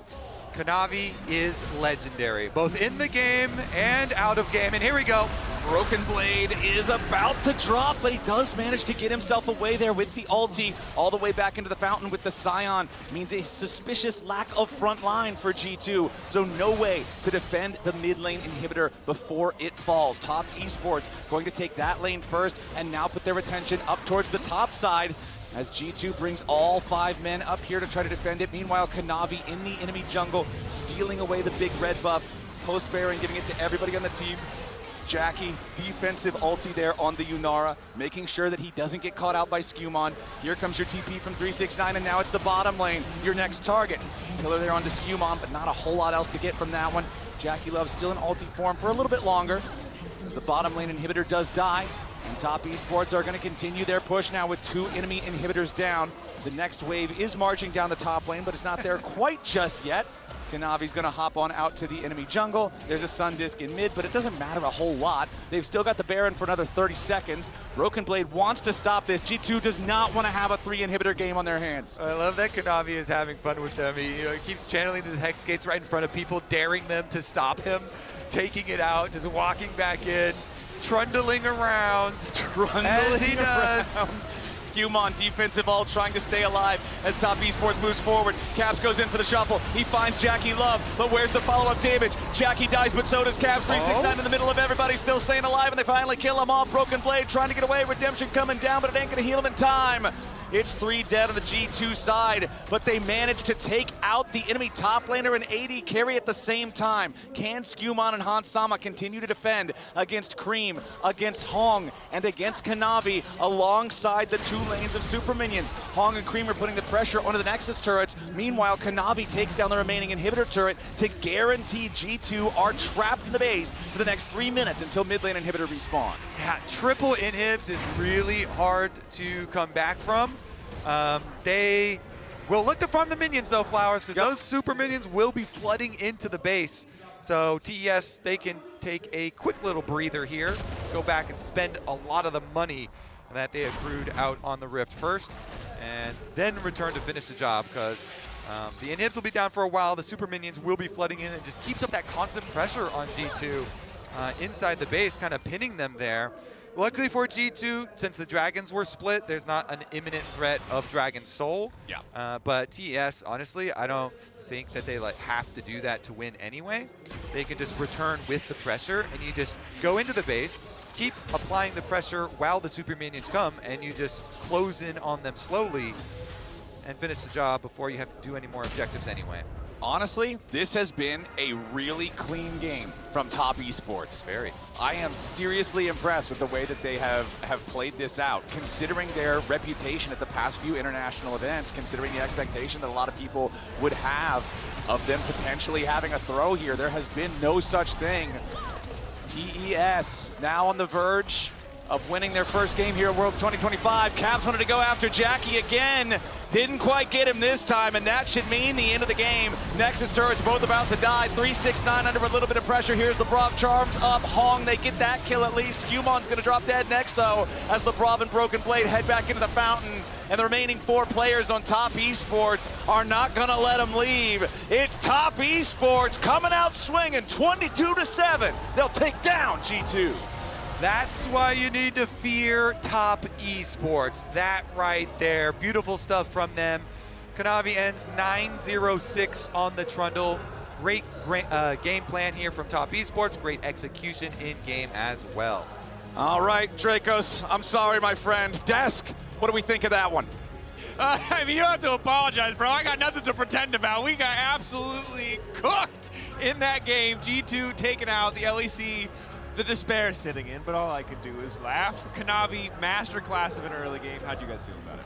I feel pretty good. You know, there was a couple of JackeyLove moments where he maybe overstepped a bit, but generally clean and controlled from Top Esports, you know, often talked about as this intelligent, more macro-focused LPL team. We really saw that on display. We saw the early game from Kanavi where he had so much control, and with this extended swap that came out, because I feel like the top lane and bot lane matchup from the side of G2 wasn't super favored, and they really used this Trundle to punish the Scion on repeat. You know, it felt like Broken Blade really having a rough game as a result. Yeah, you mentioned JackeyLove moments as if it's a mistake. It's just the TES flavor. It's just you just have the to extra spice. Exactly, and they've been very spicy throughout this game. You're right.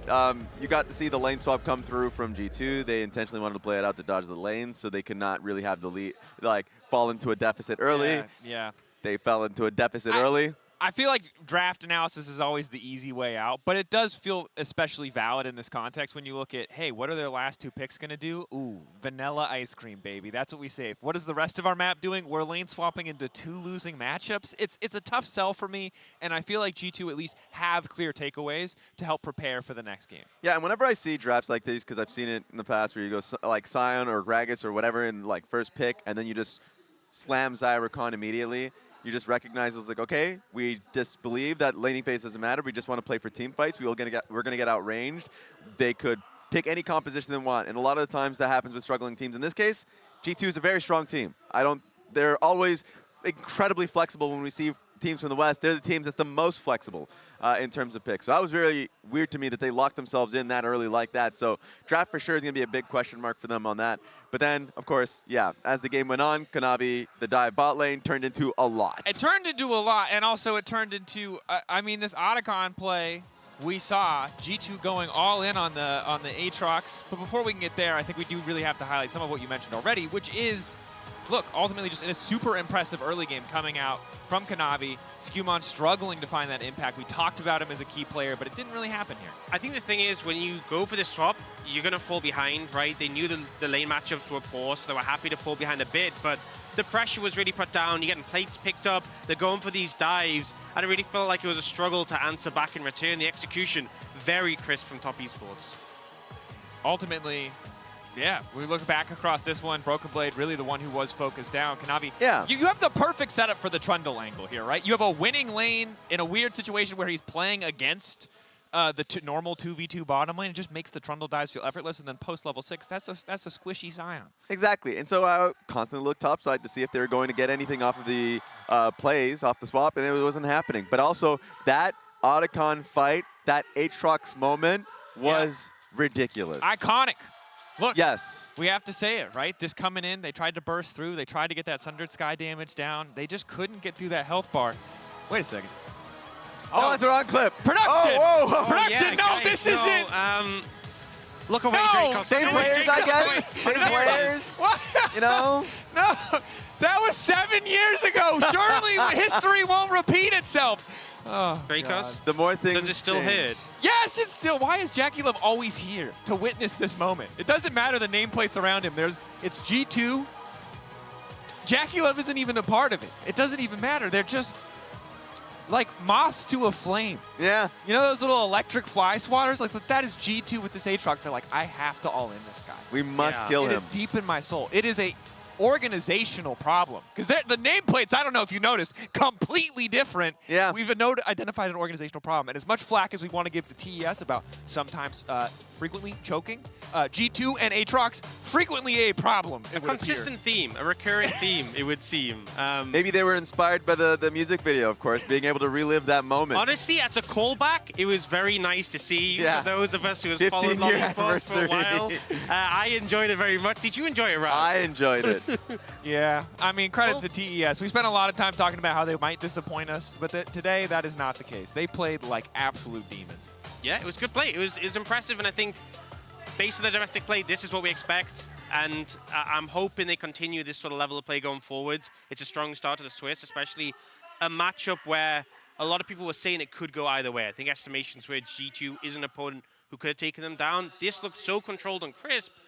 I'm thinking estimations are going pretty high for top esports. I'm feeling good. There it is. Let's not get too far ahead of ourselves, but I think you have every right to be feeling good. We'll see how good 369 is feeling after the break in our interview. And in the meantime, we're going to set up for our last game of the day, Gen G versus PSG. And have a quick break. Don't go anywhere.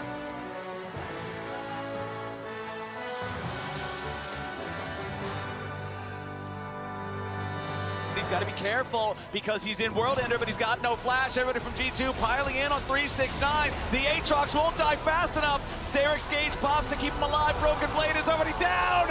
Everybody on G2 is eviscerated. 369 with one last Deathbringer stance. Rips the life out of Broken Blade and stays alive himself. Jackie Love chases forward with the auto attacks. It's an ace and an Otacon for not a damn thing. Top Esports absolutely steamrolled him.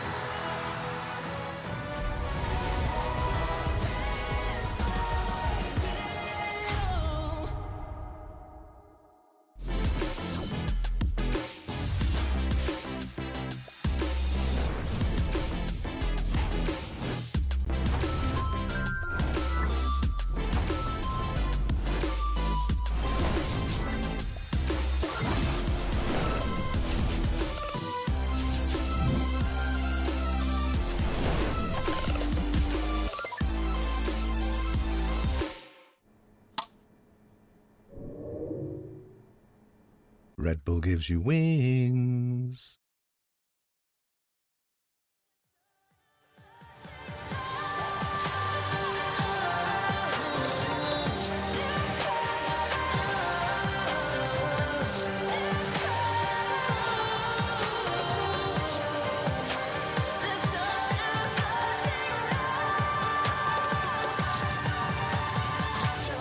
Something new.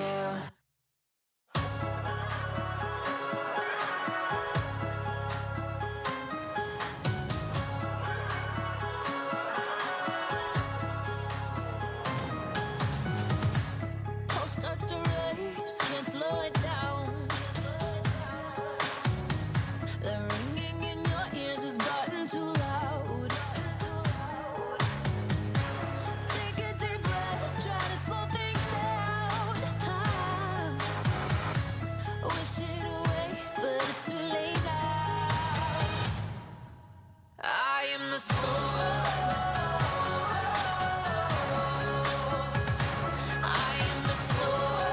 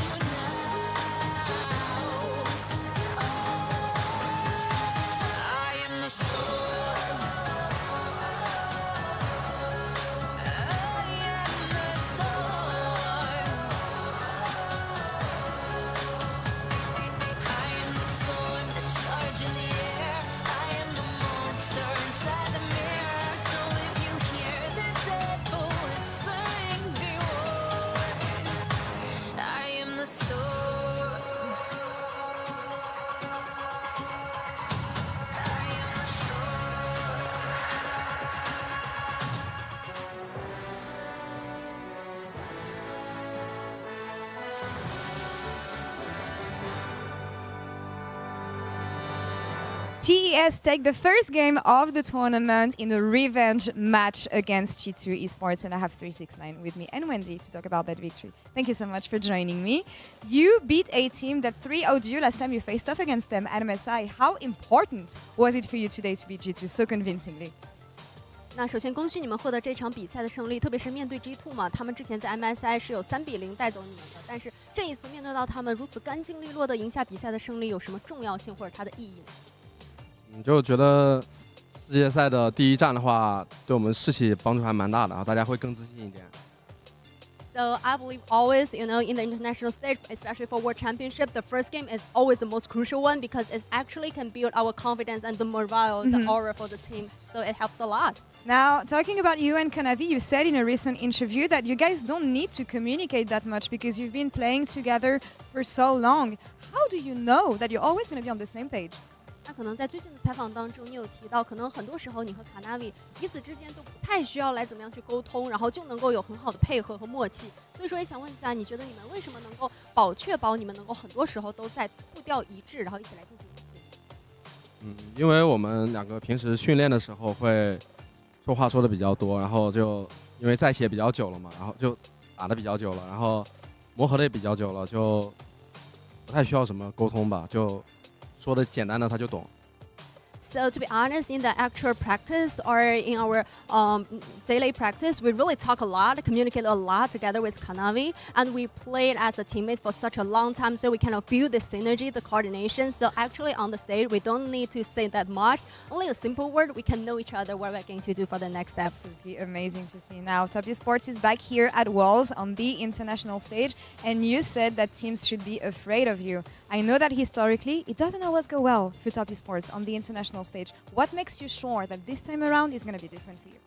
那这一次再次回到了国际大赛的舞台当中嘛，那你也有提到说，可能很多度面对到你们的时候，也应该对你们有所惧怕。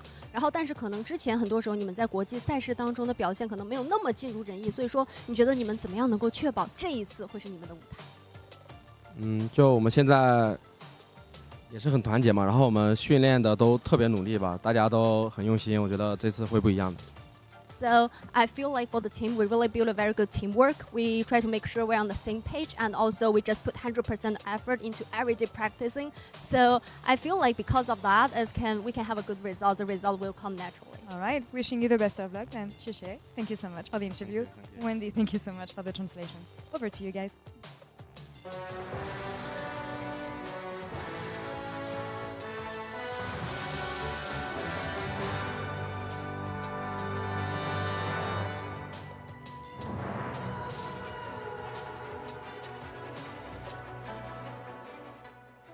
And here we are for the final matchup of Swiss Day 1, Genji versus PSG. And we're professionals, we swear. Yeah, we are. Yeah. Here's the deal. There's really no easier analysis to make in the world than Genji are the best team in the world. Agreeer? I'm Agreeer. Agreed. Okay, so now we're in a very privileged position where we get to talk about why. Just kidding.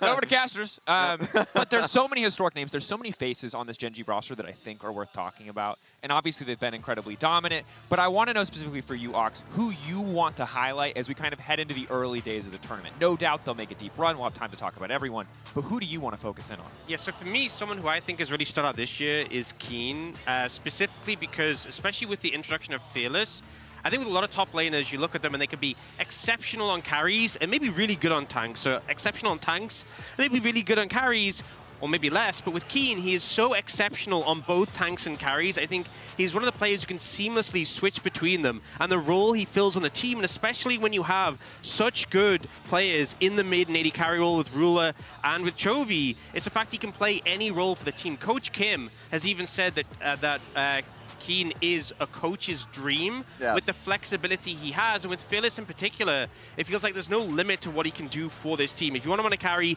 he will crush his lane opponent, he'll be a relevant threat later. If you want him on a tank, he can just play weak side, he can absorb pressure, he can find that CC you need, he can find that space you need in team fights, and I think it's why Genji, a big reason why they've been so strong, so dominant this year. Look at that.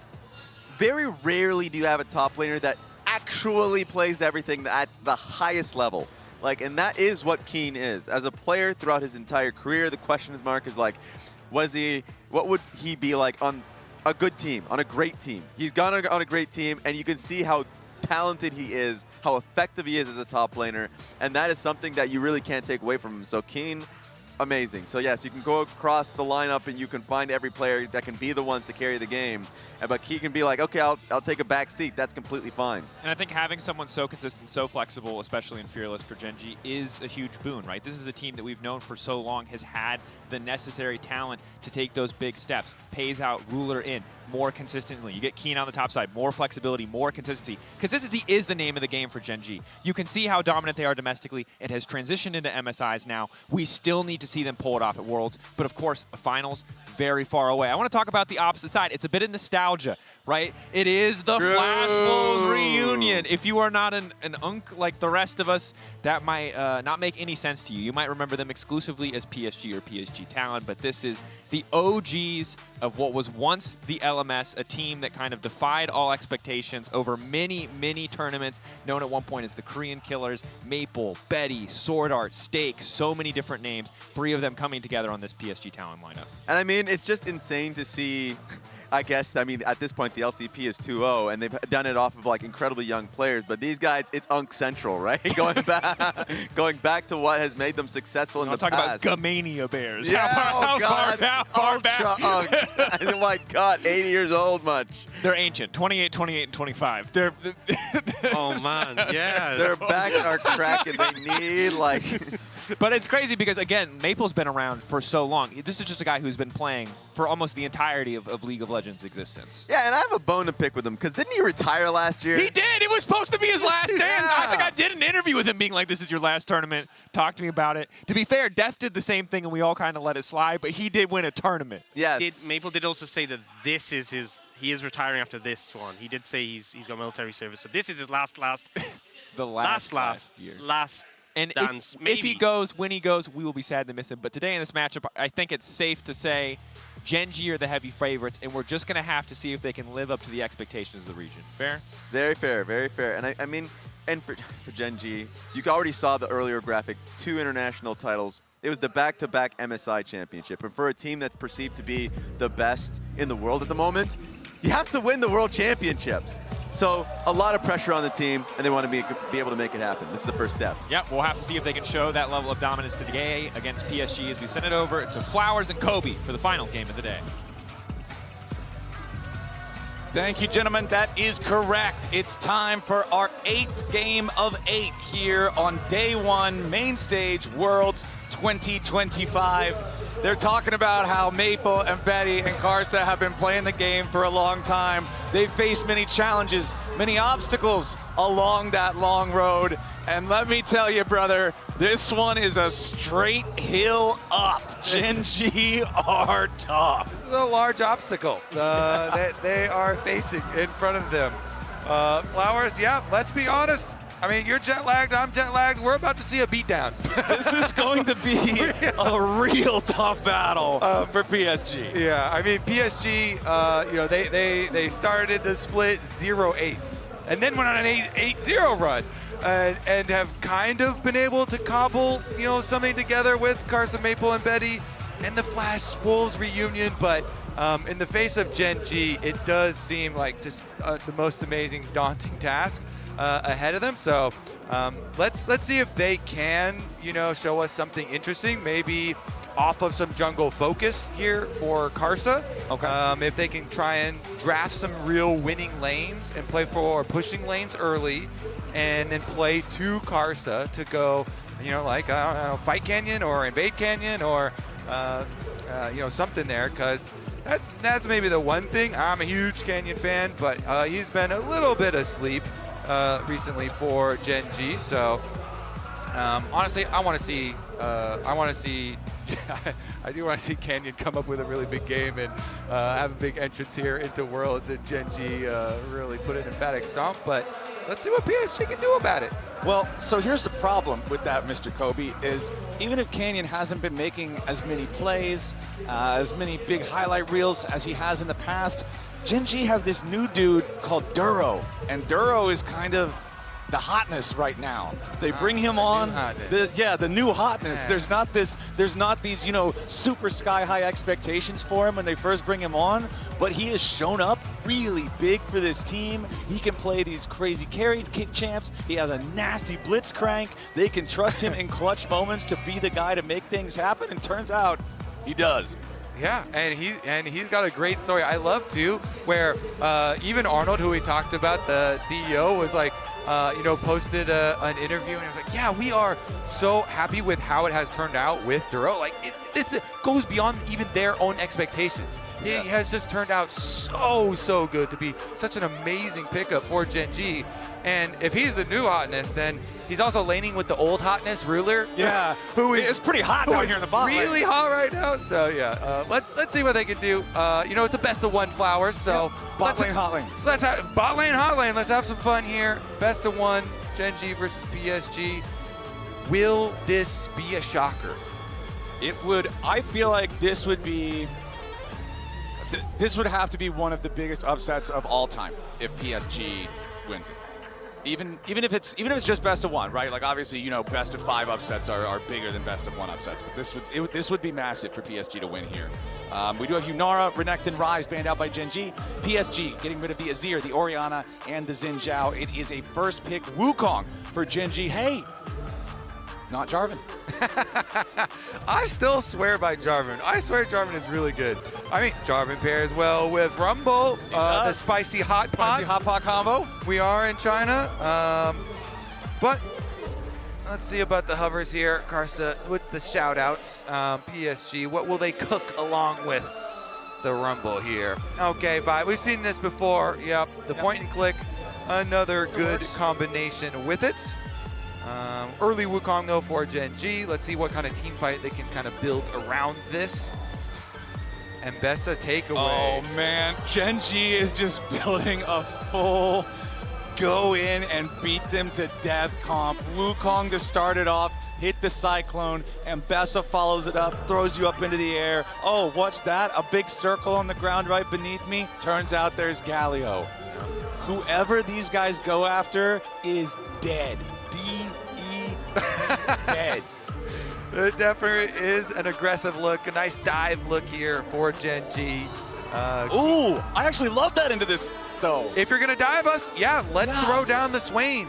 Maple Swain, I mean, even when he was in LCS in North America, we had Maple Swain popping up. So if it is going to be an overarching look where the tournament is going to see a lot of, Caitlyn comps and Kai'Sa comps, type of things, and we're going to see lots of dive comps, then what are things that can play well versus dive? Stuff like, Swain here having massive value if there's going to be a lot of people with short range diving in towards you. We'll see. I do like the look here, though. Rakan going to be the ban, taking away some of the Duro playmaking. Yeah, I absolutely love this Swain pick from Maple. This is awesome. Poppy ban from Gen G, absolutely love that too. If you're going to play a full Send composition, then getting rid of the Poppy feels really, really important, considering both Steadfast Presence and Keeper's Verdict are so good at busting that up. Nico banned out by the side of PSG. Honestly, Kobe, I'm kind of surprised to not see a Kai'Sa ban. I'm thinking maybe they want to pick it themselves, because Kai'Sa feels like the AD carry that you pick with a dive comp. Yeah, definitely is one of the premier AD carries to pick with a dive comp, and definitely would go well here. Maple's all-time stats on Swain, okay, what do we got? Are 40% win rate with the 5 picks. Not too shabby. Okay, in the middle. Yeah, but into the Galio, pretty nice and easy early start. We'll see how far they go with it. Again, another Duro ban though. They followed it up with that Nico. Of course, the other premier engage that they're looking to avoid. Ooh, betting Ezreal here to complement it. Want to stay safe when you're facing this dive from Gen G. So that would have been a good option for them, but they'll delay it. Just a little taunt there, a little possibility of what could be. but they steal away the Rel, which can, if everybody dives in together, she can actually be used pretty powerfully defensively on her own with Shattering Strike plus the Magnet Storm both being AoE like big lockdowns. It also denies Rel from Duro so that Gen G can't draft that extra Omega hard engage. So let's see, what's it going to be from Gen G here in the AD carry position? Oh, it's going to be Ruler Lucian. And are they just going to go ahead and lock in the Braum as his I mean, it looks pretty good to me. All right, we got Lucian Braum in the bot lane for Ruler and Duro. Yeah, bring some good team fight here. Let's see. The Braum into the Rel 2, also going to be a really nice answer. Of course, we always have to be ready for lane swaps in the current state of the game. But what are we going to do to actually round it out for Betty? We were talking about that, Kaisa, before. I hope that we do get the lock. All right, time's running out. His second most played champion of all time does not get locked in. Nope, it is the Sivir instead, the extra movement speed. This can be very powerful, the more immobile characters you have, because it's kind of like what we were talking about last game with the lack of engage mechanisms on top esports and how it's all about speed, speed, speed. Well, we don't have any dashes or anything on Swain or Rumble, so just make them run fast. Okay, make them run fast. Everybody's going to be running in. Let's have some fun, Flowers. Last game of the day. Last game of the day. After this one, we get to see what our matchups are going to look like for tomorrow. It just keeps getting more and more spicy as we get closer and closer to those best of threes, those promotion and elimination matches that matter so much for getting out of Swiss stage or going home. But that is a crazy sign. Sorry. I wasn't looking at it, so what maybe you don't want to repeat it? It was just the dancing. Oh, the dancing. Oh, I saw the dancing, dude. I thought I love the dancing player doll model, whatever you want to call it. I'm sorry. It's the end of 8 games. I've been traveling for a long time. I'm a little goofy, but yes, sir. Let's get goofy with this one. Let's have fun with this one. Let's have a good time. I have some unfortunate all-time career win rate news for the Betty Sivir. It's one of his lowest. It is 22% win rate. 22.7. Oh, okay. Over how many games? 22 games. Okay. Yeah, that's.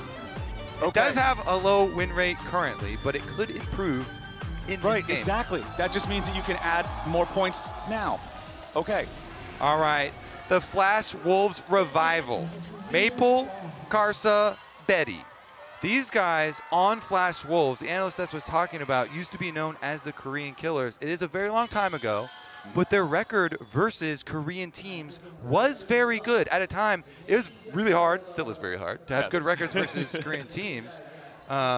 And I believe it was like 6-5, these three together. So again, a very, very difficult obstacle in their path, as you said at the very beginning here. But Gen G, first game at the tournament. See how they are looking. Yeah, let's get a good look here. If we're talking about LCK throughout the day, T1 got their win. HLE suffered a loss, and then KT got themselves a win.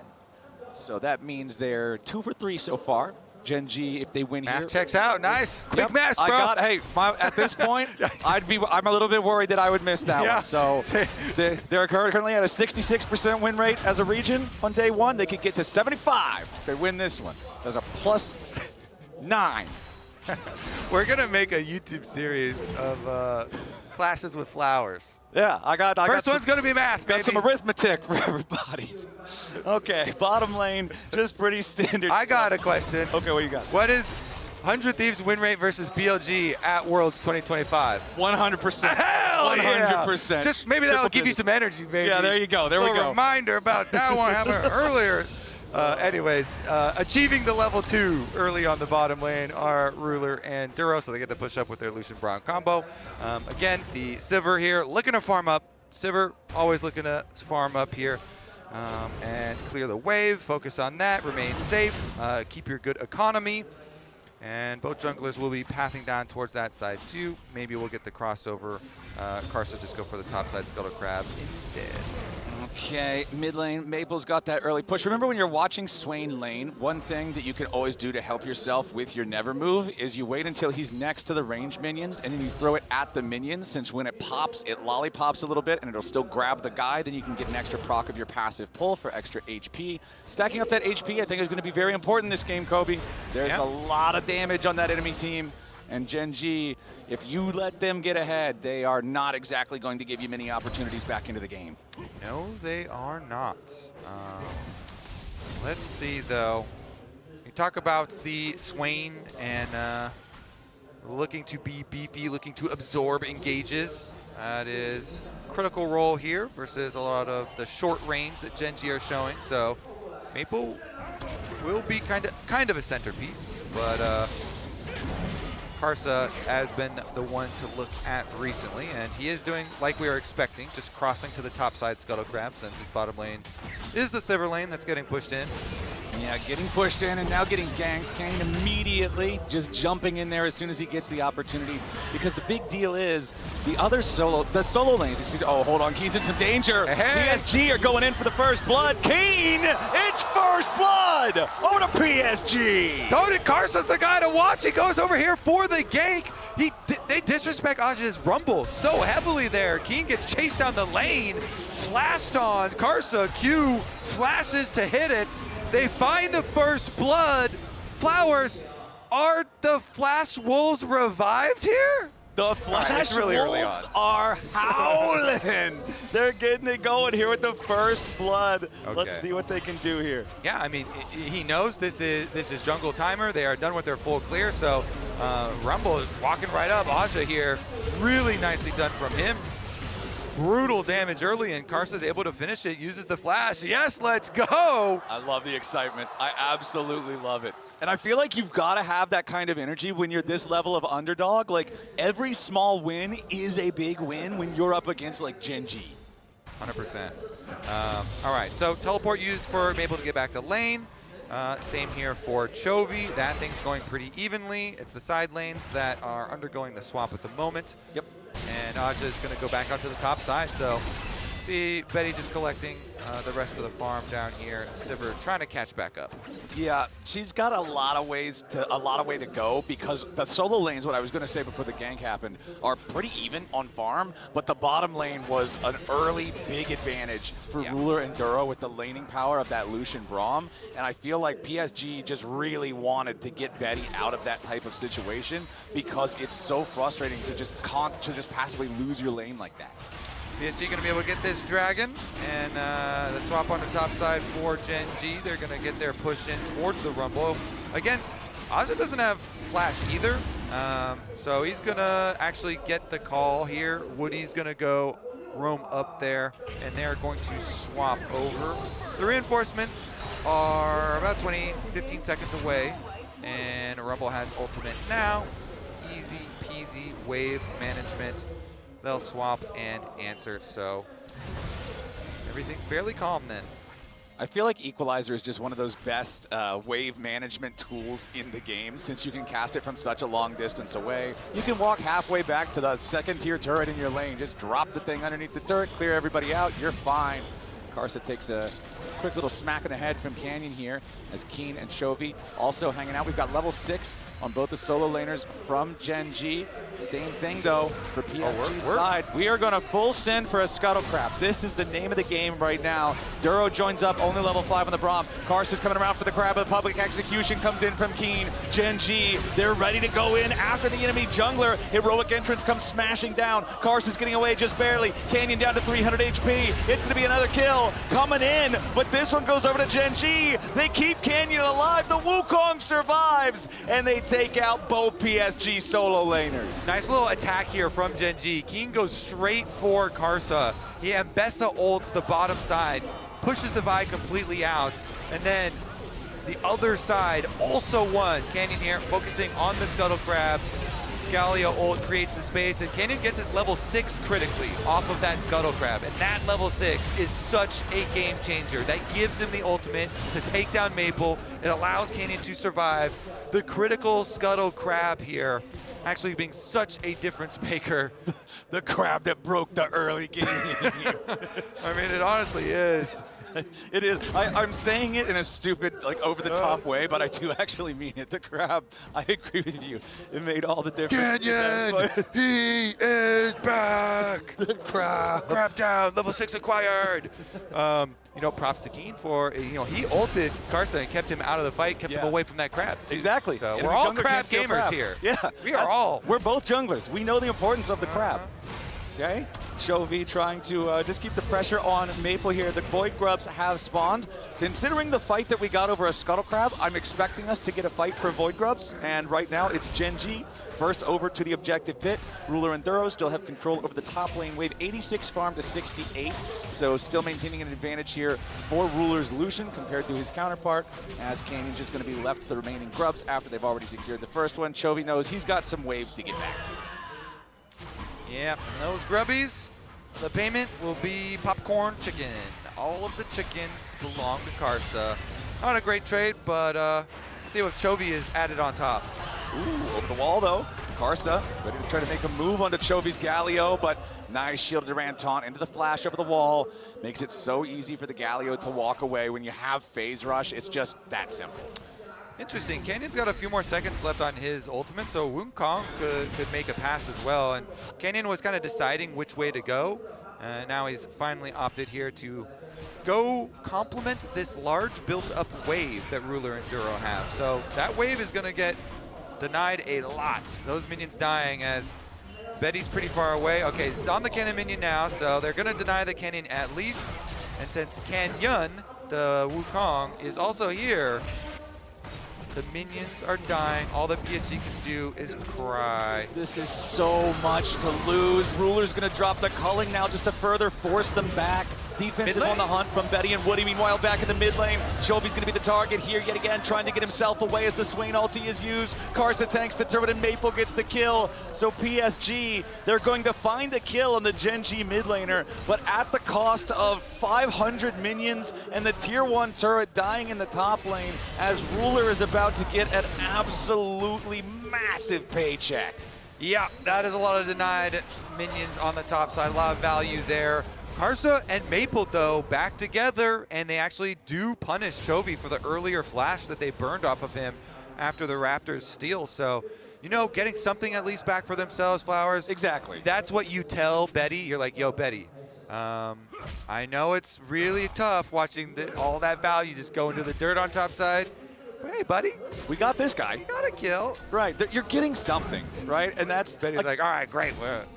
Again, in a game where you are the major underdog, you got to celebrate the wins where you can get them. Putting the death on Chovy, they'll at least be able to get some money out of that one. So still, though, a 2,000 gold lead for the side of Gen G. First Drake of the game has already been taken way back when by PSG. Second Drake of the game is now live here with that Ocean. You can see the pings coming out from the PSG side. Betty and Woody now just trying to get some farm into Betty here in the mid lane.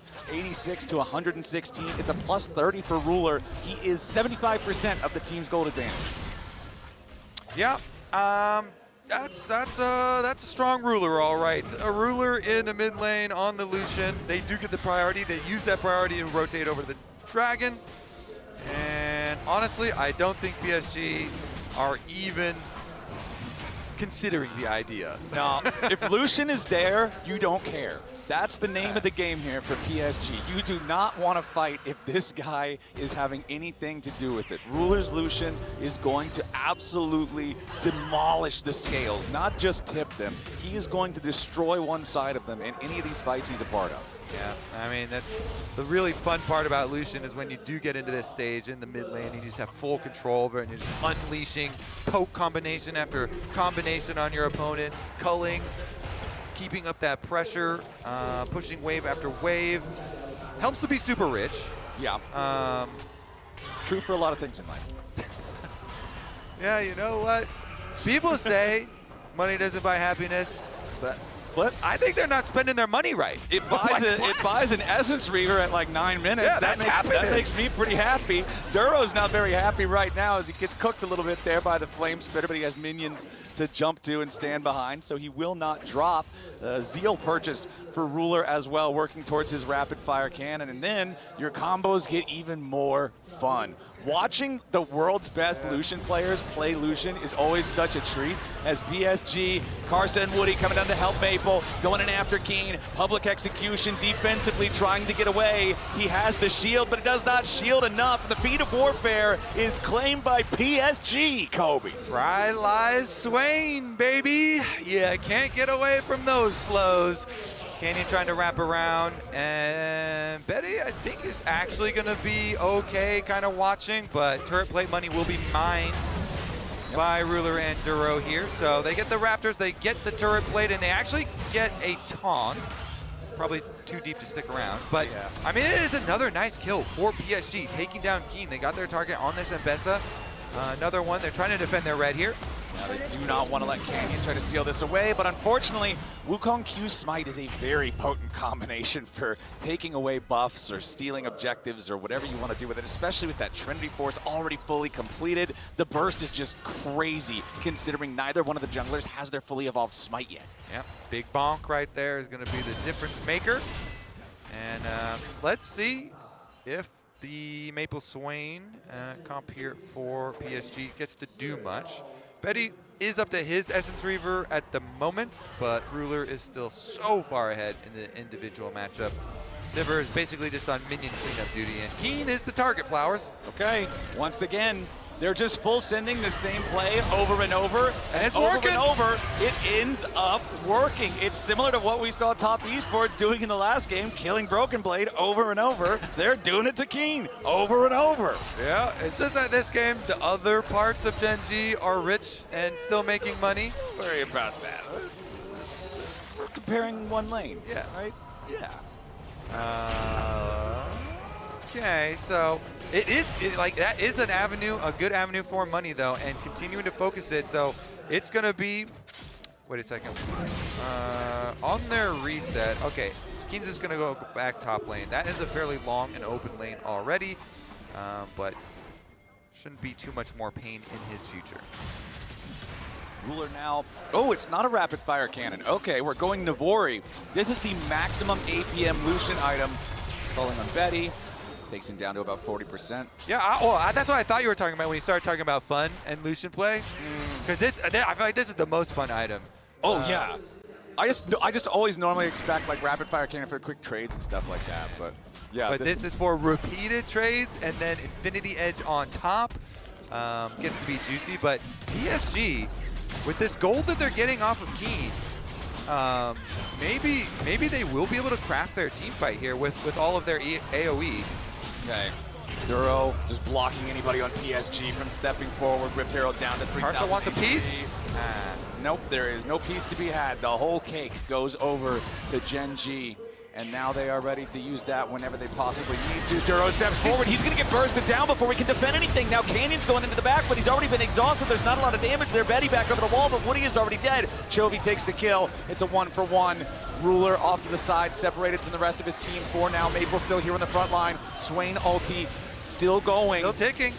He's in the middle of everybody. He continues walking forward.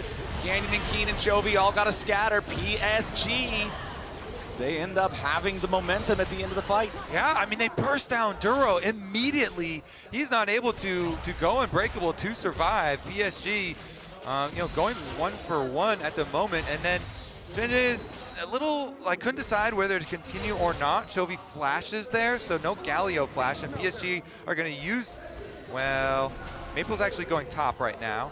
Maple has no teleport, so they're going to sacrifice this, I would think. Well, Maple's top. Duro face checking another brush. This time, though, there's not enough firepower to just blast him down, so throws up the Unbreakable. Feels fine about it. Want to get the Herald charge onto the mid lane tier 1 here. Charge alone shouldn't be enough to kill it. Herald getting distracted by minions, though. Gives PSG an opportunity to try to DPS it, but now with the minions gone, there's your charge. Takes it down to almost nothing, and then the minions can finish it off. Gen G taking out the tier 1 turret, and then they're going to take this second Drake of the game for themselves. Well, third Drake overall, second for Gen G right now. So Chovy's trying to go answer the wave right now, but PSG are sending some extra resources here. It looks like not going to be able to intercept, even though Woody and Karsa rotate over to see what they can get. It's just going to be the Gromp in payment. All right. Gromp gaming, it can sometimes feel good, but it depends on what you have to trade for it. And feels like Gen G got the Yeah. If we do look into the future, though, if they can find more ways to put money onto Betty, and then Betty can find ways to play like around the Braum for Sivir, which is definitely an annoying champion to play around. But if they can figure that out, then they do have a lot of AoE that can play off into the short range Gen G comp. Maple himself, one of those pieces, of course. You would expect multiple masks. I feel like Maple is the big element here for PSG. If they win a team fight, it's going to be because Maple was able to position himself in the middle of everybody, make it impossible for Gen G to stay within range. He creates such a massive zone of threat when he's in that ultimate form, and Gen G just don't want to risk yeeting themselves into it. Yeah. Yeah, he's going to be one of the big ones to try and create some space. I mean, Sivir, they just need more money on Sivir. If they had more money on Sivir, it'd be so much more playable because they do need that damage as well. Slows and stuff are nice, but you really do need that attack damage threat as well. I mean, like, he's trying to catch up. They'll try and funnel as much as they can. In a world where you're up against 4 melee champions and Lucian, and Sivir is not 2,000 gold behind, and you have Rylai's Swain, you can actually do a ton of damage with Swain and Sivir put together. But it's just the advantage built up for Ruler right now is so suffocating that it's difficult to play into what Gen G have. Taking a quick bursty trade there from Keen, but honestly, it's really not that threatening. Scrap Shield prevents most of it. Otacon spawning here in about 30 seconds. Again, I'm going to go back to the precedent set by the Scuttle Crab fight at like level 6. I think that this is a 20-minute Otacon game. I like the action in our future then. Otacon is definitely a very fun objective. Okay, we got our second item for Betty here. Navori as well matched. Farm, farm, farm, farm away, and hope for the dream team fight that they can try and pull off. Karsa as well here. Shred some armor. So with the two same major items completed, the difference between the itemization now is the fact that Ruler does have his fully completed Ninja Tab, plated steel caps, sorry, and pickaxe right next to it. So still more firepower there on the Lucian, but the Navori completed on Betty is big. Gen G, 3 men here in this bottom side river, right near the mid lane brush, as Keen forces Aja to overheat, makes him step back. And it means that he and Chovy can now take down this tier 1 turret with Aja having to fall back all the way to the side brush near the tier 2. Does not want to risk getting caught out here. Yeah, Gen G pushing them off, and your 20-minute Otacon that you're looking for, Flowers. Let's go. The preemptive steps have been taken care of. I called it. All right, TP's coming back in from Keen. He just needs to go back, heal up, purchase real quick. Gen G, they've got the objective down to about 2/3, and PSG is on the approach. Charging up the Galio taunt. Maple now in the middle of everybody, but he's going to get focused here. Has to back off a little bit. Otacon down to half, but that's nowhere near close enough to try to burst it down. PSG now. Swain ult is down. Yep. Without the Swain ulti, they are at a significant disadvantage. Otacon pulled to the backside of the pit, has 2,400 health remaining. Looking to burst that one down as Keen's going to distract everybody with the Grand Heroes entrance coming right in over the top from Chovy. Duro's trying to help him out. Duro's going to get burned down. Aja takes out Keen and Duro both for a double kill, but the Otacon goes over to the side of Gen G. Betty and Maple trying to get themselves away from this one. Ruler grabbing the kill on Aja. Canyon jumps in, goes after Betty here. Chovy's in a killing spree. Betty tries to get away, but it's an ace for Gen G. Gen G, they set up the Otacon. They strike first. Maple's teleport here is in a danger zone, Flowers. So Chovy, he positions right over the wall and preemptively taunts, ready to acquire Maple, but Maple instantly flashes and then procs the ulti. Gen G then expertly kite out the Swain ulti this time. Everybody backs away. As soon as the Swain ulti is down, they know they have the upper hand. Ruler callings, and they actually do split, and they go a little early. They're still finishing off the Otacon as they go for the big engage here with Keen. Keen with Galio. Wait, he stole it. Oh, wait. We didn't even notice. I was watching the team fight. Karsa stole the thing. Karsa! PSG! Let's go! Okay, we were up here on the Dragon. We blame jet lag. We blame jet lag. We blame jet lag. Holy cow, Karsa stole the thing. Okay, so PSG, they get the Otacon. The Dragon now has just gone over to Gen G. So Gen G is on Soul Point. Gen G also, because they get the massive team fight win after, because they get the ace, they are 4,500 gold ahead. But the Otacon was stolen by Karsa. I don't care how long these guys have been playing the game. They are always so fun to watch, man. Oh, okay. Well, glad we got the replay, man. Duro again, face check. Duro with the face check, but he's already got the backup coming in. The Galio has arrived. Shovi's gonna pick up a rampage here with the first kill as Ruler puts the bullets into Maple, and the Swain is not tanky enough to get away from that one. Fortunately for PSG, Baron has not spawned yet on the map, and that means that Gen G can't get another objective unless they want to force something onto one of the turrets. Duro again, just gonna walk up straight towards the brush, stacks up those concussive blows there on Woody, and Betty's got to be careful because Ruler's auto attacks are ready to go. He dashes forward, a little bit more damage there, as now it's Canyon ready to finish it off with a killing spree. They're going to take out both of the enemy bot lane duo, but it does cost Canyon's life as Aja can get one in return. Well, that's going to continue the onslaught then. Even with him going down, there's only 2 members of PSG currently alive. Maple respawns as they just take down Aja as well. Maple respawns, but equivalent exchange. They tagged him in. A life for a life. Yeah. Goodbye to Aja. Welcome back to Maple.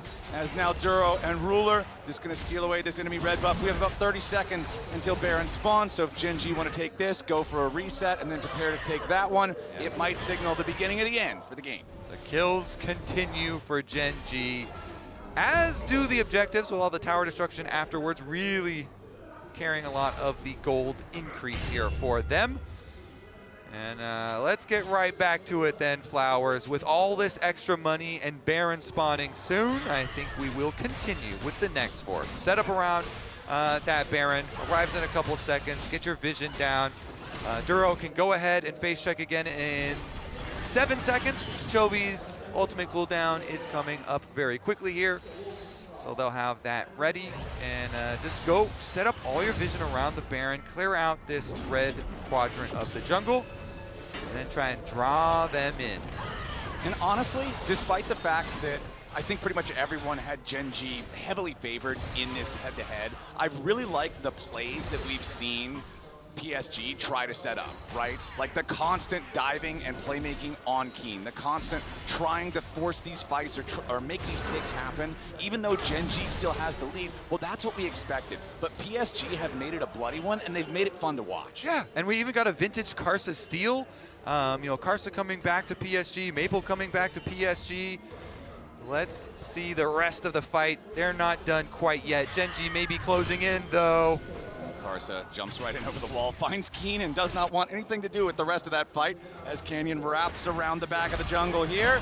And Woody and Maple are going to have to be a little bit careful. Duro raises the shield, and Canyon has already found the flank. There's the Cyclone into the Galio knockup we were talking about back in draft. Rulers on a rampage. Maple is gone. PSG scrambling. Karsa's the next target. Nobody else dies unless Keen has something to say about it. He'll pick off Aja, and now Betty's got to try to escape. The Mbessa leads the charge, and Jovi's coming up right behind them. Betty and Woody on full retreat now, as immediately the follow-up is there from Gen G. They're gonna find 3 kills. Only jungler and AD carry remain on the side of PSG as they have to go back into the fountain to try to heal up a little bit, and Gen G will take the opportunity to knock down inhibitor turret number 1, to knock down inhibitor number 1, and the double teleports coming in to reinforce tells me they're going for Nexus turrets next. First Nexus turret under fire, but Betty's under more. That's Chovy dominating as the enemy AD carry is down, and Karsa's about to join him. Ruler's is going to pick up another one as the second Nexus turret falls. The respawns are coming in from PSG, but they can't even get up the fountain steps. Gen G going for the end of the game at 27 minutes. Canyon might have died, but it will not matter. Gen G come out strong and take their first win. Gen G here in the end as dominant as expected. PSG though showing a couple of good moves, stealing away the Otacon. A couple of good picks there onto Keen. They really focus on the side lane, but Gen G just too good overall. Gen G, we knew that they were going to be strong. I think for a lot of people, they got to be tournament favorites, right? The #1 seed from the #1 region, back-to-back MSI winners. They've done everything except winning Worlds, so they've got their hearts set on it here in 2025. Yeah, looking to go deep at this tournament, looking to win this tournament. That's about as deep as you can go. All the way to the Summoners Cup. I don't think it goes much further than that. Definitely would be the perfect end to the year for that squad if they can do it. And the first step here completed in game #1. GG to Gen G. Desk, what do we think?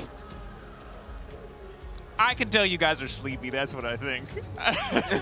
Managing sounded like a tough word when it was coming out of your mouth. The M's and the N's are starting to mix together, and I feel you, brother. It's been a long day. Gen G kind of giving us an expected result, but I will give credit to the mid-jungle on the side of PSG Talon. There was some cool stuff happening. I do want to apologize a bit because I talked up Keen so much, and I feel like he had a God. little bit of a roughie on that How one. dare you? How dare you? Yeah, Expect things. His DMs are open. But I think this is, despite the insane match record that Gen G has had domestically, we did sometimes have games like that where the other team would get some kills, they'd get that lead, but it just felt like the gold was funneling towards Gen G. And it came down to that one fight, which honestly, the fight was honestly quite scrappy. It didn't clearly go in favor of Gen G initially, but as soon as that fight was over, the gold lead was just heavily in their favor, which is why it's sometimes so frustrating to play against them. Yeah, because initially it starts out with the double TP coming in from PSG, the Swain ulti that comes through, but immediately Gen G walks away from it, and you're like, oh, so you're going to lose the next fight, right? But Carson says, guys, I'm going straight for it. He gets the Otacon. They completely lose out in the fight afterwards. They lose out so much gold, but you know what? They still got the Otacon. That's what mattered at the end of the day. And the thing is, after this fight, the goal lead, you can see the top was about 4,600, and then you saw how much it ballooned so quickly. But look, there's a little bit. There's a little bit that's for just a tiny bit. But that was, for the honestly, doubters. Carson was feeling hyped this game. Went topside, just bullied the hell out of Keen. That first blood that went topside, he was just fist pumping up in the air, feeling himself. I was like, old man still got it. That he does. I mean, impressive stuff, right? We talk about the reunion tour of the Flash Wolves, obviously historic team, historic players. They call them the Korean Killers. They did kill them 10 times. So there you go. There you go. Look at that. Proof. Not just a narrative. There's actually some facts to back that one up. I will say this is part of what makes Gen G so terrifying, though, just in case people aren't familiar with this team. The combination of individual micro skill and macro means that they feel like the best team in the world, and it feels like no matter where you are in the game, if you're not 10,000 gold ahead, you haven't won yet. Until Gen G's Nexus falls, it feels like there's always a path back in. You're probably never as far ahead as you think you are, and that's really just the position that PSG found themselves in. Yeah, and I think PSG did a great job of being able to be active like that. We talked about bullying topside. They looked for a dive mid. They were like, they were doing what you should do in there's a massive mismatch, right?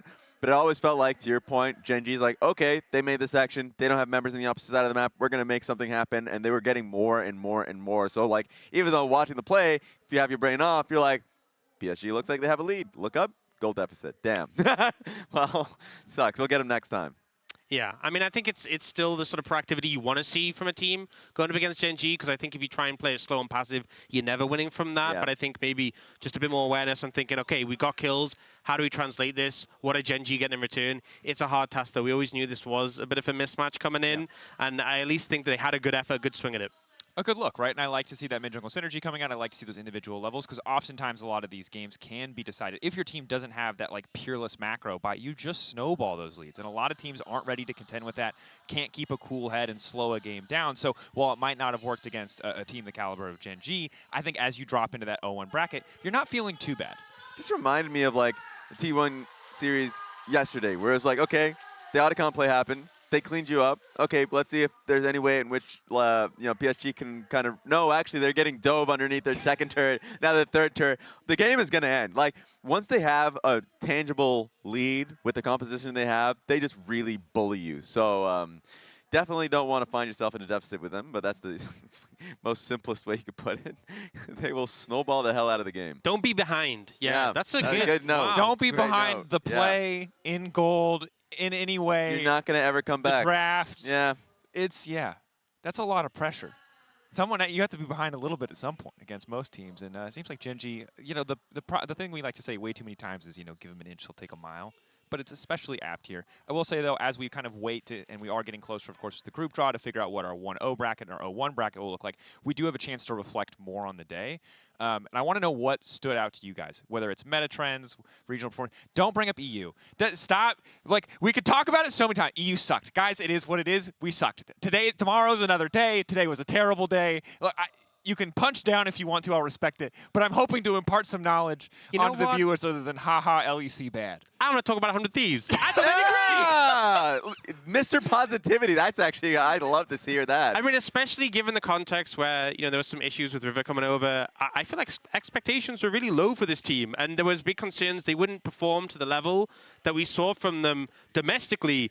And it wasn't even that they just performed the level we saw domestically. This was a big reach up and a big win for them. Yeah, especially everyone when they heard about like how practice has gone, like the visa situation, the question mark was who is going to play today. As doomer as you possibly can be. I thought there was no chance. It's like whoever they faced, whether it was like Team Secret Wells, whatever, I don't know.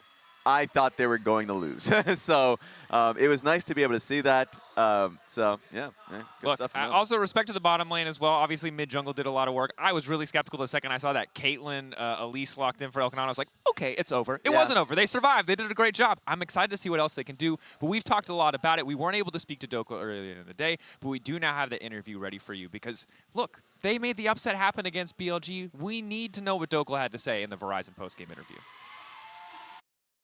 I'm here joined by Dokla on the side of 100 Thieves. Congratulations, what a great start to Worlds. Thank you. It went, unexpected way for us to just beat the first seed of LPL, but we'll take it. I mean, do you consider this as an upset, or were you kind of expecting having a good matchup against them? I mean, realistically, on paper, it is an upset to most, people, but internally, I didn't think we were going to get like completely gapped. I think it was going to be a hard game for sure, but I think people just looked at our series against VKS, and then we didn't play the best that day, and they're judging it off of that. But I think we were far better than what we showed in that series, and it showed today. So hopefully, we can keep the momentum going into the rest of Swiss. Yeah, it did show today. So what do you think was the key factor to bring 100 Thieves to the victory up against BLG? What worked so well? I think our Koreans played really well. I think everyone on the team played really well. Maybe not me because I was kind of getting gapped in lane, but yeah, I think everyone just on point. River was really active. Quid was really on point. Everyone just really was on point. I think when we're on point, we can beat anyone. Well, you did just mention about the top lane matchup, and you said you had a little bit of a hard time. Well, yesterday after the draw show, you posted a selfie of yourself with a Captain Bollywood Bin versus Bin. How did the top lane matchup actually go, especially about during the laning phase? Oh, you got counterpick. What can you do? But he did a good job of like pressuring me. He kept me trapped in lane, and then I have no mana. And it's hard for me to farm, so I'm just bleeding CS. But yeah, I survived. I'm playing Sion. It's chill. Just go down a little bit. Sion played safe, that meme. But and then I was scaling into the game, and they didn't really have a comp that can kill Sion. Their Caitlyn went like RFC seconds, so it's like 0 damage there, and then Jarvan did 0 damage. So yeah, it just skilled into the game, and it was pretty chill. Chill game on Sion, perfect. So with this victory, can we keep our hopes up? What more can we expect from 100 Thieves? Well, we should get better now that we're able to get scrims with teams. Hopefully, they see this and they're like, hey, let's scrim 100 Thieves. But we do have a full team here, which I'm very glad that we have. River just came in yesterday, so very last minute. So hopefully from now on, it's a lot smoother for us and for the rest of the world for us. And hopefully, one game at a time and see what we can do. Amazing. Thank you so much, Dokla, for the interview. And I'm going to pass it back to the analyst desk. Thank you. Thank you so much, G-Sun and Dokla. We are hot dropping into the next draw. We're going to draw the next set of 8 matches, each featuring teams with the same record. So that's 4 1-0 matches versus 1-0 and 4 matches of 0-1 versus 0-1. This is the second round, and starting from the second round, there's only going to be one draw rule, which is teams cannot replay against the same team. So currently there's no illegal draws, as we're not going to have any rematches quite yet. And they can play regional opponents. Now, there are no team kills on the line yet, but the teams can knock each other down or lift each other up. That's true. I'm looking at the Fnatic versus G2 in the 0-1, so that's the one team kill. How do you guys feel about that? Because if it's like, you know, for example, Fnatic against MKOI, at least one of them's guaranteed to win Dracos. Would that feel better? Or would that feel I mean, weird? with the success of 100 Thieves, I could have coped if both EU and NA were losing. I could have prayed for like the really fraudulent run where we get really lucky draws and NA just beats EU to somehow make it into top 8. Come on, JJ! Open. Come on, JJ! We gotta be going to the gym, brother. I can't be talking. Bro, it's hard to grip his hands. This is what Eminem was rapping about, bro. Palms are sweaty. Oh my God, someone else! Oh no! Ming did not struggle. Ming did not struggle with this. So do the twist technique. You have to twist it. Oh, he's calling for help. That's when the aura is being lost. He came in with maximum aura. That blazer was... All right. For respect for this man, we're all going to let it go. It's not his fault. It was glued together. It was glued together. All right. It took Herculean strength. that referee, though, he... Top, it was Top. It's because Top was in the ball, and obviously they're indomitable. Come out. They're indomitable. They're hiding. All right, here we go. Round 2, brother. Where are they facing? Bring it back. Yes, that's right. Now he's got the strength of Hercules. He's learned. Top Esports versus 100 Thieves. 100 Thieves! Could they be the LPL killers? Bro, all I'm saying is... believe it. it's not Gen G versus the tournament. It's 100 Thieves versus the LPL. They like those songs. 100%. So we're starting a legacy right here. Let's go. Okay, round 3. We're 1-1. We're 1-1. Okay. Nice. There you go. We're nailing it this time. We're nailing it this time. Next matchup. AL. Okay. Who will their opposition be? CFO, Gen G, CFO would slap. There's really only bangers left. Oh, I don't know. What are you doing, Jim? This is a winnable best of 1, I will say. And you can't rematch them in best of 3. So if you just find a win here against Gen G, this is actually super good. All right. KT versus... Winnable or losable for anyone. KT's due. I mean, like, they've been having some unlucky draws in the past years. Smile. Don't be T1. Don't be T1. Team Secret Whale. Oh, there he is. That's karma coming back to KT. Nothing would be more KT than beating MKOI. Just as I saw it, yeah, it would be such a KT move. It would be such a KT move. T1. Yeah. And this is my favorite part of the draw. Okay, he just grabbed it. Sometimes they mix it around, and that's my favorite part of the draw. Oh, missing out. Mixing around the final ball. CFO. All right. These are some insanely hype matchups. Oh my God, tomorrow's gonna be banging. That's some great matchups. Okay. I mean, already, like AL versus Gen G. KT Team T1 CFO set up for some sick upsets. AL Gen G, top of the table banger. TS 100 Thieves. Could be a meme, could be the greatest best of 1 of all time. It will be the greatest best of 1. It'll be a meme either way, actually. It'll be a meme either way. It's quite good. Okay, we're now moving on to drawing the 0-1 teams. Reminder, this is the 0-1 pool. LTA2, LEC, every LEC team. BLG, Fly, HLE, scary teams here. Oh my God. And this is the point where the absolute copium takes over, to bring it back to your previous point, where are we praying for the LEC team kill? Will there be a making these balls? Really got to make sure. We did have one pop open once, and we had to reset, right? BLG. Okay, guys. This is... BLG, who do we want? Oh, no. PSG. Sacrifice Maple. Gotta sacrifice somebody. Sacrifice Maple. For the good of the LEC. Oh, God. The audience is going crazy. BLG versus... Oh, God! Okay. I'm going to be honest. Of all the teams, I'm sorry, Fnatic, but somebody had to take the bullet. That's a big bullet. That's a bullet bill, brother. We're not kidding on top of that one. MKOI versus... Surely... if it's HLE. If it's HLE. Surely it's something easier, guys. Bro. Let's save us here. Zeka's not going to need tears. I'm going to have enough on my own. Oh, the team kill! It's MSI! It's MSI that year that they fell down to the lower bracket and immediately beat Mad Lions. What is happening? What is happening? Oh, that's a roughie.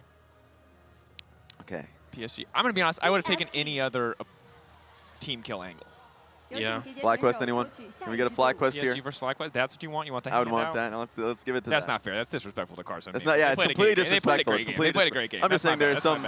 Oh my God. Safe. Wait a second. Are we looking at the LTA Finals rematch? Oh! Are we looking at VKS versus FlyQuest? It's hard to be sure. We either have a printing error resulting in a complete redraw, or we have the LTA Finals rematch. We're bringing Alan. But it looks like the math is good. We're bringing Alan, Texas to Beijing. Oh my God. We're bringing Dallas to Beijing. The 2 team kills coming out. Yeah. Friendly fire. One must be sacrificed. You either wield the knife or you lay upon the stone. I like doing this. This is fun. I love the draw. Yeah. I love the draw so much. Oh, you never know what to expect. How you guys feeling? Good? I'm rejuvenated. I was exhausted, and we saw this draw, and I'm feeling alive again. Shout out Candace and the team on the stage. The balls, they were a struggle to open, but we got there. Yeah, we need to do something about gluing the balls. I don't know. I trust JJ's strength. He was sabotaged. I'm going to say the ref who came over and just one and done.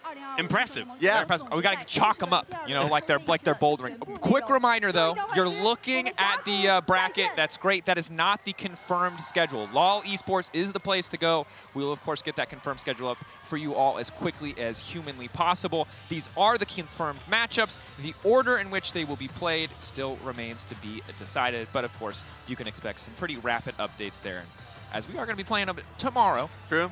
I mean, look, top esports, 100 Thieves. You know, 100 Thieves, more like 100 T1. You have to get past. This is the greatest heist. Exactly. I have never felt like the heist branding was more accurate than right now. If they never lose to gonna end. VKS, beat BLG, beat TES. It's never going to end. I'm going to go to sleep tonight, and I'm just going to be dreaming of a win, and then the reality is probably This was their plan all along. Yeah. They get a trophy and then disappear forever. They're just going to win Worlds. Especially as they said, you know, without River here, we've been able to scrim and stuff. Maybe scrims are a bad thing, right? Is that what we're learning from this? That's what we've learned. That has been a Western trend for quite some time. Allen Iverson was correct when he said that practice does not matter. He was accurate there. We're getting loose. Yes, we are. All right, matchup you're most excited for tomorrow. That's the question for me. I think AL Gen G. I think AL showed a lot today. You know, had a good matchup against HLE. Gen G are stronger than HLE, but I think that's why it'll be a good matchup. AL having to go a little bit further if they want to beat the best of the LCK. Yeah, God, I would still answer. I mean, I guess It's a good answer. Actually, for what it's worth, I also agree. Someone will win an MKOI versus G2, but I really wanted that team kill to happen at a later point in the tournament. You know, if I could have picked, it would not have been this round. Yeah. I also kind of think that the T1 CFO could be pretty good. That's a banger. CFO, the team who've been to every international so far, and I think a lot of people were kind of praising coming from the LCP as being a real threat. I also think based on FlyQuest losing out today, they're kind of, short of 100 Thieves continuing this incredible form, they're kind of my favorite of the non-LCK LPL representatives to make a spot for top 8. And then the best of one, you know, it can happen. It can happen. And the thing is, God, these days go by very quickly in the sense that, like, okay, you lose today, fine. You lose tomorrow, oh my God, are we out the next day? Like, Swiss Stage will surprise you in how quickly your, I guess, mood or vision can change. Because we just had, at the very beginning of the day, Trimby talk about, like, guys, we're not that bad. Tomorrow's going to be better. But after taking the second loss, then you go into the best ofs. Yep. Yes, so, sir. Suddenly, it's like do or die very quickly. So you have to get everything in order fast. It is. And speaking of quickly, we're going to be back tomorrow at 7 a.m. CEST, 10 p.m. Pacific for our second day of Swiss. That's pretty quick. We go home, we sleep, we'll be back. You'll be back too. We know you want to be here. Thank you so much, everyone, for watching the first day of Swiss here at Worlds 2025. Day 2 in the schedule, of course, will be right around the corner at lolesports.com, where you need to check. And we'll see you here bright and early tomorrow, or late. Depends on where you are in the world. But we'll be here. See you then. Legacies have to be earned at this Worlds 2025 Championship as we kick off day 1 of Swiss in good fashion. Look German, can anyone? kill backside. Watch backside. Yep, mid wave, kill backside after. No flash, no flash. Nice. Let's We got it. Yeah, push mid. Nice. No flash to Leo, no flash to Leo. Driver? To Leo dead, Leo dead. Where you going, bro? Nice. Woo! Yeah, we can have it. After everyone saying they're a failure of a team, 100 Thieves just beat the crap out of the LPL. Jungle for the Realm Warp into the immediate pop blossom. It finds Owner, but nobody else. Now Gumayushi under a little bit of pressure here on the side. Inspired goes in with the Cataclysm, but Lucio's first to die. Owner still trying to get away. Flashes into the rush to buy a little bit more time, but Acathian Rain gets up. T1 still got more men. Quad in the middle of everybody, and he's cut down by the blades of Gumayushi. Whippos in the death realm for a little bit longer. He'll take out Keria, but what about afterwards? There's no way to survive a triple kill for Guma, and T1 team fighting takes them down.